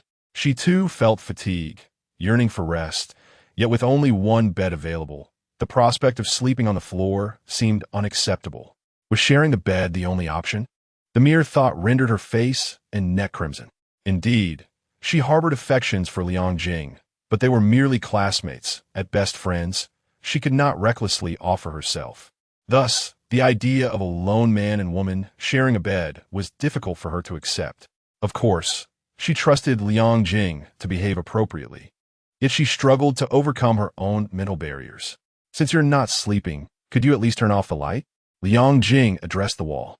He lay with his back turned, tightly wrapped in his blanket, intentionally leaving a space beside him, a subtle invitation for Zhu Wanxing to join him, assuring her with his back that he would maintain propriety. As Zhu Wanxing rose to extinguish the lamp, the room was enveloped in darkness. In this serene moment, she playfully suggested that he shift closer. In the obscurity, Liang Jing heard her bashful tone. He shifted his body, inching closer to the wall. "Your words are quite easily misconstrued," he jested. Zhu Wanxing remained silent, wrapping herself in another blanket, burying her flushed and heated cheeks within its folds. After a prolonged internal struggle, she resolved to trust Liang Jing, the epitome of virtue. Thus, the 2 lay back-to-back like mummies, each cocooned in their own protective layers, Zhu Wanxing in a bid for self-preservation, while Liang Jing sought to shield not himself, but her. In such circumstances, any young man, apart from those in the palace or Brother Yang Wei, would undoubtedly experience a physiological response. "Calm down, little brother. Don't damage the wall of Brother Dawa's house." Coughing lightly, Liang Jing decided to divert their attention through conversation. "Zhu, may we engage in chat?" he inquired. Zhu Wanxing softly replied, "Sure." Previously, she had provided him with creative ideas for a novel. Now, she wished to enlist his help in analyzing a romantic predicament for a friend. "Is it Su Hongjia?" he asked. "No, it's someone I met through basketball. You and T know him." "Oh, do tell." "It's like this. My friend is quite the scoundrel." "Scoundrel? What do you mean?" "To put it more poetically, he is a man of many affections." "I see," Liang Jing responded slowly. "He has been in numerous relationships, so many that he himself has lost count. Yet, for those women, it has always been a fleeting affair, merely seeking physical gratification. Those women, in turn, are only after his wealth." Zhu Wanxing interjected, "Is your friend wealthy?" Liang Jing chuckled helplessly. "Why do you always focus on such peculiar points?" After a pause, he continued. He thought he would never encounter someone who genuinely cherished him. However, he inadvertently discovered that an old classmate had harbored feelings for him for many years. Perhaps, just perhaps, he might have some feelings for this girl as well. Having listened to the love stories of 2 elderly individuals today, Liang Jing felt a stirring within him, a rekindling of his longing for love. The tranquil night was indeed the perfect time for such reflections. He yearned to share his innermost thoughts. Yet the subject matter inevitably veered towards events from his past life, which could only be articulated through a semblance of camaraderie. Upon hearing his words, Zhu Wanxing's heart raced, and she tentatively asked, "This friend of yours, he wouldn't he happen to be you, would he?" Liang Jing grinned. "How could that be? I have never been in a relationship." Zhu Wanxing felt a twinge of disappointment. "Please go on." After a moment of contemplation, Liang Jing recounted, "Allow me to tell you about my friend. In high school, he pursued a girl who played with his affections. When their relationship collapsed, she got into an Audi right in front of him. It wasn't a luxury car, but left him feeling inferior for many years. Hence, he vowed to amass wealth and rise above. From his sophomore year onward, he requested his family to cut off his allowance, striving for independence.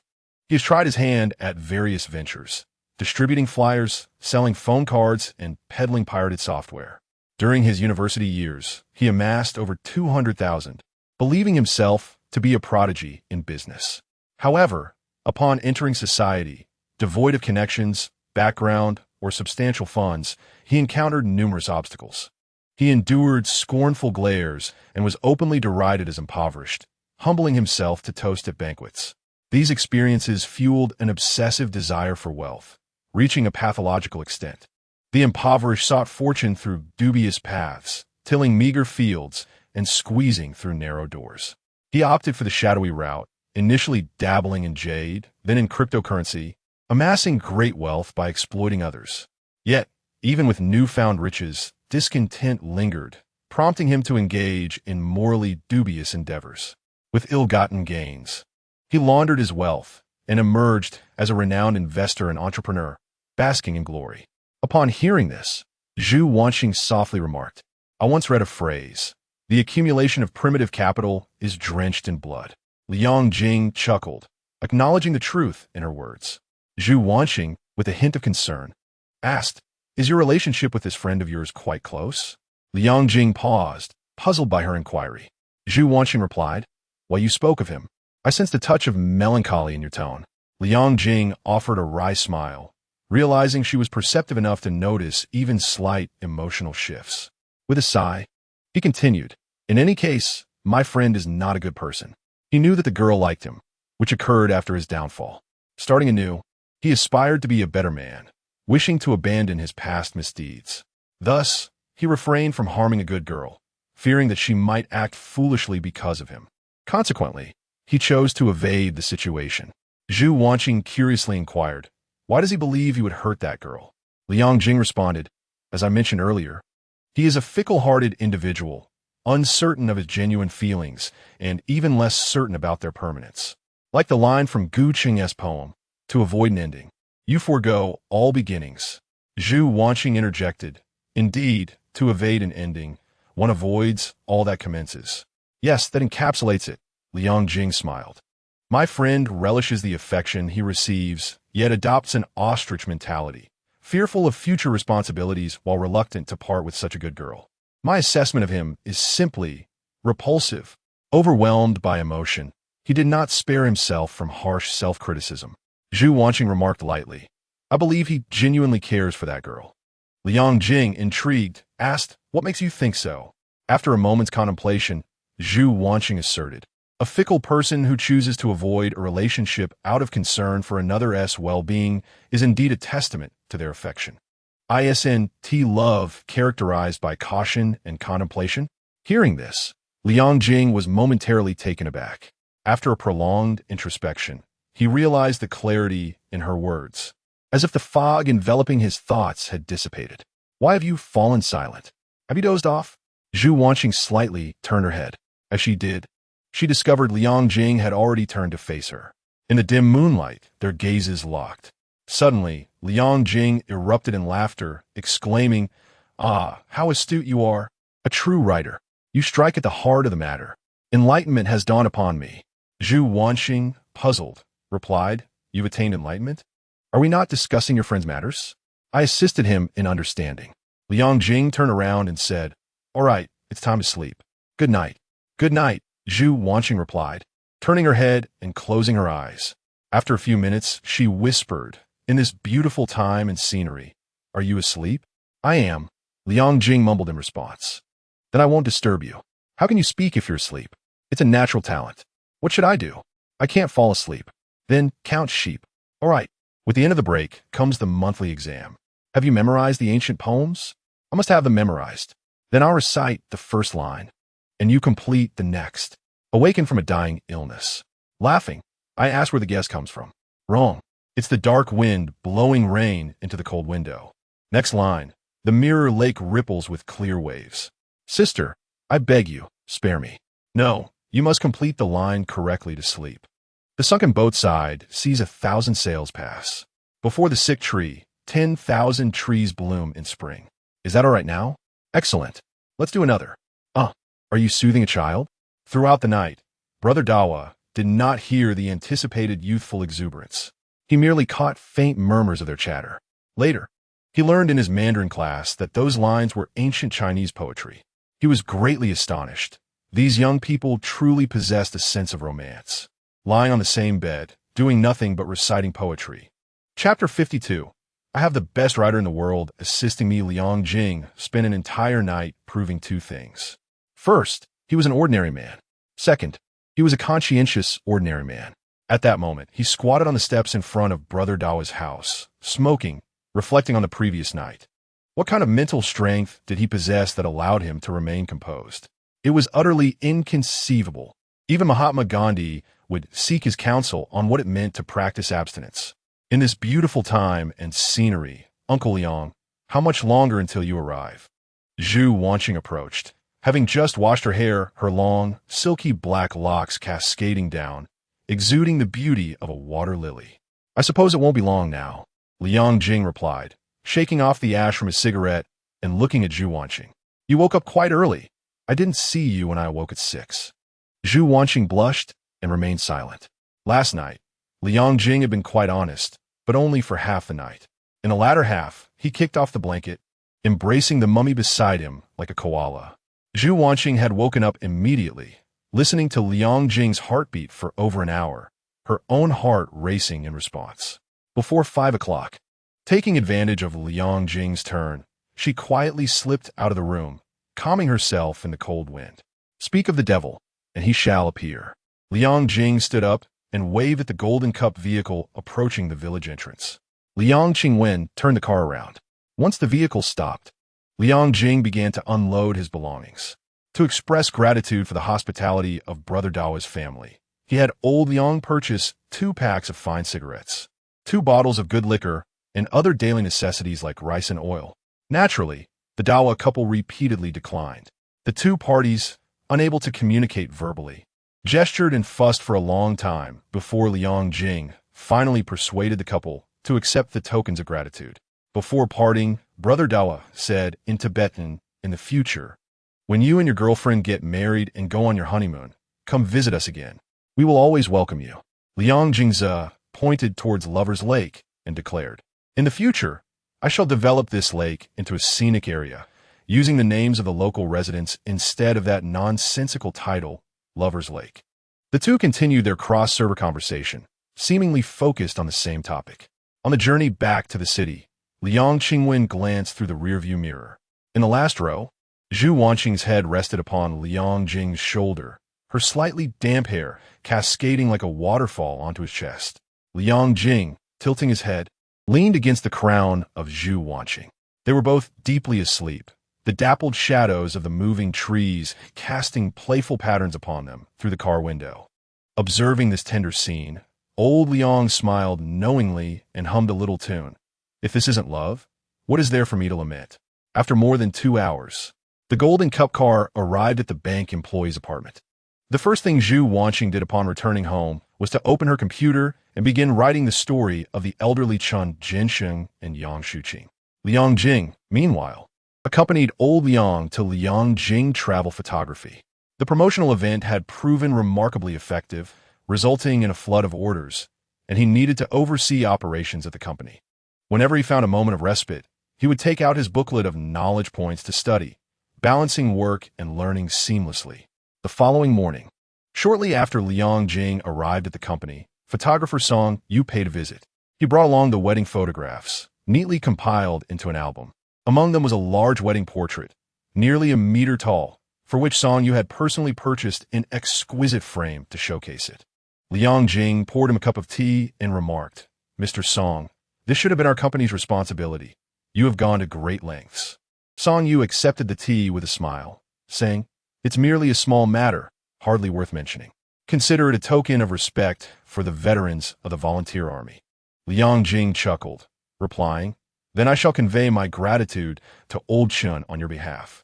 As he perused the wedding photos in the album, Liang Jing was astounded by Song Yu's professional and proficient photography skills. These images, both in composition and handling of light and shadow, were truly exceptional. In comparison, the company's photographers were merely amateurs who could only press the shutter button. This was hardly surprising, as Liang Jing had, out of curiosity, researched Song Yu's background. This gentleman was a graduate of the School of Visual Arts in New York and had returned to China to work as a freelance photographer. In the domestic photography scene, he was a prominent figure. His works frequently graced esteemed magazines such as Visual and Popular Photography. Last year, at his personal exhibition in the capital, a photograph featuring Tibetan antelopes in Ho Zil sold for an astounding 110,000 yuan, creating quite a stir. It could be said that without Pei Ran, the wedding dress designer, acting as a bridge, Liang Jing would have never been able to connect with such an illustrious figure. Manager Liang, that day, the young writer Zhu did not encounter any danger, did she? Song Yu inquired. Liang Jing replied, no, she sustained only minor injuries. Song Yu nodded slightly. That's good to hear. My wife has been feeling guilty about that incident. Then, shifting the topic, he said, Manager Liang, your calm demeanor in difficult situations at such a young age is truly commendable. Liang Jing smiled modestly. You flatter me. After taking a sip of tea, Song Yu continued. Today, I personally came to deliver the photographs, but I also wish to discuss something with you. Liang Jing raised an eyebrow. What is it? I wish to invest in your esteemed company. May I inquire about your thoughts on this matter? The realm of travel photography is a nascent industry, intrinsically linked to the art of photography. Observing the rapid success of Liang Jing travel photography shortly after its inception, the couple, Song Yu and his wife, entertained the notion of investing. For a company to flourish and grow robustly, it must attract external investors and engage in financing. In Liang Jing's vision, Liang Jing travel photography will similarly seek to expand its capital base in due course. However, that is a matter for the future, as the company is still in its infancy. The influx of substantial investments at this juncture could lead to unintended consequences. Liang Jing must allow the company to mature further, ensuring that the interests of the original shareholders remain intact before contemplating external financing. Mr. Song, we currently lack a definitive equity structure and are not considering external investments at this time. I hope you can understand, Liang Jing remarked with a light smile. Song Yu nodded, suggesting they exchange contact information for future discussions regarding financing. Very well, they exchanged numbers, and Liang Jing seized the opportunity to add, Mr. Song, it seems you possess a keen interest in travel photography. I would like to request your assistance in conducting a photography training session at our company. The training fee is negotiable, and we can discuss the specifics if the amount is within my acceptable range. After a moment's contemplation, Song Yu replied, no problem. The fee would be 3,000. Liang Jing was momentarily taken aback. For a photographer of Song Yu's caliber, this price was akin to a complimentary service. Song Yu explained, this is a friendly rate, intended to foster goodwill with Manager Liang. With a smile, Liang Jing extended his hand. Thank you, Mr. Song. They shook hands. And Song Yu inquired, I heard from Pei Ran that you plan to utilize the story of Mr. Chun for event marketing? Liang Jing nodded affirmatively. Song Yu then asked, what do you believe is the likelihood of success for this marketing endeavor? 100%. Liang Jing responded with confidence. Indeed, I have the finest writer in the world aiding me, he added with a hint of pride. Song Yu paused for a few seconds, then realized Liang Jing was referring to Zhu Wanxing, grinning widely. I wish you success. Thank you, Liang Jing replied. After exchanging a few more pleasantries, Liang Jing escorted Song Yu out of the company. Subsequently, he proceeded to Longyuan Hotel, preparing to deliver the wedding photographs to the elderly couple, Chun Jinsheng and Yang Shuqing. Upon entering the hotel, Liang Jing spotted a young lady with a ponytail ascending the stairs. She seemed to sense his presence and turn around. They exchanged smiles, exclaiming in unison, what a coincidence. Chapter 53. A heartfelt connection. Alas, the eyes cannot deceive. Liang Jing hurried up the stairs to join Zhu Wanxing, smiling as he asked, what brings you here? Zhu Wanxing replied, I have finished writing the story of Grandpa Chun and Grandma Yang and brought it for them to read. Liang Jing playfully remarked, I intend to use this story for marketing.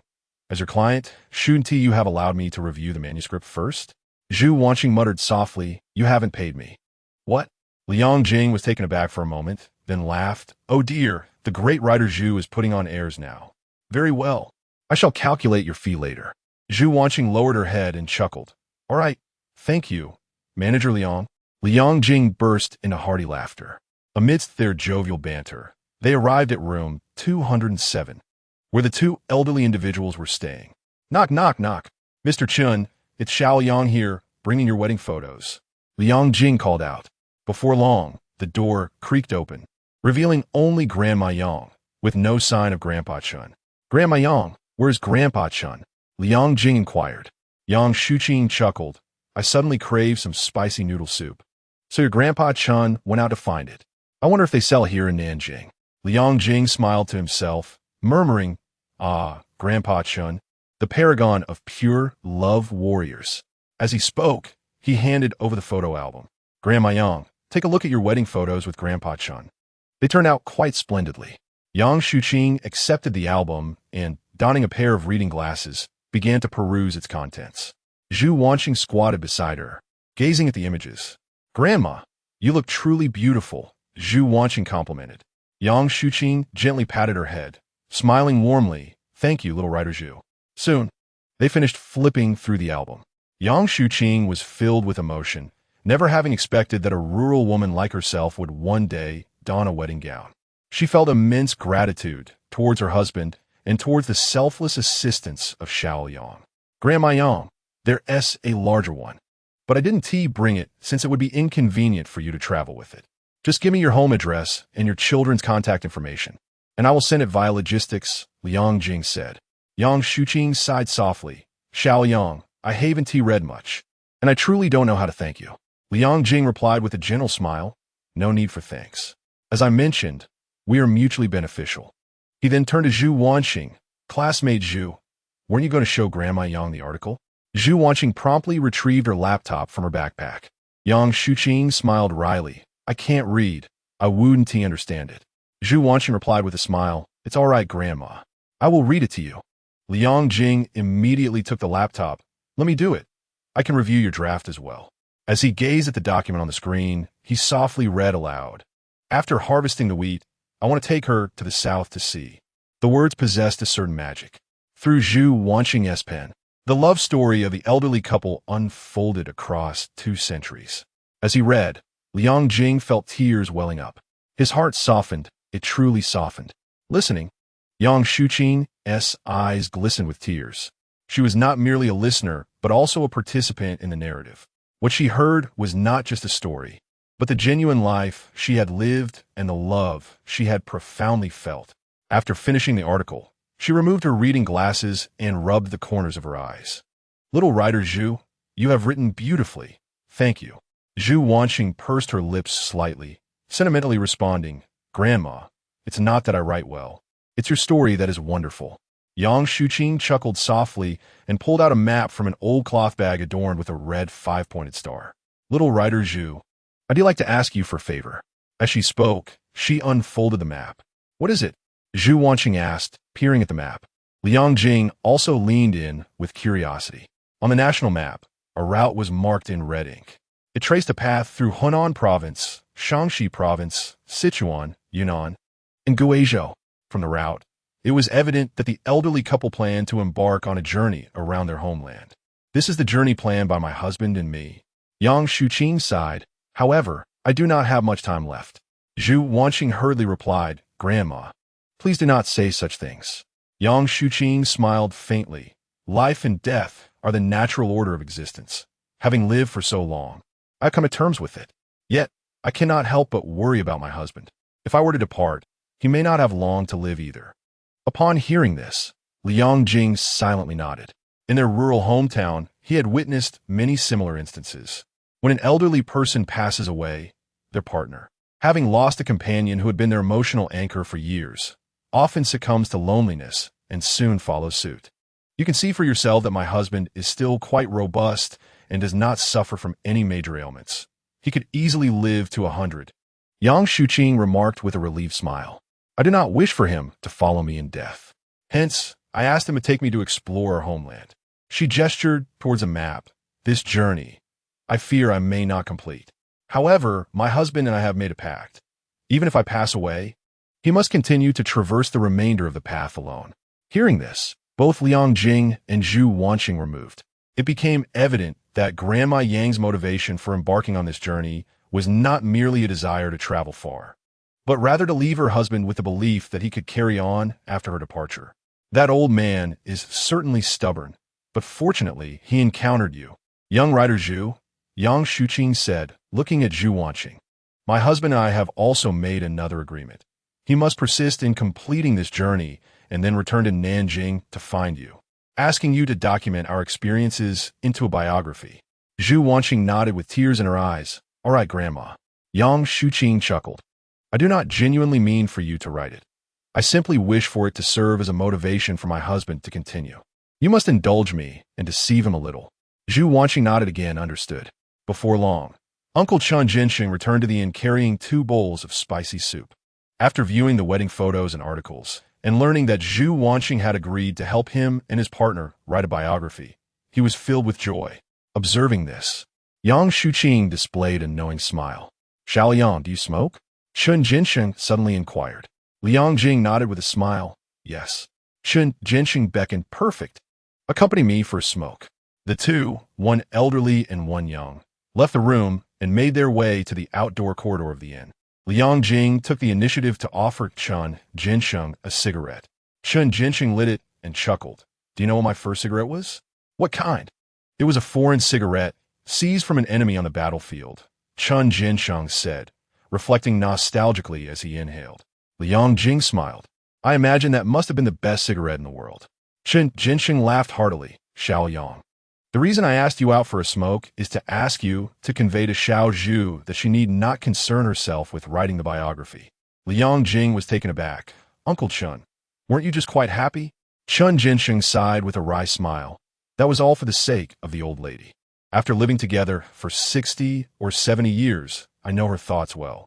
She is merely afraid that upon my passing, I would be heartbroken and not live long. She seeks to provide me with a purpose to occupy my time. If there comes a day when she truly departs from this world, I shall return home, tending to my modest plot of land, counting the remaining days on my fingers. With her absence, life loses its vigor. What joy is there in wandering through mountains and rivers? Liang Jing sighed deeply. He had intended to offer some words of comfort, yet the sentiment caught in his throat. Despite having lived 2 lifetimes, he could not match the life experience of Elder Chun, who possessed a clarity that surpassed his own. It could only be said that this elderly couple was ever considerate of one another, each interpreting love in their own unique manner. Together for a lifetime, steadfast and unwavering until death. Such a love is pure and romantic. Liang Jing felt fortunate to have encountered these 2 elders. From them, he gleaned much, particularly the one aspect he found most lacking, how to truly love another. Elder Chun, where is your next destination? Liang Jing sought to lighten the mood, shifting the conversation. Chun Jinxing replied, Dali, then on to Zishuing Bana. Liang Jing nodded, wishing you a safe journey. Chun Jinxing smiled faintly. Thank you. I hope our story can be a help to you. Indeed, may we meet again by fate. We shall. As they departed the inn, Liang Jing and Zhu Wanxing strolled side by side along the street. Liang Jing relayed Elder Chen's words. Zhu Wanxing sighed softly. How I envy the bond between Grandpa Chun and Grandma Yang. You two shall encounter such a love someday, Liang Jing remarked nonchalantly. Zhu Wanxing turned to him, her eyes filled with hope and affection, resembling a spring that was about to overflow. Under her tender gaze, Liang Jing felt a shiver run through him, scratching his cheek. Rendered speechless. How did he feel shy? Was that reasonable? Zhu Wanxing smiled. I don't know if I possess such luck, but I believe you will certainly find it. With that, she clasped her hands behind her back, her steps light and skipping as she moved forward, her long ponytail dancing with her graceful strides. Watching her youthful silhouette, Liang Jing's mind involuntarily played a catchy tune, a viral piece that echoed the sentiment of a budding romance. Chapter 54. Long time no see, seeing each other every day. As a National Day holiday drew to a close, a brief tale exploded across the internet in 2008. The story was titled after harvesting wheat. I want to take her south to see the world. Its author was a newly registered blogger, Brilliant Evening Star. The story's virality can be attributed to several factors. Firstly, the narrative itself is compelling. A heroic volunteer soldier, a love that spans 2 centuries, 2 elderly individuals embarking on a self-driven journey, Each element alone is sufficient to sustain a hot news feature, let alone the legendary and rich tapestry of the tale. Secondly, the blogger's writing is exceptional. Some netizens discovered that this blogger shares a name with the author of a novel titled Returning to the Wilderness in the latest issue of Sprout magazine. Coupled with a similar writing style, it became evident that they were one and the same, thus garnering the first wave of readers and fans for Brilliant Evening Star. Lastly, there were mysterious forces at play, including Liang Jing's investment in hiring promotional agents to amplify the story's heat. With the fervent support of renowned figures Song Yu and Pei Ran, various news editors have also joined in to capitalize on the trending story. As the narrative gained immense popularity, more individuals turned their attention to the two companies, Liang Jing Travel Photography and Chu Bai Wedding Dresses, which selflessly offered assistance to the elderly couple. The term travel photography emerged online, sparking considerable discussion.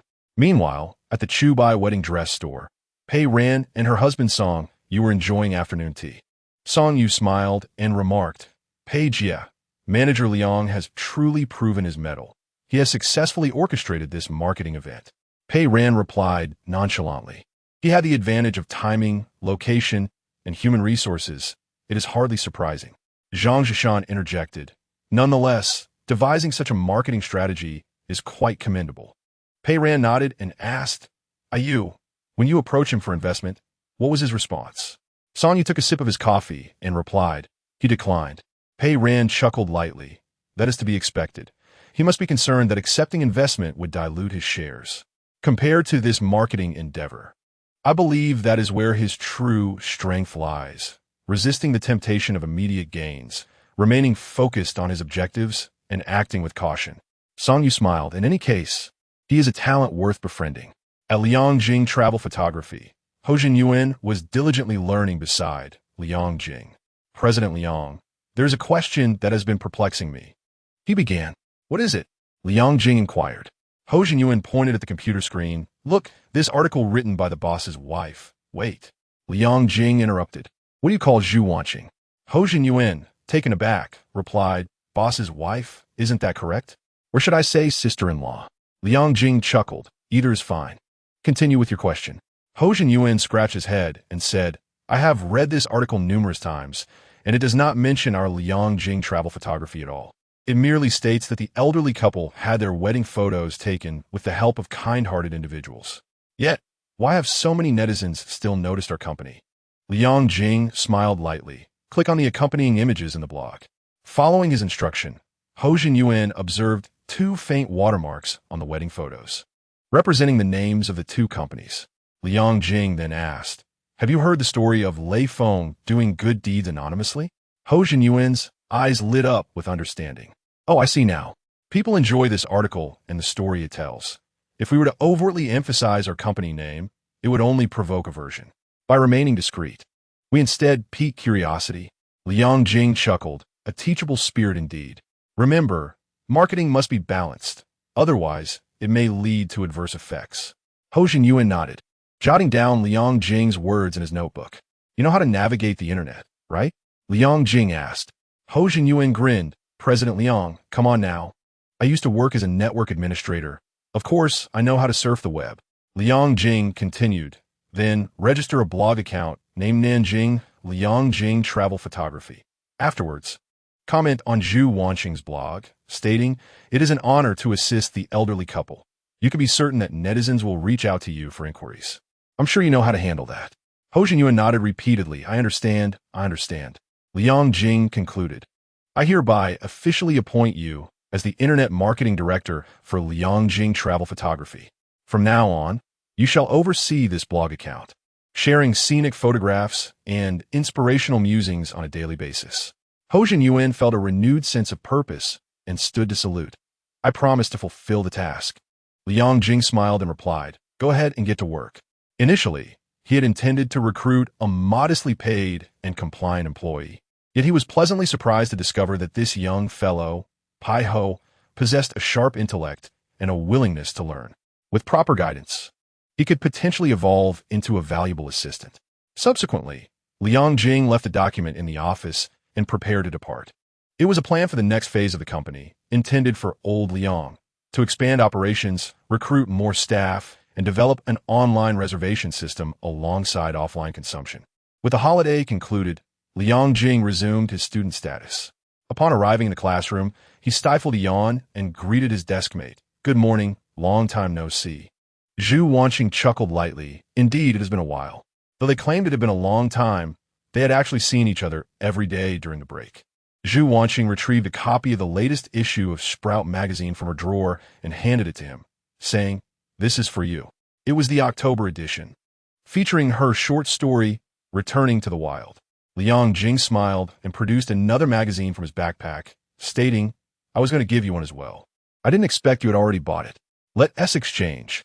Both magazines remained unopened, and while the exchange seemed superfluous, it held profound significance.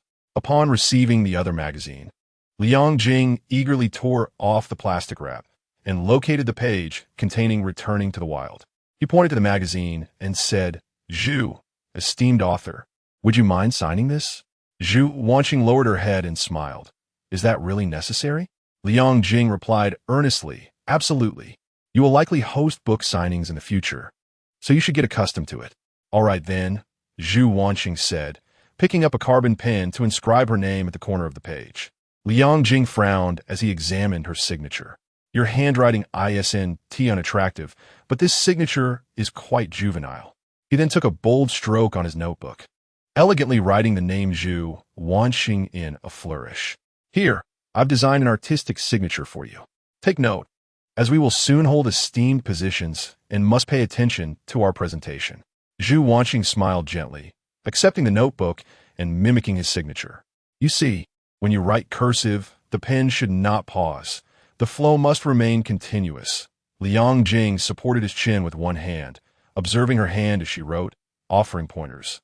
Zhu Wanxing felt both nervous and shy, gripping the pen tightly, as if she were chiseling rather than writing. At that moment, Duan Su and his sidekick, Liu Jiang, entered the classroom, each carrying stacks of magazines to the podium. Duan Su glanced toward the corner of the classroom and saw the two still engaged in their intimate interaction, which stung his heart. However, he had come to understand that some matters could not be postponed. If he waited until after the college entrance examination to pursue the school beauty, it would be too late. Thus, he resolved to take decisive action. Drawing a deep breath, he announced loudly, "Classmates, I trust you have heard that our class boasts a distinguished author." At this, the entire class turned to the back, erupting into a chorus of cheers. Zhu Wanxing cast a puzzled glance around the classroom, inadvertently locking eyes with Duan Su for a fleeting moment.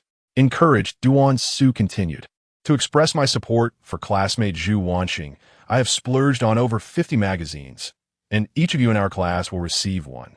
His grand gesture elicited a chorus of admiration. "Duan Su, you should have mentioned it earlier. Had I known, I wouldn't have made a purchase myself." Watching the enthusiastic cheers from his classmates, Duan Su felt a swell of pride. "Have you seen Campus Bell? A man who truly cherishes you not only offers spiritual support, but also backs you materially. Fatty, distribute the magazines." Liu Jiang promptly began handing them out. Though the promise was for one per person, he skipped over Liang Jing and Su Hongjie. Duan Su scratched his head apologetically. "Oh dear, Liang Jing and Su Hongjie. I miscounted the number of students in our class and bought 2 fewer copies, so I can't give you any." Upon hearing Duan Su's words, Su Hongjie scoffed. "Who the hell cares?" Liang Jing merely chuckled at the situation. "This guy's too funny. Do you think I need your gift? How about a signed copy instead?" Zhu Wanxing stared at the magazines Liu Jiang had placed on her desk, her expression conflicted. Both Liang Jing and Duan Su had performed similar acts. Yet Duan Su's gesture seemed more sincere. However, the impact of the same action varied greatly depending on the individual. Liang Jing's gift of a magazine felt like validation and encouragement to Zhu Wanxing, while the class-wide distribution by Duan Su left her feeling uneasy. "Why does everyone know about my publication?" Zhu Wanxing muttered in confusion. She was not one to seek the limelight and had only confided in Liang Jing about her submission. Liang Jing chuckled and nodded towards Su Hongjie, seated in the middle of the classroom. "He was with me when I bought the magazines yesterday. If he knows, it's as if the whole class knows." Zhu Wanxing sighed with a rueful smile. After ensuring that Liang Jing's magazine was properly placed in her desk, she picked up the one from her desk and walked towards Duan Su's table. Though both magazines appeared unopened and indistinguishable, she was determined not to make a mistake, for their significance was entirely different. She placed the magazine on Duan Su's desk, expressing her gratitude for the support, but added, "I do not require this. Please refrain from such gestures in the future." Her tone was cool and composed, devoid of any discernible emotion, a demeanor she typically maintained when conversing with most classmates. It was no wonder she had earned the title of the aloof goddess. Liang Jing grinned widely. The aloof goddess perceived by others was warm and approachable in her interactions with him, occasionally revealing a cute and endearing side. One could only conclude that he must have saved the galaxy in a past life. Duan Su stood there, his gaze blank, struggling to articulate a single word. The goddess had initiated a conversation with him. The last time they had spoken was during the second semester of their sophomore year, when Zhu Wanxing had urged him to submit his homework. His heart soared with joy, hardly processing her words, seemingly fixated only on the expression of gratitude. "There's hope. There's hope," Zhu Wanxing said, nothing more, and turned back to the rear seats. Alas, someone was coldly pressing against a warm bottom, but I shall not reveal who. Su Hongjia, with his hands behind his head, laughed heartily in mockery. Laughter erupted throughout the classroom.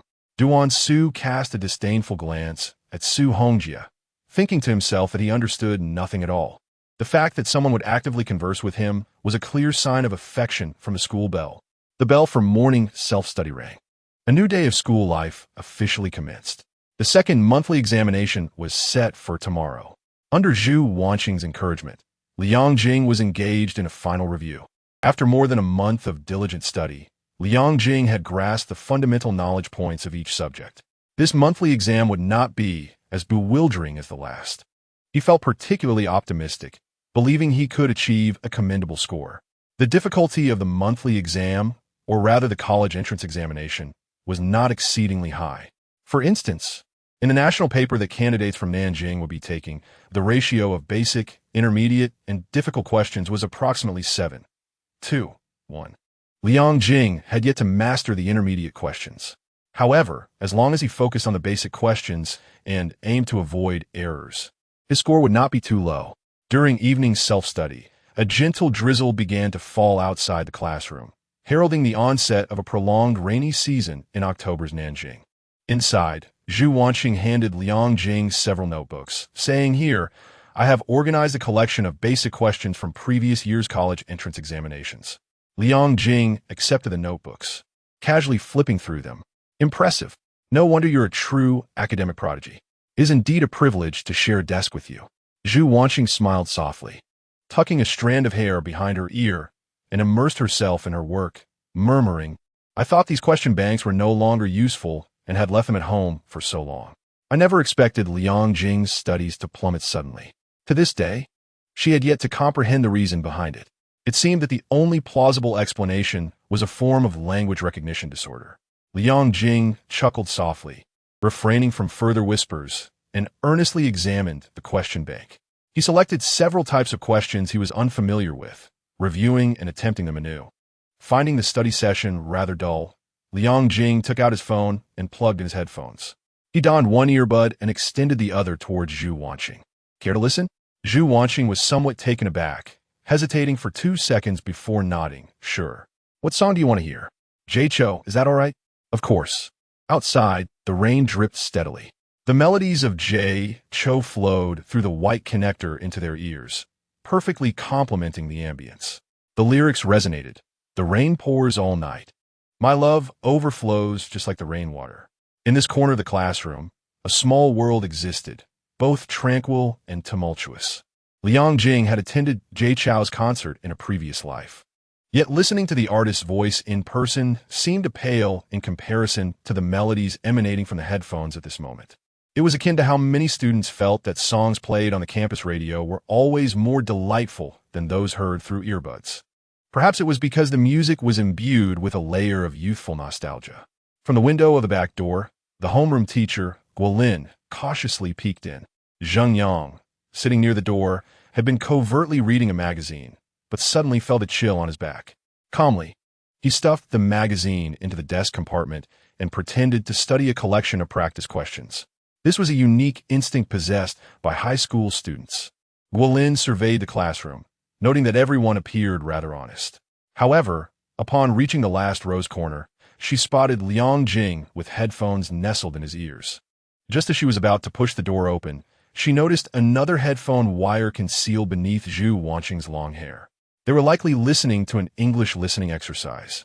With her double standards, she chose not to interfere and left with satisfaction. By the time evening self-study concluded, the rain had also ceased. After moving the desks and chairs and arranging the examination room, Zhu Wanxing shouldered her backpack and remarked, "I'll take my leave now. Best of luck on the monthly exam tomorrow." Liang Jing chuckled lightly. "Rest assured, I will not disappoint teacher Zhu's nurturing." "Then, see you tomorrow." "See you tomorrow." Subsequently, Liang Jing departed in the company of Su Hongjie. As they reached the stairway, Liang Jing recalled the magazine Zhu Wanxing had gifted him, still tucked away in the desk drawer, which had now been moved outside the classroom. Fearing it might be pilfered, he retraced his steps to retrieve it. Duansu noticed the magazine titled budding in Liang Jing's hand and approached with dissatisfaction. "Liang Jing, what is wrong with you? If it's not given to you, must you steal someone else's?" With that, he snatched the magazine away. Liang Jing raised an eyebrow and scoffed. "Not at all, my friend. It seems you have quite the issue." Duansu shot him a glance, implying, "Did you buy it?" Liang Jing smiled. "Flip to page 37 and see what's written there." Duansu paused for a moment before complying. Upon reaching page 37, he noticed the header bore the name Zhu Wanxing. With his extensive experience as a devoted admirer of the school Belle, he instantly recognized it as her handwritten note. He stood there, stunned, gradually grasping the situation. He had distributed magazines to the entire class, while Zhu Wanxing had bestowed one solely upon Liang Jing. In comparison, his actions appeared utterly self-indulgent and absurdly laughable.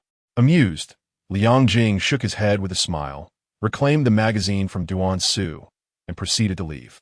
Following closely, Su Hongjie burst into laughter. "Duansu, I heard a new amusement park is opening in the southern part of the city, featuring circus performances. You might consider applying for a job there." Duansu, dejected, looked as if he had lost his spirit. On this day, the rainy season in Nanjing had just begun, yet he felt as though his youth had come to an end. "I've lost. This time I've lost utterly. Brother Su, it seems you've never won, have you?" Chapter 56. This one must be punished. After just a few days of returning from break, the monthly exam commenced, a long-standing tradition at the first high school. In the words of the principal, it was to penalize those who had become lax in their studies during the holiday. However, this time, Liang Jing was unperturbed by the prospect of punishment. With a determination to redeem himself, he entered the examination room for the lowest-ranked students. Not long after settling into his seat, a short-statured student with a prematurely aged face approached him. "Hey, are you Liang Jing?" The individual gestured towards him with an upward tilt of his chin. Liang Jing scrutinized him, noticing a scar on his forehead, 2 to 3 centimeters long. This feature reminded Liang Jing of someone, a certain individual from their first year who had relentlessly pursued Zhu Wanxing to the point of harassment. That person had been thoroughly beaten by Zhu Wanxing's mother, Zhu Jingshu, leaving him with the very scar on his forehead. It must be this individual before him. Though Liang Jing could not recall his name. "Is there something you need?" "Not much, really." The scarred man raised an eyebrow and chuckled. "There have been whispers lately about you and Zhu Wanxing being in a relationship. I wonder if there is any truth to it?" Liang Jing replied coldly. "Do not inquire about matters that do not concern you." This fellow had a history, and Liang Jing was unwilling to indulge him with a pleasant demeanor. The scarred man snorted with amusement. "You certainly have a temper. Very well, I shall refrain from my curiosity." With that, he begrudgingly returned to his seat. Dingling. Shortly thereafter, the bell rang, signaling the commencement of the monthly examination. Each examination room showcased a different array of personalities. In the first room, it was a battle of the gods. In the second, the war of the specialists. In the third, each displayed their unique talents. In the fourth, a plunge into the abyss of reckless gambling. In the fifth, the penultimate room, was a dazzling display of humanity's brilliance. During the 2 days of examinations, Liang Jing encountered a myriad of extraordinary individuals. Some removed their shoes to stretch their feet, others snored in slumber, and a few amusingly crafted paper airplanes from their test papers. Despite their eccentricities, everyone adhered to the rules of the examination hall. Cheating? They scoffed at the notion. 2 days after the exams concluded, the results were announced. Students from various classes eagerly gathered around the notice board in the teaching building, anxious to discover their scores. The teacher first revealed the overall top scorer. What? Zhu Wanxing scored 702? That's over 10 points higher than her last score. It seems she is destined to be the top student in the city. Then there was Su Jiang, whose Chinese score lagged significantly behind Zhu Wanxing's. It remained uncertain if he could catch up in subsequent assessments. These prodigious individuals felt distant to Liang Jing. His sole concern was his own score. After all, had he not declared during the academic conference that those who could not surpass him were intellectually challenged? He was eager to witness his own capabilities. Amidst the chattering discussions, the teacher began to post the top scores in each subject. Su Jiang excelled in mathematics and comprehensive science. Zhu Wanxing shone in Chinese, and Liang Jing triumphed in English. The crowd was momentarily astonished, but not overly surprised, for Liang Jing had previously claimed the top spot in English during the last monthly exam. Next, the teacher affixed Liang Jing's portrait to the board. Star of Progress, Liang Jing. 237 points to 558 points. In just over a month, he had improved by over 300 points. The crowd fell silent. Soon after, the teacher unveiled the overall ranking. Liang Jing was positioned at 147th among 523 students in the senior grade. According to Liang Jing's earlier remarks at the conference, 376 of them had been deemed intellectually challenged. Those present, whose scores fell below his, were engulfed in deep self-doubt, while those who scored higher felt an acute sense of crisis. After all, with Liang Jing's astonishing rate of improvement, it seemed merely a matter of time before they too were labeled as intellectually challenged. Regardless of their motivations, everyone resolved to seize the moment and study diligently. Liang Jing's rebellious comments during the conference had indeed triggered a catfish effect, igniting the enthusiasm for learning among the majority of students. On that day, Liang Jing became the talk of the entire grade, surrounded by various rumors. It was said that he and the school belle were already a couple, and that he was even engaging in business ventures outside of school alongside his studies. Excelling in examinations, thriving in business, and flourishing in romance, he seemed to be flourishing in all aspects of life. Most importantly, he had captured the heart of the school goddess. Who could contest this? As thoughts of Liang Jing's despicable remarks, deemed utterly foolish by the majority of students, surfaced, many silently cursed. This fellow must be punished. Achoo! In class 3, Liang Jing let out a robust sneeze. Zhu Wanxing inquired with concern. Why have you been sneezing incessantly today? Are you catching a cold? Liang Jing wiped his nose, dismissing the idea of illness. No cold, perhaps someone is cursing me. Zhu Wanxing nodded, handing him her comprehensive answer sheet. I've reviewed your answer sheet. It's impressive. You've answered all the questions correctly. Just practice more and tackle some challenging problems, and your score will surely improve. Liang Jing boasted, of course. I am a genius. Zhu Wanxing chuckled softly, such arrogance. Liang Jing leaned back in his chair, calculating the score gap between himself and Zhu Wanxing. Was there any possibility of catching up in the remaining time? Bridging the gap from over 200 to over 500 was manageable for him. However, advancing from 500 to 600 and then to 700 posed a steep challenge. It seemed that if he wished to attend the same university as this girl, he would need to exert even more effort. He almost forgot this matter. Liang Jing straightened up, retrieved a substantial envelope from his backpack, and handed it to Zhu Wanxing. What is this? She asked, puzzled. It's your payment for the article, Liang Jing replied with a smile. Your piece brought remarkable traffic to the travel photography company. Orders have been booming these past few days. Judging by the envelope's thickness, it should be around 5 or 6,000 yuan. Zhu Wanxing gently shook her head. That's too much. I can't accept it. Liang Jing insisted, forcefully placing the envelope in her hands, fabricating, this is from my father. You must accept it. Old Liang had initially intended to cover this payment himself, but was turned down by Liang Jing. The envelope contained Liang Jing's entire profit share. Zhu Wanxing gazed at the bright banknotes, pursed her lips, and withdrew 5 bills, returning the envelope. 500 is sufficient. Please return the rest to Uncle Liang. If I return it, he will scold me. You should keep it all. As the two exchanged refusals, their homeroom teacher, Guolin, along with Su Hongjie and Wang Xiaoya, entered the classroom in succession. Guolin rapped the blackboard, stating, "Everyone, quiet down. We're holding an impromptu class meeting to announce some details regarding the upcoming sports meet." As soon as she finished speaking, Su Hongjie, brimming with enthusiasm, stepped onto the podium. Tall and athletic, with a knack for basketball, he served as the class's sports representative. However, since entering their senior year, the physical education teacher had been bedridden, leaving him sidelined. With the sports meet approaching, he could once again speak with authority. Clearing his throat, Su Hongjie picked up a document and read aloud, in response to the national call for a sports initiative and to promote the Olympic spirit. The document was filled with bureaucratic jargon. In essence, it conveyed that inspired by the Olympics, the school was placing significant emphasis on this sports meet and planning to host it extravagantly. There would be an opening ceremony, additional competition events, and even a procurement of gold, silver, and bronze medals for an award ceremony. Upon hearing the news of the sports meet, the entire class was abuzz with excitement. However, when they learned it would take place over the weekend, dissatisfaction rippled through the room. The school certainly knew how to organize things. After reading the document, Su Hongjie announced, "We need to select a flag bearer and a placard representative.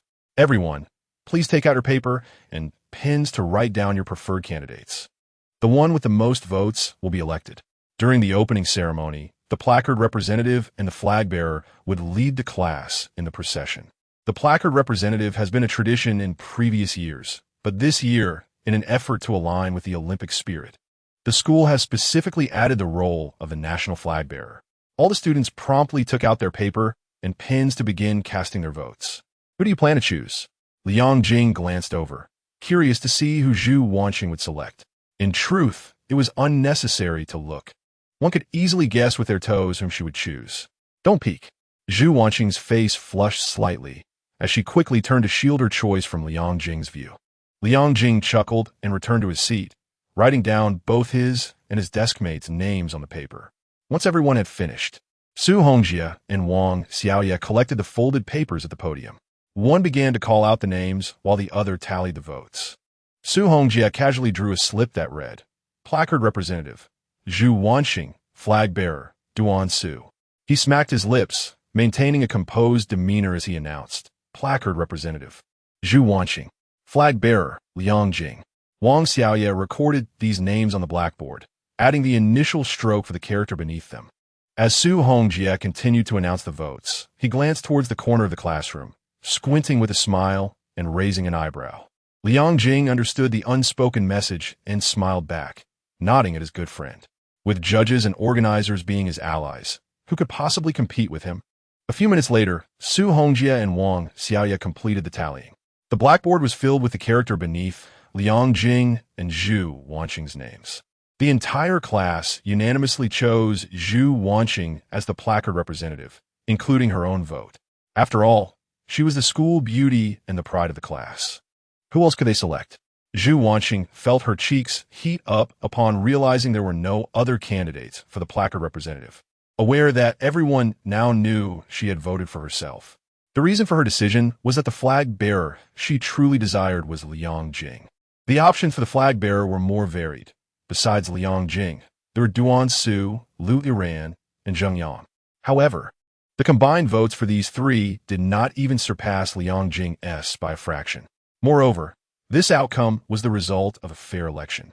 Su Hongjie had only inflated one vote, and seeing his friend's overwhelming advantage, he chose not to engage in further favoritism. The majority of the class voted for Liang Jing for two reasons. First, everyone tacitly acknowledged that he and Zhu Wanxing made a lovely couple, fostering a spirit of goodwill.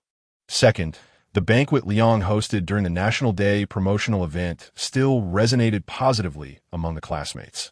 "Very well, it shall be the two of you," Guolin remarked, observing the voting results on the blackboard, nodding in satisfaction. This was the outcome she had anticipated. She felt reassured about Liang Jing partnering with Zhu Wanxing.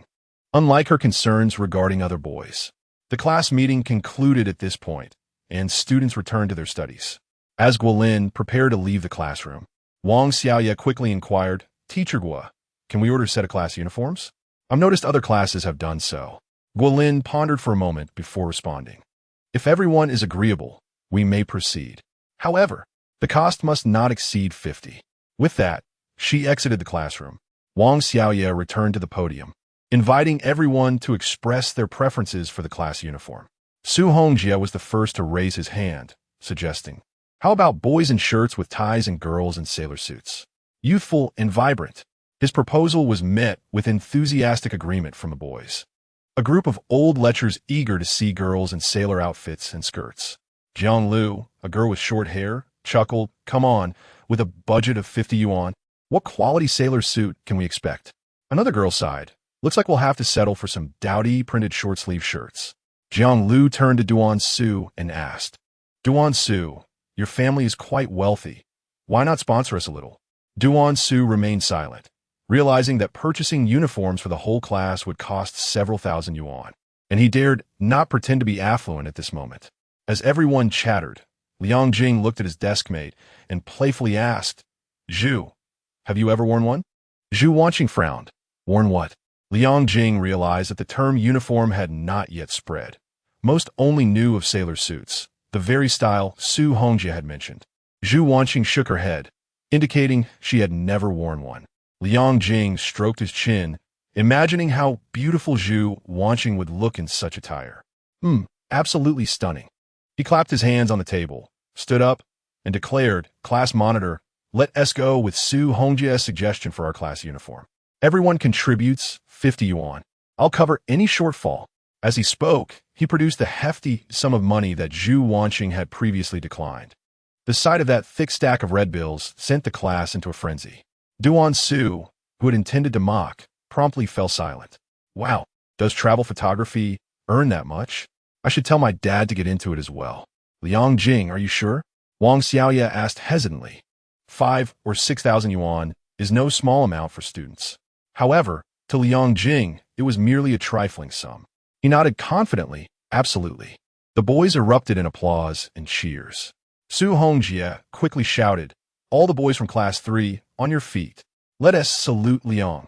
Except for Duan Su and Lu Jiang, the boys stood and bowed to Liang Jing in unison, saying, "Thank you, Liang."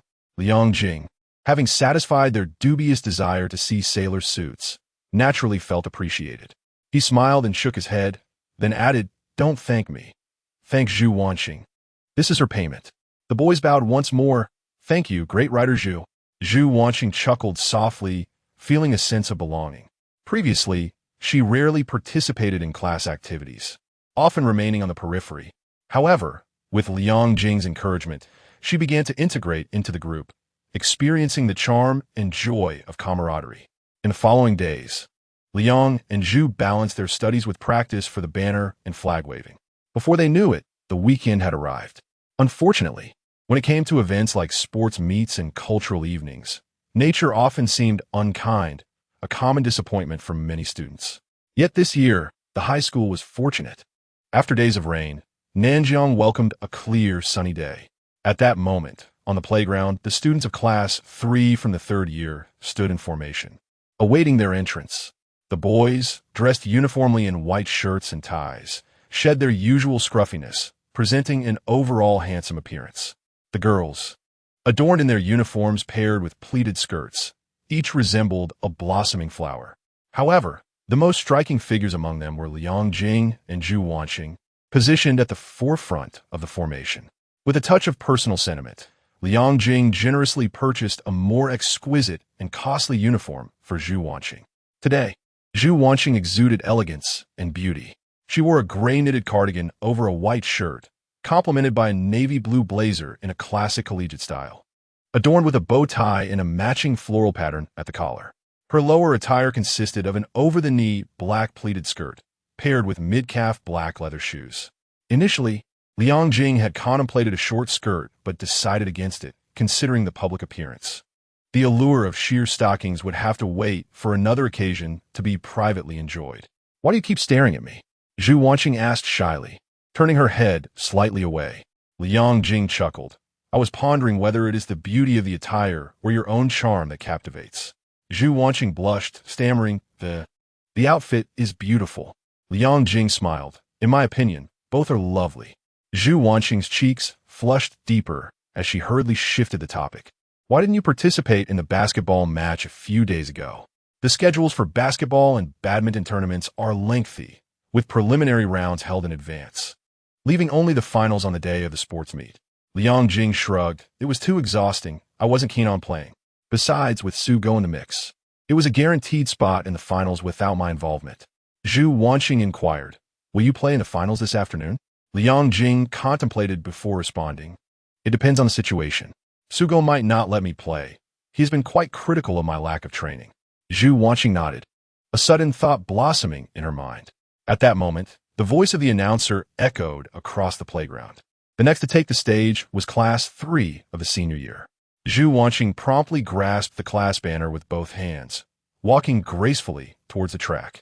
Liang Jing followed closely, bearing the national flag. The class formation soon followed, chanting their slogan, Class 3, Class 3, Tigers descend the mountain, dominating the field. The announcer's proclamation elicited laughter from the crowd. Liang Jing lamented, this sports committee member lacks culture. The entire class suffers for it. Hearing his words, Zhu Wanxing stifled a laugh. Don't make me laugh. Under their leadership, the class formation approached the podium.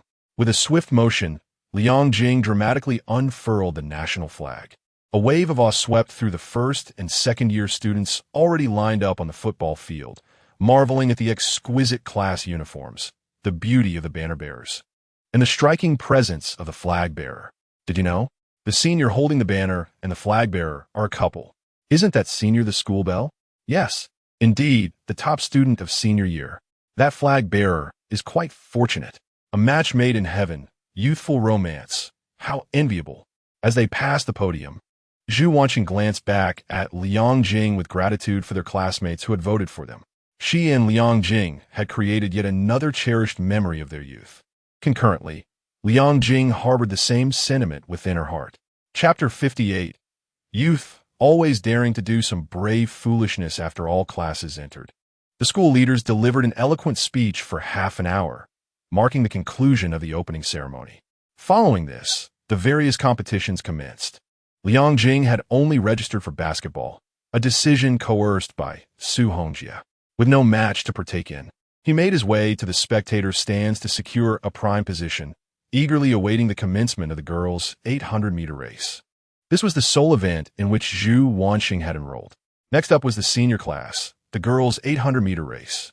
The announcer requested that students on the track vacate the area. Shortly after the announcement, the track was cleared.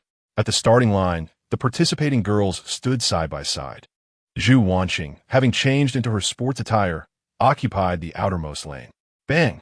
As the starting gun fired, the competitors surged forth. Zhu Wanxing swiftly overtook her peers, quickly advancing to the forefront, thereafter maintaining her lead.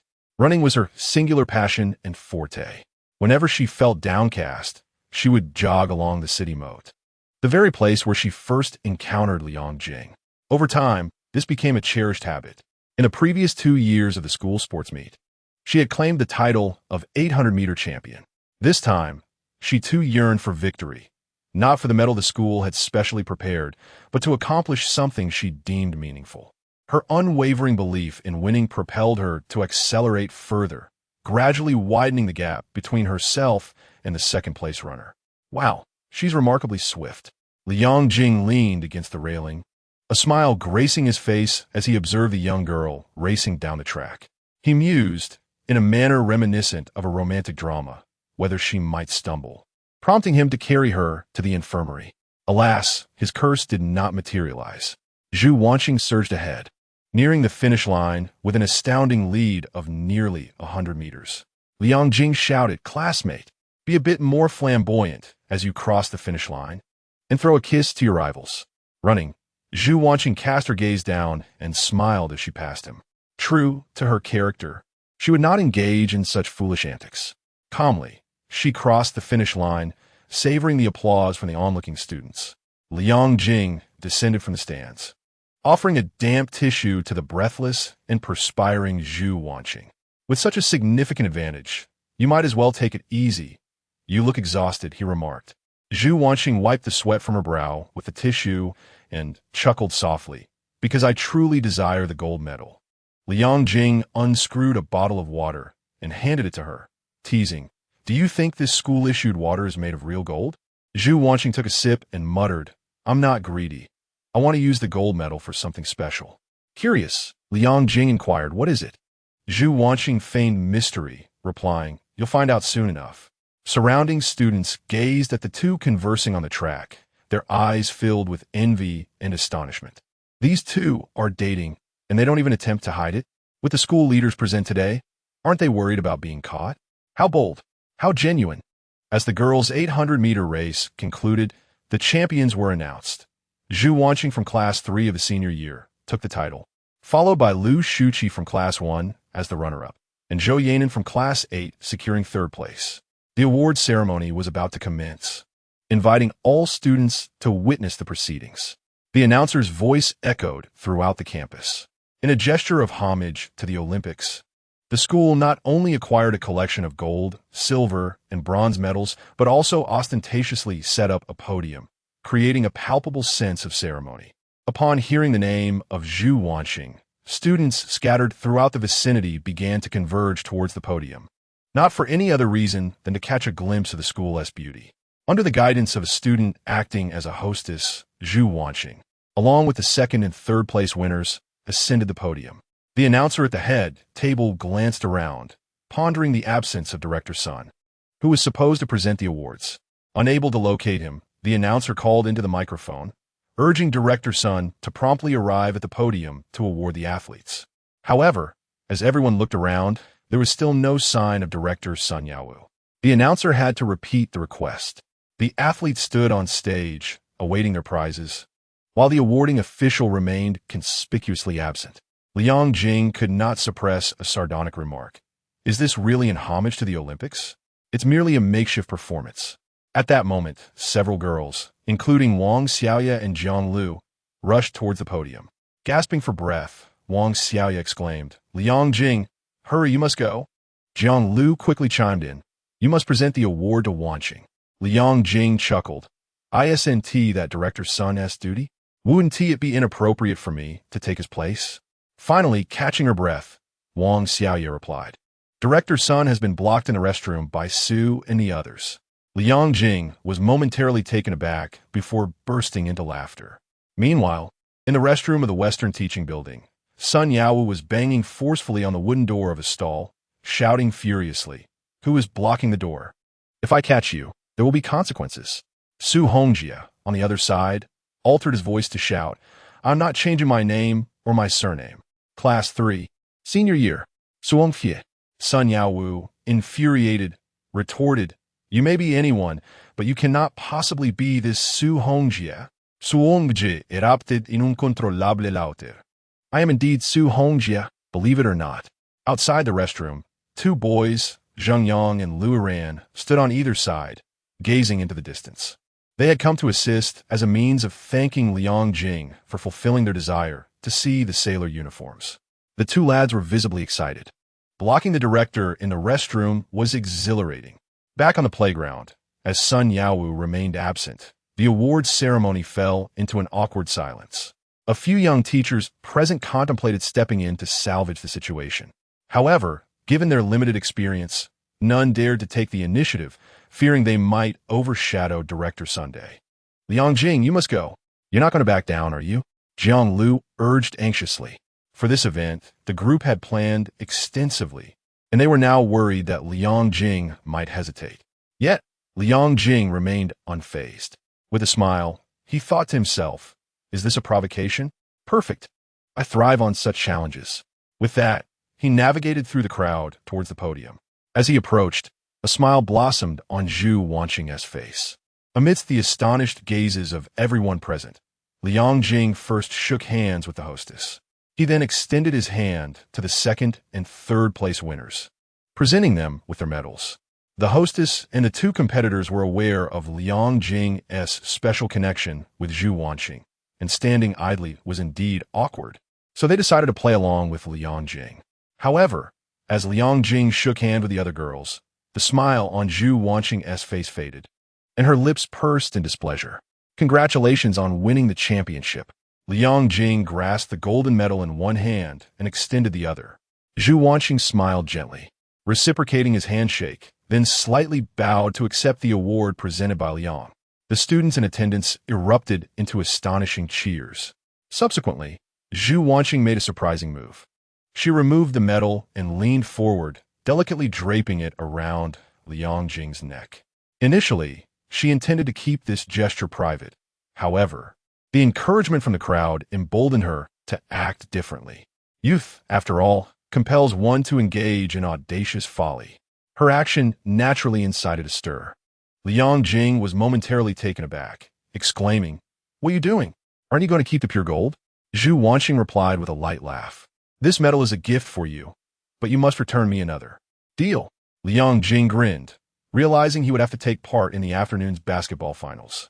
Not far away, Guolin, drawn by the commotion, witnessed the events at the awards podium. She felt as though the sky had fallen. Her cherished student, who she believed held great potential, seemed to have developed feelings for Liang Jing. "Liang Jing, oh Liang Jing, you were the one boy in class I trusted.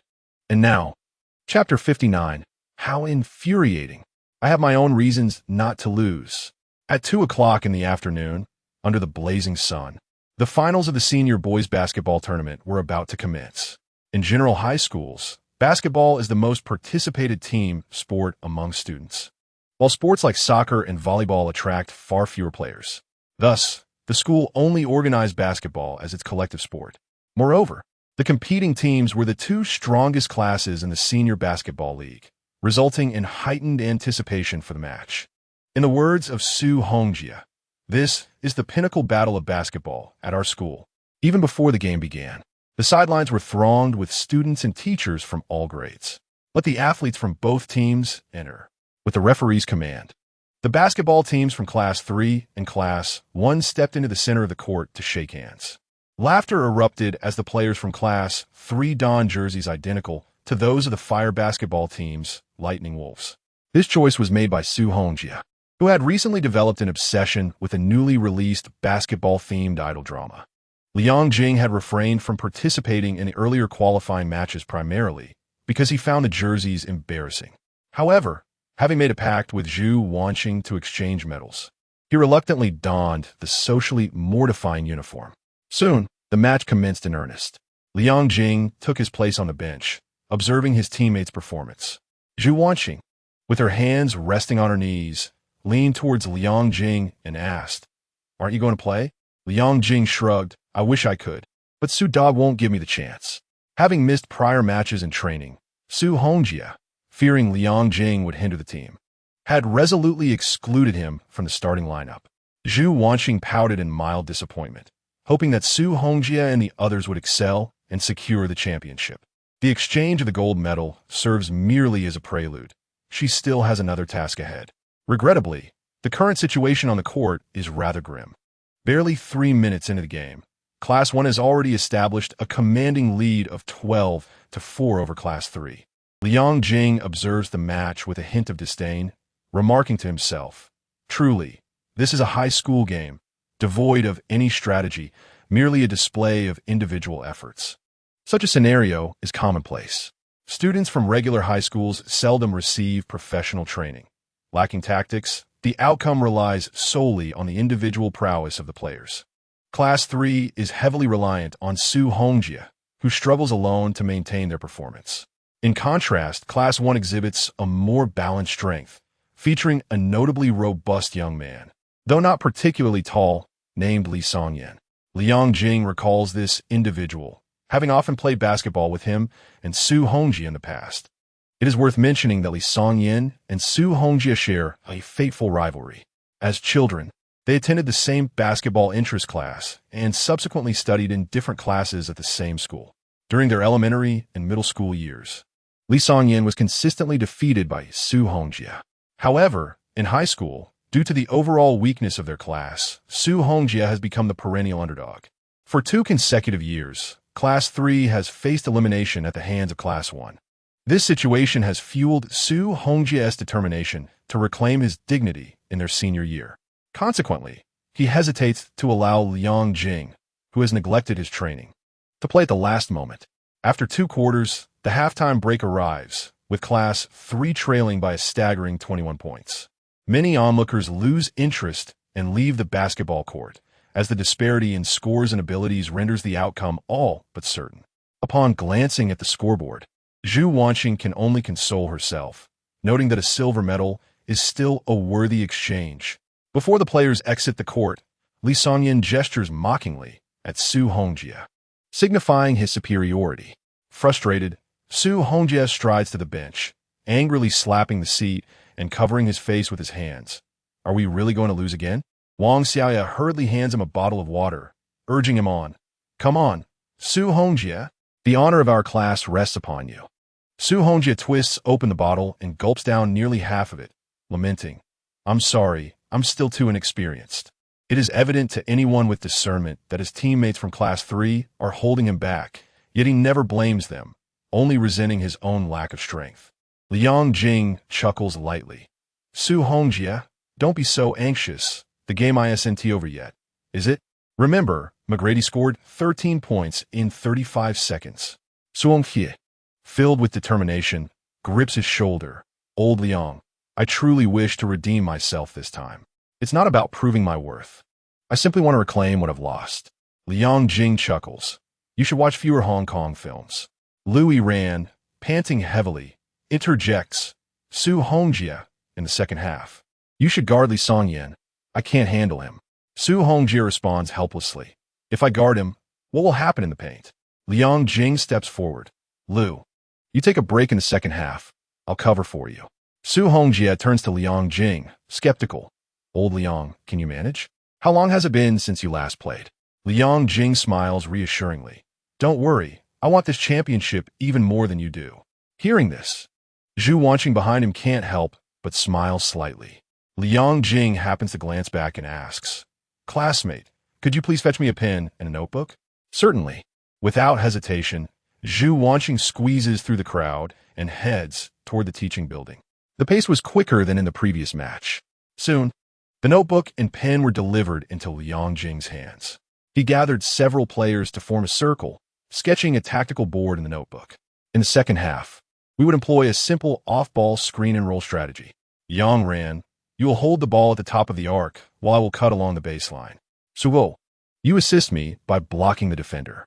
As he spoke, he doodled in the notebook. This was one of the most fundamental strategies in basketball, yet a few players still appeared bewildered, as if grappling with a complex math problem.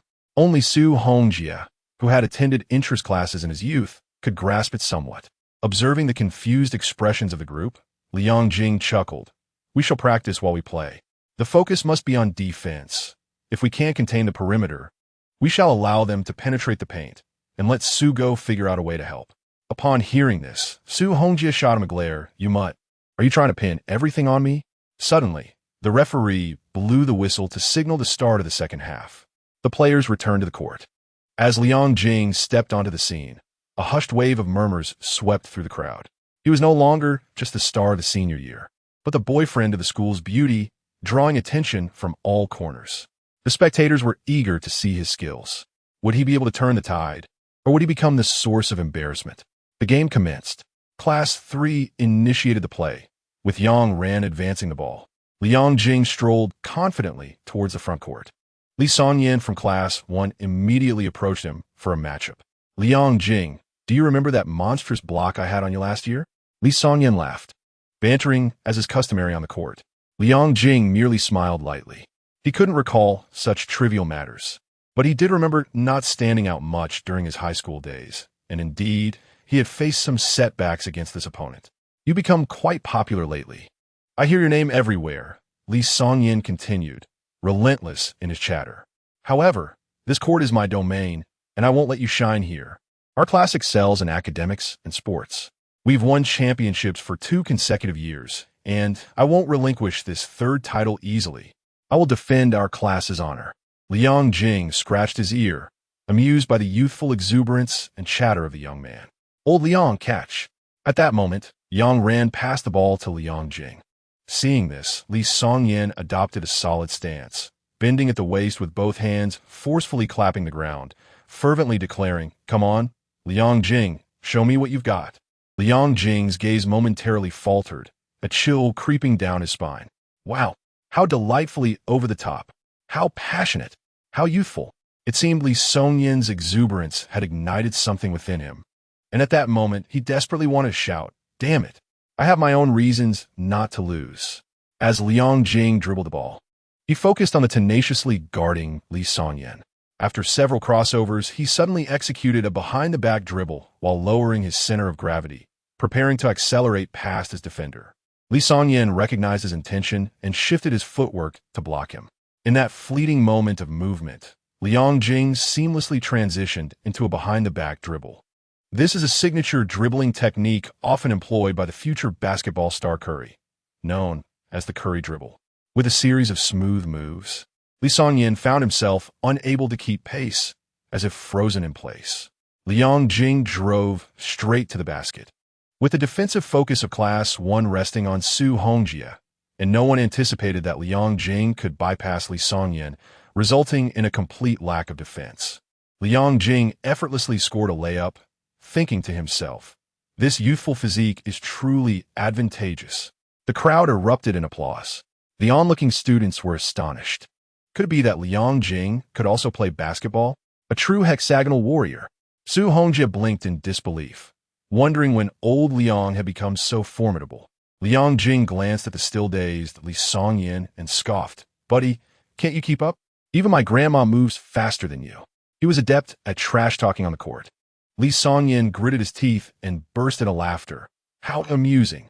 Following this, Class 1 resumed play, and the 5 players from Class 3 immediately retreated on defense. As he passed by Zhu Wanxing, Liang Jing tilted his chin toward her, saying, "Wasn't that stylish?" Zhu Wanxing smiled, "Very stylish." Their interaction instantly drew the attention of the entire crowd. Not just buddies, flaunting success on the court was one thing, but to also showcase their affection? Unbelievable. Guolin, who was cheering for her class from the sidelines, couldn't help but facepalm and sigh. With her years of experience as a homeroom teacher, she could be 100% certain that something was amiss with the two of them. Yet the question remained, to intervene or not. In the second monthly exam, one of them improved by over 300 points while the other regained the top spot in the grade. It appeared that their early romance had not affected their academic performance. After much contemplation, she decided to turn a blind eye. The game continued. Zhu Wanxing, the formidable presence in the paint, successfully secured the defensive rebound, and Class 3 launched their offense once more. This time, Liang Jing opted not to go for another solo play, but instead signaled for the ball handler, Yang Ran, to execute a strategy. Yang Ran dribbled at the top of the arc while Liang Jing ran along the baseline from left to right, with Zhu Wanxing blocking Li Songyan's pursuit beneath the basket. Reaching an open spot, Liang Jing received the pass. With a swift motion, he shot the ball, executing the play flawlessly. This straightforward off-ball screen and roll strategy required a solid big man to obstruct the defender, a role Zhu Wanxing fulfilled perfectly. It also necessitated an excellent shooter, which Liang Jing was, possessing a commendable shooting touch. In his youth, he could leap through the air while playing. However, having crossed 30, he realized that the younger players on the court could run and jump better than he could. Gradually, he transformed into the seasoned veteran who floated on the perimeter, shooting threes. With a refined strategy, Class 3, under Liang Jing's guidance, quickly closed the score gap. The number of spectators grew, and the game reached a fever pitch. 1 minute into the fourth quarter, as Liang Jing received the ball and prepared to shoot, the towering defender from Class 1 lunged at him. Liang Jing promptly bounced the ball to Zhu Wanxing. At that moment, Li Songyan found himself matched up against Zhu Wanxing. Leveraging his height advantage, Zhu Wanxing easily made a layup, then raised his arms to display his biceps, shouting at Li Songyan, "Did you see that? This is the bond between me and my brother." Liang Jing shook his head with a smile, thinking that not only should he watch more Hong Kong films, but he ought to cut back on anime as well. Li Songyan's expression was grave, utterly devoid of temper.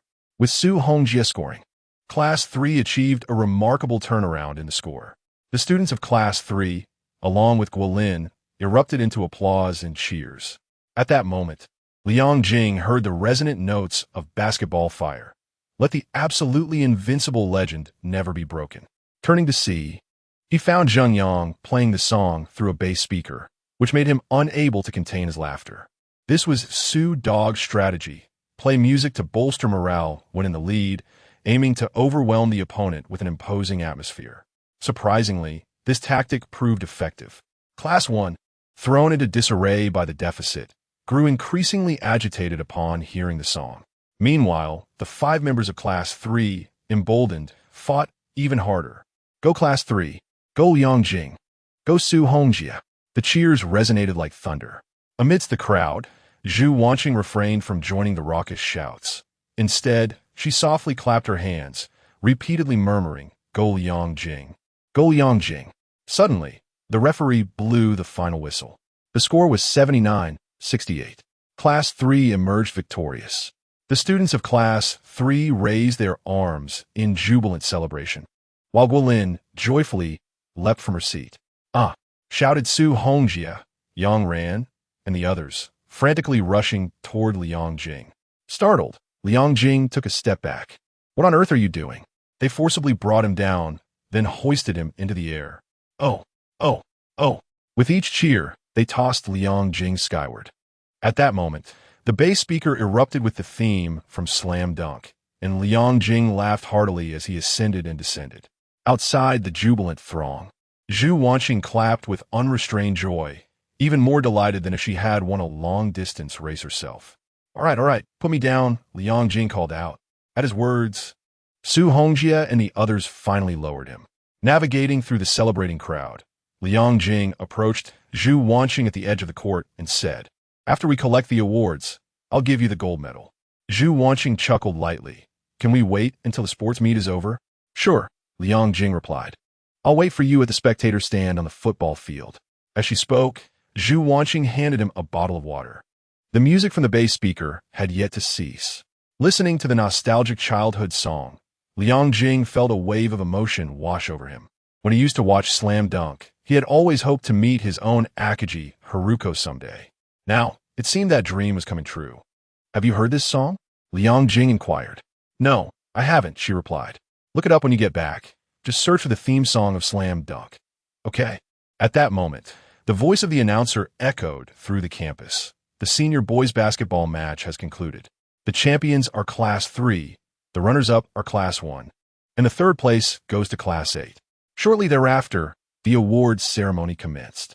Ascending to the championship podium, Su Hongjie looked down upon Li Songyan at the runners-up position. Xiao Yanzi, do you remember the fear I once instilled in you? Li Songyan scoffed. Having lost this time, I will definitely seek revenge. Sudol, dare you challenge me to another match? Why would I dare? Su Hongjie extended his fist. Before graduation, let us have a showdown to determine our standings. Li Songyan reciprocated with a fist bump, declaring, let us decide our fates. Liang Jing chuckled lightly, amused by the two overly enthusiastic individuals. At that moment, Sun Yaowu and the etiquette lady approached to present the award. After receiving the gold medal, Liang Jing raised it high and waved it towards Zhu Wanxing in the crowd. Zhu Wanxing smiled, nodded, and gave a thumbs up, her lips parting slightly. Though no sound escaped her mouth, Liang Jing could discern from her lips that she was saying, Congratulations. Guolin, who was observing, quickly turned her head away. I can turn a blind eye, but could you perhaps tone it down a bit? Young man, congratulations. Sun Yaowu said as he shook hands with Su Hongjie. You played quite well. I hear your name is Su Hongjie? Su Hongjie felt the pang of anxiety and nodded, saying, Thank you for the compliment. Director, I am indeed Su Hongjie. Sun Yaowu inquired, You're quite tall and sturdy. There can't be many in our school taller than you, right? Su Hongjie scratched his head and replied, There aren't too many. I might be the tallest in the school. Oh, Sun Yaowu squinted at him. This morning, a student played a prank on me. I didn't see him, but I could hear his voice from above me, indicating he was tall. If someone could hold the door shut, they must be quite robust. Hearing this, Liang Jing was astonished. Sun Yao truly was a genius in criminal investigation. Su Hongjie was equally shocked, but feigned composure, saying, "Director, I don't understand what you're talking about." Sun Yao coldly replied, "Come to my office tomorrow. We need to have a serious discussion." With that, he departed from the award stage. Su Hongjie turned to Liang Jing beside him, saying, "Old Liang, what if I can't handle it and get exposed?" Liang Jing placed a reassuring hand on his shoulder and sighed. "Your goodness, I remember it well. In the future, my child will recognize you as a godfather." Su Hongjie gazed up at the sky, feeling melancholic. "With your words, my life has been worth it." Chapter 61. How I long to proclaim my love for you. After the endless speeches from the school leaders, the sports meet concluded successfully. Class 3 had a remarkable harvest this time, securing 3 collective championships and 9 individual titles. Guilin was delighted and treated the whole class to ice cream. At that moment, in the Class 3 classroom, Liang Jing, munching on a green snack, approached his basketball teammate Yang Ran and said, "Xiao Yang, take me to your dormitory. I need to take a shower." Yang Ran frowned. "Why not just wash at home? Why come to our dorm?" Liang Jing joked, "Don't worry. Are you reluctant to part with your shampoo and shower gel?" Yang Ran laughed heartily. "All right, today you are the hero. Don't mention just using my shampoo and shower gel. I can even help wash your hair and scrub your back." Under Yang Ran's guidance, Liang Jing arrived at the boys' dormitory. Zhu Wanxing had arranged to meet him alone on the football field, and of course, he needed to maintain a good appearance. Not to mention, he certainly couldn't go over smelling of sweat. After showering, Liang Jing changed into the white shirt and small suit pants he wore at the opening ceremony, donned a tie, and tidied his hair in front of the mirror. Observing this, Yang Ran couldn't help but chuckle. "Old Liang, look at you. Are you going on a date?" Liang Jing scoffed. "What date? High school students aren't allowed to date, don't you know?" Yang Ran shrugged. "I accept that others taught me this. But aren't you just the purest example of a counter lesson?" Liang Jing chuckled softly, rising to depart. "I'm off now. Thank you." Upon leaving the boys' dormitory, he made his way to the designated spectator stand at the soccer field. As dusk approached, the day's students had already returned home, and the boarding students were nestled in their dorms, indulging in slumber. The soccer field was devoid of life. Zhu Wanxing had yet to arrive. Leaning against the railing, Liang Jing savored the refreshing autumn breeze. After a span of 7 or 8 minutes, footsteps echoed from the staircase of the spectator stand. At the sound, Liang Jing turned to see Zhu Wanxing, bursting into laughter upon catching sight of her. She was adorned with makeup and clad in her uniform. Alas, the makeup was rather extravagant. Her lips painted a vivid crimson, blush that had not been blended, and eyeshadow in clashing hues. The application resembled graffiti on the statue of Venus de Milo. "Is it truly that unappealing?" Zhu Wanxing asked, her cheeks flushed. Liang Jing laughed heartily. "Did you do this yourself?" "No." She shyly shook her head. "Xiaoye and Jiang Lu helped me. They said it was about the sense of ceremony." Suppressing his laughter, Liang Jing remarked, "You have quite the audacity, allowing them to beautify you. They are equally bold to take on the task." With that, he retrieved the wet wipes he had purchased during the sports meet and suggested, "Let us remove that makeup." "Oh," Zhu Wanxing replied softly. Turning away, she began to wipe the cosmetics from her face. She diligently scrubbed again and again before finally turning back to him. "Is there any left?" Gazing at her now unadorned yet breathtakingly beautiful visage, Liang Jing nodded in satisfaction. "This is much more appealing. Refrain from contemplating makeup in the future." Zhu Wanxing nodded lightly. Acknowledging his words, Liang Jing then produced 2 gold medals from his pocket, identifying one inscribed with Senior Year Boys Basketball Champion, which he handed to Zhu Wanxing. Thus, the long-distance runner donned the basketball medal, and the basketball champion wore the long-distance running medal. "Why did you think to swap medals with me?" Liang Jing inquired. "I was concerned you might not participate in the basketball match, so I devised this plan," Zhu Wanxing replied. Liang Jing clicked his tongue. Indeed, had he not prompted this, I might not have taken the initiative to play. A moment of silence enveloped them. Zhu Wanxing bit her lip and spoke. "This time we've exchanged medals. But next time, I wish to exchange something else." "What?" "Our college entrance examination aspirations." Liang Jing furrowed his brow. "How does one exchange such things?" "I attend Qingbei, and You opt for vocational college? Zhu Wanxing hastily clarified. I mean, after the exams, we share our respective aspirations. Feigning ignorance, Liang Jing asked. Why do you wish to know my aspirations? Because, Zhu Wanxing inhaled deeply, summoning her courage. I hope to attend the same university as you. In recent days, Liang Jing's actions had made her sensitive heart perceive his affections. Yet, constrained by their high school identities, she dared not express herself too directly, entrusting everything to the future. Liang Jing smiled gently. This little girl is no longer pretending. Given her shy nature, desiring to attend the same university was akin to a bold confession. Leaning against the railing, he gazed at the geese flying across the sky and said with a smile, that sounds splendid. However, I must clarify one thing. When it comes to academics, you surpass me. I shall strive to catch up with you. But you must not relent in your pursuit of me. Zhu Wanxing is a perceptive individual, capable of grasping Liang Jing's sentiments. He harbors concerns about achieving high scores only to enroll in an unworthy institution. I understand. Therefore, in the forthcoming days, I shall diligently assist you in your studies.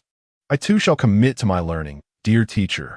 Should the ultimate outcome prove unsatisfactory, might we still find ourselves in the same city? Nonsense. Zhu Wanxing chuckled softly, lowering her head, then raised her hand, her slender pinky gently curling. Then let us seal this with a promise. Liang Jing grinned and extended his pinky as well. He had employed numerous methods to establish agreements or contracts, signatures, seals, fingerprints, but this pinky swear was a first of its kind. The twilight glow bathed the tranquil campus, casting elongated shadows of the two figures, their fingers intertwined. Sugo, lower yourself a bit. I can't see. If you crouch any further, I shall have to lie on the ground. Whose fault is it that you are short? Sugo, now that you're so tall, be considerate and step back. Don't obstruct everyone. Jie is right. She is amazing. Zhengyang, I'm not wearing my glasses. What are those two doing now? It appears they are holding hands. How plain. Aren't they supposed to kiss? Sugo, you have the best relationship with Liang Jing. The organization is dispatching you to intervene. On the other side of the football field, a group from Class 3 was closely observing the happenings at the spectator stand. At 6 o'clock in the evening, Zhu Wanxing returned home, her heart brimming with joy. Upon entering her room, she retrieved a glass jar from the cupboard. Inside were fragments of notebooks and half a jar of paper stars. The paper stars were intended as a graduation gift for Liang Jing, but after some setbacks, she had abandoned the idea. Now, she could resume her old endeavor. She took a strip of paper for folding stars and inscribed her original verses on its reverse side. Each paper star in the jar concealed a poem. This was the finest gift she could conceive and offer. After composing a poem and folding a paper star, she opened her computer and searched for the theme song of Slam Dunk on her music software. This was something Liang Jing had mentioned to her after a basketball game. Numerous theme songs appeared in the search results, and Zhu Wanxing played them in turn, listening to the introductions. When she heard the one played at the basketball court today, she cupped her cheeks with her hands, grinning foolishly and laughing incessantly. That theme song from Slam Dunk was titled, I Want to Shout I Love You. Chapter 62. The first sword on shore, first slay the one who captivates the heart in the Bayou Garden community. The three members of the Liang family were gathered around the dining table for dinner. Liang Jing was lost in thoughts of the sweet moments shared with Zhu Wanxing. Each recollection of their affection brought a smile to his face. Zhou Yingchun nudged her husband with her elbow, leaning in slightly to whisper, Old Liang. Xiao Jing is acting strangely today. He keeps smiling inexplicably. Look, yes, smiling again. Liang Qingwen stifled a laugh, remarking, Isn't it obvious? He is in love. In love? With whom? You ask, knowing full well the answer in your heart. At this, Zhou Yingchun nearly lost her composure, bursting into laughter. In the eyes of her and old Liang, the only suitable candidate is Zhu Wanxing. The mere thought of her beautiful, academically outstanding, and well-behaved daughter-in-law to be dating their son fills the mother with an exhilarating joy akin to winning the lottery. However, despite her happiness, she remains grounded. Regarding her son's early romantic involvement, she neither opposes nor supports it. The crucial factor influencing her stance is academic performance. By the way, Xiao Jing, what score did you achieve on this month's exam? She inquired. Liang Jing, brought back to reality, replied, 558. Not bad. You've surpassed the cutoff for first-tier universities. Zhou Yingchun nodded approvingly, then asked, and what about Xiao Zhu? How much did she score? Liang Jing casually replied, while pushing his rice around, 702. Upon hearing this figure, Zhou Yingchun's face exhibited sheer astonishment. So high. Liang Jing chuckled, setting down his utensils. I'm going to my room to study. I'll leave the dishes to you too. With that, he rose and returned to his chamber. Zhou Yingchun gazed at her husband, still in a state of shock. 702 points. That score is astounding. Liang Qingwen, a dropout from elementary school, chuckled. Is it really that exaggerated? Look at how startled you are. Zhou Yingchun sighed. Old Liang. With the score disparity between Xiao Jing and Xiao Zhu, they are destined not to attend the same university. Once there's a gap in education, there will be a disparity in career opportunities. Can they truly remain together in the future? Her concern reflects what would later be termed as the first sword of securing one's future, eliminating the beloved. Liang Qingwen laughed. Why are you thinking so far ahead? We don't even know if they're truly dating. I'm just speculating. Even if they are, with our son's capabilities, do you really think there will be a significant difference between him and Xiao Zhu? You need to revise your outdated belief that education determines everything. Upon hearing this, Zhou Yingchun nodded, her anxiety easing considerably. She sighed. How have I become so much like our mother? Xiao Jing hasn't even graduated from high school yet. Why should I be so worried? Liang Qingwen burst into laughter. It's only natural. Xiao Zhu is simply too exceptional. I would be delighted if she and our son could find a meaningful conclusion. In the room, Liang Jing sat down at his desk. Instead of immediately studying, he first powered on a desktop computer comparable to a small gaming console. He opened a blog and navigated to Nanjing Liang Jing Travel Photography. The travel photography company's blog is managed by Hojin Yuan, who posts daily inspirational quotes and scenic images, currently boasting over 3,000 followers. Most of these followers were attracted through previous event marketing strategies, and the conversion rate has proven to be quite effective, as evidenced by the company's recent performance. However, it was a tough job for Pai Ho. He was overwhelmed with work, fielding phone calls from dawn till dusk, while also handling online inquiries. To alleviate his burden, old Liang arranged for 2 assistants and raised his salary to 4,500. Relying on manpower to handle online orders is not a sustainable solution. Liang Jing muttered to himself. He then closed the company's blog and searched for another blogger, Zhu Wanxing. Recently, Zhu Wanxing had been serializing an autobiographical coming-of-age novel on their blog. Liang Jing was there to catch up on the latest chapters. He was already on his second read-through of the novel. At first glance, he was merely peeking, skimming through the pages without any genuine attention. In that moment, he did not connect himself with the protagonist of the book. After all, the events mentioned within were separated from him by 2 or 3 decades, rendering his memories hazy at best. Upon revisiting the narrative, he immersed himself in the character, not merely reminiscing, but also experiencing the hidden affection that Zhu Wanxing harbored for him over 12 long years. It was a most peculiar sentiment.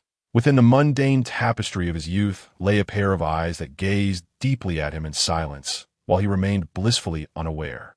Even now, fully cognizant of Zhu Wanxing's feelings, Liang Jing found it astonishing. To be cherished in such a manner was indeed a stroke of fortune. His only response could be encapsulated in 3 words. I shall not disappoint. After perusing the latest chapter, Liang Jing left a comment under a female alias. Zhu Wanxing's little fan. Keep it up, sister. Looking forward to what comes next. Shortly thereafter, Zhu Wanxing replied, Thank you for your support. Liang Jing wore a mischievous grin, feeling somewhat like a creep. Just then, a notification chimed.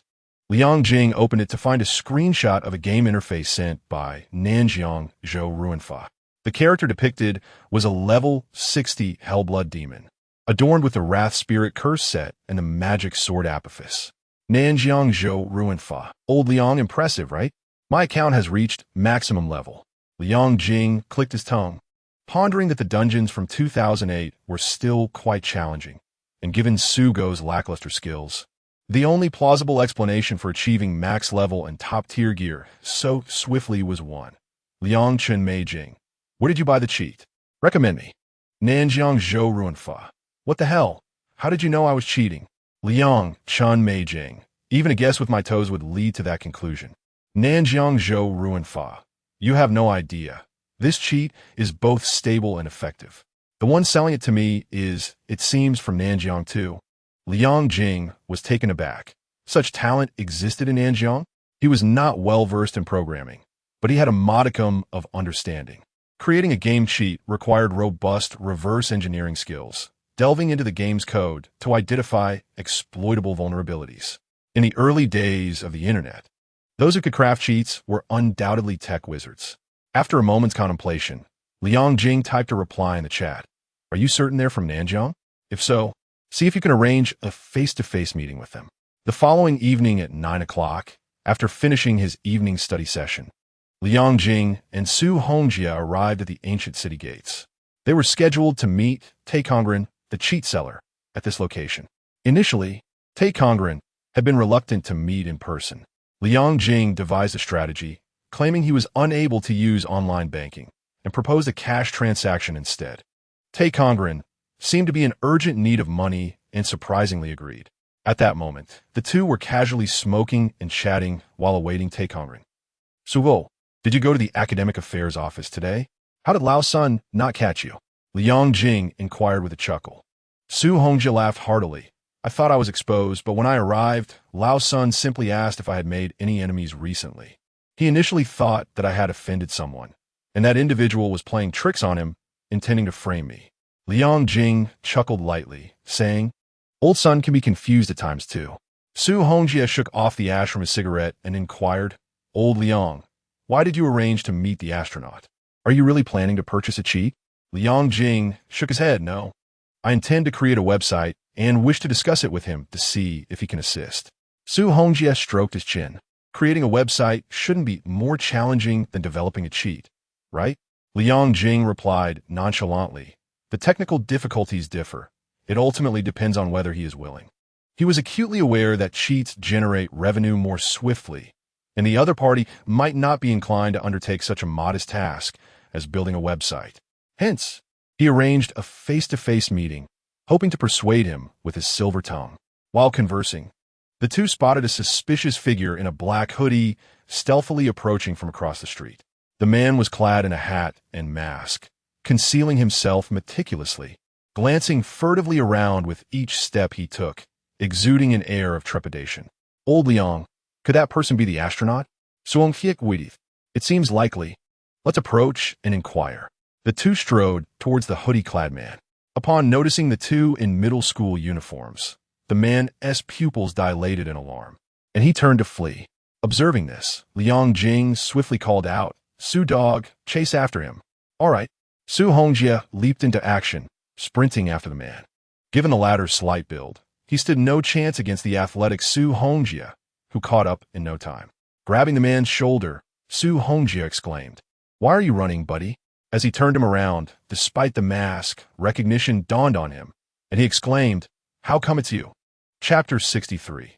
The first in school takes a wife. The second in school is lured to work. Liang Jing hurriedly caught up with Zhu Wanxing and the hoodie-clad man, who had now removed his mask. Liang Jing was able to discern his features. He was rather unremarkable, sporting black-rimmed glasses with a hint of youthful stubble on his lip. This classic appearance could only belong to either Tang Zhongtong or Wang Lizi. Su Dog, do you recognize him? Liang Jing inquired, puzzled. Zhu Wanxing chuckled. Old Liang, how could you not know? He is Su Jiang, the second in our senior class from class 1. The hoodie-clad man scratched his cheek, feeling the awkwardness of being caught in a misdeed by someone familiar. Liang Jing suddenly recalled. No wonder he looked familiar. I must have seen him on the school bulletin board. Su Jiang had ranked first in the last monthly exam and second this time around, consistently excelling in mathematics and science, undeniably a prodigious talent, fitting the stereotype perfectly. Ah, the quintessential joyous scholar.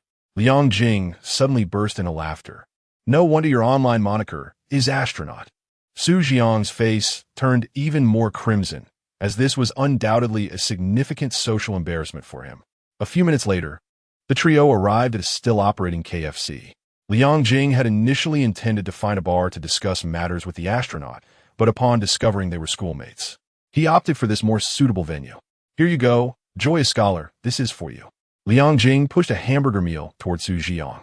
Su Jiang curled his lips and patted the backpack in his arms, saying, "Aren't you all looking to purchase cheats? If you pay now, I'll send you the download link immediately." Liang Jing chuckled.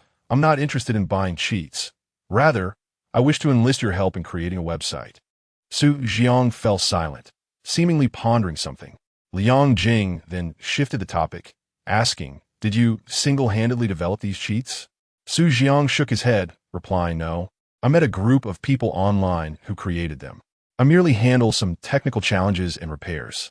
"Self-taught in programming?" "Yes. I enjoy reading books on this subject during my free time." Upon hearing this, Liang Jing smacked his lips. "Shilong, you're quite impressive. Self-learning such advanced programming skills while still in your third year of high school. Everyone possesses their own inherent talents. Although Zhu Wanxing ranks first in her grade, in terms of scientific aptitude, she cannot rival Su Jiang, who is second. That lad has a face that is quintessentially that of a programmer." "Su Jiang, ISN to your father a police officer? How do you dare sell cheats?" Su Hongjie questioned, chewing on a French fry, perplexed. Both of his parents are civil servants, and in the small city of Nanjiang, it is common for public officials to be acquainted with one another. Throughout his upbringing, his parents often used Su Jiang, their neighbor's child, as a cautionary example. Therefore, even with a mask on, he recognized Su Jiang at a glance. In response to Su Hongjie's inquiry, Su Jiang opted for silence, his hands nervously tucked between his thighs. Liang Jing crossed his arms, observing Su Jiang intently. With his intelligence, it was improbable that he was unaware of the illegality of selling cheats. The fact that he still dared to engage in such activities with a police officer for a father only indicated a pressing need for money. If that were indeed the case, then a solution would be at hand. "Little Su, I am not offering you a free service for website creation," Liang Jing stated. Upon hearing this, Su Jiang eagerly inquired, "How much can you offer?" Liang Jing held up 3 fingers, 30,000. Su Jiang continued to question, "What is the nature of the website? What functionalities are required?" Liang Jing smacked his lips, acknowledging that his inquiry indicated a level of understanding. He replied, "A travel website, akin to the existing trip travel platform in the country." Su Jiang hastily waved his hands. "Impossible. 30,000 cannot cover such a website." Liang Jing chuckled lightly. "I understand. And I do not expect you to reach the level of trip. Currently, I only require you to accomplish 5 points. First, display travel photography package information. Second, enable online booking functionality. Third, integrate online banking payment interfaces. Fourth, create a community communication platform. Fifth, implement search engine optimization to enhance the website's ranking in search engine results, thereby increasing traffic, visibility, and potential clients." Su Jiang contemplated these requirements for a moment. The first 4 points were not particularly challenging. Any basic website template could suffice. Even if custom development was necessary, a little effort would yield results. The 5th point, however, was relatively more complex, but the travel website held a unique advantage: the novel concept of travel photography. Currently, there are no other travel photography-related websites in the country. If Liang Jing's travel website is established, it will undoubtedly be the first to appear when users search for travel photography on Baidu. This suggests that the realization of the idea is not far-fetched. "I am capable of executing this." Su Jiang furrowed his brow. However, the initial expenses for domain registration and server rental require funding. Liang Jing replied with a smile, "As long as you are willing to work, I can provide you with an advance of 10,000. Su Jiang bit his lip and nodded. "All right. As soon as your deposit arrives, I will commence work immediately." Liang Jing chuckled, noting the urgency with which the young man sought funds. He had no intention of probing into the reasons for Su's financial needs. Maintaining a cooperative relationship was sufficient. He stood up, extending his hand. "Then it is settled. May our collaboration be fruitful." Su Jiang also rose to shake his hand. "Sure." Nearby, Su Hongjie sipped his cola, astonished by Liang Jing. He thought to himself, "Old Liang, you truly are impressive. You not only taken the top student as your partner, but also convinced another to work for you. If the principal finds out, won't he tear you apart?"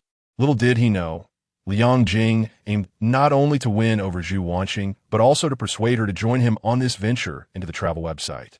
The following day, early in the morning, Liang Jing entered the classroom, cradling a pot of unopened potted flowers.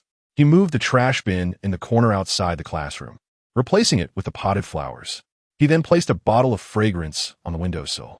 Zhu Wanxing chuckled, planting flowers and burning incense? Are you trying to cultivate your sensibilities? Liang Jing replied with a smile, I'm not that artistic. I simply do not wish to coexist with the trash bin any longer. As he spoke, he took a seat and said, I would like to discuss something with you. Zhu Wanxing blinked her enchanting eyes. What is it? Liang Jing slowly explained, in the near future, if all goes well, the travel photography company will launch a travel website. I would like to invite you to be the cultural director of the site, with a fixed salary. He understood Zhu Wanxing's desire for financial independence and was concerned that it might affect her studies, hence his offer to assist. After all, he too hoped she could break free from her mother's control and constraints. Cultural director? What responsibilities would that entail? Zhu Wanxing inquired with a furrowed brow. It's quite simple. The website will feature a user communication platform, and your role will be to periodically share some artistic texts on the platform, Liang Jing explained. Zhu Wanxing did not hesitate and nodded slightly. That sounds good. Liang Jing smiled, pointing to the potted flowers behind him. Then, Director Zhu, I have a small task for you. Name this flower, as it will accompany us for several months. After a moment of thought, Zhu Wanxing replied, Zhuohua. What? Which characters are those? Liang Jing felt momentarily akin to an illiterate. Zhuo from to burn, and Hua from splendid. Zhu Wanxing patiently clarified. Liang Jing quickly pulled out his Motorola and searched. Zhuohua, derived from the Book of Songs, describes the vibrant beauty of peach blossoms in full bloom, symbolizing feminine beauty and representing a lovely romance. Liang Jing remarked, being friends with cultured individuals can be perilous. You could subtly criticize me, and I might remain oblivious. As Zhu Wanxing lowered her head with a gentle smile, expressing her concern for potential dangers, she suggested that one should read more. In the midst of their conversation, she retrieved a stack of materials from her backpack, declaring that today's task would focus on the specialized practice of understanding classical poetry. Liang Jing sighed, hesitant to open his eyes, hoping this was merely a figment of his imagination.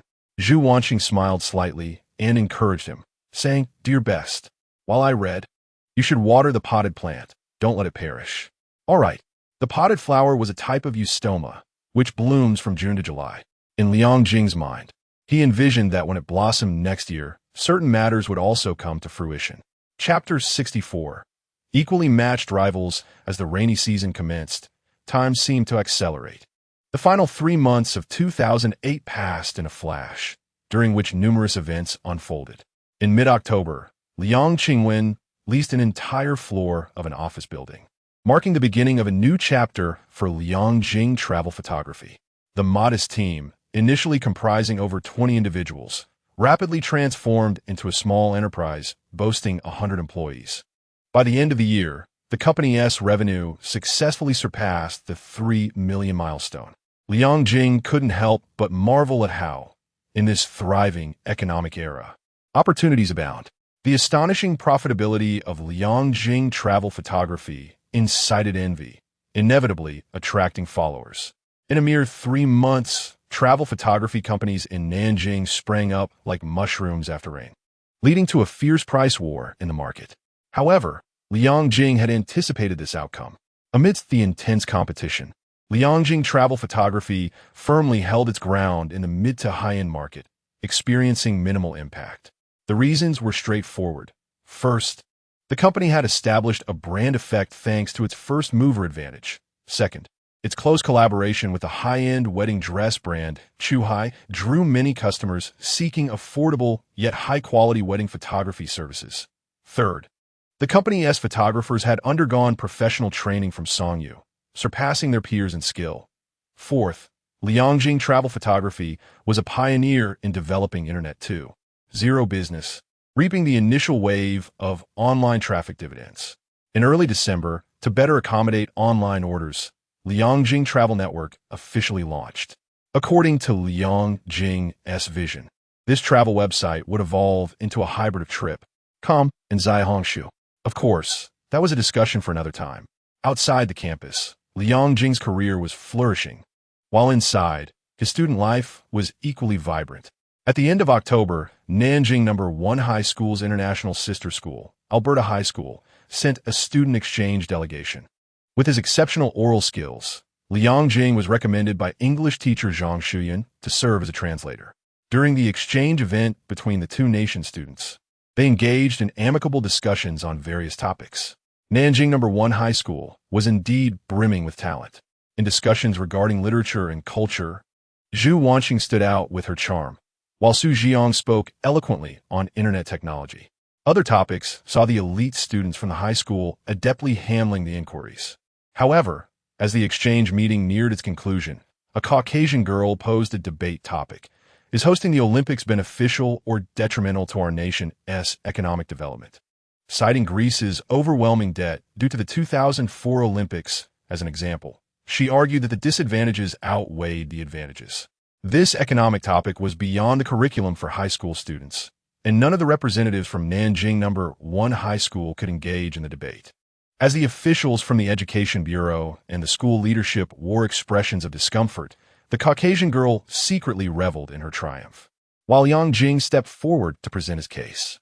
For 7 or 8 minutes, Liang Jing engaged in a spirited debate with her, transitioning from a subprime mortgage crisis to the grand infrastructure projects in the country. Ultimately, the Caucasian girl conceded defeat, offering a wry smile as she remarked in English, "I had originally intended to apply to Harvard Business School next year, but it seems I have much to learn. You are Liang Jing, correct? It is a pleasure to meet you." Following this encounter, Liang Jing's name became widely recognized at the school, his legend even reaching the local education bureau. Su Hongji commented on the matter, declaring, "Let us elevate our national prestige." On November 11th, Singles Day, which coincidentally marked Su Hongjia's 18th birthday, Liang Jing spent nearly 2,000 yuan treating his entire class to an extravagant feast of KFC fried chicken. Zhu Wanxing, somewhat surprised, inquired of Liang Jing, "Is Su Hongjia really just coming of age?" Liang Jing chuckled. "Indeed, despite his towering stature, he is merely a young lad." Zhu Wanxing continued, "You must have spent quite a bit to celebrate his birthday." Liang Jing replied, "It's a trivial matter. Mainly, Su likes fried chicken. Besides, I wanted to make up for that KFC meal I owed you." On December 24th, Christmas Eve, Liang Jing, who usually did not celebrate Western holidays, thoughtfully gifted Zhu Wanxing an apple. Although he was not fond of apples, he persevered and finished the one she had given him. On December 31st, New Year's Eve, Liang Jing's photography business arranged a splendid fireworks display.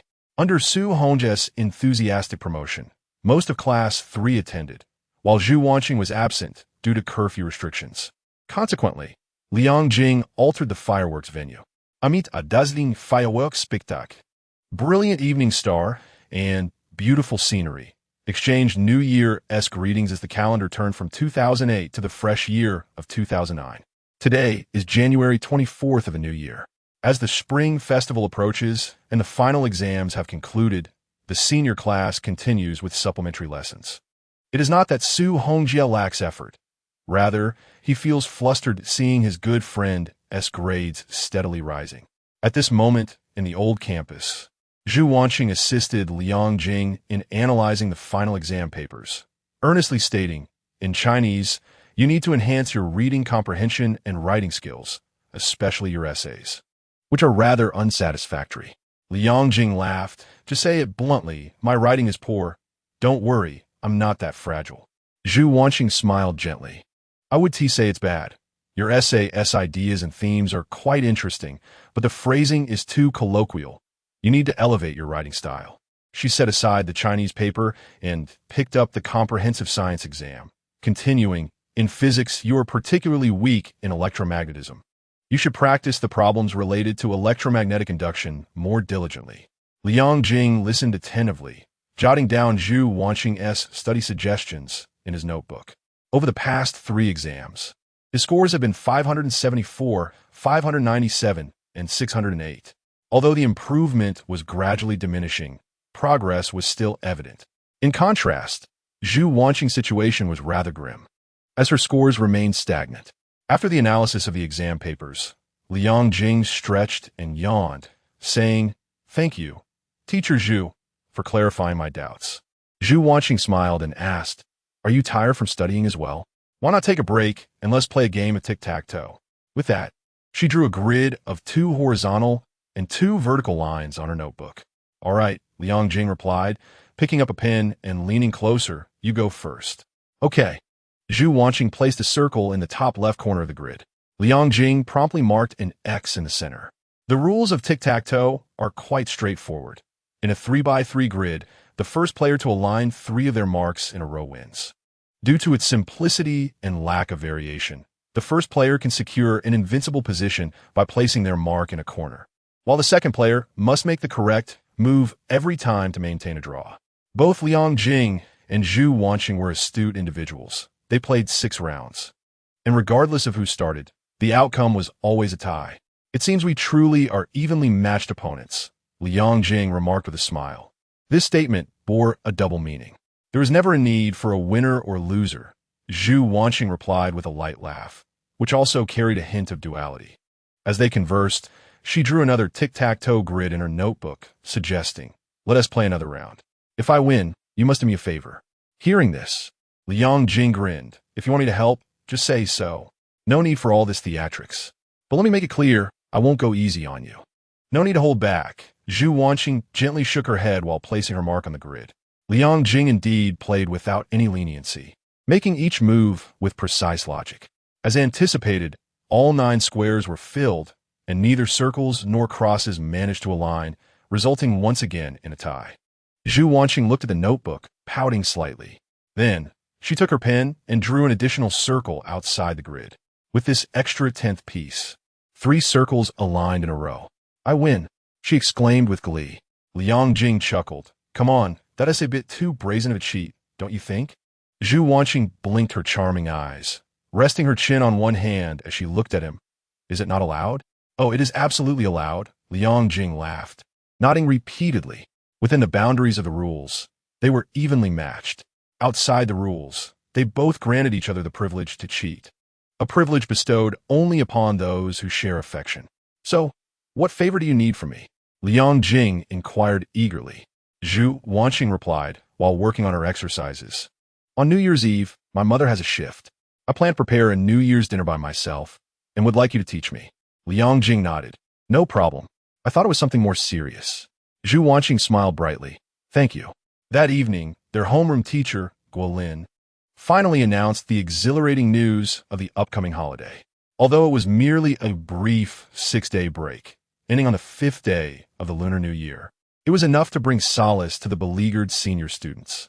As the liberating bell rang to signal the end of evening study, Su Hongjie rushed to the back with his backpack, excitedly exclaiming, "Old Liang, I bought over a dozen firecrackers. On New Year's Eve, let us go to the city moat and blow them up." Liang Jing shook his head with a smile. "Come on, you're 18 now. Can't you exhibit a bit of maturity?" Su Hongjie pouted. "What does a mature man's demeanor even look like? I don't understand. All I know is that this is our annual tradition." "This year, I don't have the time," Liang Jing replied. "What are you going to do?" "I'm going to help my desk mate prepare the New Year's dinner." Upon hearing this, Su Hongjie cast a disdainful glance, thinking to himself that if it was like this before even entering the door, he could hardly imagine what lay ahead. Liang Jing chuckled as he patted him on the shoulder, suggesting that he should seek companionship elsewhere, for he could not accompany him for a lifetime. With that, he rose and exited the classroom.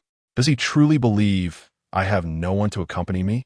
Su Hongjie muttered under his breath as he approached Wang Xiaoya's desk, tapping it gently and inquiring, "Class monitor, are you free on New Year's Eve?"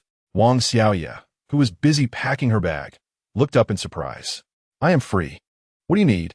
Let us go set off firecrackers together."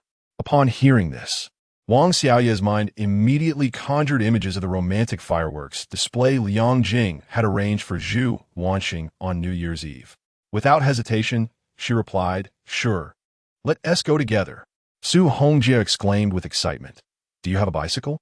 We can ride to the countryside to blow up cow dung." Wang Xiaoya's once radiant smile instantly faded. "Haha, you can go by yourself. She left, disheartened, muttering, blowing up cow dung? How amusing. Su Hongjie scratched his head, murmuring, Isn't blowing up cow dung fun? What a dull woman. Chapter 65. Having the best of both worlds on New Year's Eve. The city streets were adorned with colorful decorations, with bright red lanterns hanging high, resembling strings of candied hawthorns. The atmosphere was jubilant, and the streets echoed with the festive greetings of prosperity and joy. At the entrance of the Beimin agricultural market, Liang Jing, bundled in a thick cotton coat, stood waiting early on. The breath he exhaled dissipated swiftly into the crisp air. Hey! A playful and melodious voice, as sweet as silver bells, suddenly chimed from behind. Liang Jing turned at the sound, and the sight of Zhu Wanxing, beaming with a radiant smile, filled his vision. She was clad in a crimson down jacket, with a red checkered scarf wrapped around her neck, appearing as festive as a character from a New Year painting. Is it cold? Liang Jing quickly offered her a steaming cup of soy milk, his breath forming clouds in the frigid air. Zhu Wanxing held the soy milk in both hands, shaking her head slightly, a sweet smile gracing her lips as she softly replied, Not cold at all now. Liang Jing returned her smile and extended his hand. Please give me the menu you prepared. I can help you figure out what ingredients we need to buy. Here, Zhu Wanxing said, pulling a note from her pocket and handing it to Liang Jing. He took the note and scanned the items: squirrel fish, braised lion's head meatballs, stir-fried shrimp, salted chicken, and cold jellyfish. Raising an eyebrow, he remarked, These dishes don't seem typical of Nanjiang cuisine. Indeed, these are some specialties from my mother's hometown. I thought so. Liang Jing nodded thoughtfully, pointing at the menu. This dish might be difficult to make. I doubt we can find jellyfish at the market.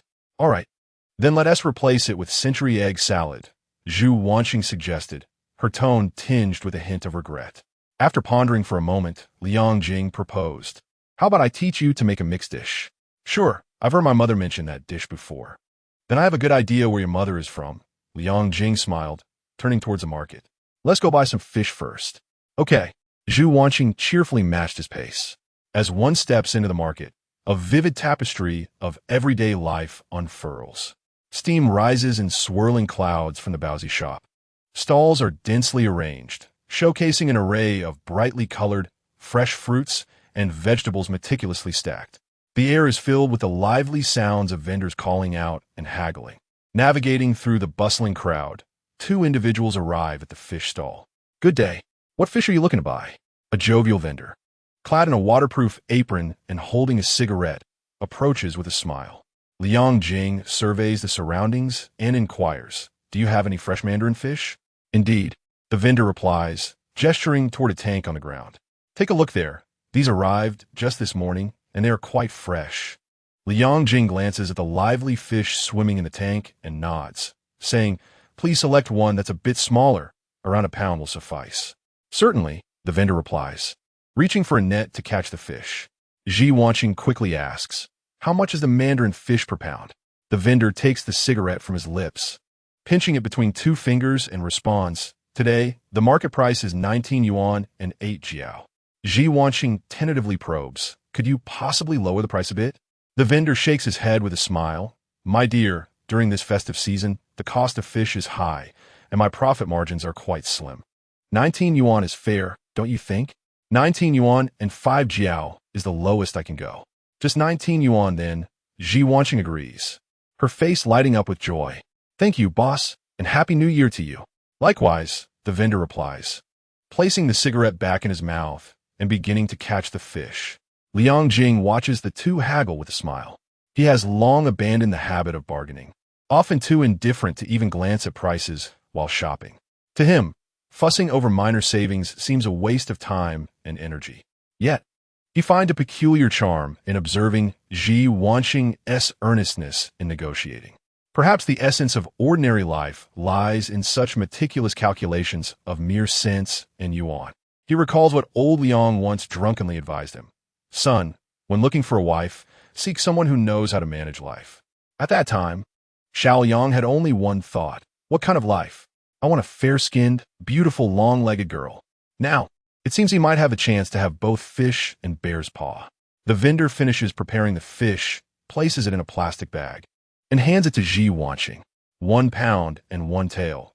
The total is 20 yuan and 90 jiao, but I will charge you 20. Zhu Wanxing pays with a smile, saying, "Thank you, boss." Liang Jing offers the vendor a cigarette as well, expressing his gratitude. The vendor reflects. It's rare to see young couples like you coming to the market to buy ingredients and cook for themselves these days. Liang Jing smiles, but offers no explanation. Zhu Wanxing's cheeks flush slightly as she tugs at Liang Jing's sleeve, leading him away from the fish stall. The pair meanders through the market for nearly half an hour, their arms laden with 4 or 5 heavy bags brimming with various ingredients. Passing by a couplet shop, Liang Jing purchases 2 blank couplet papers, intending to utilize his skills to handwrite them himself. There's too much to carry. Let's take a taxi back, he suggests. All right, she replies. As they wait for a taxi at the market entrance, they spot Guolin and her husband, hand in hand, also arriving to purchase ingredients for the new year. Upon seeing the couple from a distance, Guolin hurriedly buries her head in her husband's embrace. "I cannot see you, nor should you see me," she mused, finding the 2 students rather amusing. It was one thing for them to be affectionate at school, but to come together to buy groceries? Would they invite her to their wedding before graduation? How laughable. Upon returning to the employee dormitory, Liang Jing began to instruct Zhu Wanxing in the culinary arts. With hands freshly washed and an apron tied around his waist, he stood before the tidy kitchen counter, meticulously arranging the fresh ingredients he had just purchased. Zhu Wanxing, like a curious child, eagerly awaited his lesson, her eyes sparkling with anticipation. Liang Jing picked up a fresh mandarin fish and remarked, "To prepare squirrel fish, the key lies in the cutting technique and the frying temperature. Observe, first, we make incisions along the fish's body. The knife should be angled down, slicing through to the bone but not severing it. This way, the fried fish will appear fluffy and exquisite, much like a squirrel." As he spoke, the knife danced deftly across the fish, creating a beautiful, even pattern. "Wow!" Zhu Wanxing exclaimed, her eyes wide with wonder. Liang Jing grinned, turning the knife handle toward her. "Encouraging now, give it a try." "All right," she replied, her enthusiasm palpable. Recalling Liang Jing's technique, she attempted to replicate his movements. However, her mental image and physical execution were starkly misaligned. The cuts she made were uneven and haphazard, contrasting sharply with Liang Jing's precise handiwork. "This fish looks like it has been exposed to radiation," Zhu Wanxing quipped, gazing at her unfortunate creation. Unable to contain his laughter, Liang Jing remarked, "You've never cooked before, have you?" Zhu Wanxing shook her head slightly. "My mother rarely let me in the kitchen. She always said she hoped I would grace the hall, but not toil in the kitchen." Liang Jing clicked his tongue. There was truth in her words. He couldn't help but recall the beer stored in her family-ass refrigerator. A mother with a penchant for drinking would certainly not wish her daughter to be burdened by domestic woes. It is often said that humanity is complex and contradictory, and to judge a person through a black and white lens is a folly reserved for children. Subsequently, Liang Jing guided Zhu Wanxing in shaping lions' heads and braising chicken legs. While waiting for the salted chicken to cook, Liang Jing ventured into the living room, retrieving the blank couplets and ink he had just purchased. "Classmate, help me think of 2 couplets." After grinding the ink, he called out to the kitchen. Zhu Wanxing emerged, puzzled. "Why do you need 2 sets?" Liang Jing chuckled. "One set is for you, and the other I shall take home." He then picked up the brush. "Now, let us start with your family S." Zhu Wanxing frowned in thought. The remnants of wax quietly accompany the plum blossoms as the new sun gently illuminates the willow strands. The horizontal inscription, "The year renewed." With a flourish, Liang Jing crafted the first couplet, then added, "Now, help me think of one for my family. Business thrives, and joy abounds. Spring brings new scenery, and blessings last long." The horizontal inscription, "A auspicious scene." This time, Zhu Wanxing spoke the words effortlessly, clearly having pondered them beforehand. Liang Jing regarded the 2 couplets, silently interpreting their meanings. The first evidently signified a farewell to unsatisfactory days and a welcoming of new beginnings. The second expressed heartfelt wishes for a happy household to ascend to greater heights. 2 couplets perfectly correspond to the circumstances of 2 families. This young lady possesses an exquisite sensitivity. After a moment of silent contemplation, Liang Jing picked up the first couplet and stepped outside. Zhu Wanxing immediately grabbed tape and scissors and followed him out. As she gazed at the affixed couplet, Zhu Wanxing pursed her lips and said with a hint of melancholy, "Since childhood, I've always dreaded the spring festival. While other families celebrate with joy, it has always been just my mother and me. This household has never even displayed couplets before." Turning to Liang Jing, she revealed a bittersweet yet hopeful smile. "Thank you."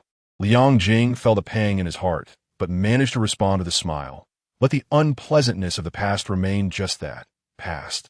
From now on, you will be happy and joyful, just like the horizontal inscription of this couplet suggests.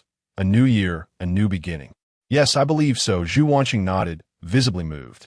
At that moment, Liang Jing crinkled his nose and frowned. "Classmate, do you smell something burnt?" Zhu Wanxing's nostrils twitched slightly. "I think I do." They exchanged a glance and simultaneously exclaimed, "Chicken." Chapter 66. Toasting the new year, the kitchen was engulfed in swirling smoke, and the acrid scent of charred food assaulted their senses. Liang Jing raised his hand to shield Zhu Wanxing, then covered his mouth and nose as he plunged into the thick smoke. The pot on the stove was billowing smoke, the lid rattling under the pressure of the steam. Calmly, he turned off the gas stove and opened all the kitchen windows. Zhu Wanxing waved her hands to disperse the smoke, approached the stove, and, using a cloth to protect her hands, gently lifted the lid. As the thick smoke cleared, they revealed chicken legs simmering in the pot, blackened and nearly carbonized. Zhu Wanxing's face fell in dismay. "It's all my fault. I forgot to watch the pot. I also added too little water." Liang Jing reassured her. "It's just a minor incident, and there's no need to take all the blame. Besides, you lack experience. It was my oversight. If anyone should take the blame, it's me." Despite his words, Zhu Wanxing still felt guilty, her expression as if she had committed an egregious crime. Liang Jing chuckled. "Don't let such trivial matters consume your spirit. Here's a piece of advice. Rather than reflecting on yourself, it's often better to blame others." Zhu Wanxing smiled lightly. "That makes no sense. Whether it makes sense or not is irrelevant. What truly matters is the essence of a message. Don't engage in self-defeating thoughts." While speaking, Liang Jing moved the burnt pot off the stove and onto the floor. "You tidy up the kitchen. I'll go buy some chicken and a new pot. When I return, let us hurry and prepare this New Year's Eve dinner." Zhu Wanxing nodded slightly. "All right." At 4 in the afternoon, under Liang Jing's technical guidance, Zhu Wanxing successfully prepared her very first New Year's Eve dinner. Checking his watch, Liang Jing thought that the bank would soon be closing and said, "Well, I must head home. The New Year's Eve dinner there awaits my culinary skills." "Let me see you off," Zhu Wanxing said as she accompanied him to the base of the apartment building, expressing her gratitude. "Thank you so much for today." Liang Jing replied, "If we were to be so polite between us, I would probably have to thank you 100 times a day. Would you be willing to endure that?" Zhu Wanxing smiled and nodded. "Then I shall say it less often from now on." Indeed, as the weather turns chilly, should the dishes cool, you may gently reheat them in a steamer. Though this may alter the taste, it is a necessary compromise, Liang Jing advised. "All right, I shall remember that. I'm off now, goodbye." "Farewell." As they exchanged farewells, Liang Jing retrieved a large red envelope from the lining of his cotton-padded jacket and tossed it into Zhu Wanxing's hands. Without allowing her a moment to react or refuse, he dashed away, only to turn back and shout, "That is your New Year's money from my grandmother. You must accept it." Zhu Wanxing gently squeezed the envelope, her heart a tumult of emotions, and called out, "Please wish your grandmother a happy new year for me." "No problem." Liang Jing waved his hand as he turned and walked away. Zhu Wanxing gazed at his receding figure and softly murmured, "Wishing you a happy new year as well." Several minutes later, Liang Jing returned home. Upon entering, Liang Qingwen, who was watching television, teased, "Well, if it isn't the son-in-law from the Zhu family. What brings you back to your in-laws during the new year?" Liang Jing chuckled. "I feared you might be lonely, so I specially returned to celebrate the new year with you." At that moment, their grandmother emerged from the kitchen, anxiously inquiring, "Did you give a New Year's money to little Zhu?" Liang Jing approached the water dispenser, filling a cup before replying, "I did, and she asked me to convey her New Year's wishes to you." The grandmother nodded. "That's good. I was worried she might refuse." After drinking a cup of water, Liang Jing removed his cotton-padded jacket and entered the kitchen. A son-in-law visiting his in-laws cannot simply sit idly. He must lend a hand. The mother and son busied themselves in the kitchen. As the Spring Festival Gala began to air on television, Liang Qingwen went downstairs to set off a string of firecrackers. Outside, the sounds of firecrackers echoed, and vibrant fireworks burst in the night sky. Inside, the family of four gathered around the dinner table, joyfully enjoying their reunion dinner. The grandmother produced another red envelope, saying, "Xiao Jing, don't say I'm biased. You too shall receive your New Year's money." Liang Jing stood to receive the envelope with both hands, smiling, "Thank you, Grandma. May your blessings be as vast as the eastern sea and your longevity surpass that of the southern mountain." The grandmother smiled with squinted eyes, adding, "I wish you academic success and admission to a prestigious university. By this time next year, bring a girlfriend home to celebrate the new year. Preferably, it should be little Zhu." Liang Jing accepted the envelope with a grin, nodding at his grandmother, determined to accomplish this grand yet formidable task. The grandmother smiled contentedly, envisioning the delightful scene of four generations living together in harmony. "Come, son, let us share a drink." Liang Qingwen opened a newly purchased bottle of Mao Tai. In the past, he had been lured by bargains and had fallen victim to counterfeit Mao Tai from second-hand vendors. Now, he was in a position to enjoy authentic liquor. Liang Jing felt a twinge of apprehension as he accepted the glass his father offered. His rebirth was, after all, tied to alcohol. In a society where personal connections are paramount, business dealings often revolve around drinking. In his previous life, Liang Jing had found himself drinking nearly every day since entering society, with perhaps fewer than 100 clear-headed nights in a year. Having returned to life, he intended to abstain from alcohol entirely.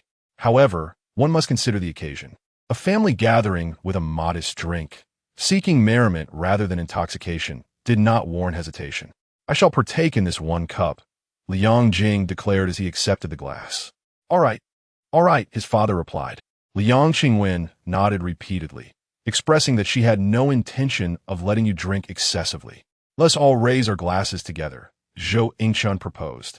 The father and son lifted their wine glasses, while Zhou Yingchun and grandmother raised their juice glasses. The family of four clinked their glasses and chorused, "Happy New Year." In the bank employee's apartment, Zhu Jingshu, who had been unfortunate enough to be assigned to the evening shift, returned home late. The mother and daughter were seated at the dining table, partaking in the New Year's Eve dinner. Compared to the jubilant atmosphere in other households, this small apartment felt rather desolate. Zhu Jingshu took a bite of the braised lion's head, the flavor being merely average, yet flooded her mind with countless memories. It had been such a long time since she had savored this dish. She blinked, retrieving a red envelope from her pocket, and gently said, "Wanxing, this is your New Year's money." Zhu Wanxing accepted it with both hands and smiled. "Thank you, Mom. Did you cook all these dishes?" "Yes." "Are they delicious?" "Yes, especially delicious." In front of her daughter, who typically displayed a tough demeanor, Zhu Jingshu felt an overwhelming urge to weep. Zhu Wanxing pursed her lips and rose to fetch a can of beer from the fridge, pouring 2 glasses. She handed one to Zhu Jingshu, saying, "Mom, Happy New Year. I toast to you." Zhu Jingshu stood in a daze for a moment before accepting the glass. Zhu Wanxing struggled to finish the beer, finding it decidedly unpalatable. Enduring the bitterness of the alcohol, she smiled softly and said, "Mom, let's only drink when we're happy from now on.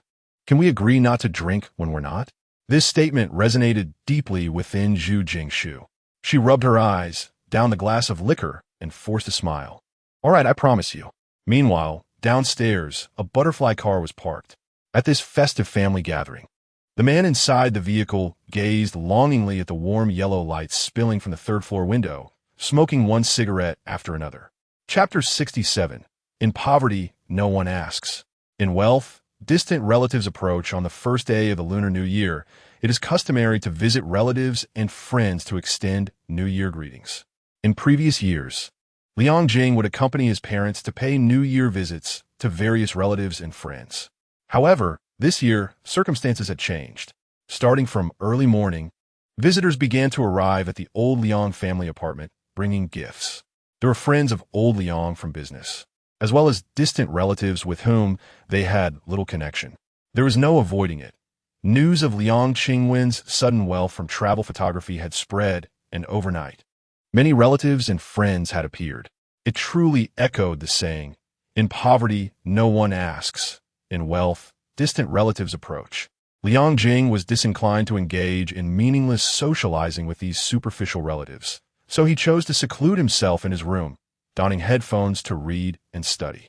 In the past, his mother would have reprimanded him for being inconsiderate for not coming out to greet the relatives, but now his influence in the household had significantly increased, and Zhou Wanxing no longer imposed such trivial matters upon him.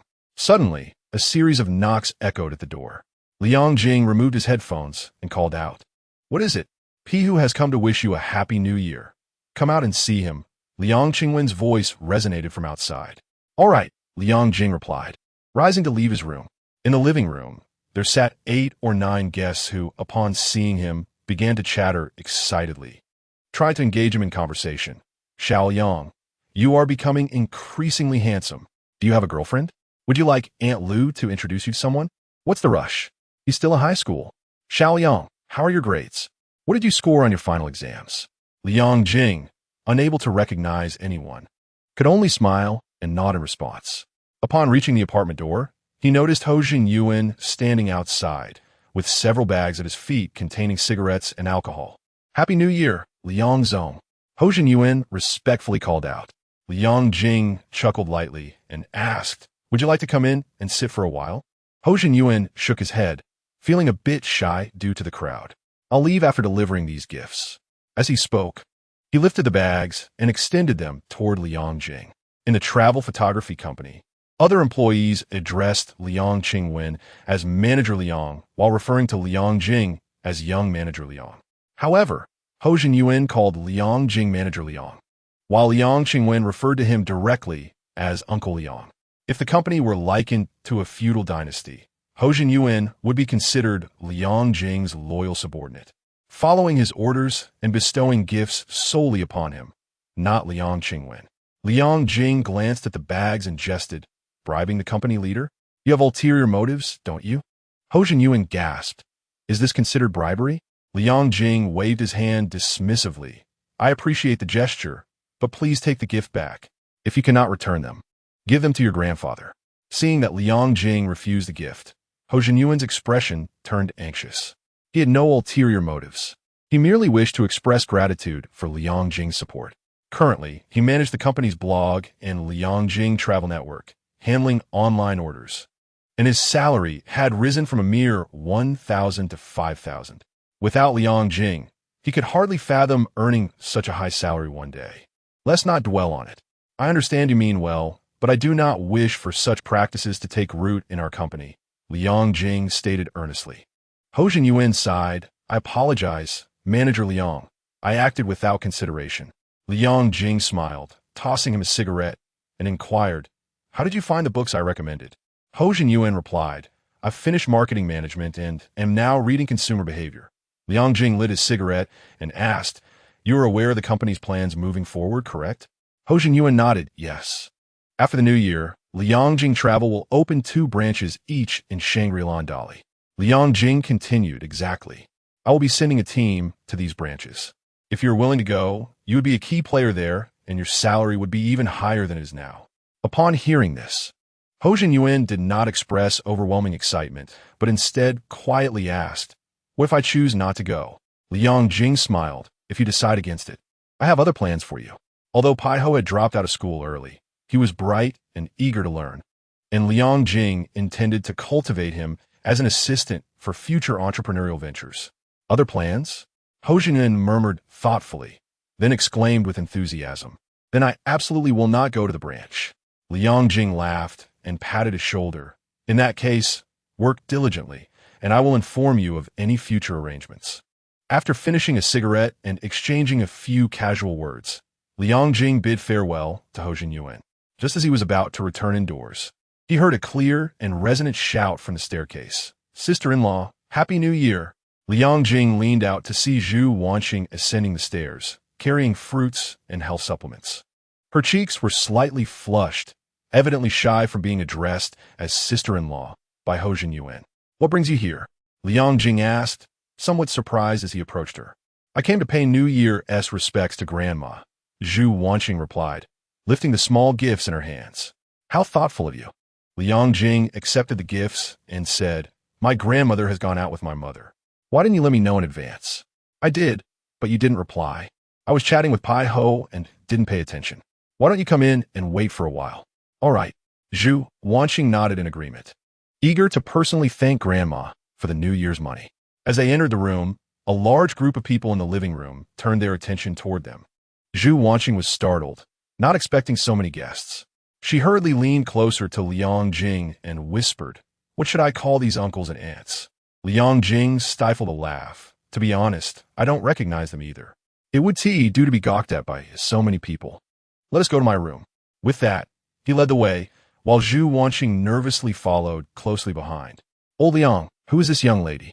She is quite beautiful. A middle-aged man inquired of Liang Qingwen.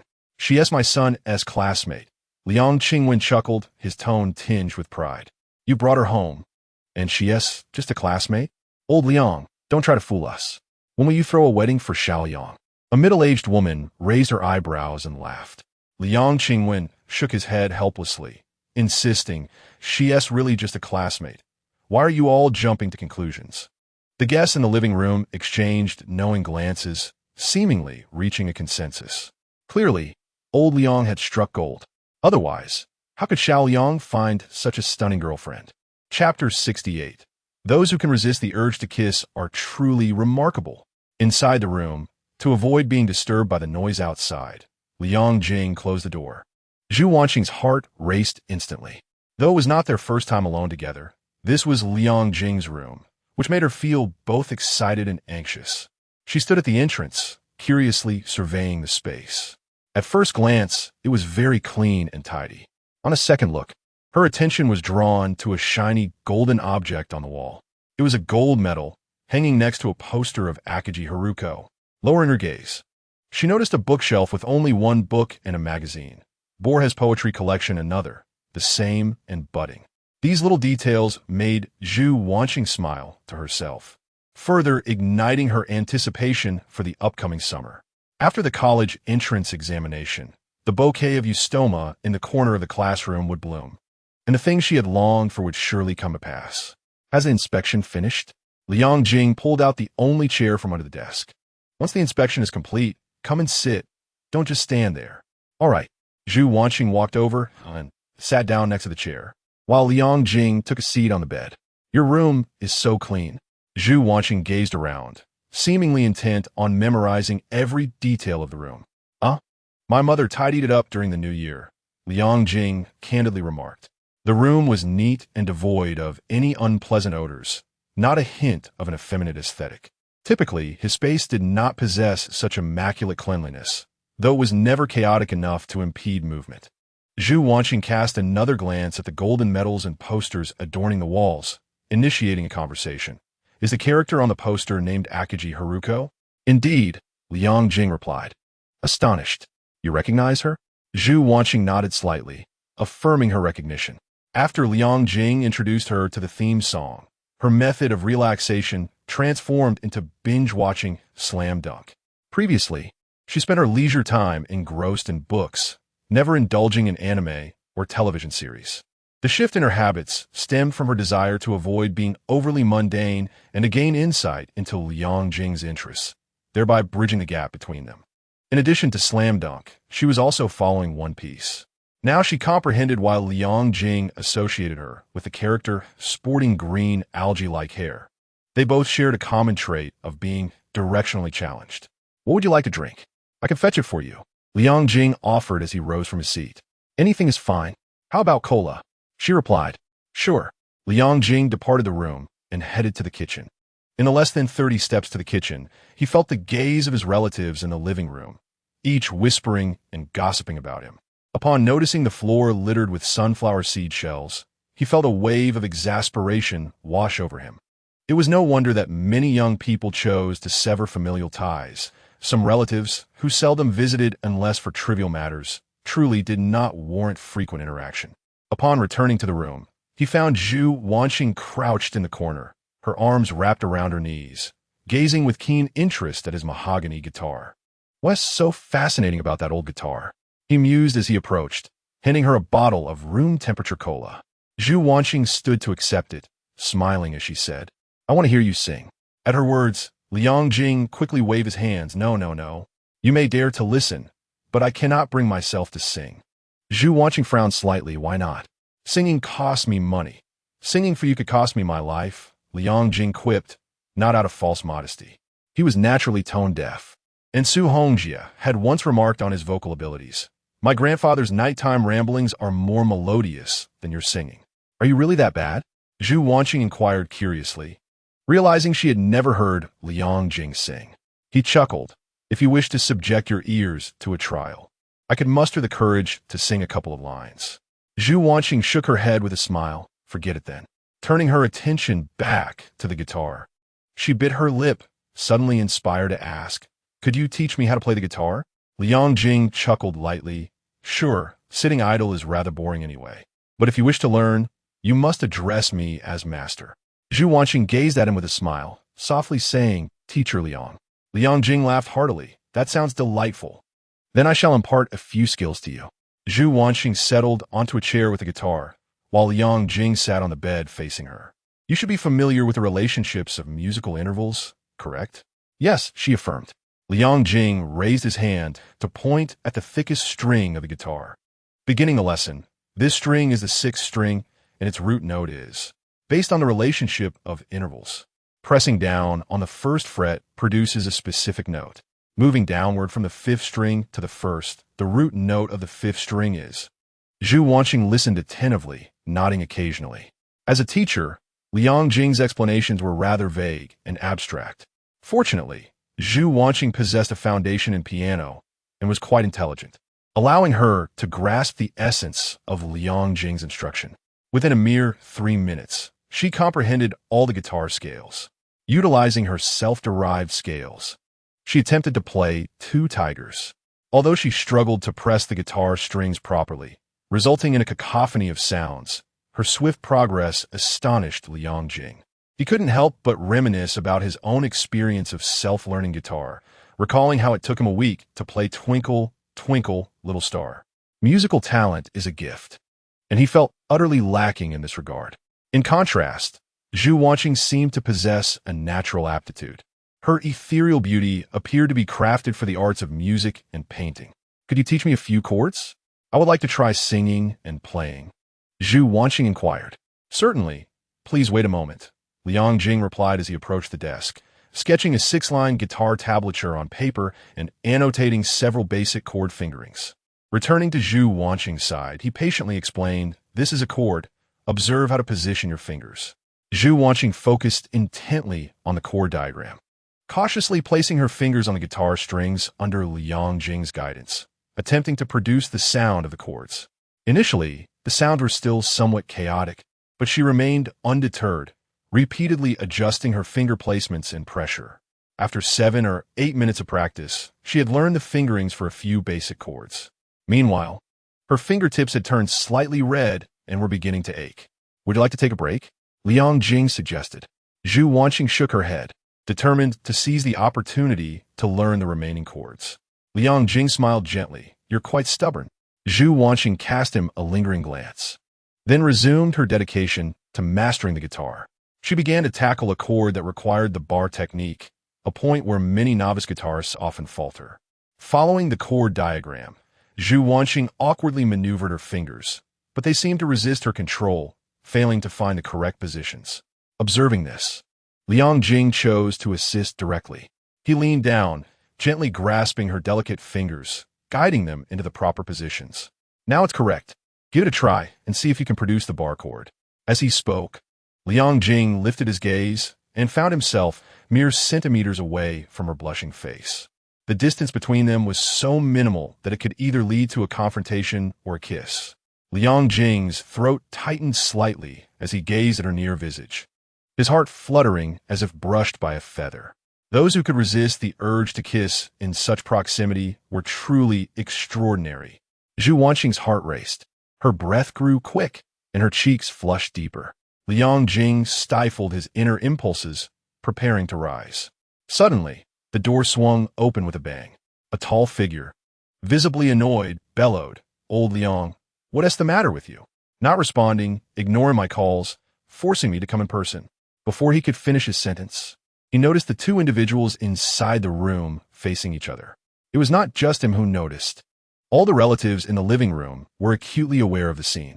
Embarrassed, he scratched his head, retreated from the room, and gently closed the door, saying, "You all carry on. I won't disturb you." Chapter 69. A confession is the horn of victory. Not the charge of attack. The unexpected visit from Su Hongjie provided Liang Jing with an excuse for the young people to gather, allowing him to send away the relatives who were munching on sunflower seeds and chatting boisterously. "Xiao Su, long time no see. Have you grown taller?" Liang Jing zierfully patted Su Hongjie's shoulder. "Uncle Liang, Happy New Year. Wishing you prosperity." Su Hongjie replied with a bow, shaking continuously. Liang Jing understood the unspoken bond and retrieved 300 yuan bills from his pocket, chuckling, "I didn't prepare a red envelope. So here is your New Year's gift instead." "No problem. Thank you, Uncle Liang." Su Hongjie accepted the money with a beaming smile. He and Liang Jing had known each other since kindergarten and had often stayed over at the Liang household. Old Liang regarded him as a son, just like his own. At that moment, Liang Jing and Zhu Wanxing emerged from the room. Liang Jing appeared unfazed, as if nothing had transpired. However, indeed, nothing had occurred. Even if he had inadvertently kissed Zhu Wanxing in front of so many witnesses, he wouldn't have felt embarrassed.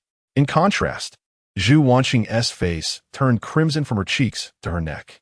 She slightly lowered her head, avoiding the gazes of Su Hongjie and Liang Jing, appearing particularly flustered.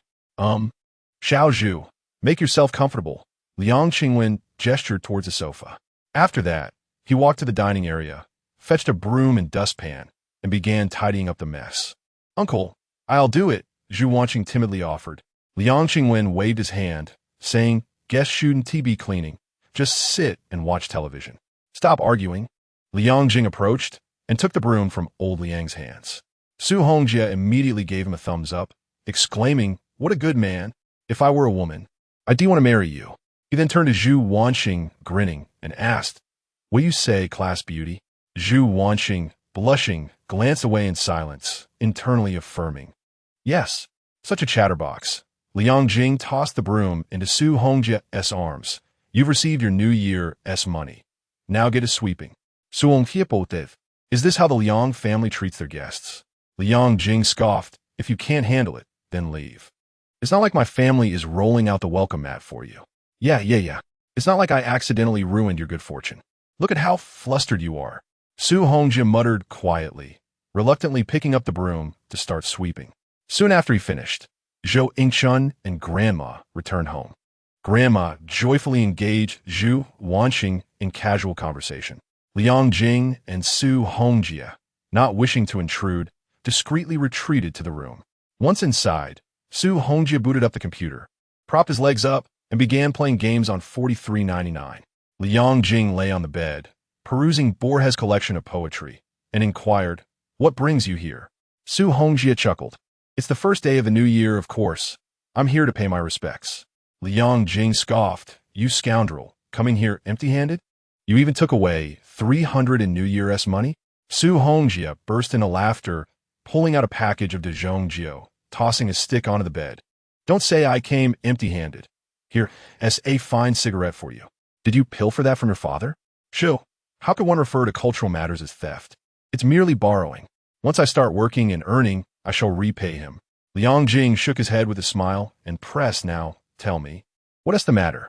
Su Hongjie, while fiddling with a mobile game, replied, "Actually, there's nothing much. I just want your counsel on something." "Speak." "I previously invited Wang Xiaoye to go cow dung blasting, and she outright refused. Can you believe that? Haha. If she had accepted, I would have found her questionable. After I returned, I seriously reflected on myself. What did you conclude? Women simply cannot fathom our amusements. They are enamored with superficial things, euphemistically dubbed romantic. And therefore? Su Hongjie paused the game, turning to Liang Jing with a serious expression. "I intend to orchestrate an exceedingly romantic declaration to express my feelings to Wang Xiaoye. Liang Jing sighed, covering his face with the poetry book, unwilling to offer any commentary. Knowing Su Hongjie well, he was certain that his notion of romance was anything but commendable. Not old Liang, you're supposed to advise me. Say something? Su Hongjie grabbed a book and hurled it at Liang Jing. Liang Jing removed the poetry collection, exclaiming, "Then tell me, how do you plan to be romantic?" Su Hongjie furrowed his brow in contemplation for a moment and shook his head. I haven't precisely figured it out yet. It must involve singing somehow. His inspiration stemmed from a duet Liang Jing performed with Zhu Wanxing during last year's National Day, titled Sunny Day. In his view, nothing could better convey emotions than singing love songs, and singing was one of his few talents. Let me ask you, does Wang Xiaoya have feelings for you? A confession is a clarion call of victory, not an assault. Do you think a rash confession will yield favorable results? Liang Jing cautioned earnestly. She absolutely likes me, Su Hongjie asserted with unwavering confidence. Liang Jing sighed, resting his forehead in his hand, disinclined to argue further. Perhaps Su Hongjie was indeed right. His older mindset struggled to comprehend the thoughts of the younger generation, much like how he had previously doubted Zhu Wanxing could have feelings for him, while Su Hongjie could detect subtle hints from trivial matters. Old Liang, enough about me. What's the situation with the campus beauty, Zhu? If I hadn't interrupted, were you two about to? Su Hongjie grinned mischievously, wiggling his fingers apart. Liang Jing scoffed. You know you're causing trouble, don't you? However, I assure you, we haven't reached that stage. Su Hongjie pressed eagerly. So, are you two together or not? Liang Jing, resting his hands behind his head and gazing at the ceiling, replied, Not yet. Her family situation is rather unique, so I plan to wait until after the college entrance examinations to discuss it. It's approaching soon, no need to rush.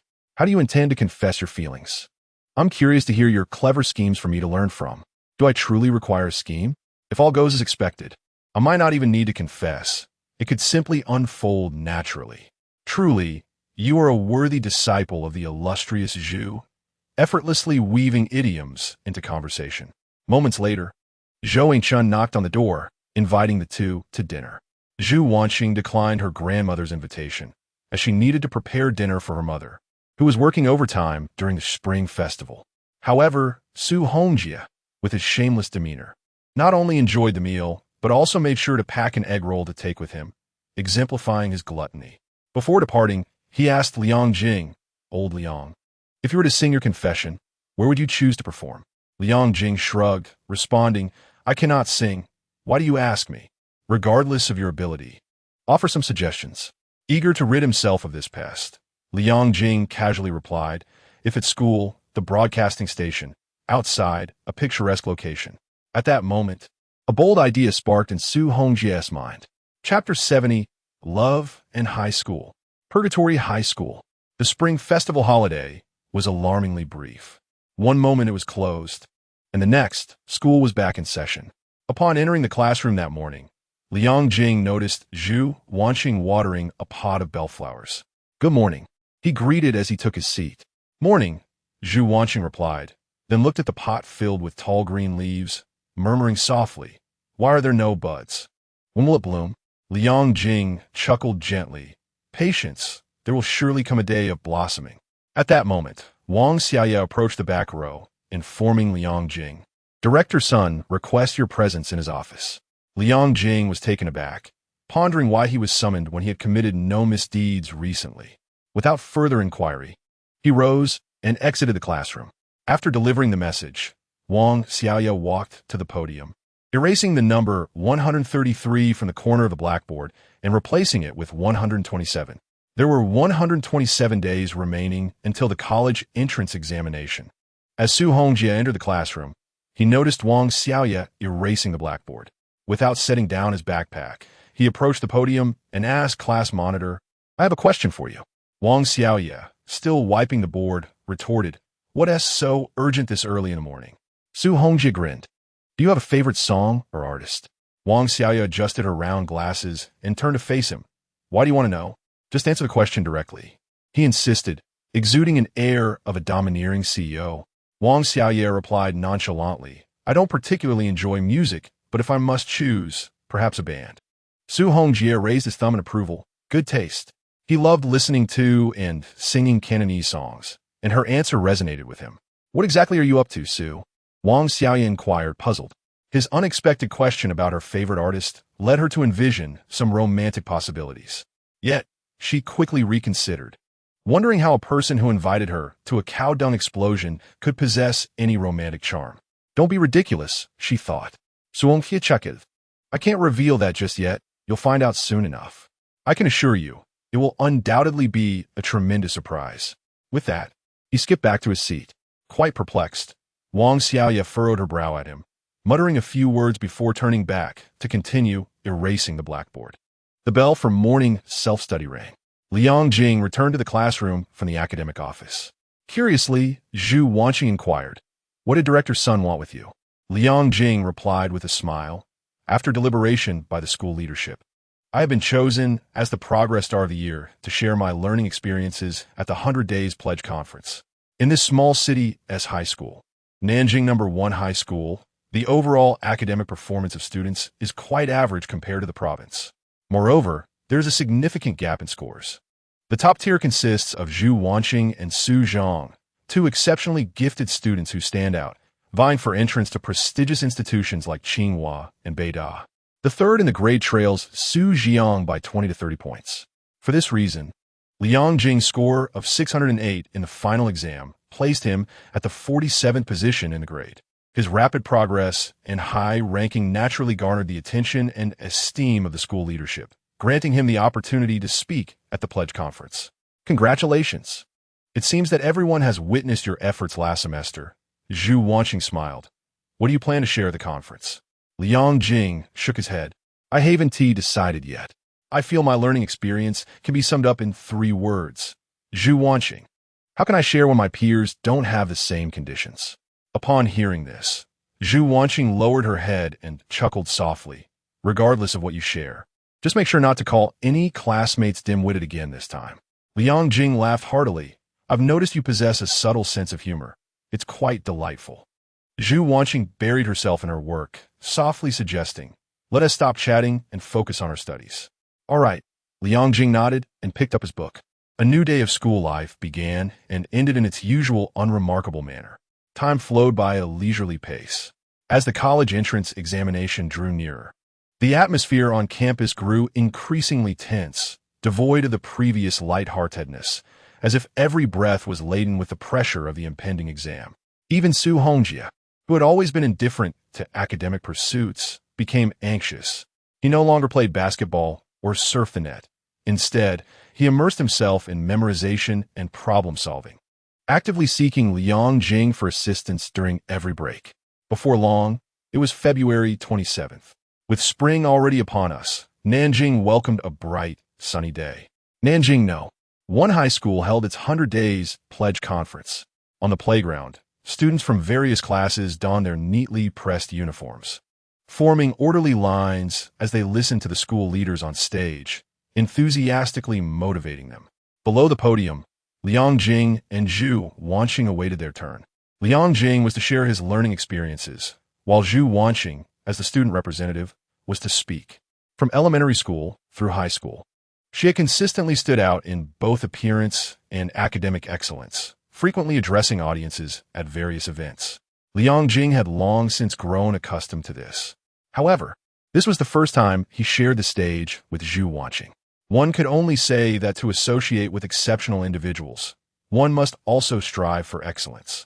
At that moment, Sun Yaowu concluded his speech, announcing, "Next, we invite Liang Jing from Class 3 to share his learning experiences."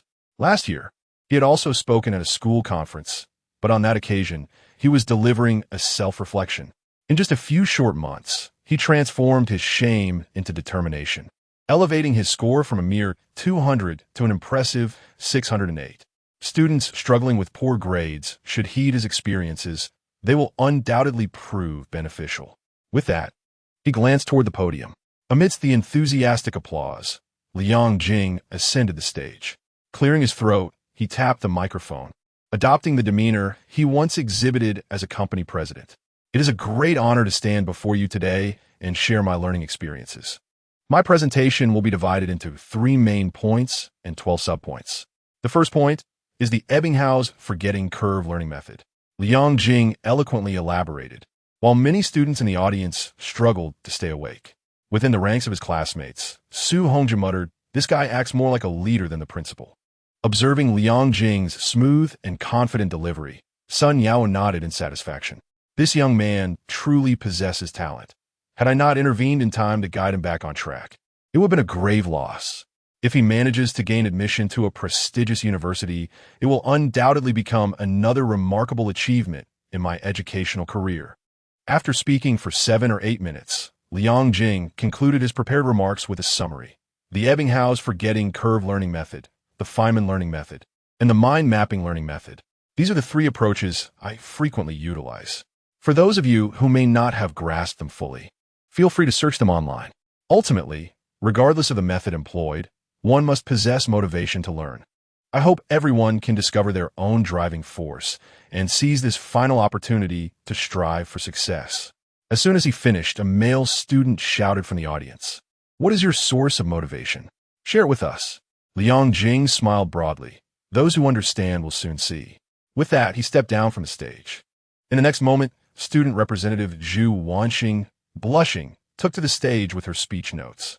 The audience erupted in a chorus of jeers and catcalls. It was evident what Liang Jing's motivation for learning was. How could the school not address their early romance, yet scrutinize me for eating spicy snacks during class? Early love may not necessarily disrupt studies, but heartbreak certainly does. One excels academically while the other scores over 600.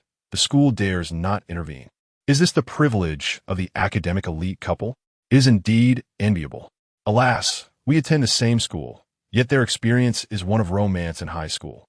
While mine feels akin to a purgatory, Guolin, standing at the back of the class, sighed in despair. Can we tone it down a little? Quiet. As the noise escalated, Sun Yaowu felt compelled to step in to restore order. He shot a stern glare at Liang Jing.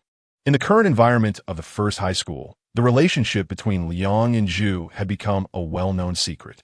Even teachers would gossip about them in the staff room. Sun Yaowu had certainly caught wind of the rumors. However, when it comes to 2 top-performing students, he and Guolin shared a mutual understanding. Turn a blind eye.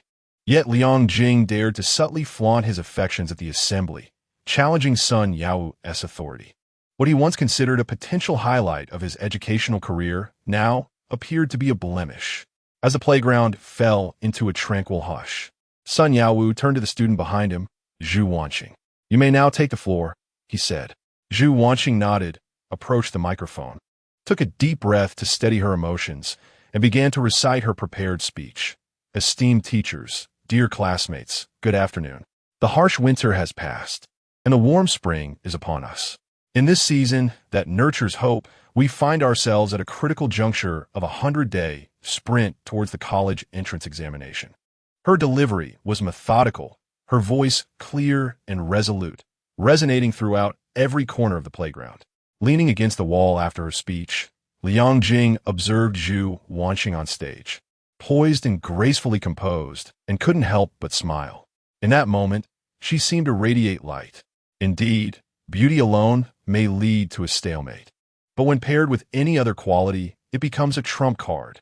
Once Zhu Wanxing concluded her address, it was Su Jiang's turn to take the stage. Holding the microphone in one hand and clenching his fist with the other, he passionately proclaimed, "All students, join me in making a vow. Shout out your dream university." The crowd echoed his fervor. "For 100 days of hard work, I aspire to attend Tsinghua University." The chorus of voices continued. "For 100 days of hard work, I aim for Jiangnan University. For 100 days of hard work, I wish to go to Xiangnan University. I wish to enroll in the University of Geosciences." Such fervent declarations may have seemed awkward, yet they serve as a powerful catalyst for motivation and an effective release of pent-up pressure. Watching the students shout with fervor, Liang Jing couldn't help but exclaim, "What unbridled passion!" Beside him, Zhu Wanxing inquired, "Aren't you going to make a vow?" "When everyone else has, I shall too." Liang Jing smirked, raised his fist, and muttered in a low voice, "For 100 days of hard work, I wish to attend a university with Zhu Wanxing." Zhu Wanxing beamed and lifted her fist as well, echoing for 100 days of hard work. Liang Jing interrupted, "Don't push yourself too hard. If you do, you might just launch yourself beyond the Milky Way, and I won't be able to keep up." Zhu Wanxing chuckled lightly. "You need not chase. I shall wait for you." Her words rang true. With the perfect score for the college entrance examination being 750, no matter how exceptional one might be, surpassing it was impossible. "That's not what I meant," he replied. "What do you mean then?" "Nothing much." "Haha, I'm just teasing you. I know what you mean. You're just trying to be funny. It's quite dull." "Wait, my head is a bit dizzy. What does meaning mean again?" As the spirited yet awkward rally concluded, students gradually returned to their classrooms. Subsequently, each class took turns to have their graduation photos taken in order. During the photo session for classes 1 and 2, many students from class 3 seized the moment to tidy themselves up. Boys applied hair gel to style their hair, while girls dabbed concealer and braided their locks. Everyone wished to capture their finest appearance in the graduation photo. "It's our class's turn. Everyone gathered downstairs quickly." Guolin called from the classroom door. Class 3 students streamed out in an orderly fashion. At the foot of the teaching building stood a 3-tiered iron scaffold.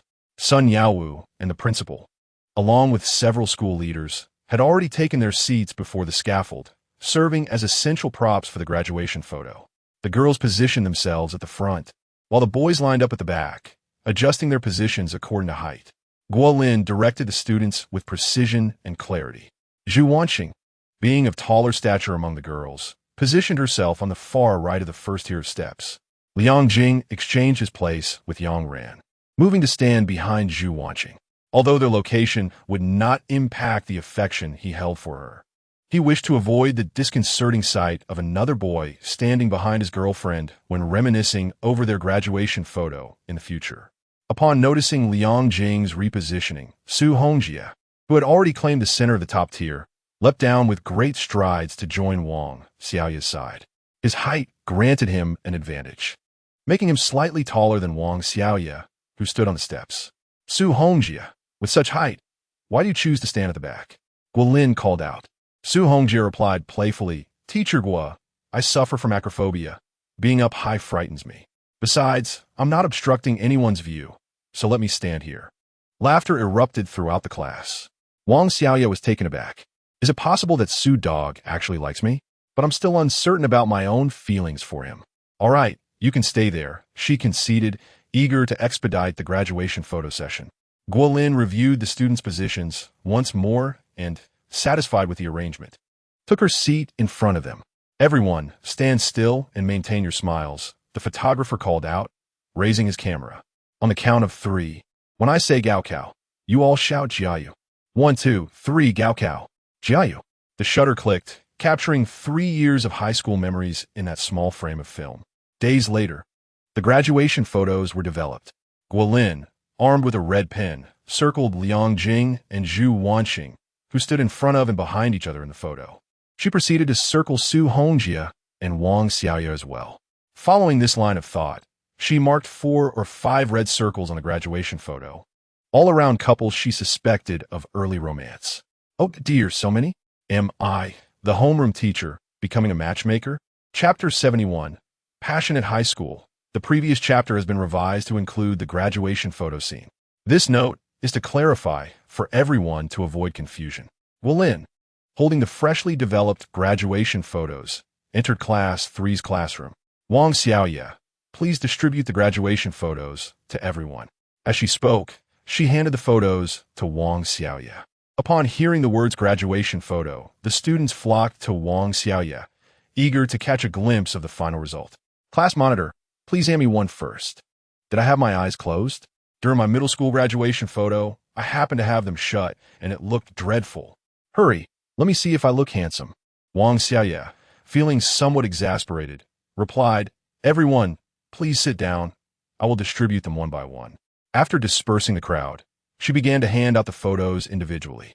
Once they received their graduation photos, the students examined them with great interest. The backdrop featured a tree adorned with cotton flowers, its fiery red blossoms blooming splendidly, complementing the smiles on their faces. They engaged in lively discussions about the amusing little details captured in the photo. On the far right, Zhu Wanxing stood gracefully, a gentle smile gracing her delicate features. Behind her, Liang Jing playfully formed a peace sign above her head, resembling rabbit ears. To the far left, Su Hongjie and Wang Xiaoya stood side by side. Su Hongjie raised his hand to his forehead, seemingly comparing heights with Wang Xiaoya. Lu Jiang yawned lazily, while Zheng Yang scratched an itch, and Duan Su cast a sidelong glare at Liang Jing. "Why are you making a peace sign over my head?" Zhu Wanxing asked cheerfully, glancing at the photograph. Liang Jing frowned in response. "I have no idea. It feels like some sort of muscle memory, and I just did it inexplicably." Zhu Wanxing nodded slightly, then carefully placed the photograph into the compartment of her backpack. This marked the third graduation photo they had taken together, and she intended to treasure it alongside the previous two. "Speaking of photos, I just remembered something," Liang Jing said, rummaging through his backpack to retrieve a notebook, from which he pulled out a picture. It was a snapshot of him and Zhu Wanxing sharing a smile on stage during last year's National Day promotional event. "How did you get this?" Zhu Wanxing exclaimed in surprise. Liang Jing explained, "The company photographer captured it, and since I thought it turned out well, I had it developed. I planned to give it to you at graduation, but since it's out now, I might as well give it to you now." "Great," Zhu Wanxing said, accepting the photo with joy. "I have a graduation gift for you, too." Liang Jing raised an eyebrow. "What kind of gift?" Zhu Wanxing gently shook her head, choosing not to reveal it just yet. Liang Jing chuckled. "You're better at keeping secrets than I am. I'll be waiting for the day this mysterious prize is unveiled." Zhu Wanxing merely smiled, remaining silent as she tucked the freshly received photo into her bag. In the front row of the classroom, Duan Su glanced at the two in the corner, feeling an uneasy sensation in his heart. Turning back, he took a carbon pen and marked Liang Jing's face in the graduation photo with black ink. This was the only photo he had with his goddess, and he didn't want Liang Jing's face to spoil his mood. After completing this childish and tedious task, he suddenly found something amusing and called over Lu Jiang. "Hey, come take a look." Lu Jiang hurried over. "What is up, Suge?" Duan Su pointed at the photograph, laughing. "Look at the class monitor's teeth." In the picture, Wang Xiaoya smiled radiantly, her braces reflecting the flash of the camera, creating a somewhat comical effect. "That's a bit funny." Lu Jiang suppressed a laugh. Duan Su held up the photo and shouted towards Wang Xiaoya. "Class monitor, your steel teeth almost blinded my titanium alloy eyes." Upon hearing this, the others finally noticed the detail, erupting into fits of suppressed laughter.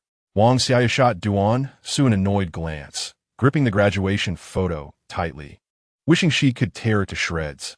Just at that moment, as Wang Xiaoya was about to rip the photo, a loud crash echoed through the room. She turned to see Duan Su's desk overturned, books scattered on the floor. Upon closer inspection, she noticed Su Hongjie standing before Duan Su, his foot still raised in the air. "Su dog, what the hell do you mean by that?" Duan Su sprang to his feet, glaring up at Su Hongjie. Su Hongjie replied coldly, "If my foot didn't kick you, you're not feeling uncomfortable, are you?" Duan Su scoffed. "Are you implying you want to hit me?" He pointed at his own face. "Come on, if you dare, hit me here." To his utter surprise, Su Hongjie did indeed dare, showing no reluctance whatsoever. With a single punch, he staggered against the wall. "Damn it!" Duan Su rubbed his chin, shedding his school uniform, aligning his feet, and standing erect, assuming the initial stance of Taekwondo. Memories of past grievances with Su Hongjie flooded his mind, compounded by today's altercation. New grudges and old scores were to be settled. Having recently attained his green-blue belt in Taekwondo, he resolved to confront Su Hongjie in a display of true masculinity. Meanwhile, Lu Jiang dashed out of the classroom, preparing to rally support for Su Ge from other classes. Soon, news of the impending brawl spread throughout the entire grade. Duan Su's friends from other classes hurried to join the fray. A large group, including Li Songyan, rushed to Class 3 to lend assistance to Su Dog. As the college entrance examination loomed, the atmosphere was suffocating, as if everyone sought a pretext for release. In no time, the area outside Class 3 was thronged with spectators, some eager to witness the spectacle, others intent on joining the fray, creating a chaotic scene. Liang Jing stood at the classroom door, gazing at the tumultuous crowd, and scoffed.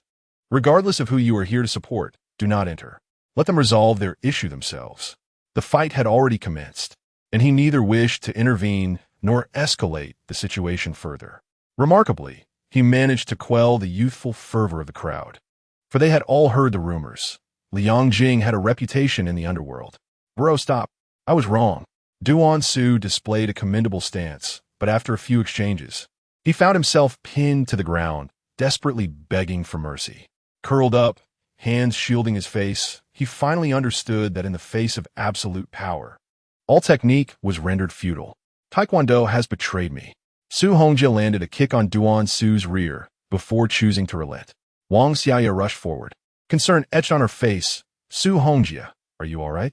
Duan Su was bleeding from his nose, while Su Hongjie merely had a slight stain on his clothing. Clearly, the class leader's concerns were misplaced. I'm fine. Su Hongjie scratched his head, murmuring, that graduation photo turned out quite well. I think my teeth will shine, which is rather cool. Upon hearing this, Wang Xiaoya paused, feeling a mix of anger and amusement. What are you doing? At that moment, a powerful roar from Sun Yaowu echoed from outside the classroom. The male students, who had intended to stage a scene reminiscent of crows of blood, scattered like birds. The onlookers returned to their respective classes to continue their evening study. Sun Yaowu summoned the two fighters to the corridor. Why did you fight? He glowered at them. Su Hongjie replied nonchalantly, just bored. Duan Su, clutching his throbbing cheek, lamented, Director, we weren't fighting. We were just fooling around. There exists a peculiar understanding among boys. They can harbor grievances and even resort to physical confrontation, yet they prefer to keep such matters hidden from parents and teachers, seeking resolution in private. Sun Yaowu snorted derisively. Do you take me for a fool? With the college entrance examination approaching, what are you thinking? Can't you let me have some peace? After scolding the pair for several minutes, he revealed his trump card. Come with me to the academic office. I'll call your parents. Upon hearing this, Su Hongjie sighed dramatically, knowing he was in for another round of parental discipline. In the classroom, Wang Xiaoya gazed at him, her eyes filled with concern. At that moment, Liang Jing tossed a crumpled piece of paper out of the window and returned to his seat without uttering a word. Su Hongjie picked it up and unfolded it, revealing a phone number. A few minutes later, Duan Su's mother arrived at the school's administrative office, where she faced the reprimand of Director Sunday. Although Duan Su was a rather foolish boy, his mother was sensible and discerning. She understood that the fight was a mutual issue and that her son was not seriously injured, so she did not pursue Su Hongjie's responsibility. Instead, she took her son to the hospital. Director Sun looked at Su Hongjie and inquired about his parents' whereabouts, questioning why they had not yet arrived. Just as he finished speaking, a middle-aged man entered, greeting, Hello, Director Sun, I am Su Hongjie's father. Director Sun cast a suspicious glance at the man, but did not dwell on it, reiterating his reprimanding speech.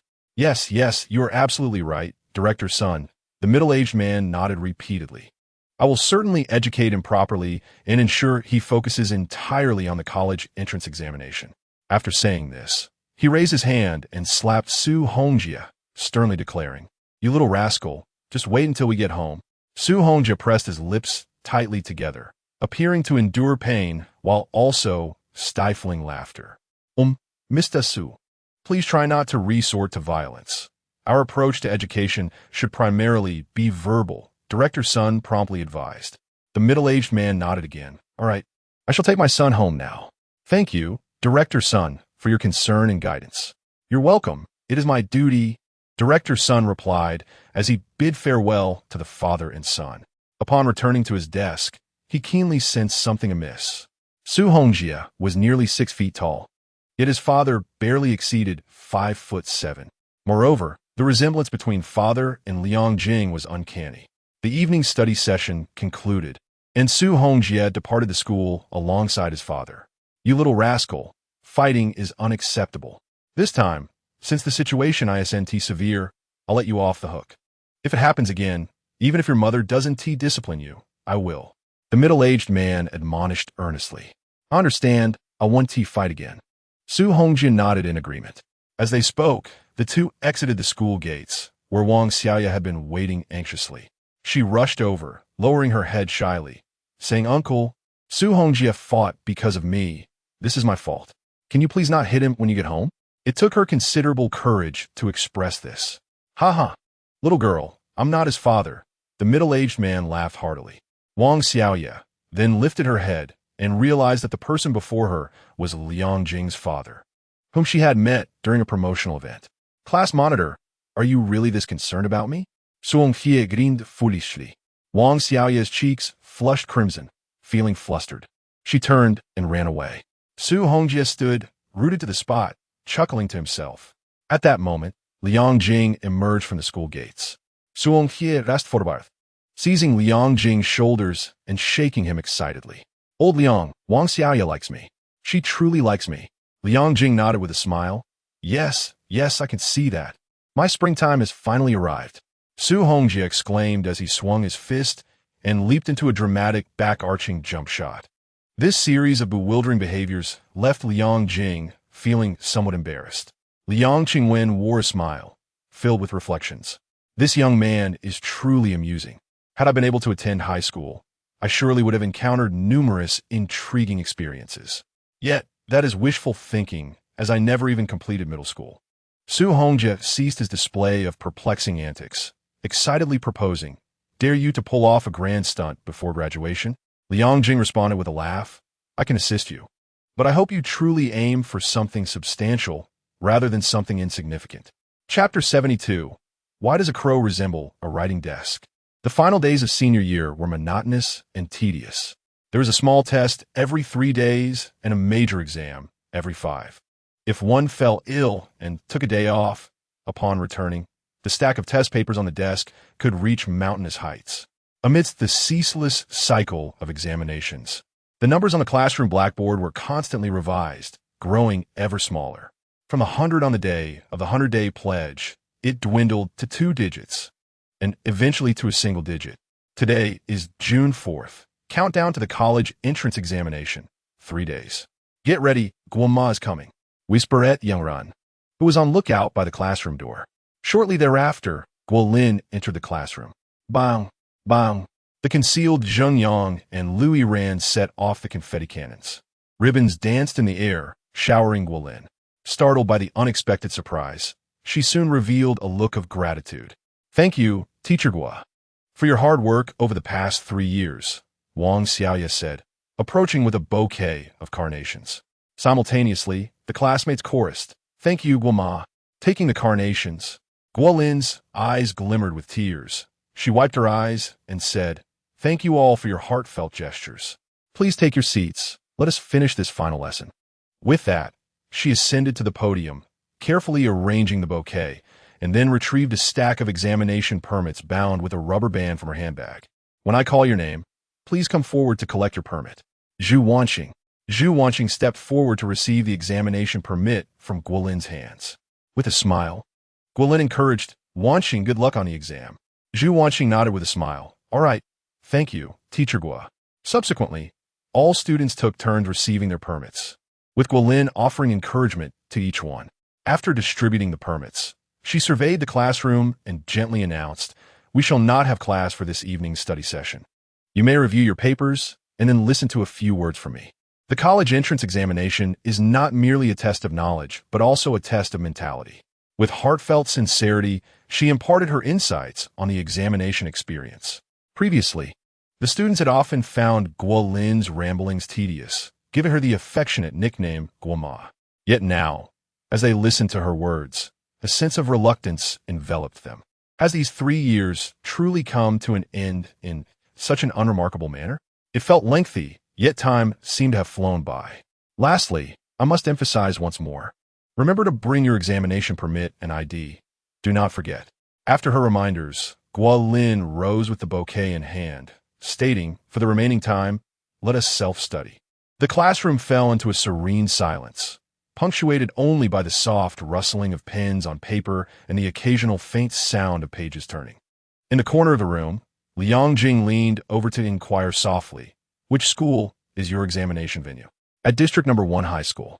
"What a coincidence. It is indeed a pity that we are not in the same examination room." Zhu Wanxing smiled faintly, retrieving a carbon pen from her pencil case. "This pen is a gift for you. May it bring you success in the college entrance examination." Liang Jing observed the weathered surface of the pen and inquired with a smile, "This pen seems to be quite old, doesn't it?" "Indeed, I have been using it since the second year of junior high. It is my lucky pen. And if I have received your lucky pen, what will you use?" "Who says one can only have a single lucky pen?" Zhu Wanxing produced another carbon pen, marked by the passage of time. "You are quite sentimental," Liang Jing chuckled, then furrowed his brow in contemplation. "What should I return as a gift?" Zhu Wanxing, engrossed in her book, replied softly, "No need for a return gift. After the exam, you could play the guitar and sing a song for me." "Are you that curious about my singing voice?" "Extremely curious. What you feel is not mere curiosity. It is more akin to a morbid fascination." As the two conversed, Su Hongjie left his seat and, hunched over his tall frame, made his way to the back row. "Old Liang, let's go." "Where to? Have you forgotten our agreement?" "You rascal." After pondering for a moment, Liang Jing finally recalled that Su Hongjie had mentioned a few months ago his intention to undertake a significant venture. "Hurry, or we will run out of time." All right. Liang Jing rose and followed him out of the classroom. The first and second year students had already begun their exam break, leaving the darkened campus deserted. Su Hongjie pulled a set of keys from his pocket, grinning. "Guess what these are?" Liang Jing raised an eyebrow. "They aren't the keys to the broadcasting station, are they?" "Congratulations, you are correct." Su Hongjie swung the keys triumphantly. "You have no idea how much effort I expended to acquire these." With the impending graduation of the third-year students, the broadcasting station keys were held by a sophomore girl, who happened to be the cousin of a girl in class 1 of the third year. That girl was a close friend of Li Songyan's girlfriend, and Li Songyan was one of Su Hongjie's good buddies on the basketball court. Through this intricate web of relationships and several cups of milk tea, Su Hongjie managed to obtain the keys. "You truly plan to sing and confess at the broadcasting station?" Liang Jing asked with a laugh. "What song are you preparing?" In broken Cantonese, Su Hongjie replied, "Glorious Years." Liang Jing turned to leave, exclaiming, "How utterly ridiculous! Singing Glorious Years? You are confessing to Wang Xiaoye, not Mandela." Su Hongjie grabbed him. "Then what do you suggest I sing?" With a sigh of resignation, Liang Jing suggested, "At the very least, sing Lover. It would be more fitting." Su Hongjie nodded. "All right, I can sing Lover too." As they chatted, the two stealthily entered the central teaching building, arriving at the broadcasting station located on the 3rd floor. Observing the intricate broadcasting equipment, Su Hongjie remarked, "Old Liang, after nurturing your skills for 1,000 days, the moment to put them to the test has arrived." After studying the equipment for a while and grasping the basic functions, Liang Jing powered it on. Hello. Moments later, Su Hongjie's voice echoed through the classrooms. Everyone was taken aback, their attention drawn to the speakers mounted on the wall. "In 30 minutes, our high school journey will come to an end. In this final moment, I wish to sing a song to energize everyone for the college entrance examination. Simultaneously, I wish to dedicate this song to someone special. Yes, it is indeed you, Class 3's esteemed leader, Wang Xiaoye." Upon hearing this declaration, the entire class erupted in excitement. All the students in Class 3 turned to Wang Xiaoye, cheering and clamoring with delight. Her cheeks flushed crimson as she lowered her head, her heart racing. Was the narrative she had read in novels now manifesting in reality? A song titled Lover is dedicated to everyone. Inside the broadcasting station, Su Hongjie began to sing passionately into the microphone. "I hope you have not shed tears for me in secret again. I do not wish to leave you with an empty heart." His clumsy Cantonese resonated through every corner of the school via the campus broadcast. Wang Xiaoye raised her head, gazing at the speakers, tears of joy welling in her eyes. "Knock. Who is it?" "It's me, Sun Yao." The song abruptly halted, followed by a lively exchange. Laughter erupted among the students. "Old Liang, go hold the door. Hold on until I finish singing this song about fate, love, innocence, or perhaps an unexpected twist." The music from the speakers faltered, interrupted by vigorous knocking. The students, seemingly inspired by Su Hongjie's rebellious act, spilled out of their classrooms, gathering in the corridor to sing along with this classic love song. Their harmonious voices echoed throughout the campus.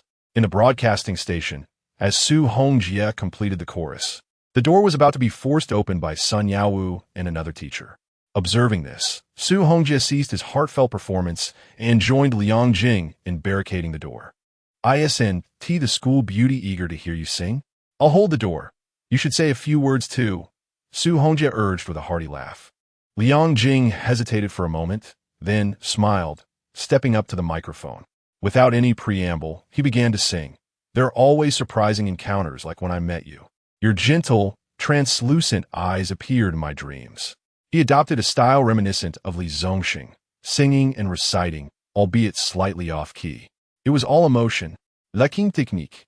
"Oh, this is unbearable. Liang Jing, please stop singing. My ears. If you continue, I will smash the speakers." Discontented cries filled the third-floor teaching building. Within Class 3, Zhu Wanxing could hardly contain her laughter. Indeed, it was quite discordant. However, as long as the person remained, it mattered not if the singing was off-key. In the broadcasting station, Liang Jing ceased singing after a couple of lines, unwilling to further torment his classmates. "Open the door," Sun Yao shouted. "I want open. I want tea." "Mommy hasn't tea," returned. Su Hongjie laughed heartily. The familiar sounds from within evoked memories for Sun Yao, reminiscent of times locked in a restroom. "It's definitely you, rascal." Bang! The door was burst open. Old Liang run, seizing the moment while the two teachers were momentarily unsteady. Su Hongjie and Liang Jing dashed out of the broadcasting station, sprinting wildly. "Wait, why are we running? We're about to graduate. What is the harm if we get caught? Who cares? Running feels right. That's the spirit." As the two made their way back to the teaching building, they were greeted by a corridor filled with students. Everyone was united, singing in unison to the dark night sky, their voices harmonizing to the tune of When. "Let us traverse the mundane world together, living with grace and ease, galloping forth to revel in the splendor of life." The rebellious actions of the two have escalated into a jubilant celebration for the entire grade. Some students, in a cathartic frenzy, hurled their towering stacks of examination papers down from the balcony. When Sun Yao arrived, he could only helplessly rub his forehead. Yet, upon reflection, he realized it was futile to impose control. The students had been repressed for too long. It was better to allow them this final release of emotion. He turned to leave when Su Hongjie, who had dashed upstairs, called out loudly, "Old son, I love you. I apologize for everything. I promise I won't make the same mistakes again, but alas, there may not be a next time." Sun Yao shot him a glare. "You better not repeat a year." With a shake of his head and a wry smile, he thought, what a bunch of unruly students. In Class 3, Liang Jing returned to the classroom, breathless, and said to Zhu Wanxing, "So, do you still wish to hear me sing in future?" Zhu Wanxing smiled and shook her head. "I won't listen anymore. Come, let us step outside for some fresh air." Liang Jing took her hand, and she returned his smile. "All right." They made their way to the corridor, where students were joyfully singing at the crossroads of phoenix flowers. They joined the chorus, with Liang Jing merely humming and Zhu Wanxing's voice barely rising above a whisper. As the singing continued, more students began to toss their papers into the air, which felt like snowflakes. "Do you know why a raven is like a writing desk?" Zhu Wanxing suddenly asked, her curiosity piqued. Liang Jing furrowed his brow, recalling that he had encountered this phrase in some book or film, though he could not immediately grasp its meaning. "Why?" he shouted over the noise. Zhu Wanxing leaned against the safety railing of the corridor, her upper body slightly leaning out as she gazed at the fluttering papers, smiling. "A raven is like a writing desk. It makes no sense." Her words were drowned out by the jubilant chorus. At that moment, Liang Jing remembered the phrase's significance and grinned. "Me too." Zhu Wanxing turned to him, her laughter ringing like music. "A raven is like a writing desk. It makes no sense. Just like my affection for you, it is devoid of reason." Chapter 73. Choosing Integrity Over Cheating. On June 5th, the school encouraged students to spontaneously organize visits to the examination venue. The objective was to familiarize themselves with the surroundings, including transportation options and the precise location of the exam hall, to avoid any mishaps on the day of the college entrance examination. Some students from the counties under the jurisdiction of Nanjiang even made hotel reservations near the exam site to have a place to rest during breaks. On the 6th, the final day before the exam, Liang Jing had no intention of reviewing. At this critical juncture, he believed it was better to rest and maintain a relaxed mindset rather than frantically try to cover missed material. He contemplated inviting Zhu Wanxing for a stroll through the ancient city, but reconsidered, understanding she had her own plans and it would be best not to intrude. As a result, he settled for inviting Su Hongjie, only to be met with refusal under the pretense of needing to study. After a heartfelt declaration on the broadcasting station, he and Wang Xiaoye officially established their romantic relationship. He aspired to catch up with the academically proficient Wang Xiaoye, thus deciding to make a final desperate effort. Liang Jing remarked, "Unless the star of literature descends from the heavens, no one can save you."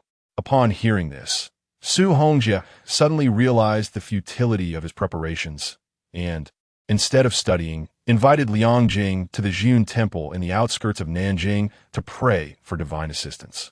Faced with the choice between diligent study and deceitful shortcuts, he chose the latter. On the evening of the 6th at 9 p.m., Liang Jing was meticulously checking the essential for the upcoming examination: the admission ticket, his ID, 2 pencils, and the lucky pen gifted by Zhu Wanxing. After ensuring nothing was amiss, he took a shower and retired to bed, typically engrossed in late-night dramas. Zhou Yingchun and Liang Qingwen returned to their rooms early that night, anxious not to disturb their son's sleep. Liang Jing lay in bed, casting a glance at his phone, expecting a message from Zhu Wanxing, but none arrived. This seemed rather unusual. Nevertheless, he dismissed the thought and sent a message of encouragement to Brilliant Evening Star before drifting off to sleep. The following day, June 7th, marked the first day of the college entrance examination, a splendidly sunny day. The Su and Liang families had arranged to send their children off together. The 4 parents trailed behind as Liang Jing and Su Hongjie walked ahead, engaged in light-hearted banter. In contrast to other examinees, the two were animated and carefree, showing no signs of anxiety. Liang Jing was self-assured, while Su Hongjie was blissfully unconcerned. "Hey, take a look at our Huiying school." A passerby handed Su Hongjie a flyer. Upon inspection, he discovered that Huiying School was a specialized institution for students who had not achieved satisfactory results. He crumpled the flyer and tossed it into a nearby trash bin, exclaiming, "Distributing such flyers before the examination. How distasteful." Liang Jing chuckled. "They must think you could benefit from it. Then why not give it to you? Perhaps they can discern success just by looking at someone. Compare to me. You resemble their potential client more closely." Su Hongjie intended to argue further, but found himself at a loss for words. "Su Dog, do you believe that some examinees will forget their admission tickets?" Liang Jing boldly predicted. In truth, this prediction was hardly audacious, as similar news stories emerged every year. Forgetting something so crucial, how foolish can one be? Su Hongjie scoffed. As he spoke, he patted his pockets, and his smile froze. "Where are my ID and admission ticket?" Liang Jing chuckled, gaining a first-hand understanding of the folly of his companion. The Su family quickly rushed back to the parking lot to search the car or return home for the necessary documents. Meanwhile, the Liang family continued towards the examination venue. Upon arriving at the entrance of District 1 Middle School, they encountered numerous anxious students and their parents. "Xiao Jing, stay strong. Don't be nervous. So, you got this. All right, I'm heading in now. You all can head back." After bidding farewell to his parents, Liang Jing stepped through the gates of District 1 Middle School alone. Zhou Yingchun and Liang Qingwen did not leave immediately. They lingered, watching their son depart. Although he had demonstrated some entrepreneurial abilities, it seemed that not entering university would not be a significant setback. In our nation, the college entrance examination profoundly affects the hearts of most parents, who cannot help but feel anxious for their sons. Before long, Zhou Yingchun spotted Zhu Wanxing and Zhu Jingshu amidst the crowd of individuals sending candidates to the exam. After escorting Zhu Wanxing into the examination hall, Zhu Jingshu turned to meet Zhou Yingchun's gaze. Having encountered each other at parents' meetings on several occasions, they were well aware of one another's identities. Zhou Yingchun politely waved to Zhu Jingshu, who responded with a smile. With keen eyes, Zhou Yingchun noticed what appeared to be a bruise on Zhu Jingshu's neck. The bell chimed, signaling the commencement of the first exam, Chinese language. This subject was Liang Jing's weakest area. Regrettably, while other subjects could be improved through diligent short-term effort. The vast and intricate knowledge system of Chinese language tested students' cumulative learning from childhood, making it challenging to enhance scores in a short time. However, as he progressed through the exam, Liang Jing was pleasantly surprised to find that this year's Chinese language paper was of moderate difficulty, devoid of any off-topic or peculiar questions. This was good news for him. Having smoothly completed the initial questions, Liang Jing began to read the essay prompt. This year's essay topic allowed candidates to choose from 3 narrative themes, providing a broad spectrum of ideas to explore. After pondering for a moment, he quickly settled on a central theme for his essay. He then sketched a simple outline on his draft paper, determining how to introduce the topic, what content to cover in several paragraphs, and how to elevate the theme in conclusion. Only then did he formally begin to write, filling in the content within the planned framework. This was a writing technique imparted to him by the esteemed writer Zhu. After elegantly composing over 800 words, Liang Jing satisfiedly concluded his essay with a period. A few minutes later, the bell rang, marking the end of the Chinese language exam. Noon arrived, and the Liang family visited Su Hongjia's home for lunch. After the meal, both sons declined their parents' offer to accompany them to the exam venue and set off together for the examination hall. At 5 p.m., the mathematics exam concluded, and the sound of lamentation erupted in various examination rooms, with some emotionally fragile female students collapsing onto their desks in tears. This year's mathematics paper featured an innovative format, with flexible question types and considerable difficulty. Liang Jing, however, maintained an air of indifference, internally reveling in his composure. Was it really that difficult? Isn't it just about having hands? The following day brought the science comprehensive exam in the morning and English in the afternoon. The science exam, with its numerous and challenging questions, posed some difficulties for Liang Jing, who managed to complete the last question just before submitting his paper. English, however, was a mere trifle for him. After just over an hour into the exam, he finished the paper. Yet instead of submitting it early, he meticulously reviewed it repeatedly. This subject was his absolute strength, and he wished to lose not a single point. The bell rang. The college entrance examination had come to an end. Chapter 74. The high school story concludes at the entrance of District 1 High School. The moment the gates opened, the waiting students surged forth in a jubilant rush. Each face was adorned with expressions of excitement and joy as they raised their arms in celebration. Amidst the bustling crowd, Liang Jing stood beneath a willow tree, awaiting Zhu Wanxing. Observing the laughter and joy of the students, he couldn't help but reflect.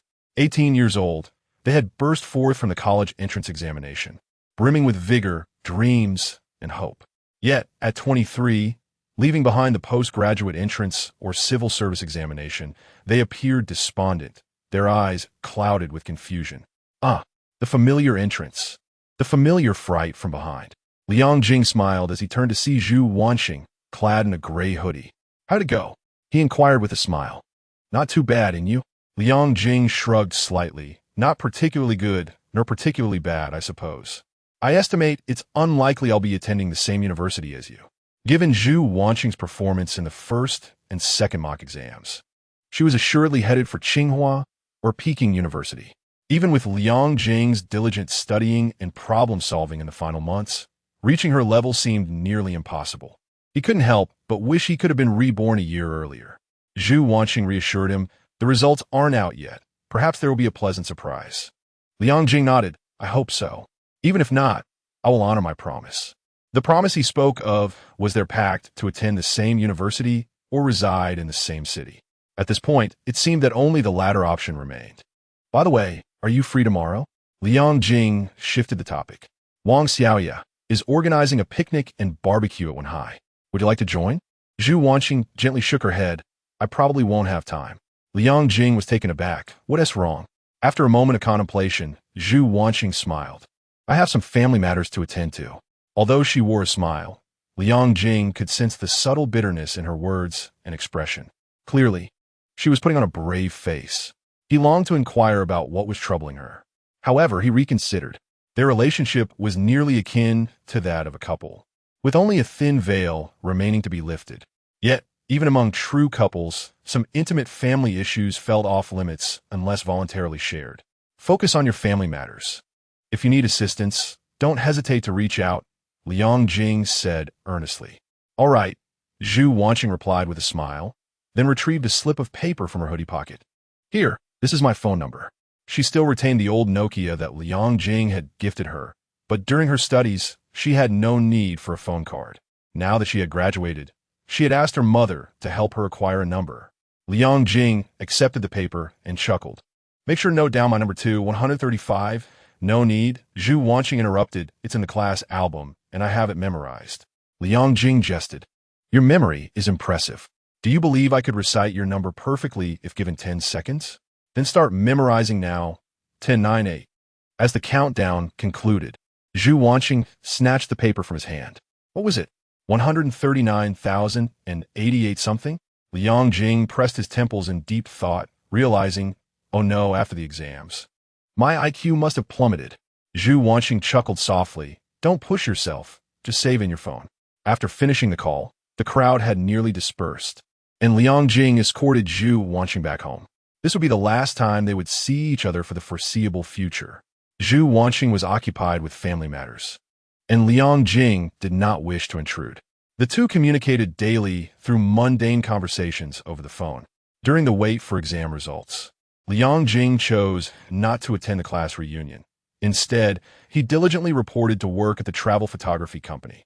He began to formulate the next phase of the company's development goals, to promote the travel photography business nationwide, employing a franchising model as the means.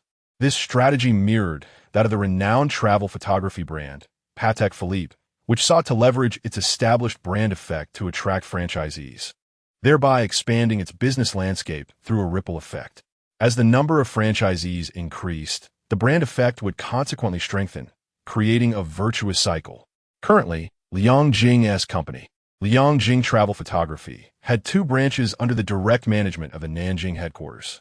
He planned to forego opening additional branches and instead focus on attracting franchisees in other prefecture-level cities, first testing the viability of the franchise model within the province, and expanding beyond once the model was refined. The bustling work, much like learning, seemed to hasten the passage of time. Before he knew it, the day of results arrived. Xiao Jing, hurry, hurry. Check your score. It doesn't matter what I scored. Even if it's a 0, it would still set a new record for the Liang family. In the room, his parents were chattering excitedly in his ear. He opened the results query website and entered his information. The website's interface displayed a spinning dashed circle, its loading speed reminiscent of a tortoise's pace. Zhou Wanxing anxiously gripped her husband's arm. Liang Jing felt a twinge of nervousness himself. Finally, the interface loaded, revealing the candidate information, with the total score boldly displayed. 667. 667. 667. Zhou Wanxing leaped in joy, exclaiming, the ancestral grave of the Liang family is smoking with pride. Liang Jing wore an expression of incredulous astonishment. He had scored around 630 in the second mock exam. This score was undoubtedly an exceptional performance for him. Zhou Wanxing immediately called his grandmother in the countryside, excitedly proclaiming, Ma, Xiao Jing's results are out, 667. He can enroll in a prestigious university. Liang Qingwen also called his good friend. Hey, Lao Su, did your daughter take the college entrance exam this year? What did she score? 532, not bad. I'll send her a big red envelope to congratulate her. My son? Alas, he did poorly, just 667. Observing his parents celebrate with joy, Liang Jing couldn't help but smile, feeling a sense of accomplishment swell within him. He took out his phone and messaged Zhu Wanxing. 667. Brilliant, Wanxing replied. Congratulations. I scored 703. Upon seeing this number, Liang Jing was momentarily taken aback. 703 was a score that most students could only dream of achieving. Yet for Zhu Wanxing, it was a sign of underperformance. Liang Jing couldn't help but feel a hint of regret. Based on last year's admission results for Tsinghua and Peking University in Yunnan Province, her score would have qualified her for these top institutions, albeit without the privilege of freely choosing her major. Liang Jing replied, with a congratulatory remark and swiftly began contemplating his university choices. The city he yearned to attend the most was Shanghai, a place where he had risen to prominence in his previous life. However, considering Zhu Wanxing's intention to apply to Tsinghua University and Peking University, he had to devise alternative plans. With his impressive scores, he found himself with an abundance of options. After careful consideration, he inscribed his college preferences on paper. A few days later, the recently graduated high school seniors returned to their school for the purpose of finalizing their applications. Liang Jing and Zhu Wanxing arranged to meet at the school gate. Upon their encounter, the first order of business was to fulfill their previous agreement to exchange their application choices. Zhu Wanxing unfolded Liang Jing's note, which contained the names of 3 institutions: Renmin University, Beiyang University, and Beijing Institute of Technology.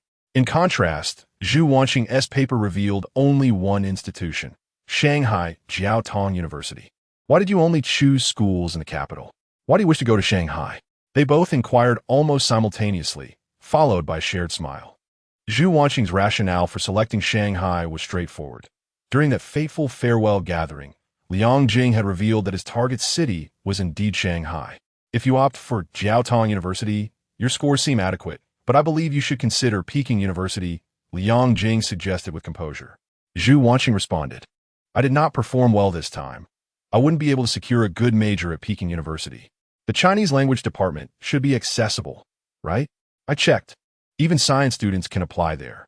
I do not wish to choose the Chinese language department. Why not? As a writer, isn't it logical for you to select that path? Liang Jing queried. Zhu Wanxing chuckled softly. The head of the Chinese language department at Peking University once stated that they do not cultivate writers. Moreover, my mother hopes I will choose another field. After much discussion with her, I ultimately decided to apply to the Antai College of Economics and Management at Jiaotong University to study business administration. Upon hearing this, Liang Jing nodded in agreement. Shanghai Jiaotong University ranks among the top 5 institutions in the country, and its Antai College is renowned as one of the premier business schools. While it may not rival the Guanghua School of Management at Peking University, it appeared to be the optimal choice for Zhu Wanxing, who had underperformed yet had a clear professional inclination. Then I shall change my preference as well. Coincidentally, I also wish to go to Shanghai, Liang Jing remarked with a smile. Subsequently, the two joined their classmates in the computer lab to finalize their applications. Without hesitation, Liang Jing selected Shanghai Jiaotong University as his first choice, with the option for adjustment. His scores barely met the admission threshold, which likely meant he would be redirected to less favorable programs. Nonetheless, for him, university was not merely a place of academic pursuit, but rather a venue for elevating his social standing. The specific field of study held little significance. Meanwhile, Zhu Wanxing completed her application, with the first choice also being Jiaotong University. In truth, she had relatively better options, but she chose Jiaotong University because it could accommodate both her aspirations and Liang Jing's more modest expectations. As they sat together, both clicked their mice simultaneously. Pressing the submit button, 2 streams of data began to transmit through the network, heralding the conclusion of their high school narrative. Chapter 75. Farewell at the place of first encounter within the computer lab. Students who had prepared in advance had already submitted their applications. Some indifferent individuals were still leafing through the substantial volumes of college applications, desperately searching for institutions that might offer them refuge. Liang Jing and Zhu Wanxing belonged to the former group. As they stood to depart, Wang Xiaoya hurriedly ascended the podium in the computer room and exclaimed, "Everyone, please don't rush to leave. I apologize. It seems this bad habit hasn't changed." After a brief pause, she rephrased, "I have something to share with you all." The attention of everyone was drawn to her, and those preparing to leave halted in their tracks. "Wow, class monitor, you transformed." Zhang Yangguspet, "Did you get plastic surgery?" Lu Yiran exclaimed in astonishment. Other boys echoed similar sentiments. Wang Xiaoye felt a tinge of shyness. She had indeed undergone a remarkable metamorphosis. Her braces were gone, her clunky black glasses replaced with contact lenses, and she sported a trendy haircut that no longer revealed her forehead. Although her beauty could not quite rival Zhu Wanxing's stunning allure, she was certainly above average among her peers, enough to captivate attention in an ordinary school. What is all the fuss about? Don't you all have girlfriends? Su Hongjie shouted, feigning annoyance while inwardly reveling in the moment. Keep it up, let me enjoy this. The crowd responded with a chorus of boos. You've struck gold. Haven to you? Lu Iran teased. Suong scoffed. Do you even know how to speak? Striking gold isn't applicable here. This is what you call having a discerning eye. Another round of boos ensued. All right, everyone quiet down. Wang Xiaoya waved her hand, signaling for silence. Even after graduation, they still regarded her as their former class monitor, obediently falling silent. She continued, this afternoon, I plan to organize a cycling event. We will set off from the city center, ride to Ganhaizi to watch the sunset, and then return to the ancient town for some yak hot pot at a farmhouse. Those interested in participating, please sign up now so I can reserve our spots. As soon as she finished speaking, her classmates responded with enthusiasm. Class monitor, count me in. Add me to the list. I want to go, but I don't have a bicycle. What should I do? During the period leading up to the college entrance examination, the seniors enjoyed a pampered existence at home, with parents treating them with utmost courtesy. However, once the results were released, their familial status plummeted, subjecting them to reprimands whether sitting or lying down, relegated to the status of four pests in their parents' eyes. Rather than face such ire at home, many preferred to venture out for leisure. Those who wish to join, please raise your hands so I can tally the number. 1, 2. Wang Xiaoya began counting heads. Duansu gazed at Wang Xiaoya, lost in thought. It dawned on him that she was quite attractive. He regretted not pursuing her earlier. Why chase after Zhu Wanxing? It was a futile endeavor that left him looking foolish time and again. Bang! Su Hongjie slammed his application book down in front of Duan Su and coldly scoffed. What are you staring at? Afraid your eyes will get warts? Duan Su shot him a glance before lowering his head, overwhelmed by a deep sense of melancholy. The campus goddess he had long admired had been claimed by someone else. Even the unnoticed gem had been snatched away before he could act. The most infuriating part was that these two were close friends and had always been at odds with him, which was exceedingly frustrating. He could only console himself, thinking that all of this was but a fleeting moment. University was the true stage for a wealthy second-generation heir like him to revel in life. Wanxing, Liang Jing, aren't you joining? Wang Xiaoya inquired, glancing at the two who had not raised their hands. Liang Jing turned to ask Zhu Wanxing, do you have no time today? I do have time, Zhu Wanxing shyly responded, but I don't know how to ride a bicycle. Liang Jing chuckled. It seems you're not only directionally challenged, but also lacking in balance. God must be fair. If he opened all the windows for you, how would others survive? Zhu Wanxing pouted, choosing not to respond. Liang Jing continued, not knowing how to ride is no problem. As long as you wish to go, there are plenty of ways. Although both Zhu Wanxing and Liang Jing spoke with smiles, projecting an outward cheerfulness, a hint of melancholy lingered in their eyes. It was evident that circumstances at home troubled her spirit.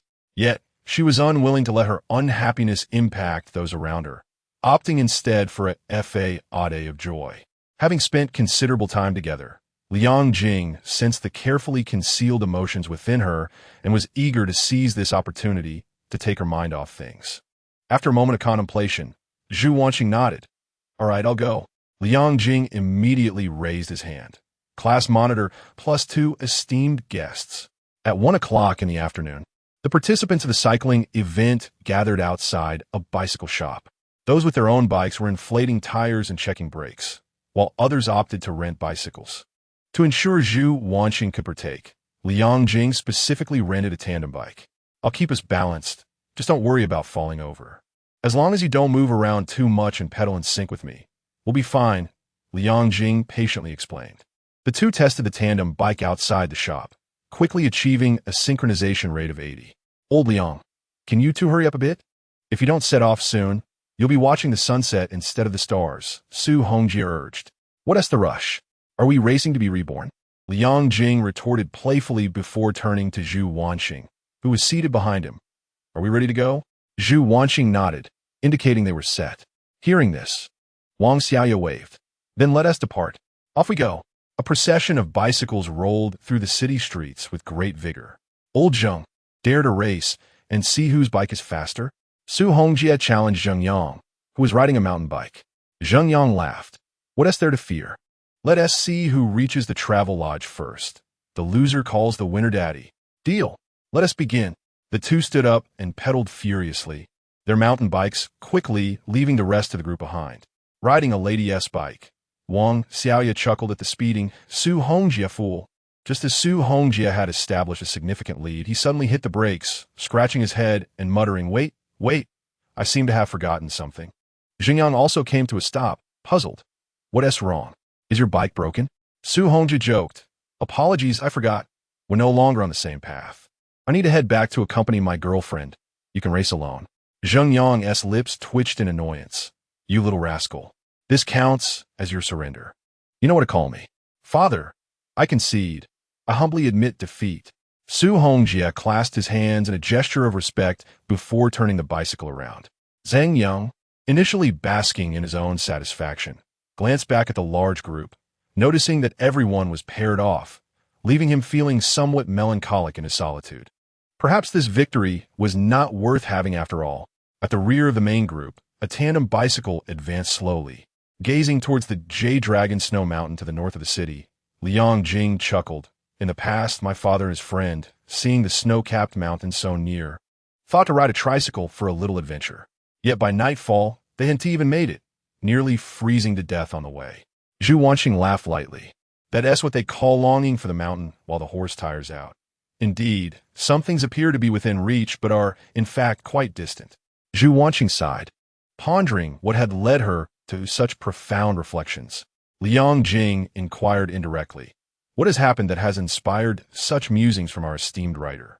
Oh, it's nothing. Just an attempt to express sorrow through words. Zhu Wanxing replied with a wry smile. Liang Jing glanced at her, grinning, whether it's feigned sorrow or genuine. If it weighs on your heart, it's best to voice it. It's akin to having an upset stomach. If you can't digest it yourself, it's wiser to take a digestive aid. His analogy was quite relatable, and Zhu Wanxing understood the essence of his words. After a moment of silence, she spoke. On this beautiful evening, upon our return, would you accompany me for a stroll along the city moat? Of course. Liang Jing nodded with a smile, then shifted the topic. Are you perhaps slacking off? Why does it seem so laborious for me to pedal? Not at all. It's clearly you who is being lazy. Resting your feet in midair. I've noticed you doing that several times. Haha, you caught me. Liang Jing was indeed trying to slow down to distance himself from the main group, as being alone with Zhu Wanxing made it easier to gauge her inner thoughts. However, sensing that Zhu Wanxing was beginning to lower her defenses, there was no need for further probing. Then I won't be lazy anymore. Let's quicken our pace. Or we'll fall behind, Liang Jing declared, increasing his pedaling speed. As a long-distance running champion, Zhu Wanxing had no issues with stamina, and soon, the tandem bicycle caught up with the main group. Amidst laughter and cheer, they arrived at their destination, Ganhaizi, a vast meadow at the foot of the snow-capped mountains. In this summer season, the lush green grass flourished, with scattered pine trees in the distance and yaks grazing nearby. The group settled on the grass to rest, awaiting the sunset. During this time, they began to discuss their future paths. Under the firm insistence of her parents, Wang Xiaoya had enrolled in Jiangnan University. Su Hongjie was presented with 3 options by his parents: Shimin City Railway University, Guizhou University of Electronic Science and Technology, and Shanghai University of Electropower. As civil servants, his parents exhibited a degree of foresight. Each of these institutions corresponded to promising fields of civil engineering, computer science, and electrical engineering. No matter which path Su Hongjie chose, he would not have to worry about employment. Liang Jing recalled vividly that in his previous life, Su Hongjie had opted for the railway university. This time, however, in order to remain closer to Liang Jing and Wang Xiaoya, he chose Shanghai University of Electric Power. Liang Jing couldn't help but lament that the butterfly effect was indeed unavoidable. He had inadvertently altered many destinies. However, as Su Hongjie would not pursue civil engineering, he likely would not become the Emperor of Baths again, which was a positive turn of events.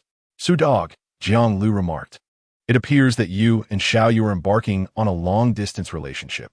Su Hongjie, reclining with his hands behind his head, replied with a smile. It's not a significant issue.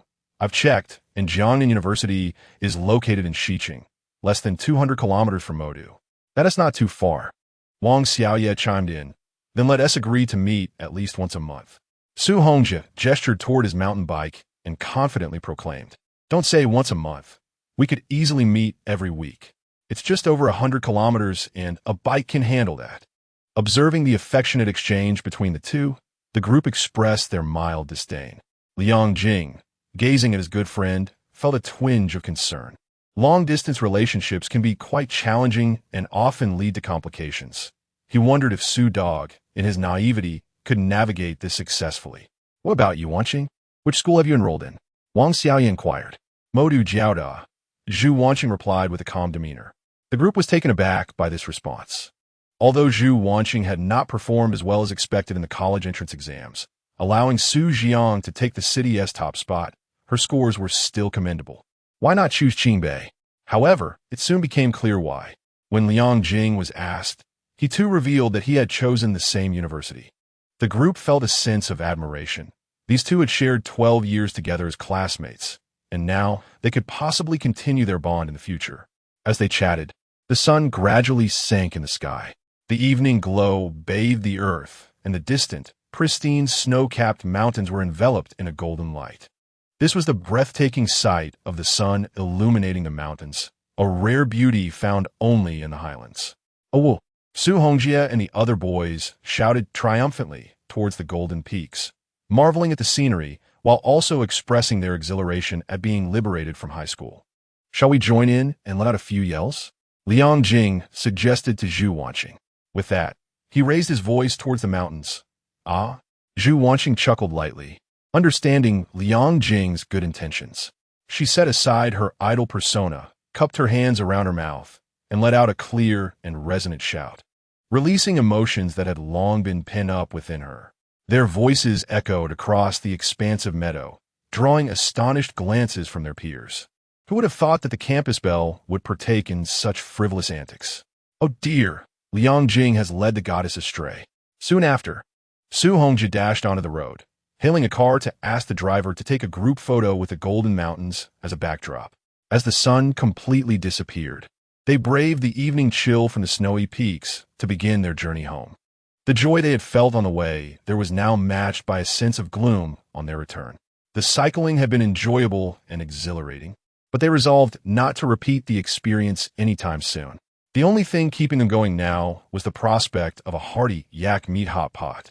After the meal, the spirited Wang Xiaoye suggested they go out for more fun, but the exhausted group quickly shook their heads in refusal. Eventually, they parted ways. According to their earlier agreement, Liang Jing and Zhu Wanxing strolled along the city moat. Aren't you tired? Liang Jing asked with a wry smile. After cycling so many kilometers back and forth, he felt as though his legs were no longer his own. Just a little further.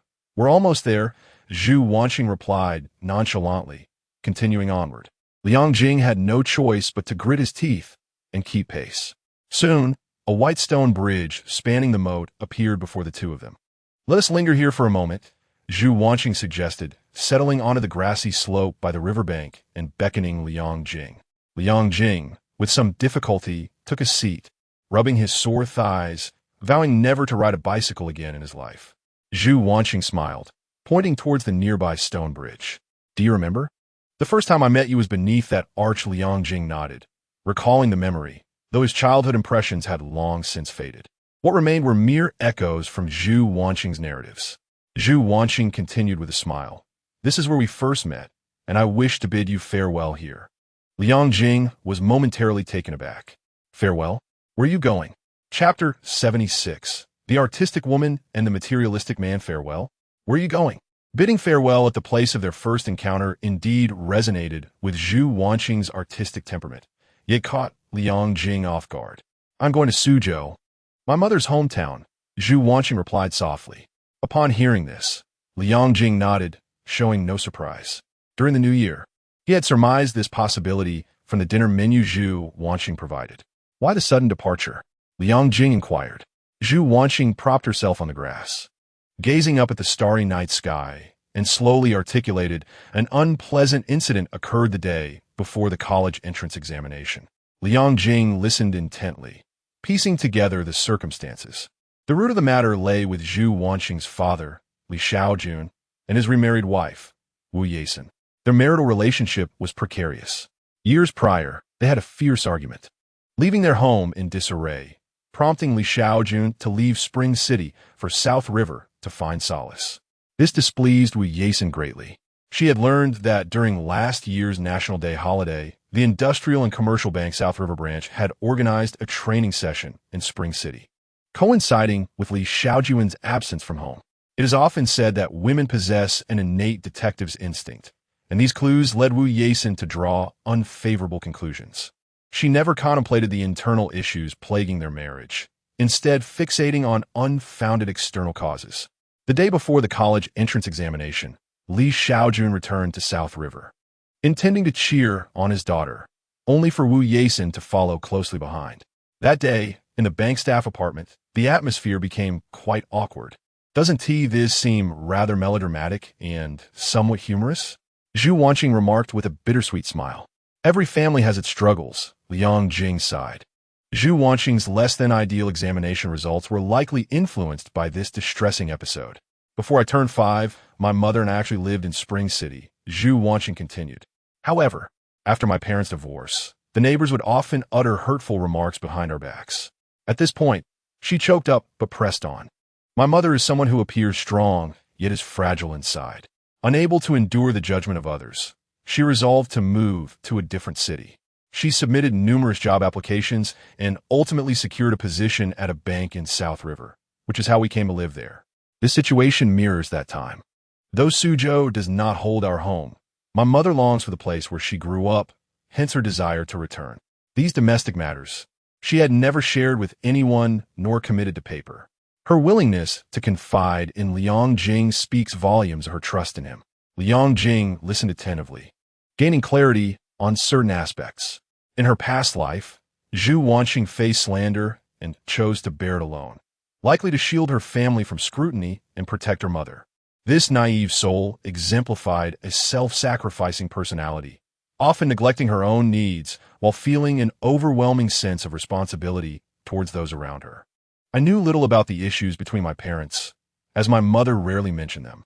Zhu Wanxing gradually opened her heart, unknowingly divulging more than she intended. With her head nestled in her arms, her voice trembled as she spoke. I only know that because of me, she lost so much. My grandparents do not recognize her as their daughter, and her marriage has failed. Sometimes I wonder if I had never come into this world, would everything be different? Would everyone be satisfied? With a gentle tap on her head, Liang Jing interrupted her thoughts. She looked up, her tear-filled peach blossom eyes reflecting her sorrow. Liang Jing gazed at her, his heart aching for her plight. With a heavy sigh, he picked up a small stone and tossed it into the slowly flowing moat, saying, I understand that you might be feeling low, leading to such thoughts, but you must believe that you are irreplaceable, a unique presence to many. At least, to me, you are. He continued, you are worthy of being in this world and deserving of all its beauty. Upon hearing his words, Zhu Wanxing's tears flowed freely. Liang Jing spoke softly. In the future, should you encounter any troubles, do not keep them bottled up. Share them with me. Do not worry about affecting my mood. I am more than willing to shoulder your burdens. Also, do not blame yourself for everything. In some matters, you are not at fault at all. And remember, do not always prioritize others over yourself. Your happiness is the most important. As he handed her a tissue, he encouraged, wipe your tears. All right, Zhu Wanxing replied, drying her eyes. Thank you for listening to me so intently. And thank you for sharing these thoughts with me. After a pause, Liang Jing inquired, so recently, you have been busy with the moving process? Zhu Wanxing nodded, yes. How is it progressing? Do you need any assistance? No help is needed. It's not really a move. It's more about discarding and selling things I cannot take with me. When are you leaving? Tomorrow morning at 9. I will come to see you off. Why are you still shedding tears? Come on, smile. If you don't smile, I might just jump into the moat. If you jump, I will smile. Ah, you're learning to be mischievous. The following morning, beneath the employee apartment building of the bank, Liang Jing said, if you don't have much, take this pot of flowers with you. If it's inconvenient, remember to remove the flowers before discarding the pot. He handed her a pot of bellflower, which had blossomed into two delicate flowers with white petals edged in pink, witnesses to their final year in high school together. Liang Jing had originally intended to use these flowers as a confession prop, but they had unexpectedly turned into a farewell gift. All right, Zhu Wanxing nodded. Choosing to send excess belongings via logistics, Mother decided to carry this pot of eustoma with her, as it held great significance. This is your graduation gift. In return, Zhu Wanxing presented a glass jar filled with paper stars. Liang Jing accepted it with a soft chuckle. So many? How long did it take you to fold them? I began folding them in my first year of high school, taking 3 days to create a single star. Your gift seems rather insincere in comparison. Not at all. As long as it is from you, it is heartfelt. Liang Jing felt a thunderous blow within, pleading silently for her to stop, as tears threatened to spill. He turned away, blinking, and pointed at the taxi waiting by the roadside, acknowledging that the time had come. Let's part ways here. Zhu Wanxing bit her lip and extended her hand. Then, I'll see you at university. Liang Jing shook her hand. See you at university? After exchanging farewells, Liang Jing turned to leave, and Zhu Wanxing ascended the stairs. However, he did not walk far, standing instead at a distance, watching as the mother and daughter boarded the taxi, which eventually disappeared at the end of the street. With a sense of melancholy, he returned home. Once there, he placed a glass jar full of paper stars beside his poetry collections and magazines. At that moment, he noticed one of the paper stars had come undone. On the reverse side of the folded paper, there appeared to be writing. He carefully unfolded the star and discovered a poignant message. Or perhaps a verse. On the day I met you, the moon replaced my heart. Each subsequent encounter has been a grand tide. Liang Jing smiled knowingly. Glancing at the jar brimming with paper stars, he realized that without a doubt, each one concealed a poem. Is this what an artistic girl cherishes? It truly stirs one's emotions. Meanwhile, at Nanjing Sani Airport, Zhu Wanxing and her mother were undergoing security checks. At that moment, a security officer alerted, "Little girl, there's something in the flower pot." Following the staff's request, Zhu Wanxing carefully extracted the flower along with the soil. To her astonishment, she discovered a plastic bag at the bottom of the pot, filled with thick bundles of cash and a note. To start anew in another city, many places require funds. Please allow me to contribute a little. I cannot give it to you in person, so I must resort to this method. Take care. Farewell. Zhu Wanxing bit her lip, tears welling in her eyes.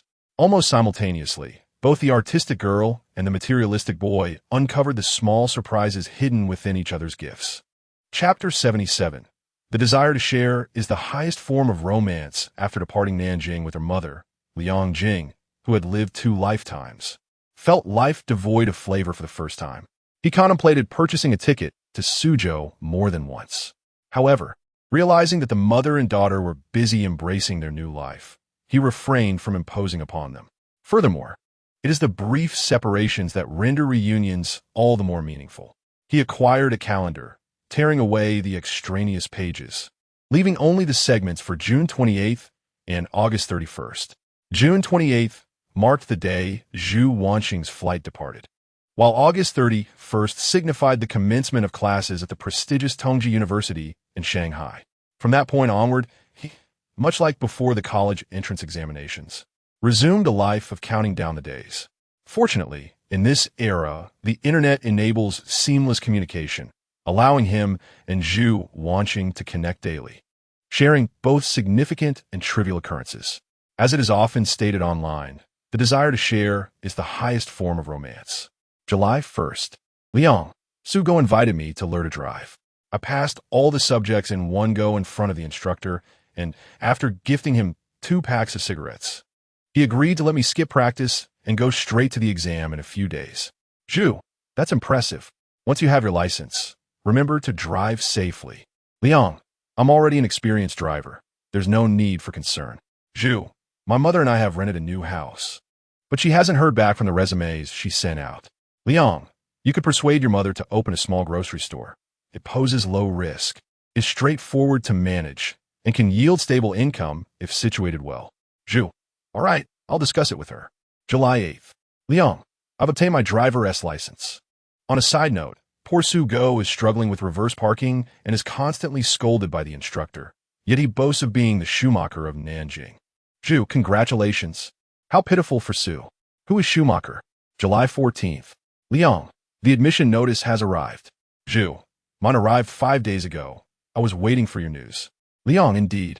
The Jiangsu Shanghai region is exceptional. I shouldn't have wasted time on flowers before the college entrance exam, as I've been placed in the plant science and technology program. Zhu, you can change your major in college. I believe you can do it. Liang, no need to switch. I can learn about gardening and farming instead. My ideal future consists of a quaint cottage in the mountains, several acres of fertile land, a beloved partner, and 3 billion in savings. Just a simple, tranquil life. Zhu, 3 billion. Simple and tranquil? That day, they both shared their admission letters in their social media spaces. Classmates from their former class flooded the comment section with blessings and expressions of envy. The tale of this academically gifted couple entering a prestigious university swiftly spread, becoming a cherished story among the younger students of their school, recounted for years to come. In the future, director Sun Yaowu, upon catching young couples in early romance, would adopt a new educational rhetoric. If one can learn to love, why not also learn to achieve high scores? July 18th. Zhu, there's a sign outside this grocery store indicating it's for transfer. The foot traffic on the street seems quite substantial. Do you think it's viable to take over? Attached image, Liang. No, that's on Inyang Street, where it's south lively across the street but quiet here. There are 3 great lies in our country. Prime store transfers, high price buybacks, and hefty rewards for children. Zhu, I know the first 2. What does the last one mean? Liang, forget I mentioned it. July 28th.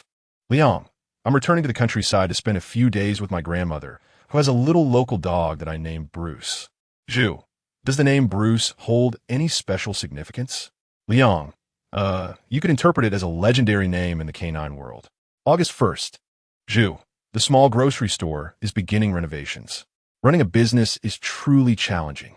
I have to calculate costs and manage inventory. I truly admire your capabilities. Liang, haha, I love your compliments. You are a talented student from the Antai School of Management. Keep it up. If you encounter any issues, I'm here to help. August 7th. Zhu, I discovered an incredibly delicious crab soup dumpling place. I must take you there to try it sometime. August 12th. Liang, today in Nanjing, there are rainbow clouds. I'll take a photo for you to see. August 19th. Zhu, wishing you a beautiful time. Liang, Zhu, I really want to see you. August 23rd. Zhu, the little supermarket is officially open now. Thank you for your remote guidance. I plan to go to school in a